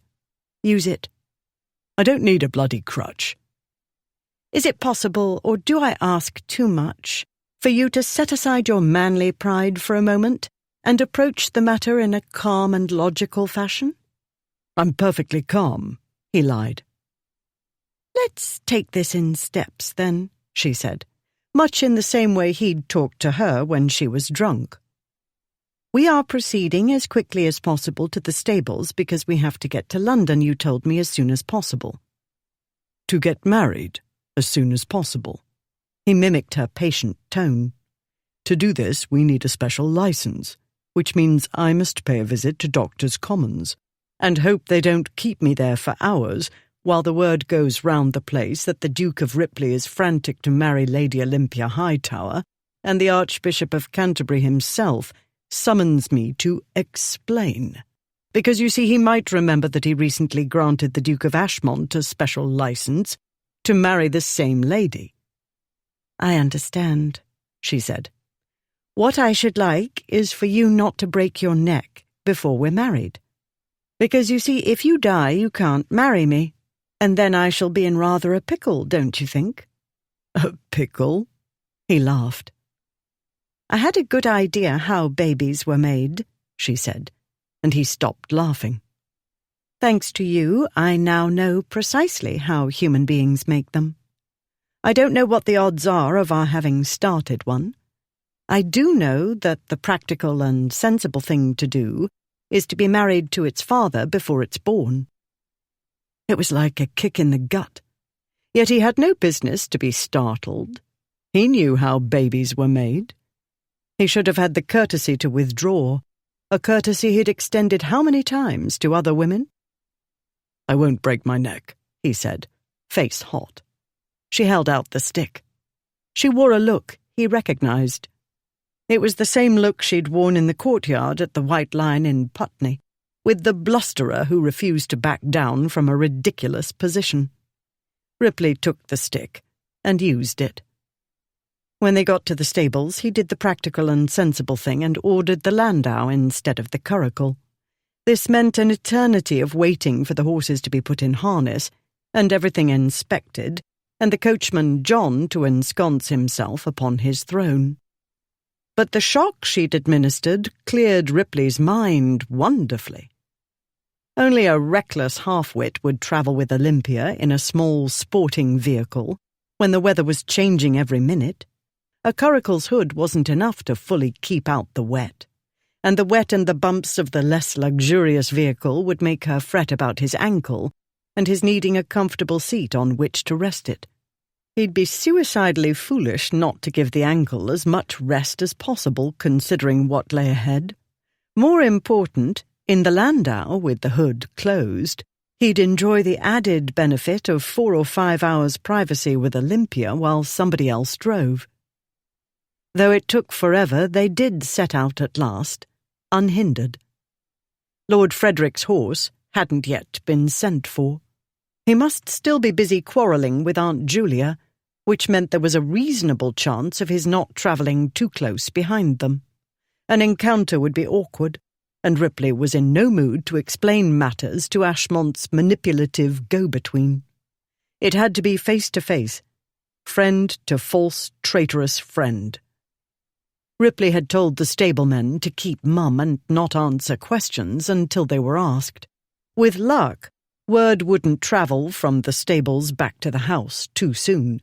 With luck, nobody would start asking soon. With luck, it'd be assumed he and Olympia had either separately or together taken shelter from the storm. Since the skies hadn't cleared, it might be a while before anybody decided to come looking for them. In order not to trust entirely to luck, though, he told the stablemen to take their time about sending Lord Frederick's horse to him. Luck was with them for the journey at any rate. Though it rained from time to time, the thunderstorm didn't seem to follow them. They reached London before nightfall. Then it was on to Gonaby House, where they encountered a mob of family, including the Newlands, all swarming in within minutes of Olympia and Ripley's entering the vestibule. After the first cries had died down somewhat, the swarm bore the travellers into the drawing-room, where an odour of fresh paint prevailed, and a set of steps blocked a door. Renovations still ongoing, in other words. There the uproar began to swell again. Ripley said, "Enough." He was a duke. The tide of noise receded. "Thank you for the thrilling welcome," he said. "Thing is, not helpful to talk to everybody all at once. Only Lord Gonaby. And Lord Newland. Your counsel would be appreciated." Unlike his brother-in-law, the Marquess of Newland kept both feet planted firmly on the ground. "If we three might adjourn to another room, a matter of business." All about Ripley, eyes widened. Gazes went from him to Olympia and back again. Confusion reigned for a moment. Then the two older ladies, at least, seemed to begin to form a picture in their heads. Judging by their expressions, they found the picture perplexing. "Your study, Lord Gonaby?" Ripley said. "The library? Not here, in other words. Gentleman's business to see to. As soon as is convenient." Yes, Lord Gonaby said. "But, Papa, the Duke is famished," Olympia said. "We've been on the road for several hours with only the shortest stops. Moreover, as I mentioned in my letter, he is injured. It would be a good thing if he could put his foot up. Perhaps the butts could wait until you take him to a quiet room and he's been given some refreshment and allowed to rest his ankle." It wasn't the voice of command she'd used on the bully at the White Lion. Nonetheless, it was a voice that got things done and had a remarkable subduing effect on the listeners. Ripley had grown up in a very small family, and he'd spent the bulk of his youth at school, away from his parents and sister, or in the peace of Camberley Place. He wasn't used to so much family, voices, chaos. At Gonaby House, everybody had something to say, even the little boys. He realized Olympia must have had to do this for most of her life, create order where there was chaos. No wonder she put books in categories and subcategories. Books were easier than people. Still, it could be done with people, to a point, as she'd demonstrated. If Lord Frederick had goaded Ashmont into courting her, Ripley had no trouble seeing why. What other girl had a prayer of managing him? Lord Frederick was not going to be happy about the change of bridegroom. The marriage had better take place before he got wind of it. Fortunately, Newland took over from his rather vague brother-in-law, and in very short order, considering the state of the house, which seemed to be half coming down and half going up, the three men were in Gonaby's study. Ripley ignored the chair offered him. He braced himself on the mantelpiece. Aware of the long night ahead and what lay ahead, he went straight to the point. "Lady Olympia and I wish to be wed." "To each other?" Gonaby said. To each other, sir, yes. But she's engaged to the Duke of Ashmont. Supposed to be married the other day.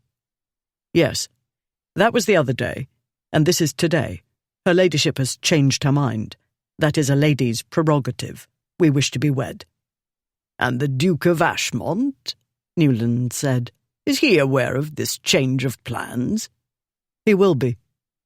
In that case, perhaps we should wait until such time, since it's quite impossible for him to marry Lady Olympia, she being unwilling to marry him, and since we are rather in a hurry, it would be best we have the settlements drawn up as soon as possible, Ripley said.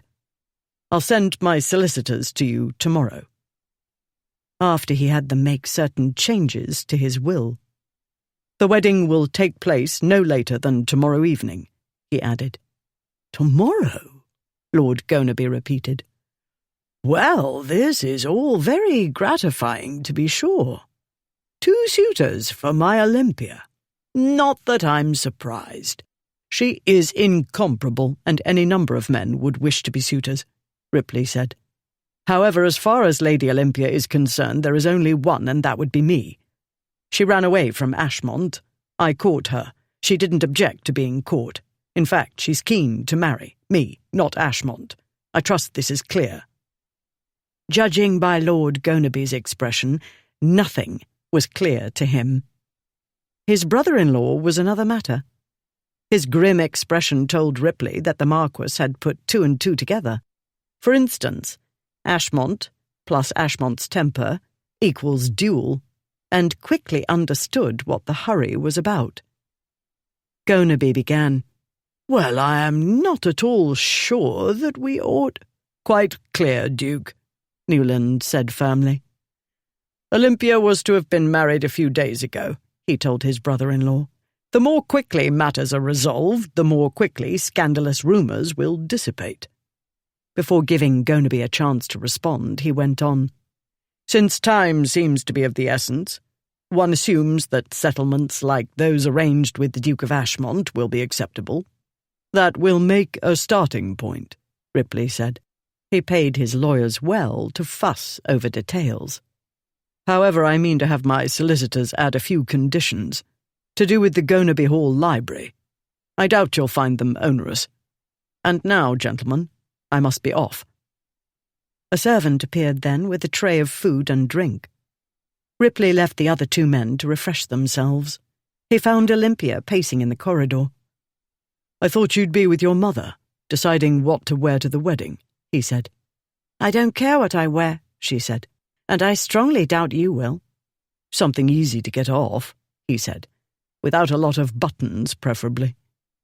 The image appeared in his mind of Olympia unbuttoning the endless line of buttons, the look on her face when she was done.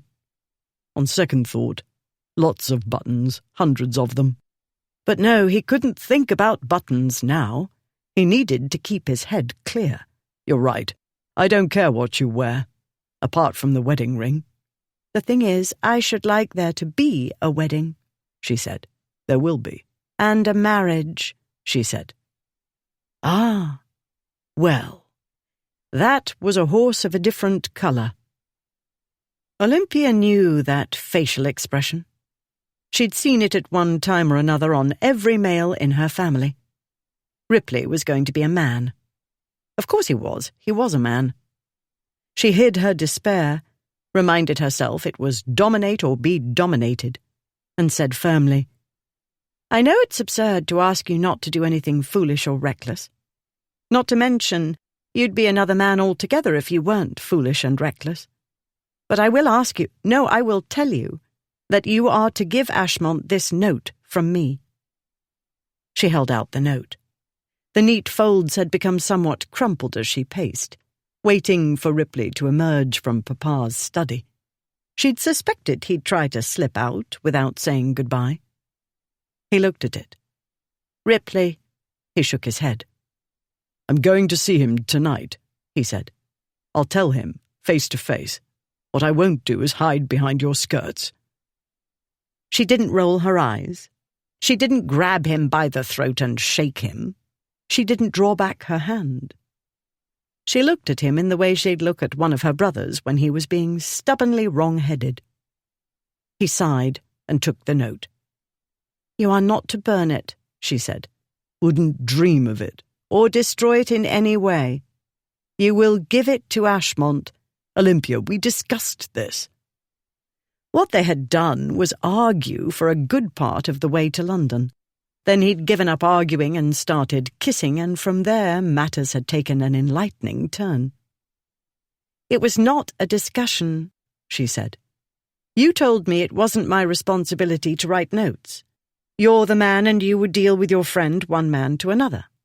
But you were wrong, and if you hadn't used unfair tactics—" "All's fair in love and war." Love. Neither of them had uttered the word. She was still operating under the assumption of infatuation, possibly fatal infatuation, but then he mightn't be using the word love in the strict sense. "That's a handy phrase," she said.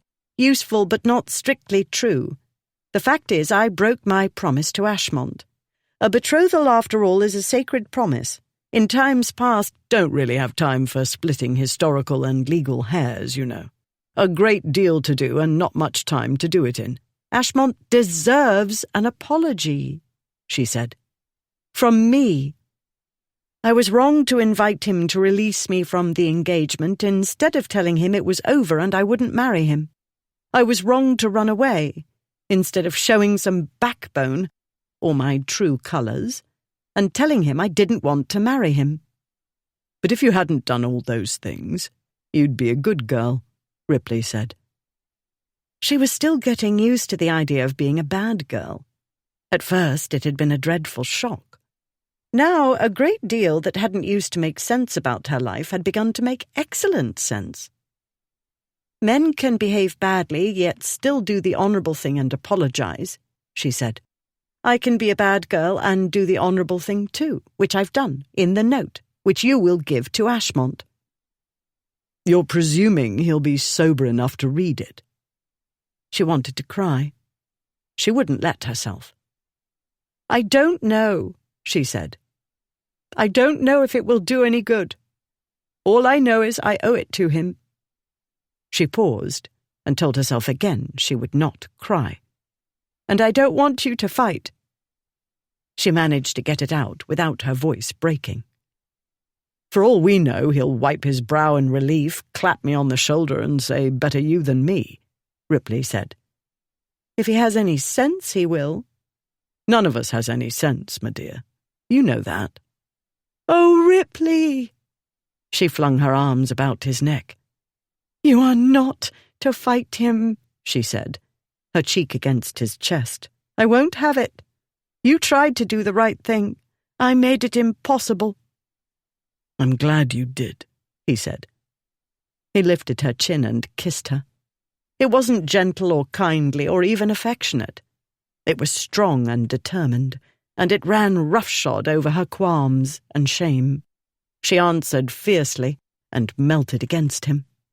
Then it was over, and he was drawing away. "Well then, what fellow wouldn't want to come running back for more of that?" he said, with a crooked smile that made her heart ache. "Or in my case, limping back. Go argue with your mother about your second wedding dress and leave the rest of this to me. It'll all come out right, I promise." As he made his way home, it occurred to the Duke of Ripley that it had been a very long time since anybody fussed and fretted about his well-being. He remembered Olympia's asking on the way to Battersea Bridge whether he had enough money for the watermen. Well, she had brothers, a horde of them. Fussing came naturally to her, as did ordering mails about. It would be a great thing if he spent the rest of his life being fussed over and disobeying orders. It would be a great thing if his didn't turn out to be a very short life. Once home, he ordered a light dinner and wrote several notes, which he sent servants to deliver to his solicitors and others. He turned himself over to his valet, bathed and shaved. He changed into undergarments, waistcoat and trousers, and shrugged into a dressing gown. He ate in his private apartment rather than the dining room, doing what justice he could to the brilliant meal Chardot had prepared for him on short notice. For the first time since his Spartan boyhood, Ripley had no appetite. However, he had to be practical and sensible. A man couldn't think properly on an empty stomach. He needed to think and act carefully, a mode of behaviour he wasn't used to. Still, no matter how much thinking he did or how carefully he acted, in a short while he'd have to deal with a man who did neither. Which meant that this might be one of the Duke of Ripley's last meals, if not the last. Whether it was or it wasn't, he'd do his best to appreciate it. That was the practical and sensible thing to do, if he wanted to avoid antagonizing the best chef in London. He pictured Olympia sitting at his right hand at the dining table, and one of Chardot's feasts spread out before them. He smiled, and he ate, though he tasted nothing. He returned to his dressing room, completed his toilette for the evening, chose his sturdiest walking stick, and went out. Too late. Thanks to Lady Charles's harassing questions, and his own disinclination to lay violent hands upon a woman, no matter how severe the provocation, it took Lord Frederick far too long to leave Camberley Place. When he did finally ride out through the gate, he might have had half a wish to ride back again and continue the dispute. This unusual, for him, indecisiveness could have contributed to his slow progress thereafter. There was the rain, too. It beat on him from time to time as he rode back to the inn where he'd paused this morning to make himself presentable, and it beat upon his carriage as it travelled back to London. Nonetheless, he did return, and it was all for naught. By the time he reached Gonaby House, Ripley had been and gone. All Lord Frederick could do was say he'd stopped to make sure Lady Olympia had arrived safely. Then he was treated to the happy news and obliged to pretend he had no objections and required no apologies. It wasn't, he told them with a smile, as though Ripley had stolen a lady from him. He saw no way to mend matters now. Calling on Ashmont would be a waste of time. True, terrible things might happen. In Ashmont's case, that was practically a foregone conclusion. Yet terrible things happened all the time. Men, even including Lord Frederick himself, made mistakes that changed their lives forever. Lady Charles had said it wasn't up to him. Not that he agreed with her. But for the moment, vexed as he was, he felt disinclined to keep helping a young man who was determined to ruin his life. It was possible, in fact, that Lord Frederick ought to have kept out of it in the first place. Had he not interfered, his nephew might have forgotten the lady's existence by the next day. But she was perfect for him, Lord Frederick thought. She might have saved him. Maybe Ashmont had gone too far to be saved. And maybe Lord Frederick might as well have stayed at Camberley Place and let Lady Charles aggravate him. She at least wasn't a drunken oaf of a nephew. Beyond question, she was pleasanter to look at. Not long before midnight, Ripley ran Ashmont to ground at Crockford's. It seemed like an age since Ripley had walked out of the gambling club in the small hours of the morning. It seemed like an age since Ashmont had appointed him guardian of the wedding. Not even 3 days. He found Ashmont in the hazard room with Blackwood. One glance told Ripley that early as it was, Ashmont was 3 sheets in the wind. So much for hoping to find him in a relatively rational state. "Ripley, you dog! There you are at last!" Ashmont pushed away from the table and rose. "About bloody damned time. I've been bored witless." "Your Grace, your winnings," the croupier said. "Spread 'em round, Ashmont said. "Let the other fellows have a chance." Ashmont cheerfully followed Ripley into the corridor, Blackwood bringing up the rear. When they were clear of the room and not within eavesdropping range, Ripley said, "I've come to take you home." "Ha, ha! Do I look as bad as that? But I'm well. Looks worse than it is. Only waiting, you know. Got Olympia back safe and sound?" Was still with your aunt? Uncle Fred made a devil of a fuss. Said I wasn't fit to see her. His skin was grey and drawn. His eyes were bloodshot, ringed with deep shadows. Not looking your best, Ripley said. A trifle fatigued, perhaps? Let's go back to your house, where we can talk without shouting to be heard above everybody else. Behind Ashmont's back, Blackwood lifted an eyebrow. My house? Ashmont laughed. Too early to put me to bed. Still on my legs, can't you see? But what's the news? Did she answer my letter? Did she send the answer with you? She did, Ripley said. I thought, though, you'd rather read it in a less public place. Ashmont glanced about him, belatedly taking in the groups of men passing by, pretending not to be watching and trying to listen to their disgraces. When it came to gossip, men easily matched women. Oh, them, he said, and his mood darkened abruptly, as often happened. Damned right, not here. He walked on unsteadily, Ripley on one side and Blackwood following. Ashmont went on talking as they made their way through the club. Everybody laughing behind my back. Nobody dares say a word to my face. Think I'm deaf, dumb and blind. As though I'd never hear about what they write in White's betting book. Odds against me and in favour of guess who? No, don't try. You'll never guess. Men's! Do you believe it? 60 if he's a day. And everybody knows those aren't his own teeth. The ones in his drooling mouth came off the fields of Waterloo, off some poor sod got himself killed defending king and country. That's not a fraction of the entertainment. Fox's Morning Spectacle pillory me over half the paper every day and in the extra editions. Must say, they've outdone themselves, Blackwood said. No girl in her right mind would have me, they say, Ashmont went on. Satirical prints, with me as a drooling ogre and Olympia running for her life. Not that they've the bollocks to print my initials, let alone my name. No D of blank for them. It's an infamous peer and a notorious nobleman and a titled libertine, as though I'd waste my time suing the smug blackguards. And last night, he broke off as a group of men passed nearby. Ripley, you had your own annoyances, I understand, Blackwood said before Ashmont could continue with his grievances. A fuss of some kind at the White Lion. Over a dog, Ripley said. He outlined the excitement in Putney while they collected their hats and made their way out of the hubbub of Crockford's and into the hubbub of St. James's Street. Mist shrouded the street.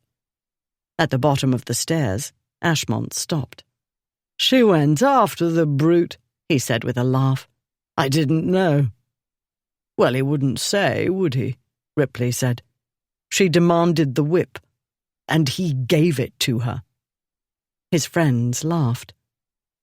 Knew she was well above the common run of females, Ashmont said. Obvious. Once I spent 5 minutes with her, but I taught him a lesson. The one I administered was insufficient, Ripley said. The brute accosted us, ranting about the dog, Blackwood said. Now I see why he was so incensed. A girl got the better of him. Made remarks about Olympia, Ashmont said. Couldn't let him pass. Thus the stinker, Ripley said. Ashmont touched his bruised eye. No, that was later. Fell down some stairs. But I'm not the only one damaged in the cause of Olympia, I hear. Ankle, she wrote. Unsteadily he bent over to stare at Ripley's ankle. The wrong one. Then he swayed upright again and eyed the walking stick. A sprain, Ripley said. No great matter, but the women made a fuss, and when I tried to get away... but it's a long story. I'll tell you when we find some quiet. London's streets were noisy most of the time, and the St. James's neighbourhood shortly before midnight was no exception.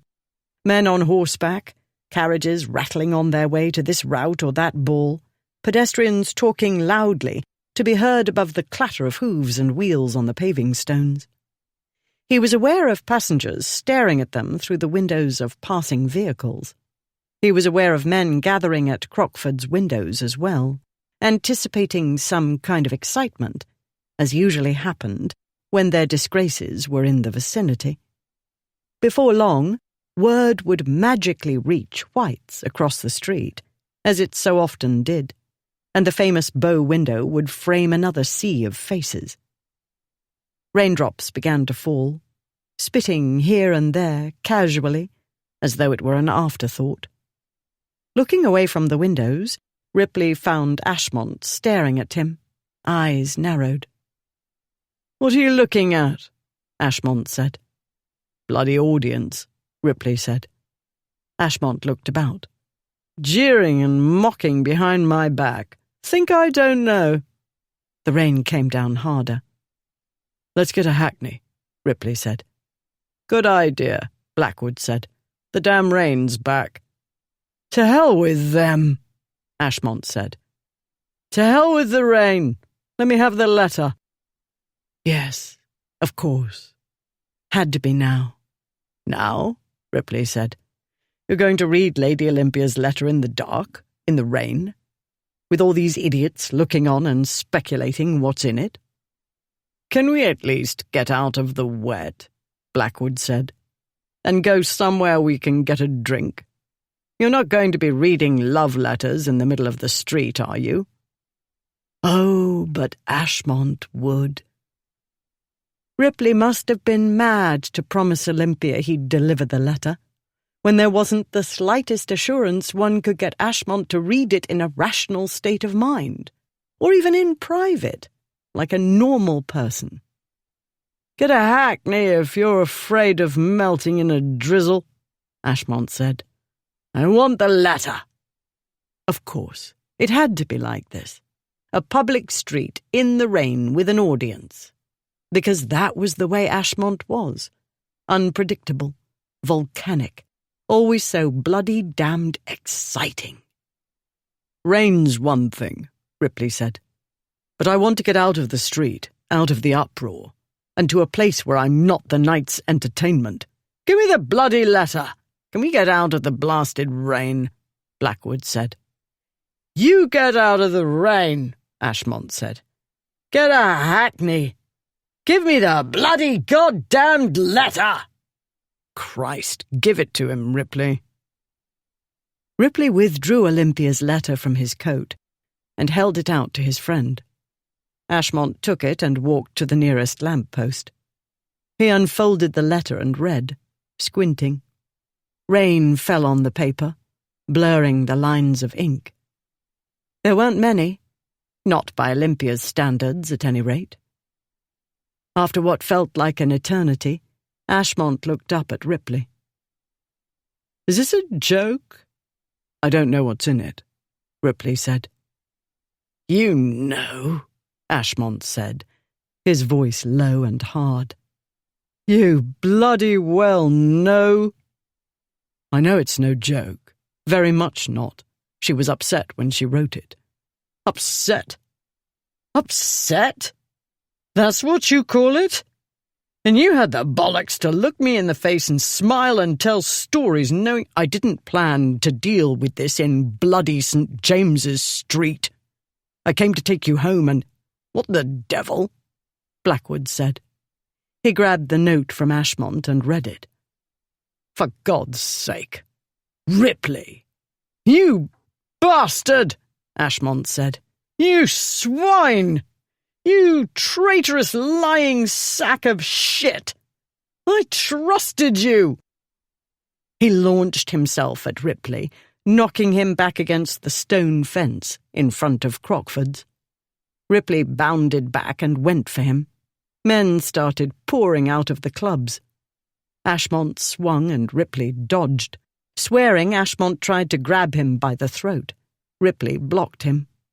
Before Ripley could throw him into the street, Blackwood pulled Ashmont away. Not here, damn you both. Yes, here, now. All Ripley knew was rage. It was all he could do not to tear Ashmont from Blackwood's grip and pound him senseless. "Here will do," Ashmont snarled. "Here in the street, where everyone can see what a swinish, cheating, craven snake he is, my so-called friend." "Swinish?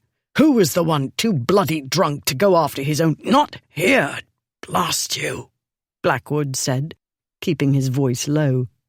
"Do you want her name dragged through the mud along with yours?" That got through. Barely. Ripley made himself unclench his hands. Ashmont shook his head.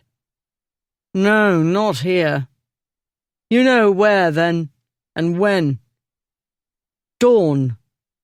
Pistols for 2 and breakfast for 1, Ripley. I'll see you at dawn tomorrow. Putney Heath." "No, you won't," Blackwood said. "Pull yourself together. Ripley's no saint. None of us are saints. You would have done the same." "To my friend?" Ashmont said. Friend. No, that was over. Dead. Deeds done that couldn't be undone. Words uttered that couldn't be unsaid. Cheating. Craven. Words and acts churning in a mad, consuming rage. Blinding, mind-crushing. Yet she was there too. Somewhere in the murderous turmoil was Olympia, the expression she'd worn before Ripley left her today. And somewhere in the roiling fury, he remembered he was at fault. He'd debauched the woman Ashmont wanted to marry. Only one thing, Ripley understood, would make it right between them. Only one irrevocable thing. Olympia wouldn't understand. She couldn't. She was a woman. "Sorry, my dear girl." To Blackwood, Ashmont said, "You'll act for me." "I damned well won't," Blackwood said. "He's my brother-in-law, remember? Alice would get wind of it, you know she would, and she'd kill me. As it is, but no. Find another way to settle this. I won't stand by and watch you two shoot each other." "Then go to hell," Ashmont said. "I'll send someone to you, Ripley." "I supposed you would," Ripley said. "But I won't fight you tomorrow. I'm getting married." Ashmont's head went back as though Ripley had hit him, as Ripley still wanted to do in spite of everything, because his friend was a bloody damned fool and a wreck, and he needed to be knocked on his arse. Ashmont started for him, but Blackwood pulled him back. "Leave it," he said. "Use your head. They have to marry now. Quiet the scandal.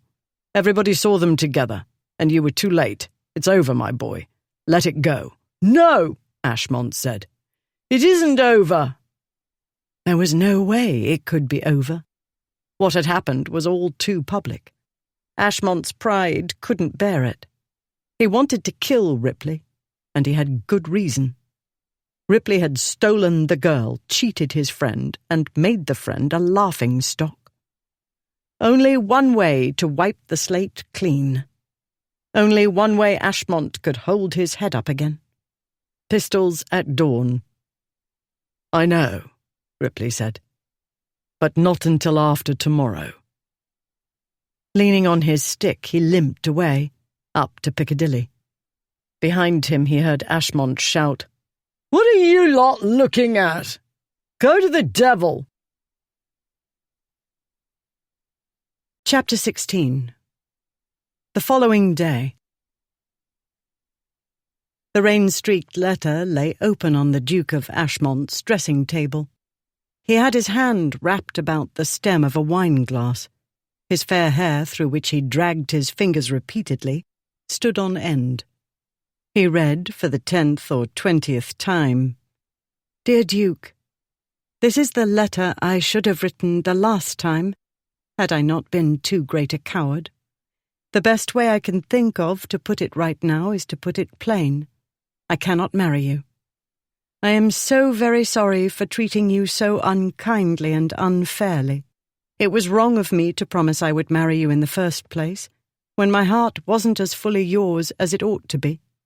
It was wrong again not to break off cleanly after I ran away. It is not your fault that I did not know my own heart. I never meant to give it to Ripley, and I know the last thing he wanted was to steal it from me, but it's his now. You deserve a responsible and dutiful lady who could live up to the honour you wish to bestow. Regrettably, my character is headstrong, ill-behaved, and selfish. I beg you not to blame Ripley for what has happened. He tried to keep your friendship first in his mind and heart. He tried to do what was right, but he came up against my unruly nature. He was the one I wanted to be with, and when he tried to get away, I prevented him. It's so clear now, as it ought to have been before, that I could never make you happy. Though I wish I had realized this before I caused you distress, it cheers me to know I have spared you, though you may not appreciate that at present. And knowing I've done you a favor gives me the courage, or perhaps the better word is audacity, to ask you to do me the very great kindness of giving Ripley and me your blessing. He is your friend still, and he loves you dearly, I know. Please do not let my poor judgment destroy an old and true friendship. With best wishes for your happiness, believe me yours, very sincerely, Olympia. Blessing, he muttered. Wants my blessing. She's got bigger bollocks than any of them. Damn it, Olympia, I can't. Blackwood stormed into the room. Have you taken leave of your senses at last? You can't truly propose to fight Ripley. The lady doesn't want you. Leave it at that and don't be a bloody fool. Who let you in? Am I barred? Have you added me to the traitors list too? Ashmont drank. Leave me alone. It's nothing to do with you. I'm your friend, you jackass. Not friend enough to second me. Instead you chose that blackguard Morris. I saw him as he left the house, and he told me. The Earl of Bartham's son had jumped at the chance to act as Ashmont's second, no doubt hoping to replace Ripley in Ashmont's affections, such as they were. He's done good work, Ashmont said. 4 letters exchanged and everything settled. He folded up Olympia's letter. Dawn tomorrow. Putney Heath. You hope to make her a widow the day after the wedding? Do you think she'll fancy you after that? What is wrong with you? They'll never stop laughing at me if I don't. Ashmont refilled his glass. They'll be telling the story for years. I won't be a joke. He drank. Why do you care suddenly what anybody thinks or says about you? This is different. Between Ripley and me, I trusted him. Completely. He made a fool of me. Lied to me. Come and get her, he wrote. Next thing I know, he's back in London planning a wedding. His. You never gave him a chance to explain. Ripley doesn't explain. Blackwood shook his head. Why did I come? Why did I think I could reason with you? Because you're afraid of your wife? A dangerous silence ensued. Then Blackwood laughed. I see. You want to fight me, too. You want to fight everybody. Sorry I can't oblige. I've a wedding to attend. At 7 o'clock. St. George's, Hanover Square. For some reason, Ripley wanted to be married in church. He threw a note onto Ashmont's dressing table. Your invitation. That's what I came for, hoping to find you less of an ass. I know it's little use, but I'll say it anyway. If you've a grain of sense left, you'll attend. You'll laugh and treat it like a joke, and you'll wish them well. He went out. Ashmont crumpled the invitation without opening it and threw it into the empty grate. The gossip columns of the afternoon papers reported a fight between the Dukes of Ashmont and Ripley in St. James's Street. None of the witnesses having ventured near enough soon enough, little of the exchange of words could be recounted, Though everybody understood the cause to be His Grace of R's disappearing from Newland House with His Grace of A's bride on the wedding day. However, since their disgraces had been known to resort to fisticuffs before when competing for women, and since the three dukes had left Crockford's in a friendly mood, most people assumed His Grace of A, being in his cups as usual, had simply taken offence at something His Grace of R had said once they were out of the club. This, at any rate, was what Blackwood had told some of the bystanders. If any gentleman suspected that the moment of fisticuffs had not settled matters, they were unlikely to make public statements to that effect. Duels being illegal, they were kept strictly quiet. Otherwise, the police would get wind of them and turn up to spoil everything. In any case, the world believed even Ashmont wasn't hot-headed enough to pursue the matter in a fight to the death with his best friend. Ripley let them believe it. He almost let himself believe it, as he went about obtaining a special license and deciding what to wear to his wedding. It was a quiet affair. The group attending was a great deal smaller than the one at Lady Olympia's first wedding attempt. This time the observers comprised mainly the Newlands and Gonabys, their offspring, and a small assortment of other relatives. For his own side, Ripley had a very small representation. On the way to London yesterday, he'd sent a message to Aunt Julia, but that was simply to inform her. He didn't expect her to race to London for his wedding. He'd written to Alice as well, for the same reason. He knew she couldn't possibly arrive in time. Blackwood was here, though. To Ripley's surprise, he'd offered to stand up with him. "Imagine what Alice would say if I didn't," Blackwood had said. "Women don't understand these things," Ripley had said. "Men and honour." "I don't think Ashmont understands, actually," Blackwood said. "Think I do, though." Ripley made do with that cryptic remark. He hadn't time or inclination to think too deeply about Blackwood's ideas of women, marriage, or whatever it was. He was glad to have his friend at his side. The only possible fly in the ointment was the chance of Lord Frederick Beckingham's turning up, say, at about the time the minister was saying, "If any man can show just cause while they might not lawfully be joined together, let him now speak." In that case, the odds were good his lordship would not, hereafter, forever hold his peace. But the ceremony got under way, and if Uncle Fred had secreted himself somewhere in the church, he did not suddenly appear like an avenging angel. Not that this was his style.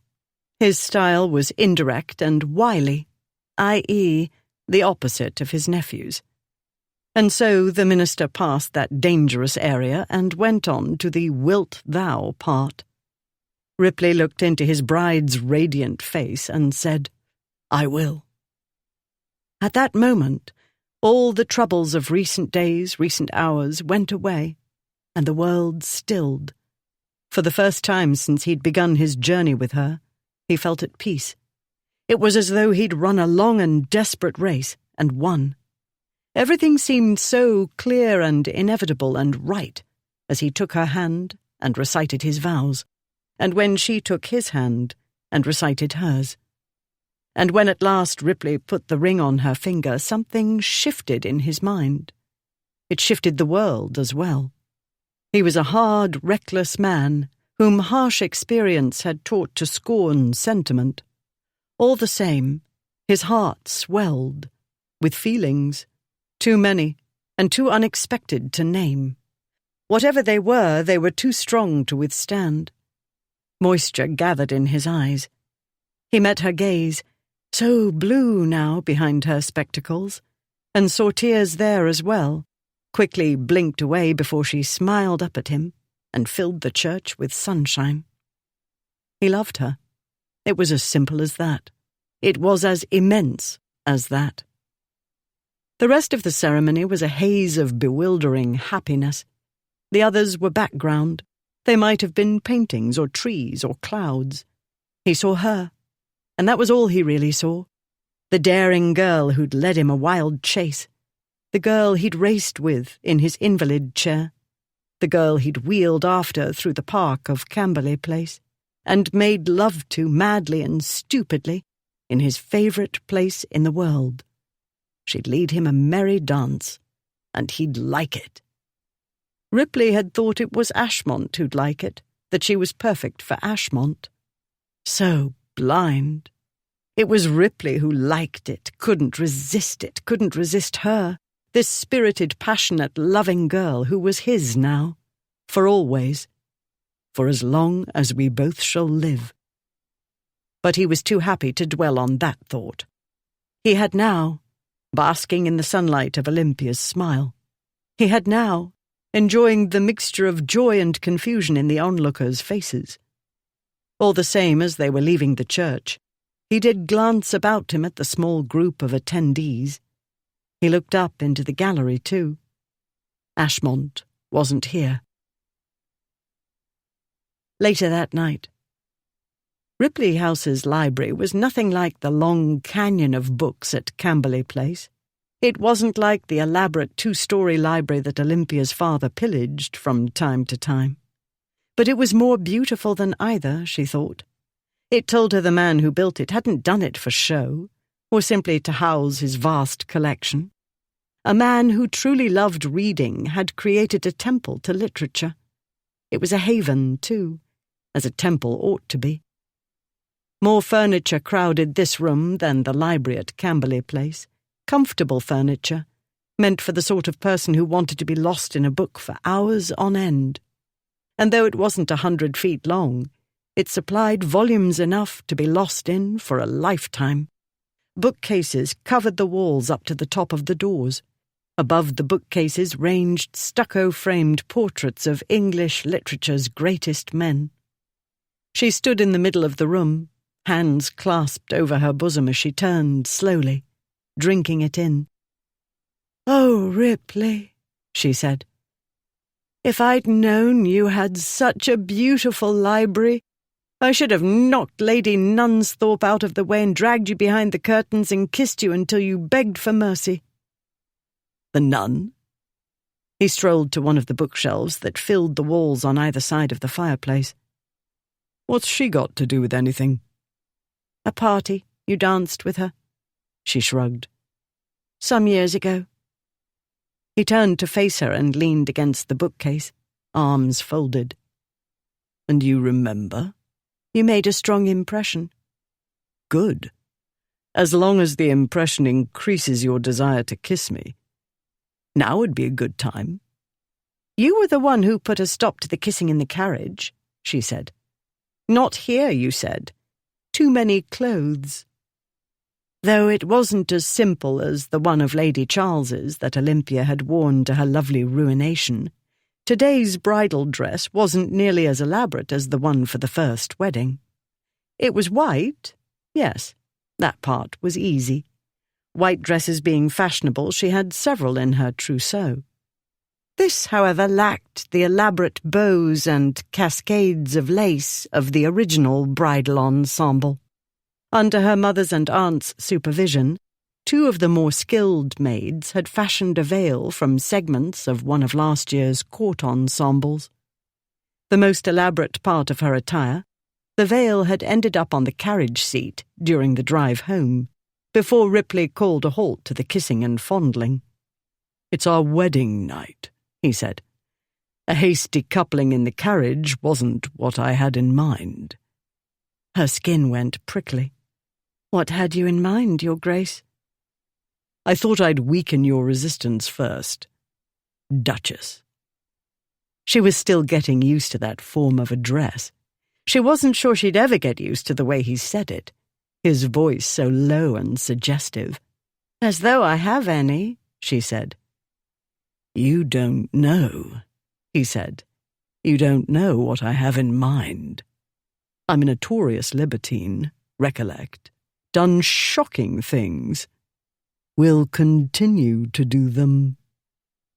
She wondered what could be more shocking than what they'd done in the fishing house, and what had happened in the landau, en route to London. But what had occurred in the vehicle hadn't been quite so so fulfilling. It had been more naughty than anything else, she supposed, though she was hardly qualified to judge, and no, she wouldn't have minded continuing to the logical conclusion. But Ripley had said the coachman would know, and that wouldn't do at all, and so she'd settled for tucking herself into Ripley's arms, where she fell asleep and woke and fell asleep again. In any case, it seemed her education was about to be broadened. "The difference is, I shall do it all with you," he went on. "Promised, didn't I? Forsaking all other, keep thee only unto her." "I promised too," she said. "So you did. Time to make a beginning, madam, with the kissing. I placed myself here in front of a number of rare tomes, some possibly worm-eaten, to make myself more alluring to you." "Oh, Ripley." She crossed to him and put the palm of her hand against his cheek. "My plan seems to be working." He turned his face to kiss the palm of her hand. Then his tongue was there, making little circles in the palm of her hand. Tingling shocks went up and down her backbone and spread out from there. Then he released her hand to cup her face, as gently as though he held a bird in his hands. "Blue," he said. "Your eyes are blue at this moment. I like your eyes in all their colours." "My short-sighted eyes." "You saw me well enough," he said. "You saw something in me you deemed worth having." "I saw you standing naked in a basin," she said. "I'm not sure I was capable of deeming anything after that."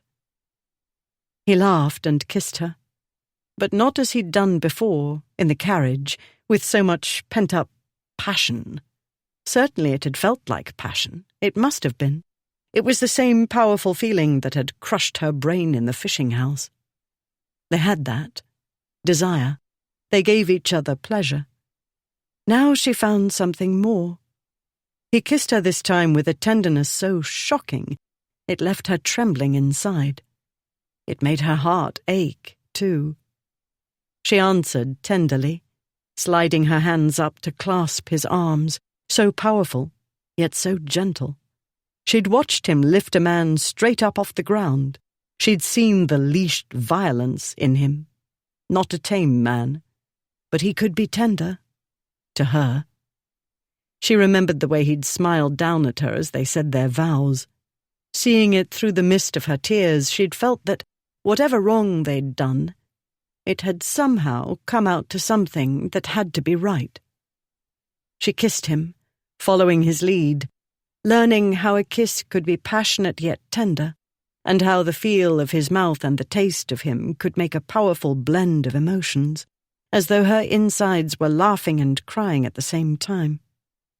When he drew back, she was still dizzy, and she said, "There is more to this business of kissing than I could have supposed."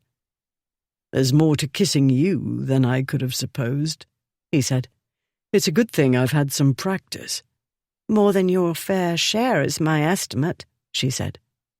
"Ah, but all the rest is for you, Duchess," he said. His green eyes wore their sleepy wolf look. "Every wicked idea, every devilish plan," his voice lowered to a whisper. "Ah, the things I'm imagining. Probably not legal." She looked up into his eyes, and though she still couldn't read them quite, saw something that warmed and excited her. "I suppose it's too late to run away now." "Definitely too late." "I've made my bed," she said. "And now I must—" "Yes, bed. Better idea this night. We'll save the library for later." He offered his hand. She took it. His long fingers closed about hers. His hand was warm, but it was more than simple physical warmth. She felt it wrap about her heart. And she thought, "I am in a very bad way." And, "I'm glad," she thought as he led her out of the library.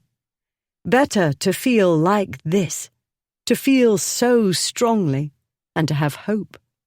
She went with him up the magnificent grand staircase, and up farther still, to the second floor where the private apartments lay.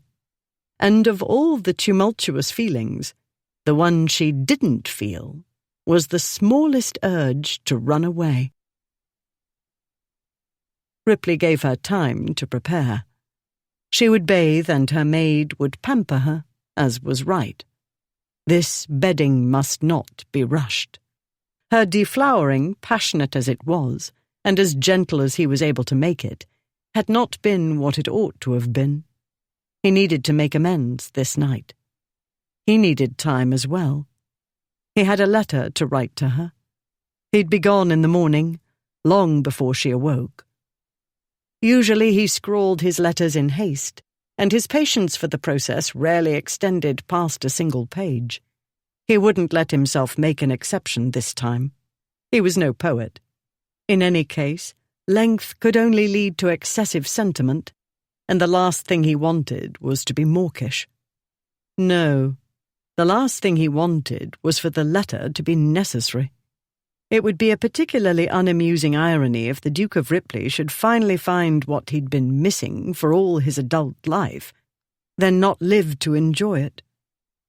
In that case, he had nobody to blame but himself. He hadn't played fair, with Olympia or with Ashmont. He took out the messages he'd received from Ashmont. They were politely worded, as etiquette dictated.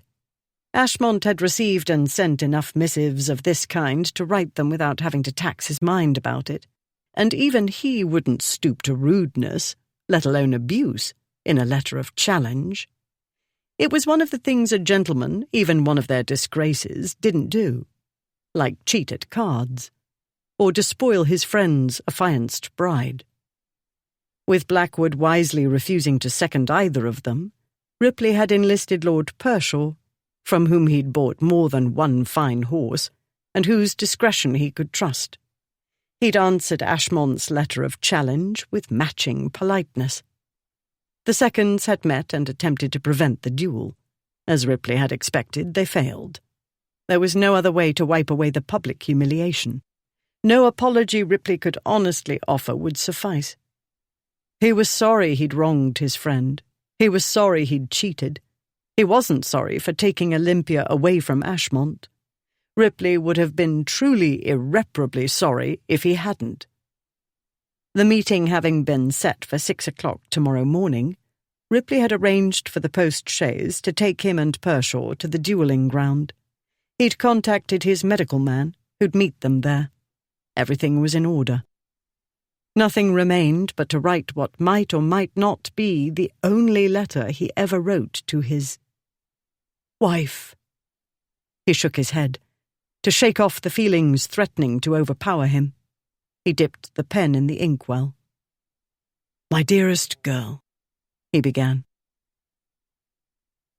In great London houses, the rooms on the ground and first floors were magnificent, made for show. Those on the upper stories tended to be far less so, since few but the family and servants saw them. This wasn't the case at Ripley House. Occupying nearly a full wing overlooking the extensive garden, the Duchess's apartments were as spacious and sumptuously furnished as the public rooms. Though the furnishings weren't modern, some were ancient and valuable. All were in perfect order, clean and lovingly cared for. Olympia had bathed and changed in comfort. Her maid, Jenkins, who'd come with her from Gonaby House, was in such a state of ecstasy that she came dangerously close to smiling. Naturally, Jenkins had assumed, as anybody would, that Olympia's running away from her wedding would turn her into a social outcast. This would have left the lady's maid to choose between remaining loyal to her mistress or looking out for her own future and finding another employer. If the family was in a scandal, so were the staff.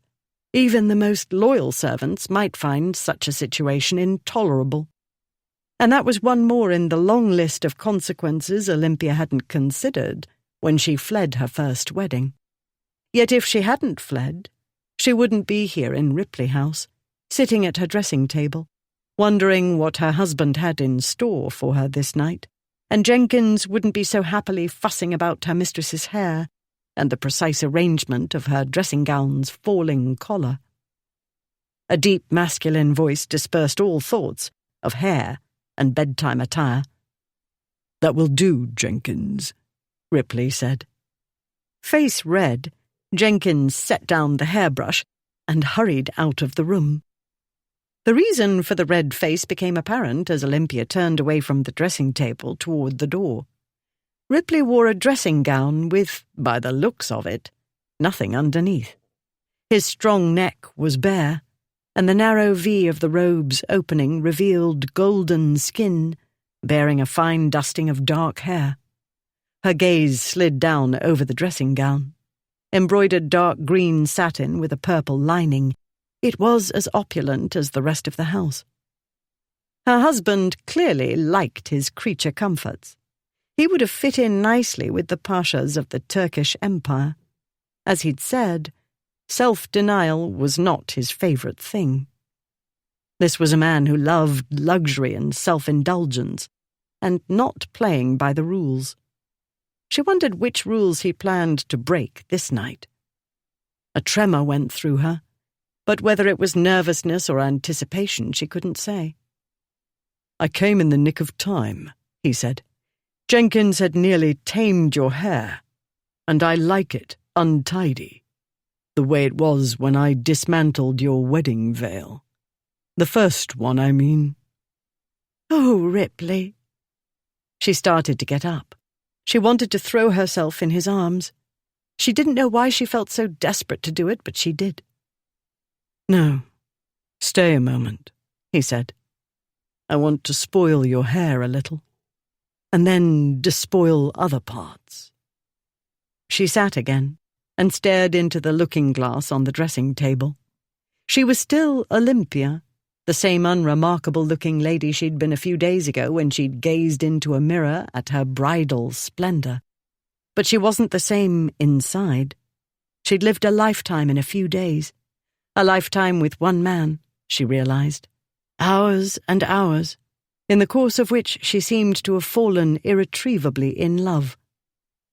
He came to her and untied the neat braid Jenkins had made. Then his long fingers went through her hair, loosening the plaits. She was aware of his hands in a way she hadn't been aware of her maid's. She was aware of his nearness and the warmth of his powerful body. She wanted to turn away from the dressing table and make him pull her up into his arms. She said, "It's dawned on me that you and I have spent more time together than most couples do before they're wed, and so we must know each other rather better than most." "I know you rather better than I ought to on our wedding night," he said, "but that's my fault for being so impatient. You ought to have had a proper introduction. I'll give it to you belatedly." "We aren't proper people," she said. "Why should our wedding night be like other couples? And since when do you care about oughts?" "Since you." He moved to kneel beside her. He took her left hand and looked at it for a moment, where her wedding ring seemed to glow on her finger. He kissed the back of her hand. "Your wedding night ought to be special. Perfect." "That is exceedingly kind and thoughtful of you," she said. "But bear in mind, if it isn't perfect, you can try again. And again. Practice, you know." He laughed, but she caught an odd note in his laughter that made her look up quickly into his eyes. They were shuttered. All she saw was the sleepy wolf. He bent his head over her hand again and kissed her knuckles and her fingertips. He turned her hand over and kissed the palm of her hand and her wrist. He took her other hand and did the same. This time, when he kissed the palm of her hand, she moved it to curl her knuckles under his chin. She lifted his chin and looked at him, but all she saw was affection. And wicked promise, yes. He smiled and took her hand away, and kissed her chin, her cheek, and the top of her cheekbone. Then his mouth covered hers, and the light caress went deep in an instant. It was gentle, and it wasn't. It was like the summer storm they'd shared, but this time it didn't feel so much like a war. This time it was a claiming of each other and a joining of two wild spirits. She hadn't realized how wild hers was until she ran away with him, and she'd felt herself come alive without realizing what the feeling was. She hadn't realized how hemmed in and pent up she'd been until he told her she was a bad girl. She hadn't realized how much she'd stifled herself, though now she saw so clearly why. She couldn't behave as her nature inclined her to do. Young ladies couldn't misbehave as young gentlemen did. Young ladies couldn't sow their wild oats. If they did, they'd be ruined and bring shame on their families. Young ladies had to follow the rules. With him, those rules no longer applied. Free, finally, she came alive now, drinking in his kiss like a healing potion. Her body warmed, and the warmth entered and soothed her heart, too. Her too busy mind quieted and softened. It was like drinking too much brandy, but better, so much better. Still kissing her, he lifted her up from the chair and carried her out of the dressing room and into the bedroom to the side of the bed, where he set her on her feet. "I want to see you," he said. "All of you. And worship you with my body as I promised to do in church." "I want to see you too," she said. "Whenever you appeared at an event, I watched you. It was easy to do without attracting notice because everybody watched the three of you to see what outrage you'd commit next." The words spilled out of her, indiscreet, but they needed to be let out. "The whole time, though, I was watching you. The way you moved, the way you danced. I wanted to be the dashing lady you danced with. I didn't even realize I was watching in that way or thinking those things or why. Or if I did know, I refused to admit it to myself." "I watched you too," he said, "and I thought it was a bloody shame you were respectable." "But I'm not," she said. "I know that now," he said. "It only took, 6, 7 years since you made your debut? How thick can a fellow be?" "Fortunately, I still have some good years left," she said. "True." He slid his fingers through her hair, so gently that she trembled. He kissed her forehead and the tip of her nose. He unhooked her spectacles and set them on the bedside table. "I won't be able to see you properly," she said. "I'll stay close," he said. Her robe de chambre had no buttons or hooks. A tasseled cord at the waist was all that closed it. He undid the cord and the robe fell open. Underneath she wore a white embroidered muslin nightdress. He brought his hands to her face and caressed her cheeks and her neck. He slid his hands to her shoulders. He bent and kissed her neck, her shoulders, and the hollow of her throat. Her skin vibrated with pleasure, but she ached, too, with the sweetness of it, of being touched by him, kissed by him. He untied the ribbon at the neckline and slipped the nightdress down past her shoulders. She was acutely aware of the night air on her skin. He slid his fingers down from her neck to her breasts, pushing the neckline lower as he went, until her breasts were fully exposed to him. But she was a bad girl, and didn't feel shy or modest at all. Besides, he'd seen her already in the fishing house. She wanted him to look at her the way he'd done then, as though she were the most beautiful creature he'd ever seen. His face changed, and she saw the look she remembered. She caught a glimpse of something else as well, something unexpected. Pain? But he bent his head, then his mouth was on her, his lips trailing over her breast, the lightest of caresses. Light as it was, she felt it deep within her, tugging at her heart and lower down, yes, and now she recognized the feeling, the wanting. She wanted him, and she understood she'd waited years for him, without hope, because she hadn't dared to understand herself. She'd made herself what she ought to be, and it was like a dress that didn't fit. No wonder her tiresome cousin mocked her. Then he took the bud of her breast into his mouth and suckled, and she forgot the past, her cousin, relatives, everything. She grasped his arms and held on, letting the sensations wash over her and through her, and she felt drunk, so beautifully drunk. She'd learned to believe that no man would want her, truly want her, as she was. He wanted her. He teased and suckled the other breast, and worked his way down, drawing her nightdress down as he went and teasing her skin with his mouth and his too adept hands. He licked her navel, making swirls with his tongue, and she let out a wild little cry. He went lower still, and the nightdress slid down over her hips to the rug. Then he put his mouth there between her legs, and her body tightened. Spasms went through her, of heat and delight and a growing need. "Oh," she gasped. "Oh, my goodness. Oh, Ripley!" He didn't stop, and the feelings built to an intensity all but unbearable.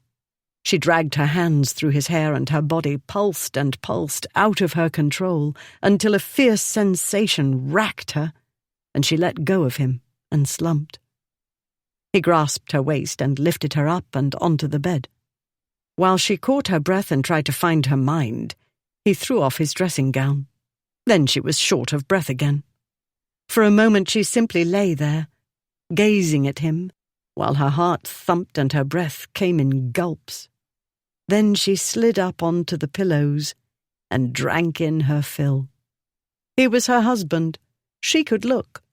And the front view was as beautiful as the back view had been, that day he'd stood naked in the basin. She hadn't seen much of him in the fishing house.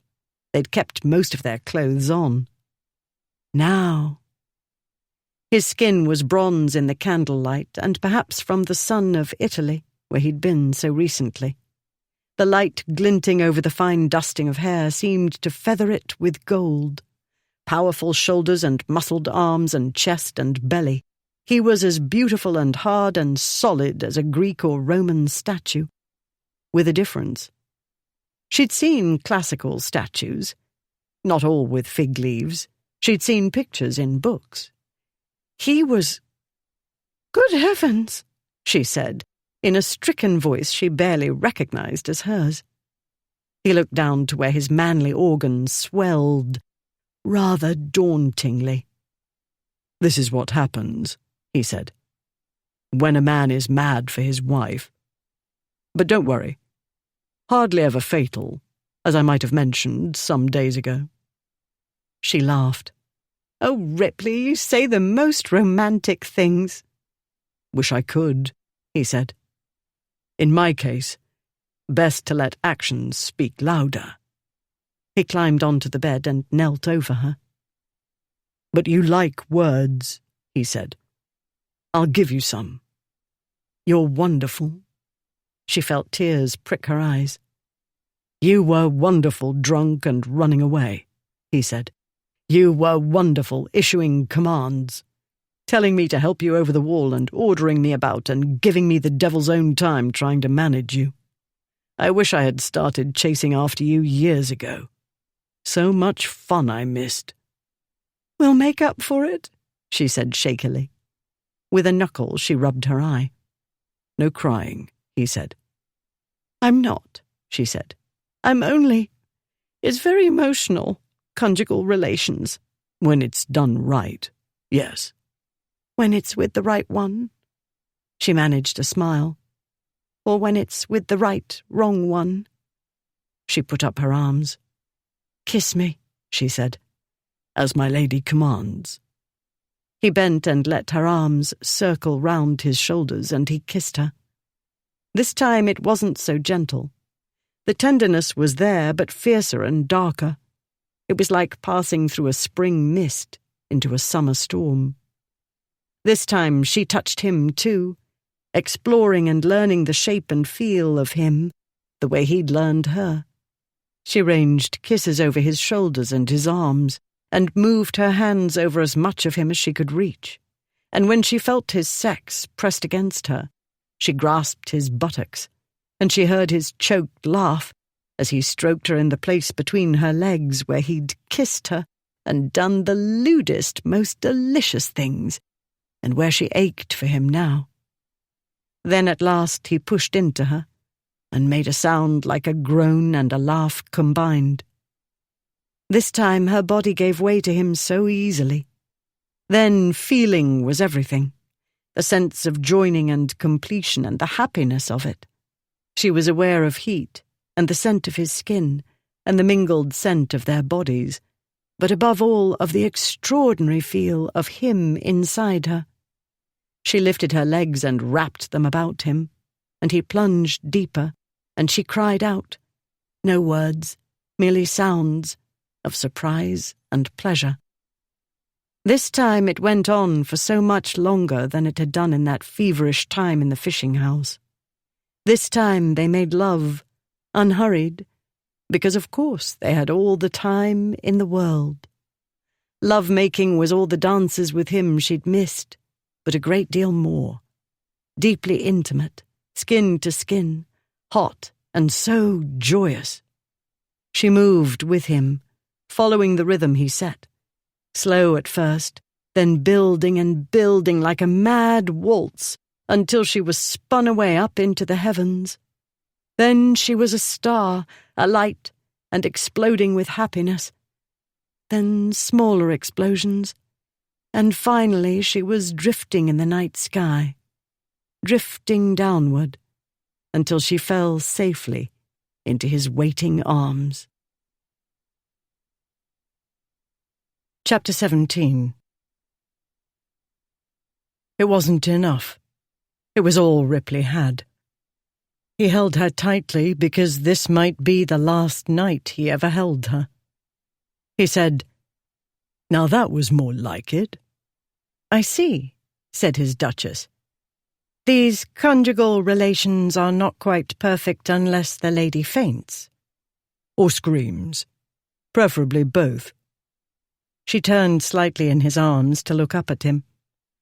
"No wonder I could find nothing in the books at Newland House. No wonder Mamma became unintelligible." "Oh, there are books," he said. "I have an extensive collection of licentious works. Some are quite antique, though nothing to compare to the 1450 Mazarin Bible with movable types." "The first with movable types," she corrected. He laughed. "I'm also the proud owner of a generous selection of naughty prints, including a fine set of obscene works by Thomas Rowlandson. Where would you file naughty books, by the way, in your system?" "Natural philosophy," she said. "Or in one of the categories of literature, depending." He narrowed his eyes at her. "It seems you're not entirely innocent in that regard. I should have realized." "Boccaccio," she said. "Ovid, Chaucer. But when one knows nothing, these sorts of works don't mean much. Now I shall study them with more knowledgeable eyes." "If you'd ever come upon the School of Venus, you would have understood better. From the time of Charles II, I believe. It describes in frank detail the sorts of things couples get up to, with illustrations." Her eyes widened. He couldn't be sure what colour they were at present, in the flickering candlelight. "Does it indeed? That sounds like what I was looking for when I was searching for information in my uncle's library, but I hardly knew where to look." "If he has such books, doubtless he keeps them hidden," Ripley said. "As must your father." "I'm not sure Papa knows what's in his library," she said. "And since it's coming to us, he'll never find out. I hope you've thought of where to put them." In exchange for a generous financial arrangement, the collection of the Earl of Gonaby's library was to be one of the items Olympia brought to the marriage. This was one of the conditions Ripley had added to the marriage settlements. "You can put the books wherever you like," Ripley said. "We can enlarge the library here, or move them to the house in Lincolnshire, or one of the other houses. You may choose to shift volumes wherever you like. There's some worthless stuff, too, you'll want to cull. Plenty for you to do, though I'm not sure I can offer as much in that way as men's could." She pushed herself up onto one elbow. "I was not meaning to spend all of my time as your librarian, Duke." "I'm relieved to hear it, because I have fantasies." He thought of all he'd missed in not having a wife. But no, it couldn't have been the same with any wife. It had to be Olympia, and it had to be now. The wrong time, the wrong circumstances. Never mind. No mawkishness. He had now. "Well, if I must spend most of my time in bed—" "A bed is not strictly required," he said. "If I am to spend most of my time engaging in conjugal relations, it's good to know you have a lively imagination. Fantasies." He grinned. "I do, my dear. Shocking ones. I imagine you as my hostess." "Your hostess?" "I see you giving London's grandest balls and its most tantalizing dinner parties," he said. "I imagine driving you through the park and riding with you. I can picture the dashing ensembles you'll wear as a leader of fashion." "I'm shocked indeed." "A bachelor duke is one thing," he said. "A married duke, however, has social obligations, and I do like to entertain, as you're well aware. But henceforth my soirees will be the talk of the town for entirely different reasons. Imagine the jaws dropping when the beau monde reads in Fox's Morning Spectacle of our entertaining the King and Queen." "I can see the gentlemen in the clubs falling out of their chairs in shock," she said. "Frankly, I should have fallen out of bed if you weren't in the way." She leaned over and drew her fingers through his hair. Her touch, her voice, the feel of her skin and the warm curves of her body, and the way she smiled and frowned and laughed, the way she looked at him as though he were the whole world. Why had he waited for so long? Why had he been so stupid and blind?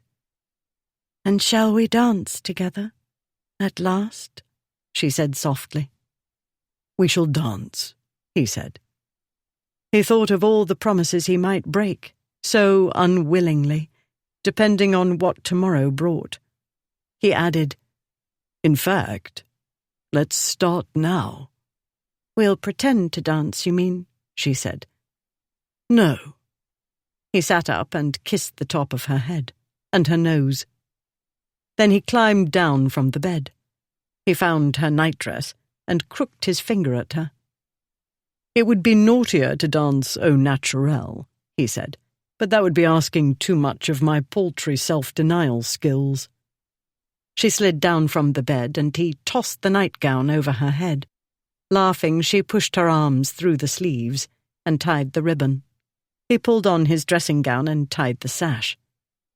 "You stand by the fireplace," he said. "Pretend to be talking to your precious mends, and be as pedantic as you can." "I need my spectacles," she said. She snatched them up from the bedside table, put them on, and walked to the fireplace in the same way she might walk across a room at a ball. That beckoning hint of impatience. The Queen of Sheba must have walked like that, and Cleopatra. She made her face very grave and began talking to one of the mantel ornaments. It was a porcelain gentleman wearing the dress of Ripley's grandfather's time, who sat at a desk, writing a letter.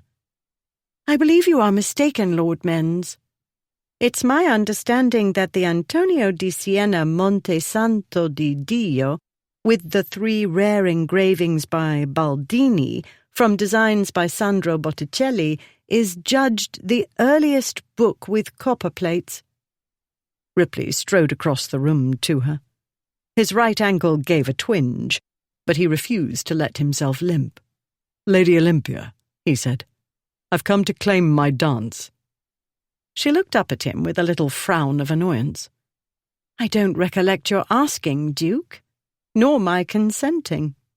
"I didn't ask. This is the dance I want. And I am a duke, recollect." From under lowered eyelids she regarded him up and down and up again, and he was aware of his temperature climbing. That look, those eyes. "So you are," she said. She sighed and turned to the porcelain gentleman. "I beg your pardon, Lord Menz, but as you see, he's a duke, and you know how they are." Ripley took her hand and led her out to the centre of the room. He bowed. She curtsied. He began to hum a waltz from Rossini's La Gazza Ladra and swept her into his arms, and they danced. His bad ankle protested from time to time, but half-heartedly, nothing more than a small ache. He ignored it, and they danced as easily and naturally together as they'd made love, as easily as they'd run away together. He wished he'd danced with her before. So many lost opportunities. But they danced now, barefoot, whirling round her bedchamber while he hummed the music, and now and again sang a remembered Italian phrase here and there, probably the wrong phrase in the wrong place, but no matter. They danced from one end of the large room to the other. They danced into the dressing-room and out again, Olympia giggling.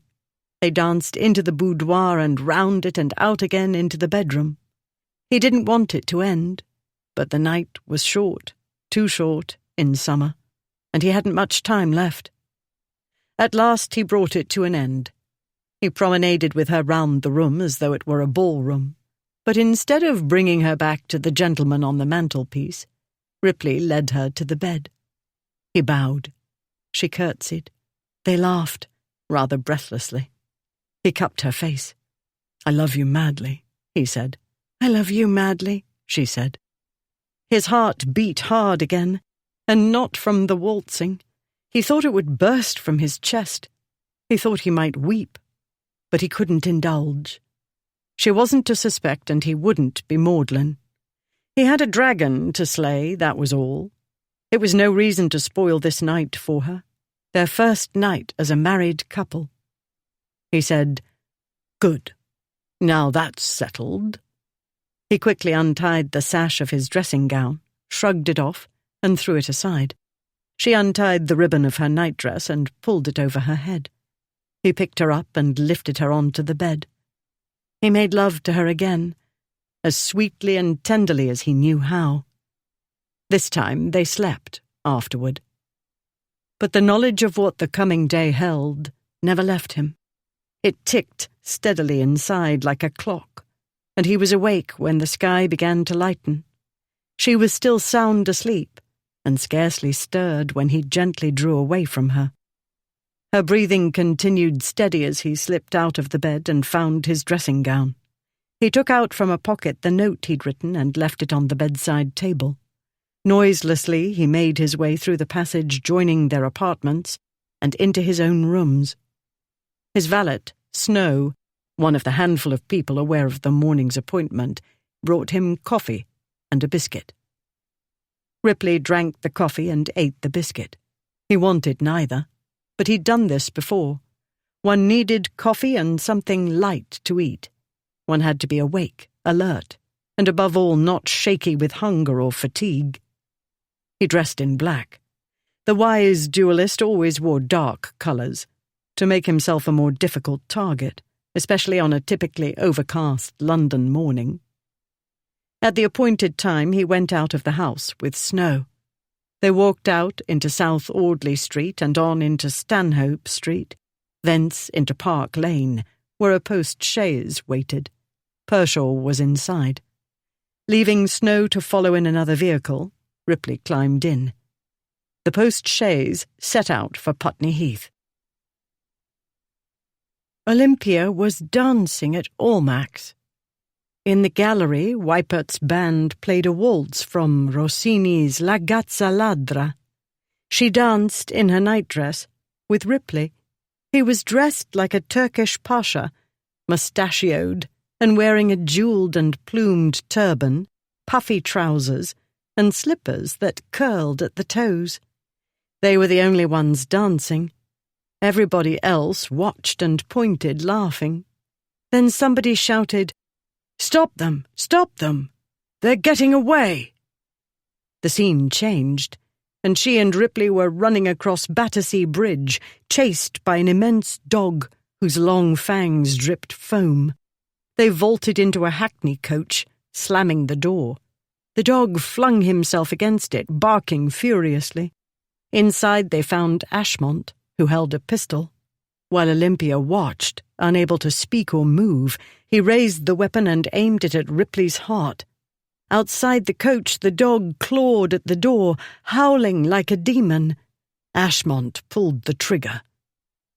Olympia awoke, her heart pounding as though she truly had been running from demons, and found herself trapped with a murderous former fiancé. For a moment she couldn't shake off the dream, and didn't know where she was. Then she realized the room wasn't dark, but filled with the pearly light of early morning. Her gaze took in the costly bed hangings, and she remembered. She closed her eyes. Last night, Ripley, so passionate and so tender. It was like a dream, like the fantasies of her girlhood. He'd made her feel like a princess in a story. He'd made her wedding night perfect, as he'd promised. He wasn't here. She sat up, chilled. She could see he wasn't there, but she put her hand out to touch the pillow where his head had rested. The pillow was cold. Yes, of course, married couples had separate bedrooms. They shared a bed only for lovemaking, of course. But did they separate on their wedding night? He'd been so affectionate. "I love you madly." She hadn't dreamt that. She hadn't dreamt the barefoot dancing, or Ripley humming a waltz as he whirled her through her rooms. She hadn't dreamt the love-making. Her body ached in places where it wasn't used to aching. She hadn't dreamt falling asleep in his arms. All that was real. This was, too. Good grief! What a ninny she was! For all she knew, he'd only gone out to use the water closet. And if he'd gone to his rooms, maybe he'd only wanted to let her sleep, undisturbed, which was perfectly normal and reasonable and even thoughtful. If not for the bad dream, she'd still be sleeping. Set back from the busy streets on all sides, and with its extensive garden, the main part of Ripley House received more sunlight than many London townhouses did.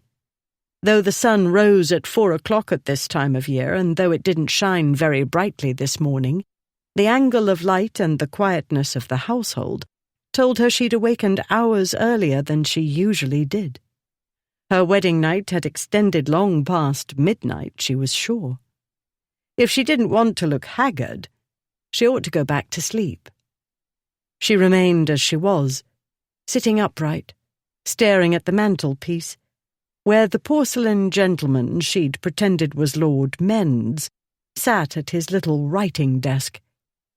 She told herself nothing was wrong. Something was wrong. She pushed to the edge of the bed and was about to climb down when she saw the folded piece of heavy paper on the bedside table. My dearest girl, by the time you read this, matters will be settled, for good or ill. You'll be furious, I know, and call me 100 synonyms for idiot. Believe me, could I behave in a more intelligent manner, I would. But my brain, you know. Like his, more or less, though less defies the imagination. You said that to me on Tuesday. Do you remember? I remember so clearly. I hear you saying it, your changeable eyes slightly unfocused due to brandy, and I find myself grinning like a simpleton. Had it been possible to avoid this morning's imbecility, I vow I would have done it. However, I could not offer my friend the satisfaction he required. I regret betraying his trust. I regret the mortification he's endured. For these I could apologize. But I don't regret falling over head and ears in love with you. For all I know, I did this years ago, but was too stupid to realize it. At any rate, I know it now, and I refuse to apologize for failing to return you to him. When I think how close I came to doing so, and let myself imagine you as his wife instead of mine. But no, let's not imagine it. You're mine, and I saved myself by the skin of my teeth. Losing a friendship is certainly not too high a price to pay, when I would willingly lose my life for you. Not that I intend to, mind. But if things go badly for me, you must always remember that I regret nothing but any pain this day's events may cause you. You must always believe that I would not give back a single minute of the last 4 days, for any consideration. You must always believe I love you dearly, dearly. Believe me, dear Olympia, my dear Duchess, your adoring idiot, Ripley. You idiot! Olympia cried. She climbed down from the bed and rang for a servant. When nobody appeared instantly, she ran across the room, flung open the door, and shouted at the footman dozing in the corridor, "When did he leave?" The footman, Joseph, stumbled up from his chair, blinking. "I beg your Grace's pardon?" "The Duke," she said. "When did he leave?"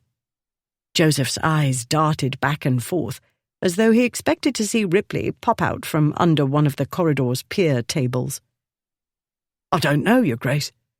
"Find out," she said, "and have somebody rouse my maid and Renson. Now." Renson was the house steward. It was his business to know everything about everybody at every minute. Joseph looked panicked. "Now," she said. "Renson will know if anybody does, but if he doesn't or pretends not to know, you must make the porter tell you, and tell him I want a hackney cab, not a coach, waiting at the door in 10 minutes. I don't care if you wake all the household. We've not a moment to lose." She'd adopted the tone of voice she'd learned would quell males of all ages and ranks. The footman took off at a run. She hurried back into her room and into the dressing room. She flung open wardrobe drawers and yanked out articles at random. "Jenkins!" she called. "Where the devil are you? How am I to find anything? Jenkins! For heaven's sake, make haste!" She was pulling dresses out of the drawers and throwing them on the floor with their wrappings when Jenkins hurried in, still tying her dressing gown, nightcap askew. The maid's eyes widened as she took in the destruction her mistress had wrought. "I need something I can put on quickly," Olympia said. "No bright colours." If she wore bright colours, they'd see her coming from afar, and she might be a fatal distraction. 10 minutes, no more, and even then I might be too late. "Your Grace?" "I'll explain later. We haven't time now." Olympia looked out of the dressing-room's window. "We have a prayer of getting there before it's too late. They wouldn't start before 6 o'clock in summer. What time is it, Jenkins?" "Close to 4:30, Your Grace." "Time enough," Olympia said. "But I must be dressed in 10 minutes, and that hackney had better be at the door." "Your Grace, you know it is impossible." "Make it possible, Jenkins. This is a matter of life and death. I'll go in my chemise if you can't dress me quickly enough." The prospect of Her Grace of Ripley appearing in public in her chemise electrified Jenkins into doing the impossible.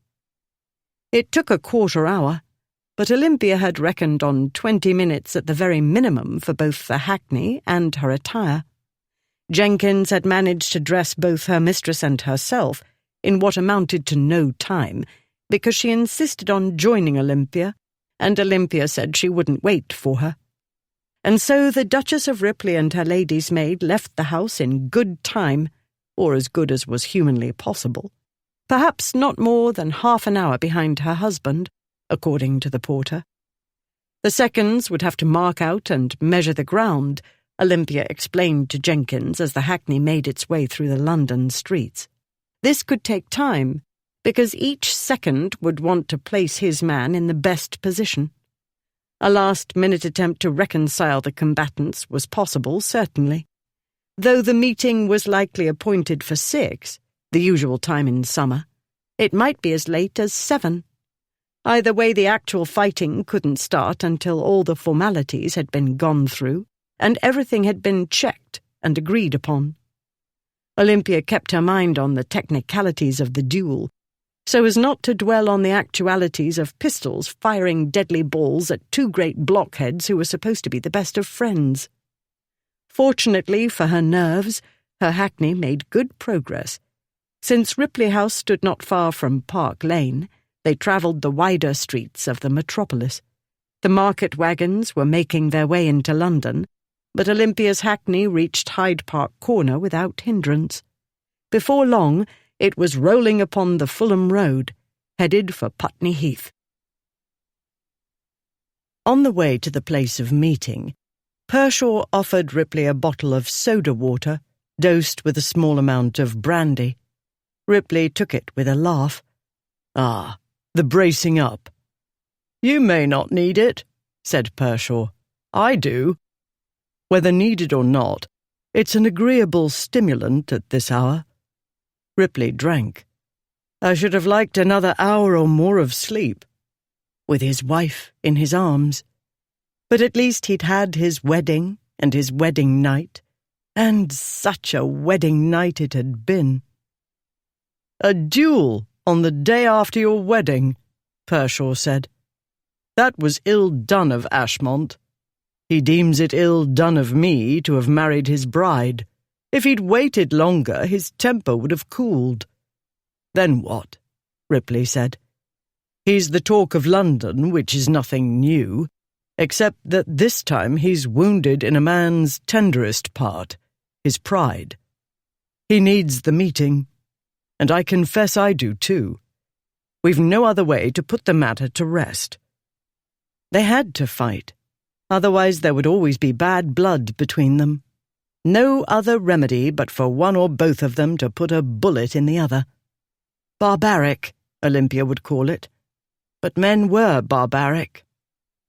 If the seconds had found a way to reconcile them, Ripley would have been amazed as well as glad. The task, as he'd supposed, had turned out to be impossible.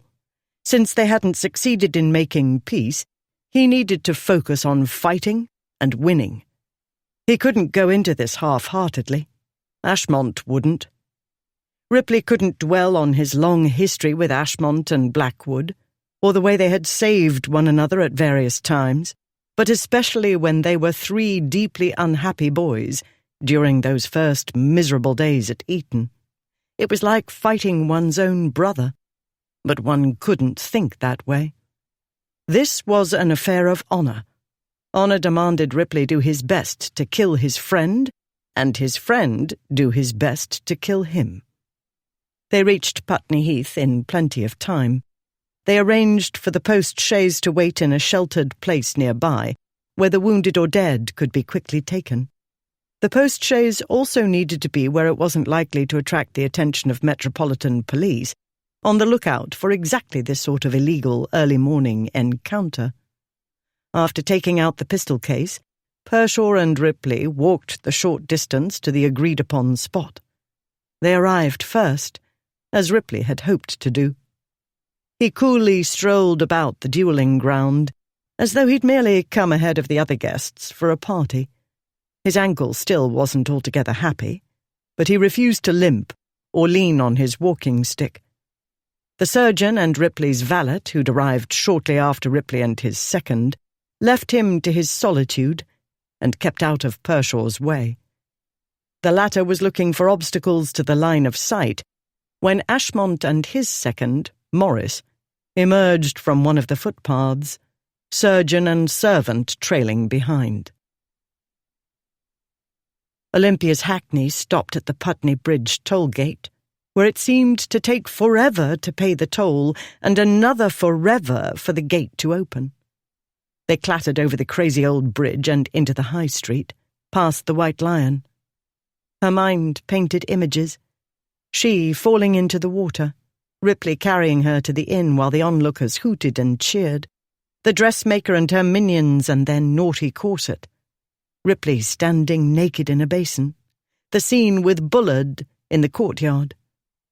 So much in a single day, and the time they'd spent in Putney was only a part of that unforgettable day. It could not be over so soon. They could not have found each other only for it to end now. It could not end with his falling dead in a muddy field on a summer morning, the day after their wedding. "I'll kill you," she muttered. "You can't do this to me, Ripley. Your Grace?" "What time is it?" Olympia said.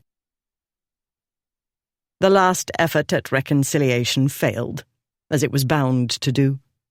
His face a mask, Ripley strode calmly to his station and looked hard at Ashmont, who appeared as cold and calm as Ripley. Pershaw gave Ripley his pistol. Ripley's dueling pistols were always kept in pristine condition. The insides of the barrels held not an iota of rust. Locks and hair triggers were in order. Ripley knew to a nicety the throw of his pistols.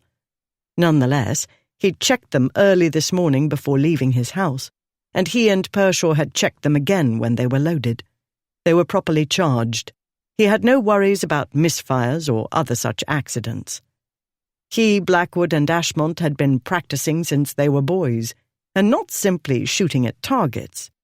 Using a rather complicated dummy operated by wires which discharged a pistol, sans ball, of course, at them as soon as they shot, had taught them to be cool under fire. It was a skill Blackwood's exacting father had impressed upon them. Though the previous Duke of Blackwood had abhorred duels, he understood there were times when they couldn't be avoided. This being the case, a man ought to know how to carry it off properly. Having seconded Ashmont in all too many affairs of honour, Ripley was as familiar with his ways as with his own.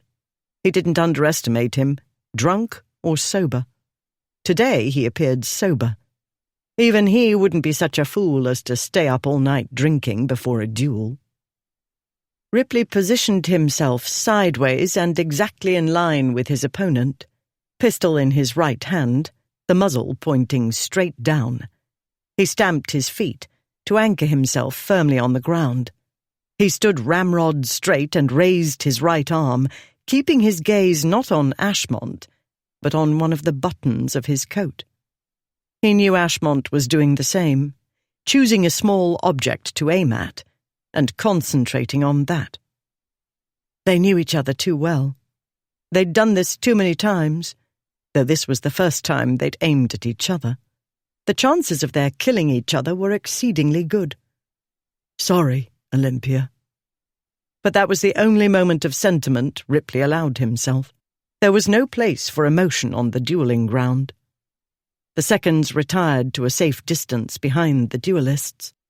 The surgeons took position not many feet behind them. The servants moved back behind the surgeons. Ripley cocked his pistol and raised it. All his mind, his being, was focused on hitting Ashmont. He knew Ashmont was doing the same, shutting out every other thought, every regret, every memory.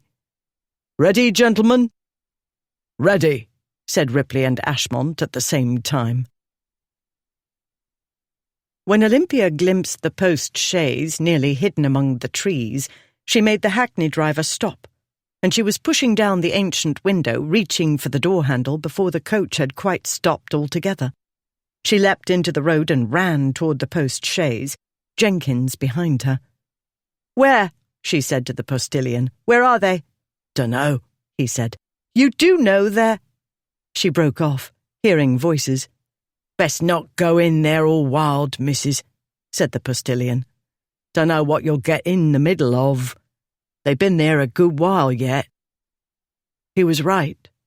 She had no idea what had happened, and the last thing she wanted was to make a distraction and be the cause of somebody getting killed by accident, as opposed to getting killed on purpose, damn them.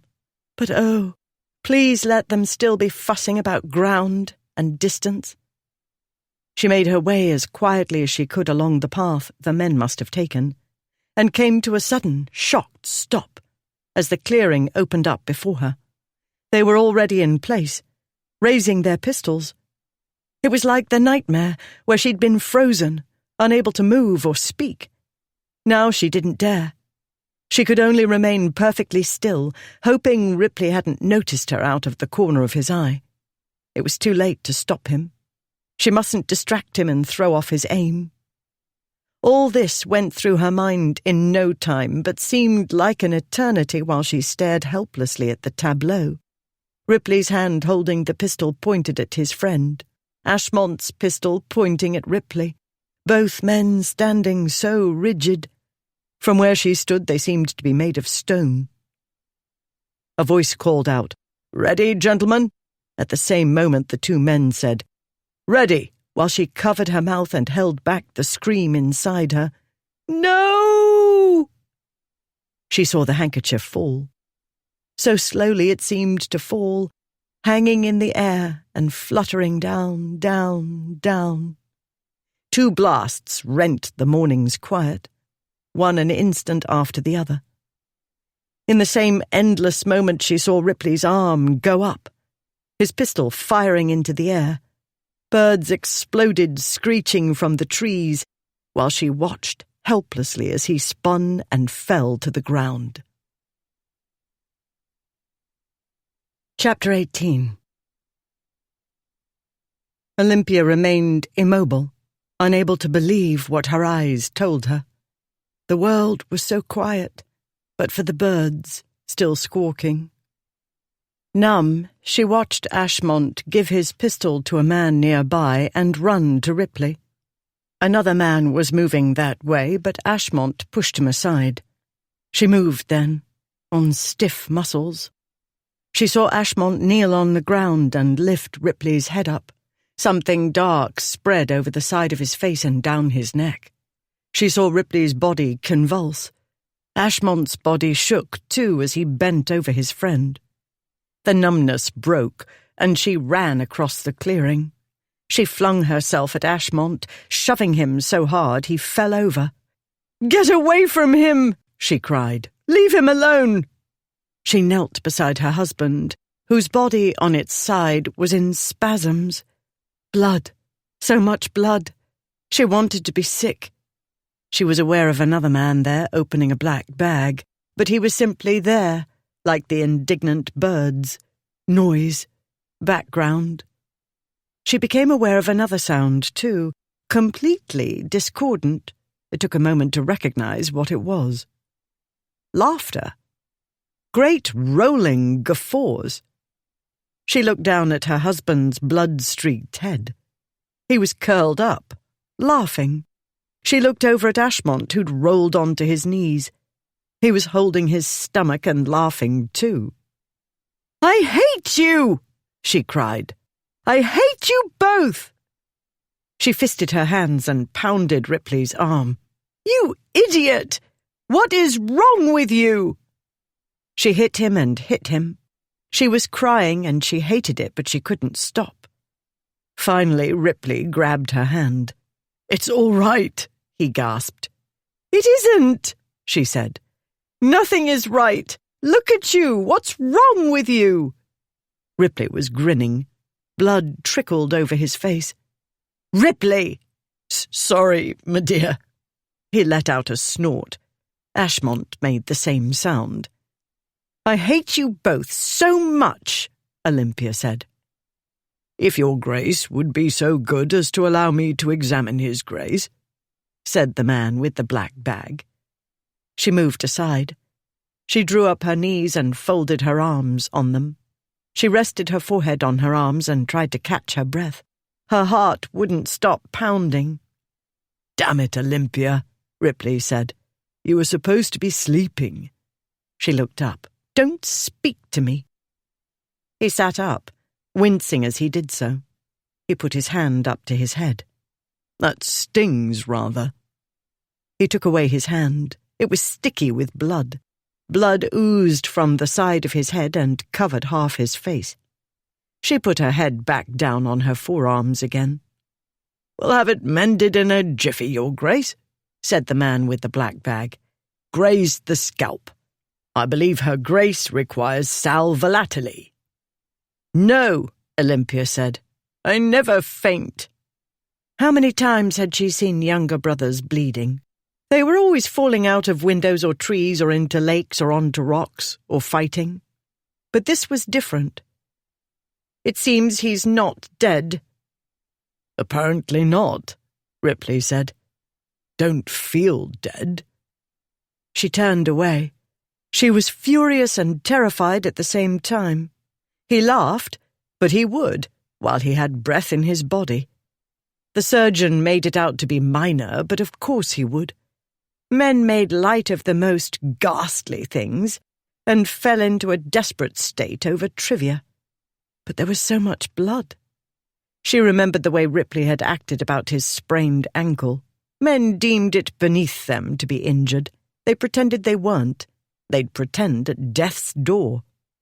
She edged away. She didn't need to hover while the surgeon attended to her dolt of a husband. Ripley wasn't at death's door. She was merely overwrought. Her hands were shaking. She glared at them. "Yes, best to let the surgeon get on with it," Ashmont said. "Don't want the bastard to bleed to death from a trifling hole in the head." "Trifling?" Ripley said. "Damn it, you almost killed me. What in blazes were you thinking?" "You deloped," Ashmont said.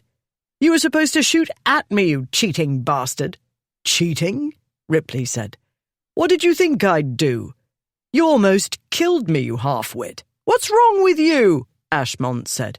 "You didn't even try to kill me. Did you think I would? Why not?" While this went on, the surgeon went on calmly with his work. For once in her life, Olympia did not feel inclined to watch. At any rate, she had an idea what needed to be done. She would have cleaned the place and applied pressure to stop the bleeding. If it was as minor as the surgeon said, the bleeding would stop relatively soon. How long, she didn't know. But none of the men were at all concerned. She would have sensed tension, even if they didn't show it. She sensed relief. Men. "A hole in the head," she muttered. "Are we quite sure it wasn't already there?" The surgeon threw her a faint smile. "The ball nicked his Grace's ear very slightly and grazed the scalp. It seems a great deal worse than it is because head wounds bleed profusely." He'd begun bandaging Ripley's head. "The wound is not mortal, I'm glad to say. Very nice. Very clean." "He'll live?" she said. "If you let me," Ripley said. "You," she said. "I'm not speaking to you." She glared at Ashmont. "Or you." "I?" Ashmont said. "He was supposed to shoot at me. He didn't even shoot in my general direction. I couldn't shoot my best friend," Ripley said. "I told myself I could, but I couldn't." "I was counting on you to shoot," Ashmont said. "I would have missed you by a hair. But you put your cursed arm up and spoiled my aim, damn you to hell. How was I to know? What else could I do?" Olympia looked from one to the other in disbelief. "Do not tell me this was all for show." "Honor," Ripley said. "Honor," Ashmont said. "His," Ripley said. "Mine." He studied Ashmont's face for a moment, then looked at her. "Yours too, Duchess." "Yours especially," Ashmont said. She stared at him. "I? As though I'd want such folly committed in my name." "Damn it, Olympia," Ashmont said. "I couldn't let you go without a fight." "A serious fight," Ripley said. Punch in the face was insufficient. "It would have looked better if you'd actually shot at me," Ashmont told him. "I dare say." "Looked better?" Olympia couldn't believe her ears. She ought to. She had 6 brothers. And exactly as her brothers would do, the 2 men regarded her with deeply puzzled expressions. The surgeon quietly collected his bag and left. Ripley said, "But don't you see?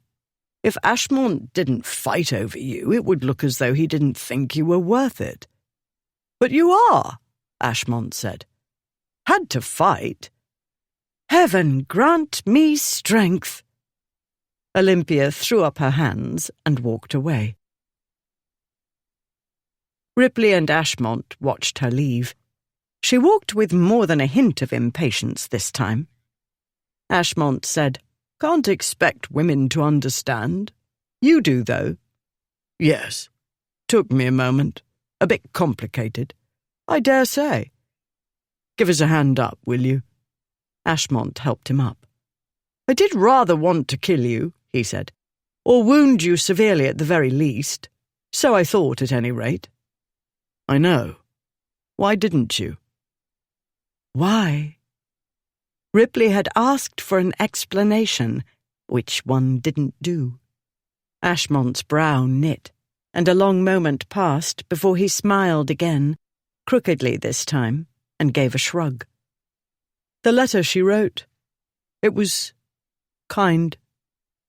His blue gaze returned to Olympia, storming toward the footpath. You'd better go after her. Awkward if she bolts. Again. He laughed and walked away to join the men who'd come with him. Ripley went after his wife. He found her waiting by the post-chaise. Arms folded, she watched him approach. He took care not to limp. His head ached and stung, but he was not about to admit that. I suppose I'll have to change the bandages, she said, and apply ice. Certainly not, he said. Snow will do it. Do you want to hurt his feelings? She looked at his valet. You will return to Ripley House with Jenkins. The Duke and I shall travel in the post-chaise. Snow started to follow her orders, as men seemed unable to help doing, but caught himself and looked to Ripley. As Her Grace says, Ripley said. Means to ring a peal over me, I don't doubt. Go, go. It won't be your first journey in a hackney, and Jenkins won't bite you, at least not very hard. Odds of infection quite small, I'd say. Snow went away. Pershaw had had sense enough to make himself scarce. If Ripley had been Pershaw and seen Olympia coming at him, he would have run too. Ripley helped Olympia into the carriage, then climbed in beside her. Silence and a decided frostiness of atmosphere reigned until they neared the Green Man public house at the crest of Putney Hill. We can stop, if you like, she said. I know it's traditional after a duel. Ah, Thor seemed to be in progress. Not today, he said. Had a small bracer before, brandy and soda water. That's traditional too. I wish I'd known, she said. That's what I could have taken before the wedding. The first wedding. Brandy is well enough, tea is well enough, but together they're not delicious. I'm glad to know you required a bracer. That shows some degree of sensibility. I wasn't insensible, he said, but I wasn't afraid of Ashmont. Knew there was a chance he'd hit me. Still, the odds are small, you know, of fatality. 1 in 14, merely 1 in 6 chances of being wounded. She looked at him over her spectacles. Merely. You're the practical and sensible one, he said. Let's look at this practically and sensibly. Let us divide a duelist's body into 9 parts. If a man's positioned himself properly, the ball won't kill him unless he's hit in one of 3 of those parts. Positioned himself properly. And that would be, say, in the next village? Thing is, you don't face your man full front. That's ridiculous. But if you stand as we did, the chances against getting hit are 5 to 1, and 3 to 1 against one of those hits doing for you. The chances are not nil, I notice. My dear girl, what do you reckon the chances were of your getting killed racing to Putney in a hackney cabriolet? Those so-called drivers think they're jockeys at Goodwood. The cabs are death traps.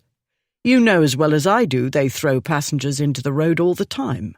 I'm the one ought to be furious with you for taking such chances, but I'm not, because I'm a forgiving fellow. and I know you did it out of worry for me, which wouldn't have happened if you'd slept as you were supposed to. Didn't I tire you enough last night?" Her eyes widened. "Was that why you did all that? To wear me out?" "Plague take it, do you think I'm as calculating as all that? All I wanted was you and to make the most of our wedding night and to make sure you never forgot it. I fully planned on not getting killed, but one does have to allow for the possibility, small as the odds may be." She regarded his bandaged head for a moment. "I suppose, if we must look at the matter logically, you demonstrate the odds. An inch or so would have made a vast difference." "I'd prefer the ball had whizzed an inch past the ear," he said. "This was a hair too close." "Literally." "All the same, one must give Ashmont credit. He judged about as nicely as is possible to do. We're all shockingly good shots. Blackwood's father saw to it. Drilled and drilled Blackwood. Naturally, we couldn't let him be better, so we drilled and drilled too. But no matter how good you are, you can't predict what the other fellow will do. Can't know what he's thinking, even if you've known him this age and he's like a brother. I spoiled Ashmont's cunning plan. Stupid of me, didn't mean to. Meant to shoot properly. But there you are." In the end, when all was said and done, he'd wronged a friend who was like a brother to him, and the only honourable thing to do was shoot into the air. Ripley wasn't even sure he'd thought it out at the time. It was the work of an instant. He'd meant to aim at Ashmont. Then he didn't. "Oh, Ripley," she said. The atmosphere had warmed, beyond a doubt. "Come here," he said. He didn't wait for her to come, but pulled her into his arms and onto his lap. "That's better." She rested her head against his shoulder. "That was the worst minute or two, or however long it was, of my whole life." "Sorry." "But you thought I'd be asleep, and you assumed you'd get home alive before I woke and read your letter. You didn't mean to make the worst moment of my life happen the day after my wedding, my real wedding." "It was deuced unsporting of you to wake so early." "I had a bad dream." She told him about it. "Me in a turban? Fancy that." She leaned back to look up at him. "The bandage looks rather like a turban. I don't believe in omens, but I do believe I might have sensed something. With so many brothers, one develops an acute sense when they're up to no good. You're going to have the very devil of a headache, I hope you realize." It hurt already, and his nerves could have used a brandy, without soda, 2 or 3 brandies.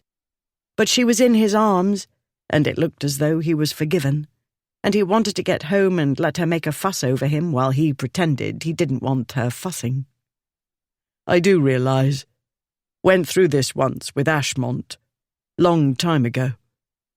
"Was this the time when he nearly lost his ear?" she said. "The duel with Lord Stukely?" He stared at her. "You know about that?" She tucked her head back against his shoulder. "I only know there was a duel, 10 or more years ago, according to Mrs. Thorne. The seamstresses were talking about it, but she wouldn't let them go into detail." "A boyish prank," Ripley said. "Stukely didn't see it that way."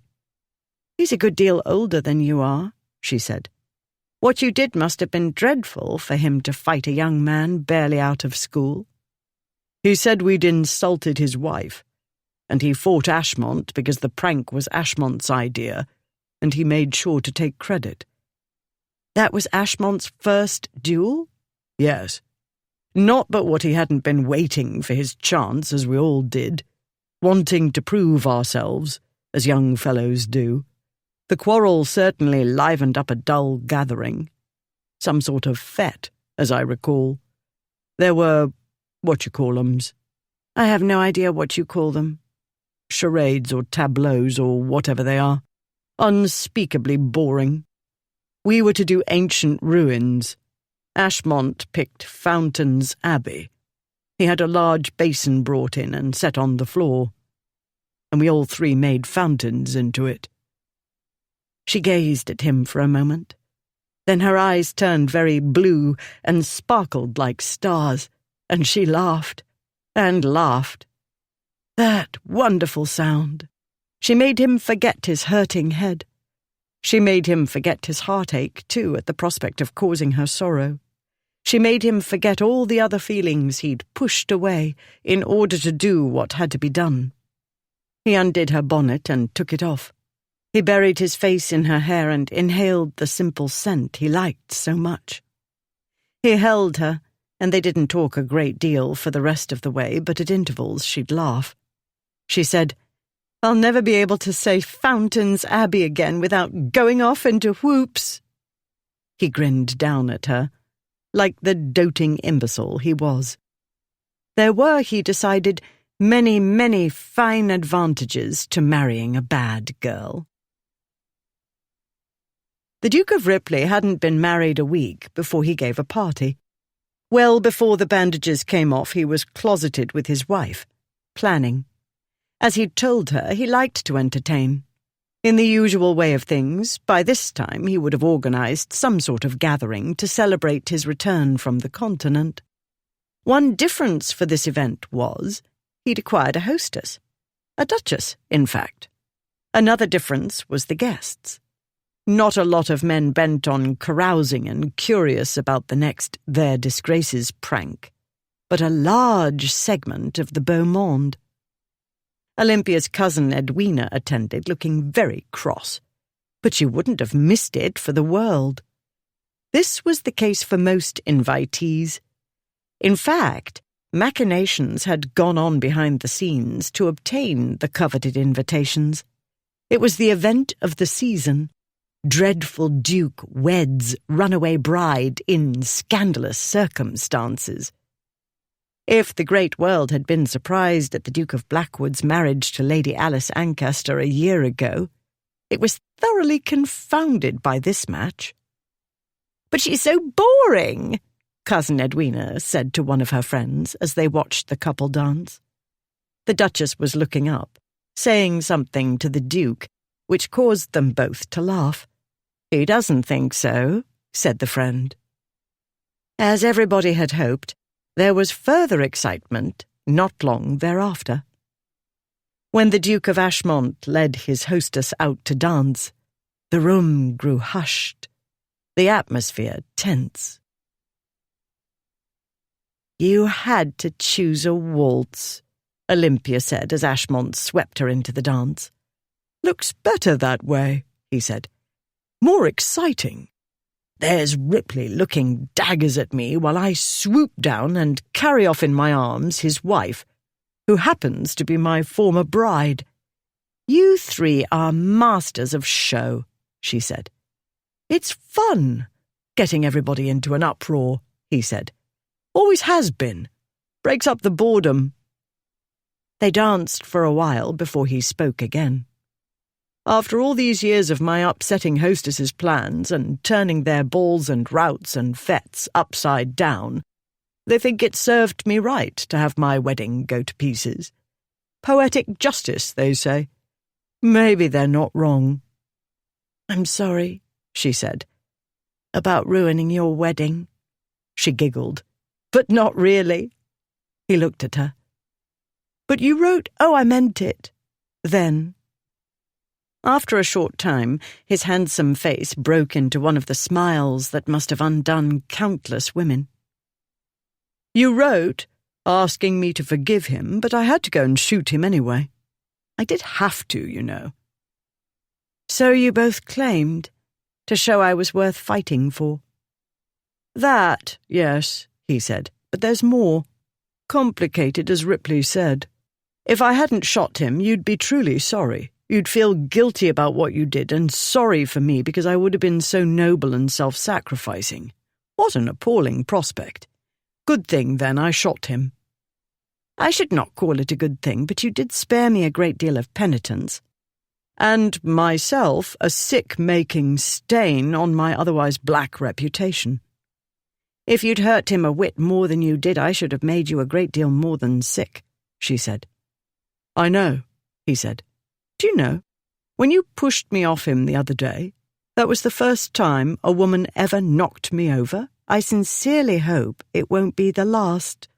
"Wicked girl," he said. "Yes," she said, and laughed. He laughed too, and if he felt regrets, and if they went deep, he put them in a place where they couldn't bother him. Ripley, dancing with his sister, was looking in the same direction as most of his guests, at Ashmont, laughing with the Duchess of Ripley. "You do have the devil's own luck," Alice said. "Had you come home from the continent one day later—" "Don't say that. You'll give me nightmares. I know it was luck, every step of the way.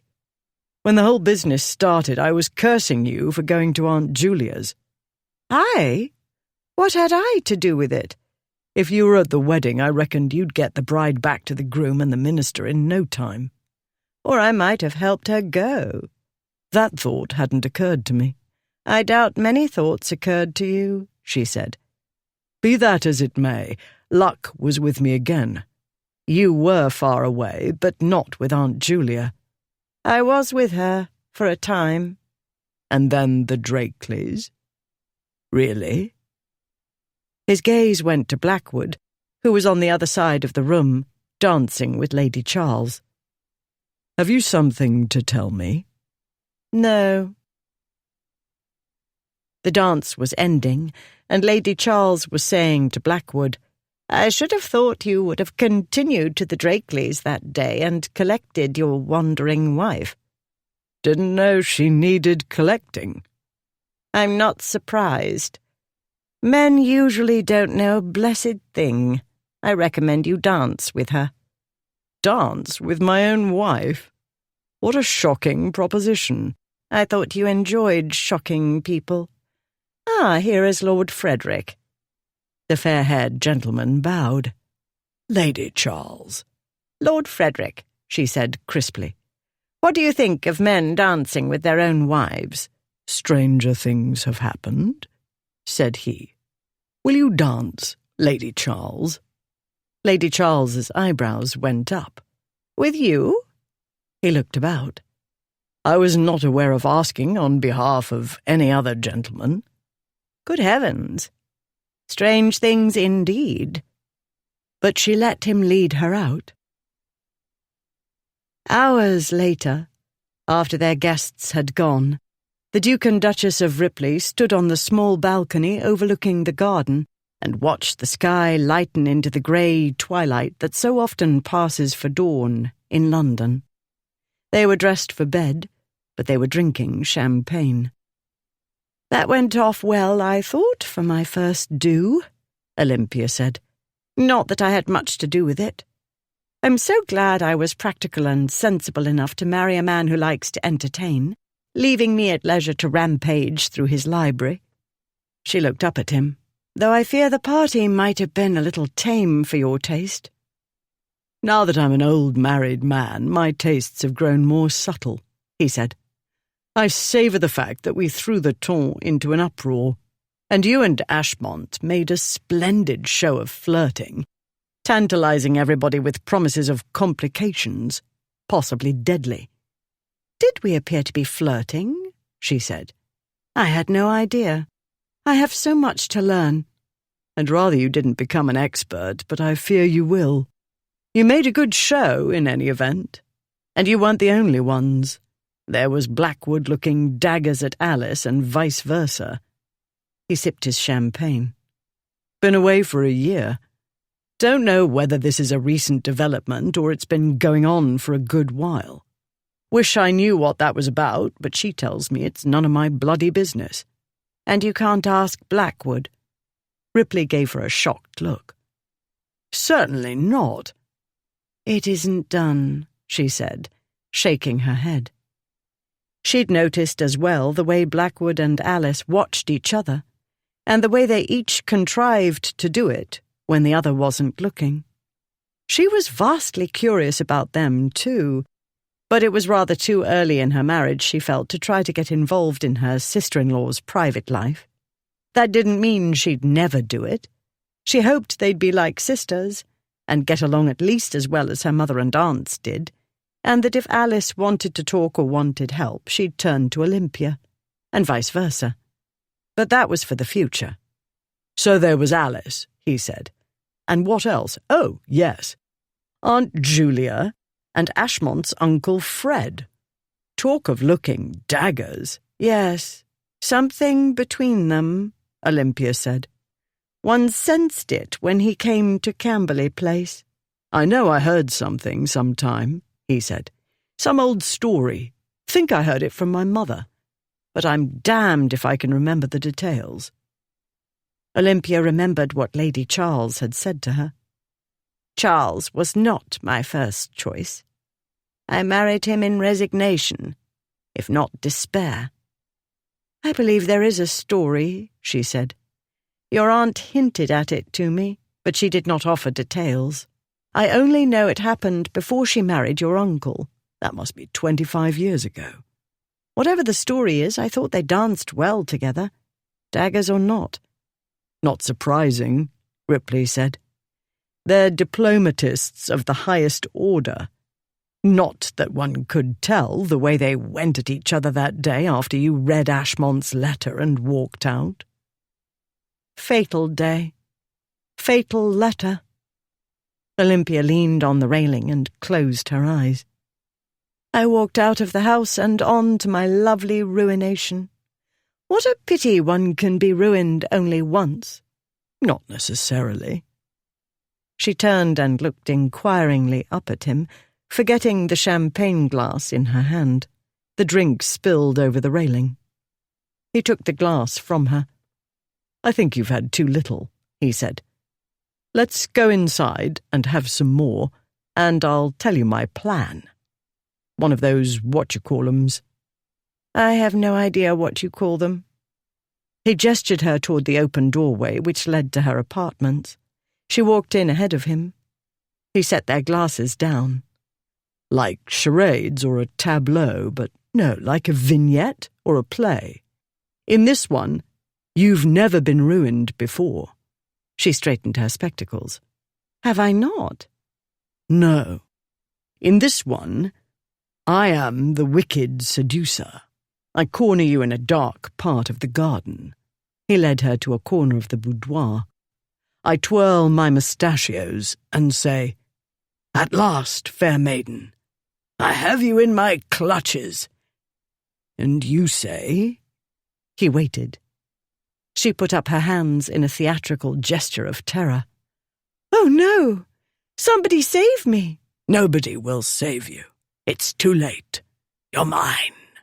He pulled her into his arms. Olympia pretended to fight him. No, no! 1,000 times no! You can't fight me. I'm too strong. Oh, dear, it's true. She grasped his upper arm. You are indeed too big and strong. Such muscles. She stroked his chest. So manly. Wicked, but manly. You'd better give in. Must I? Of course you must. It would be the practical and sensible thing to do.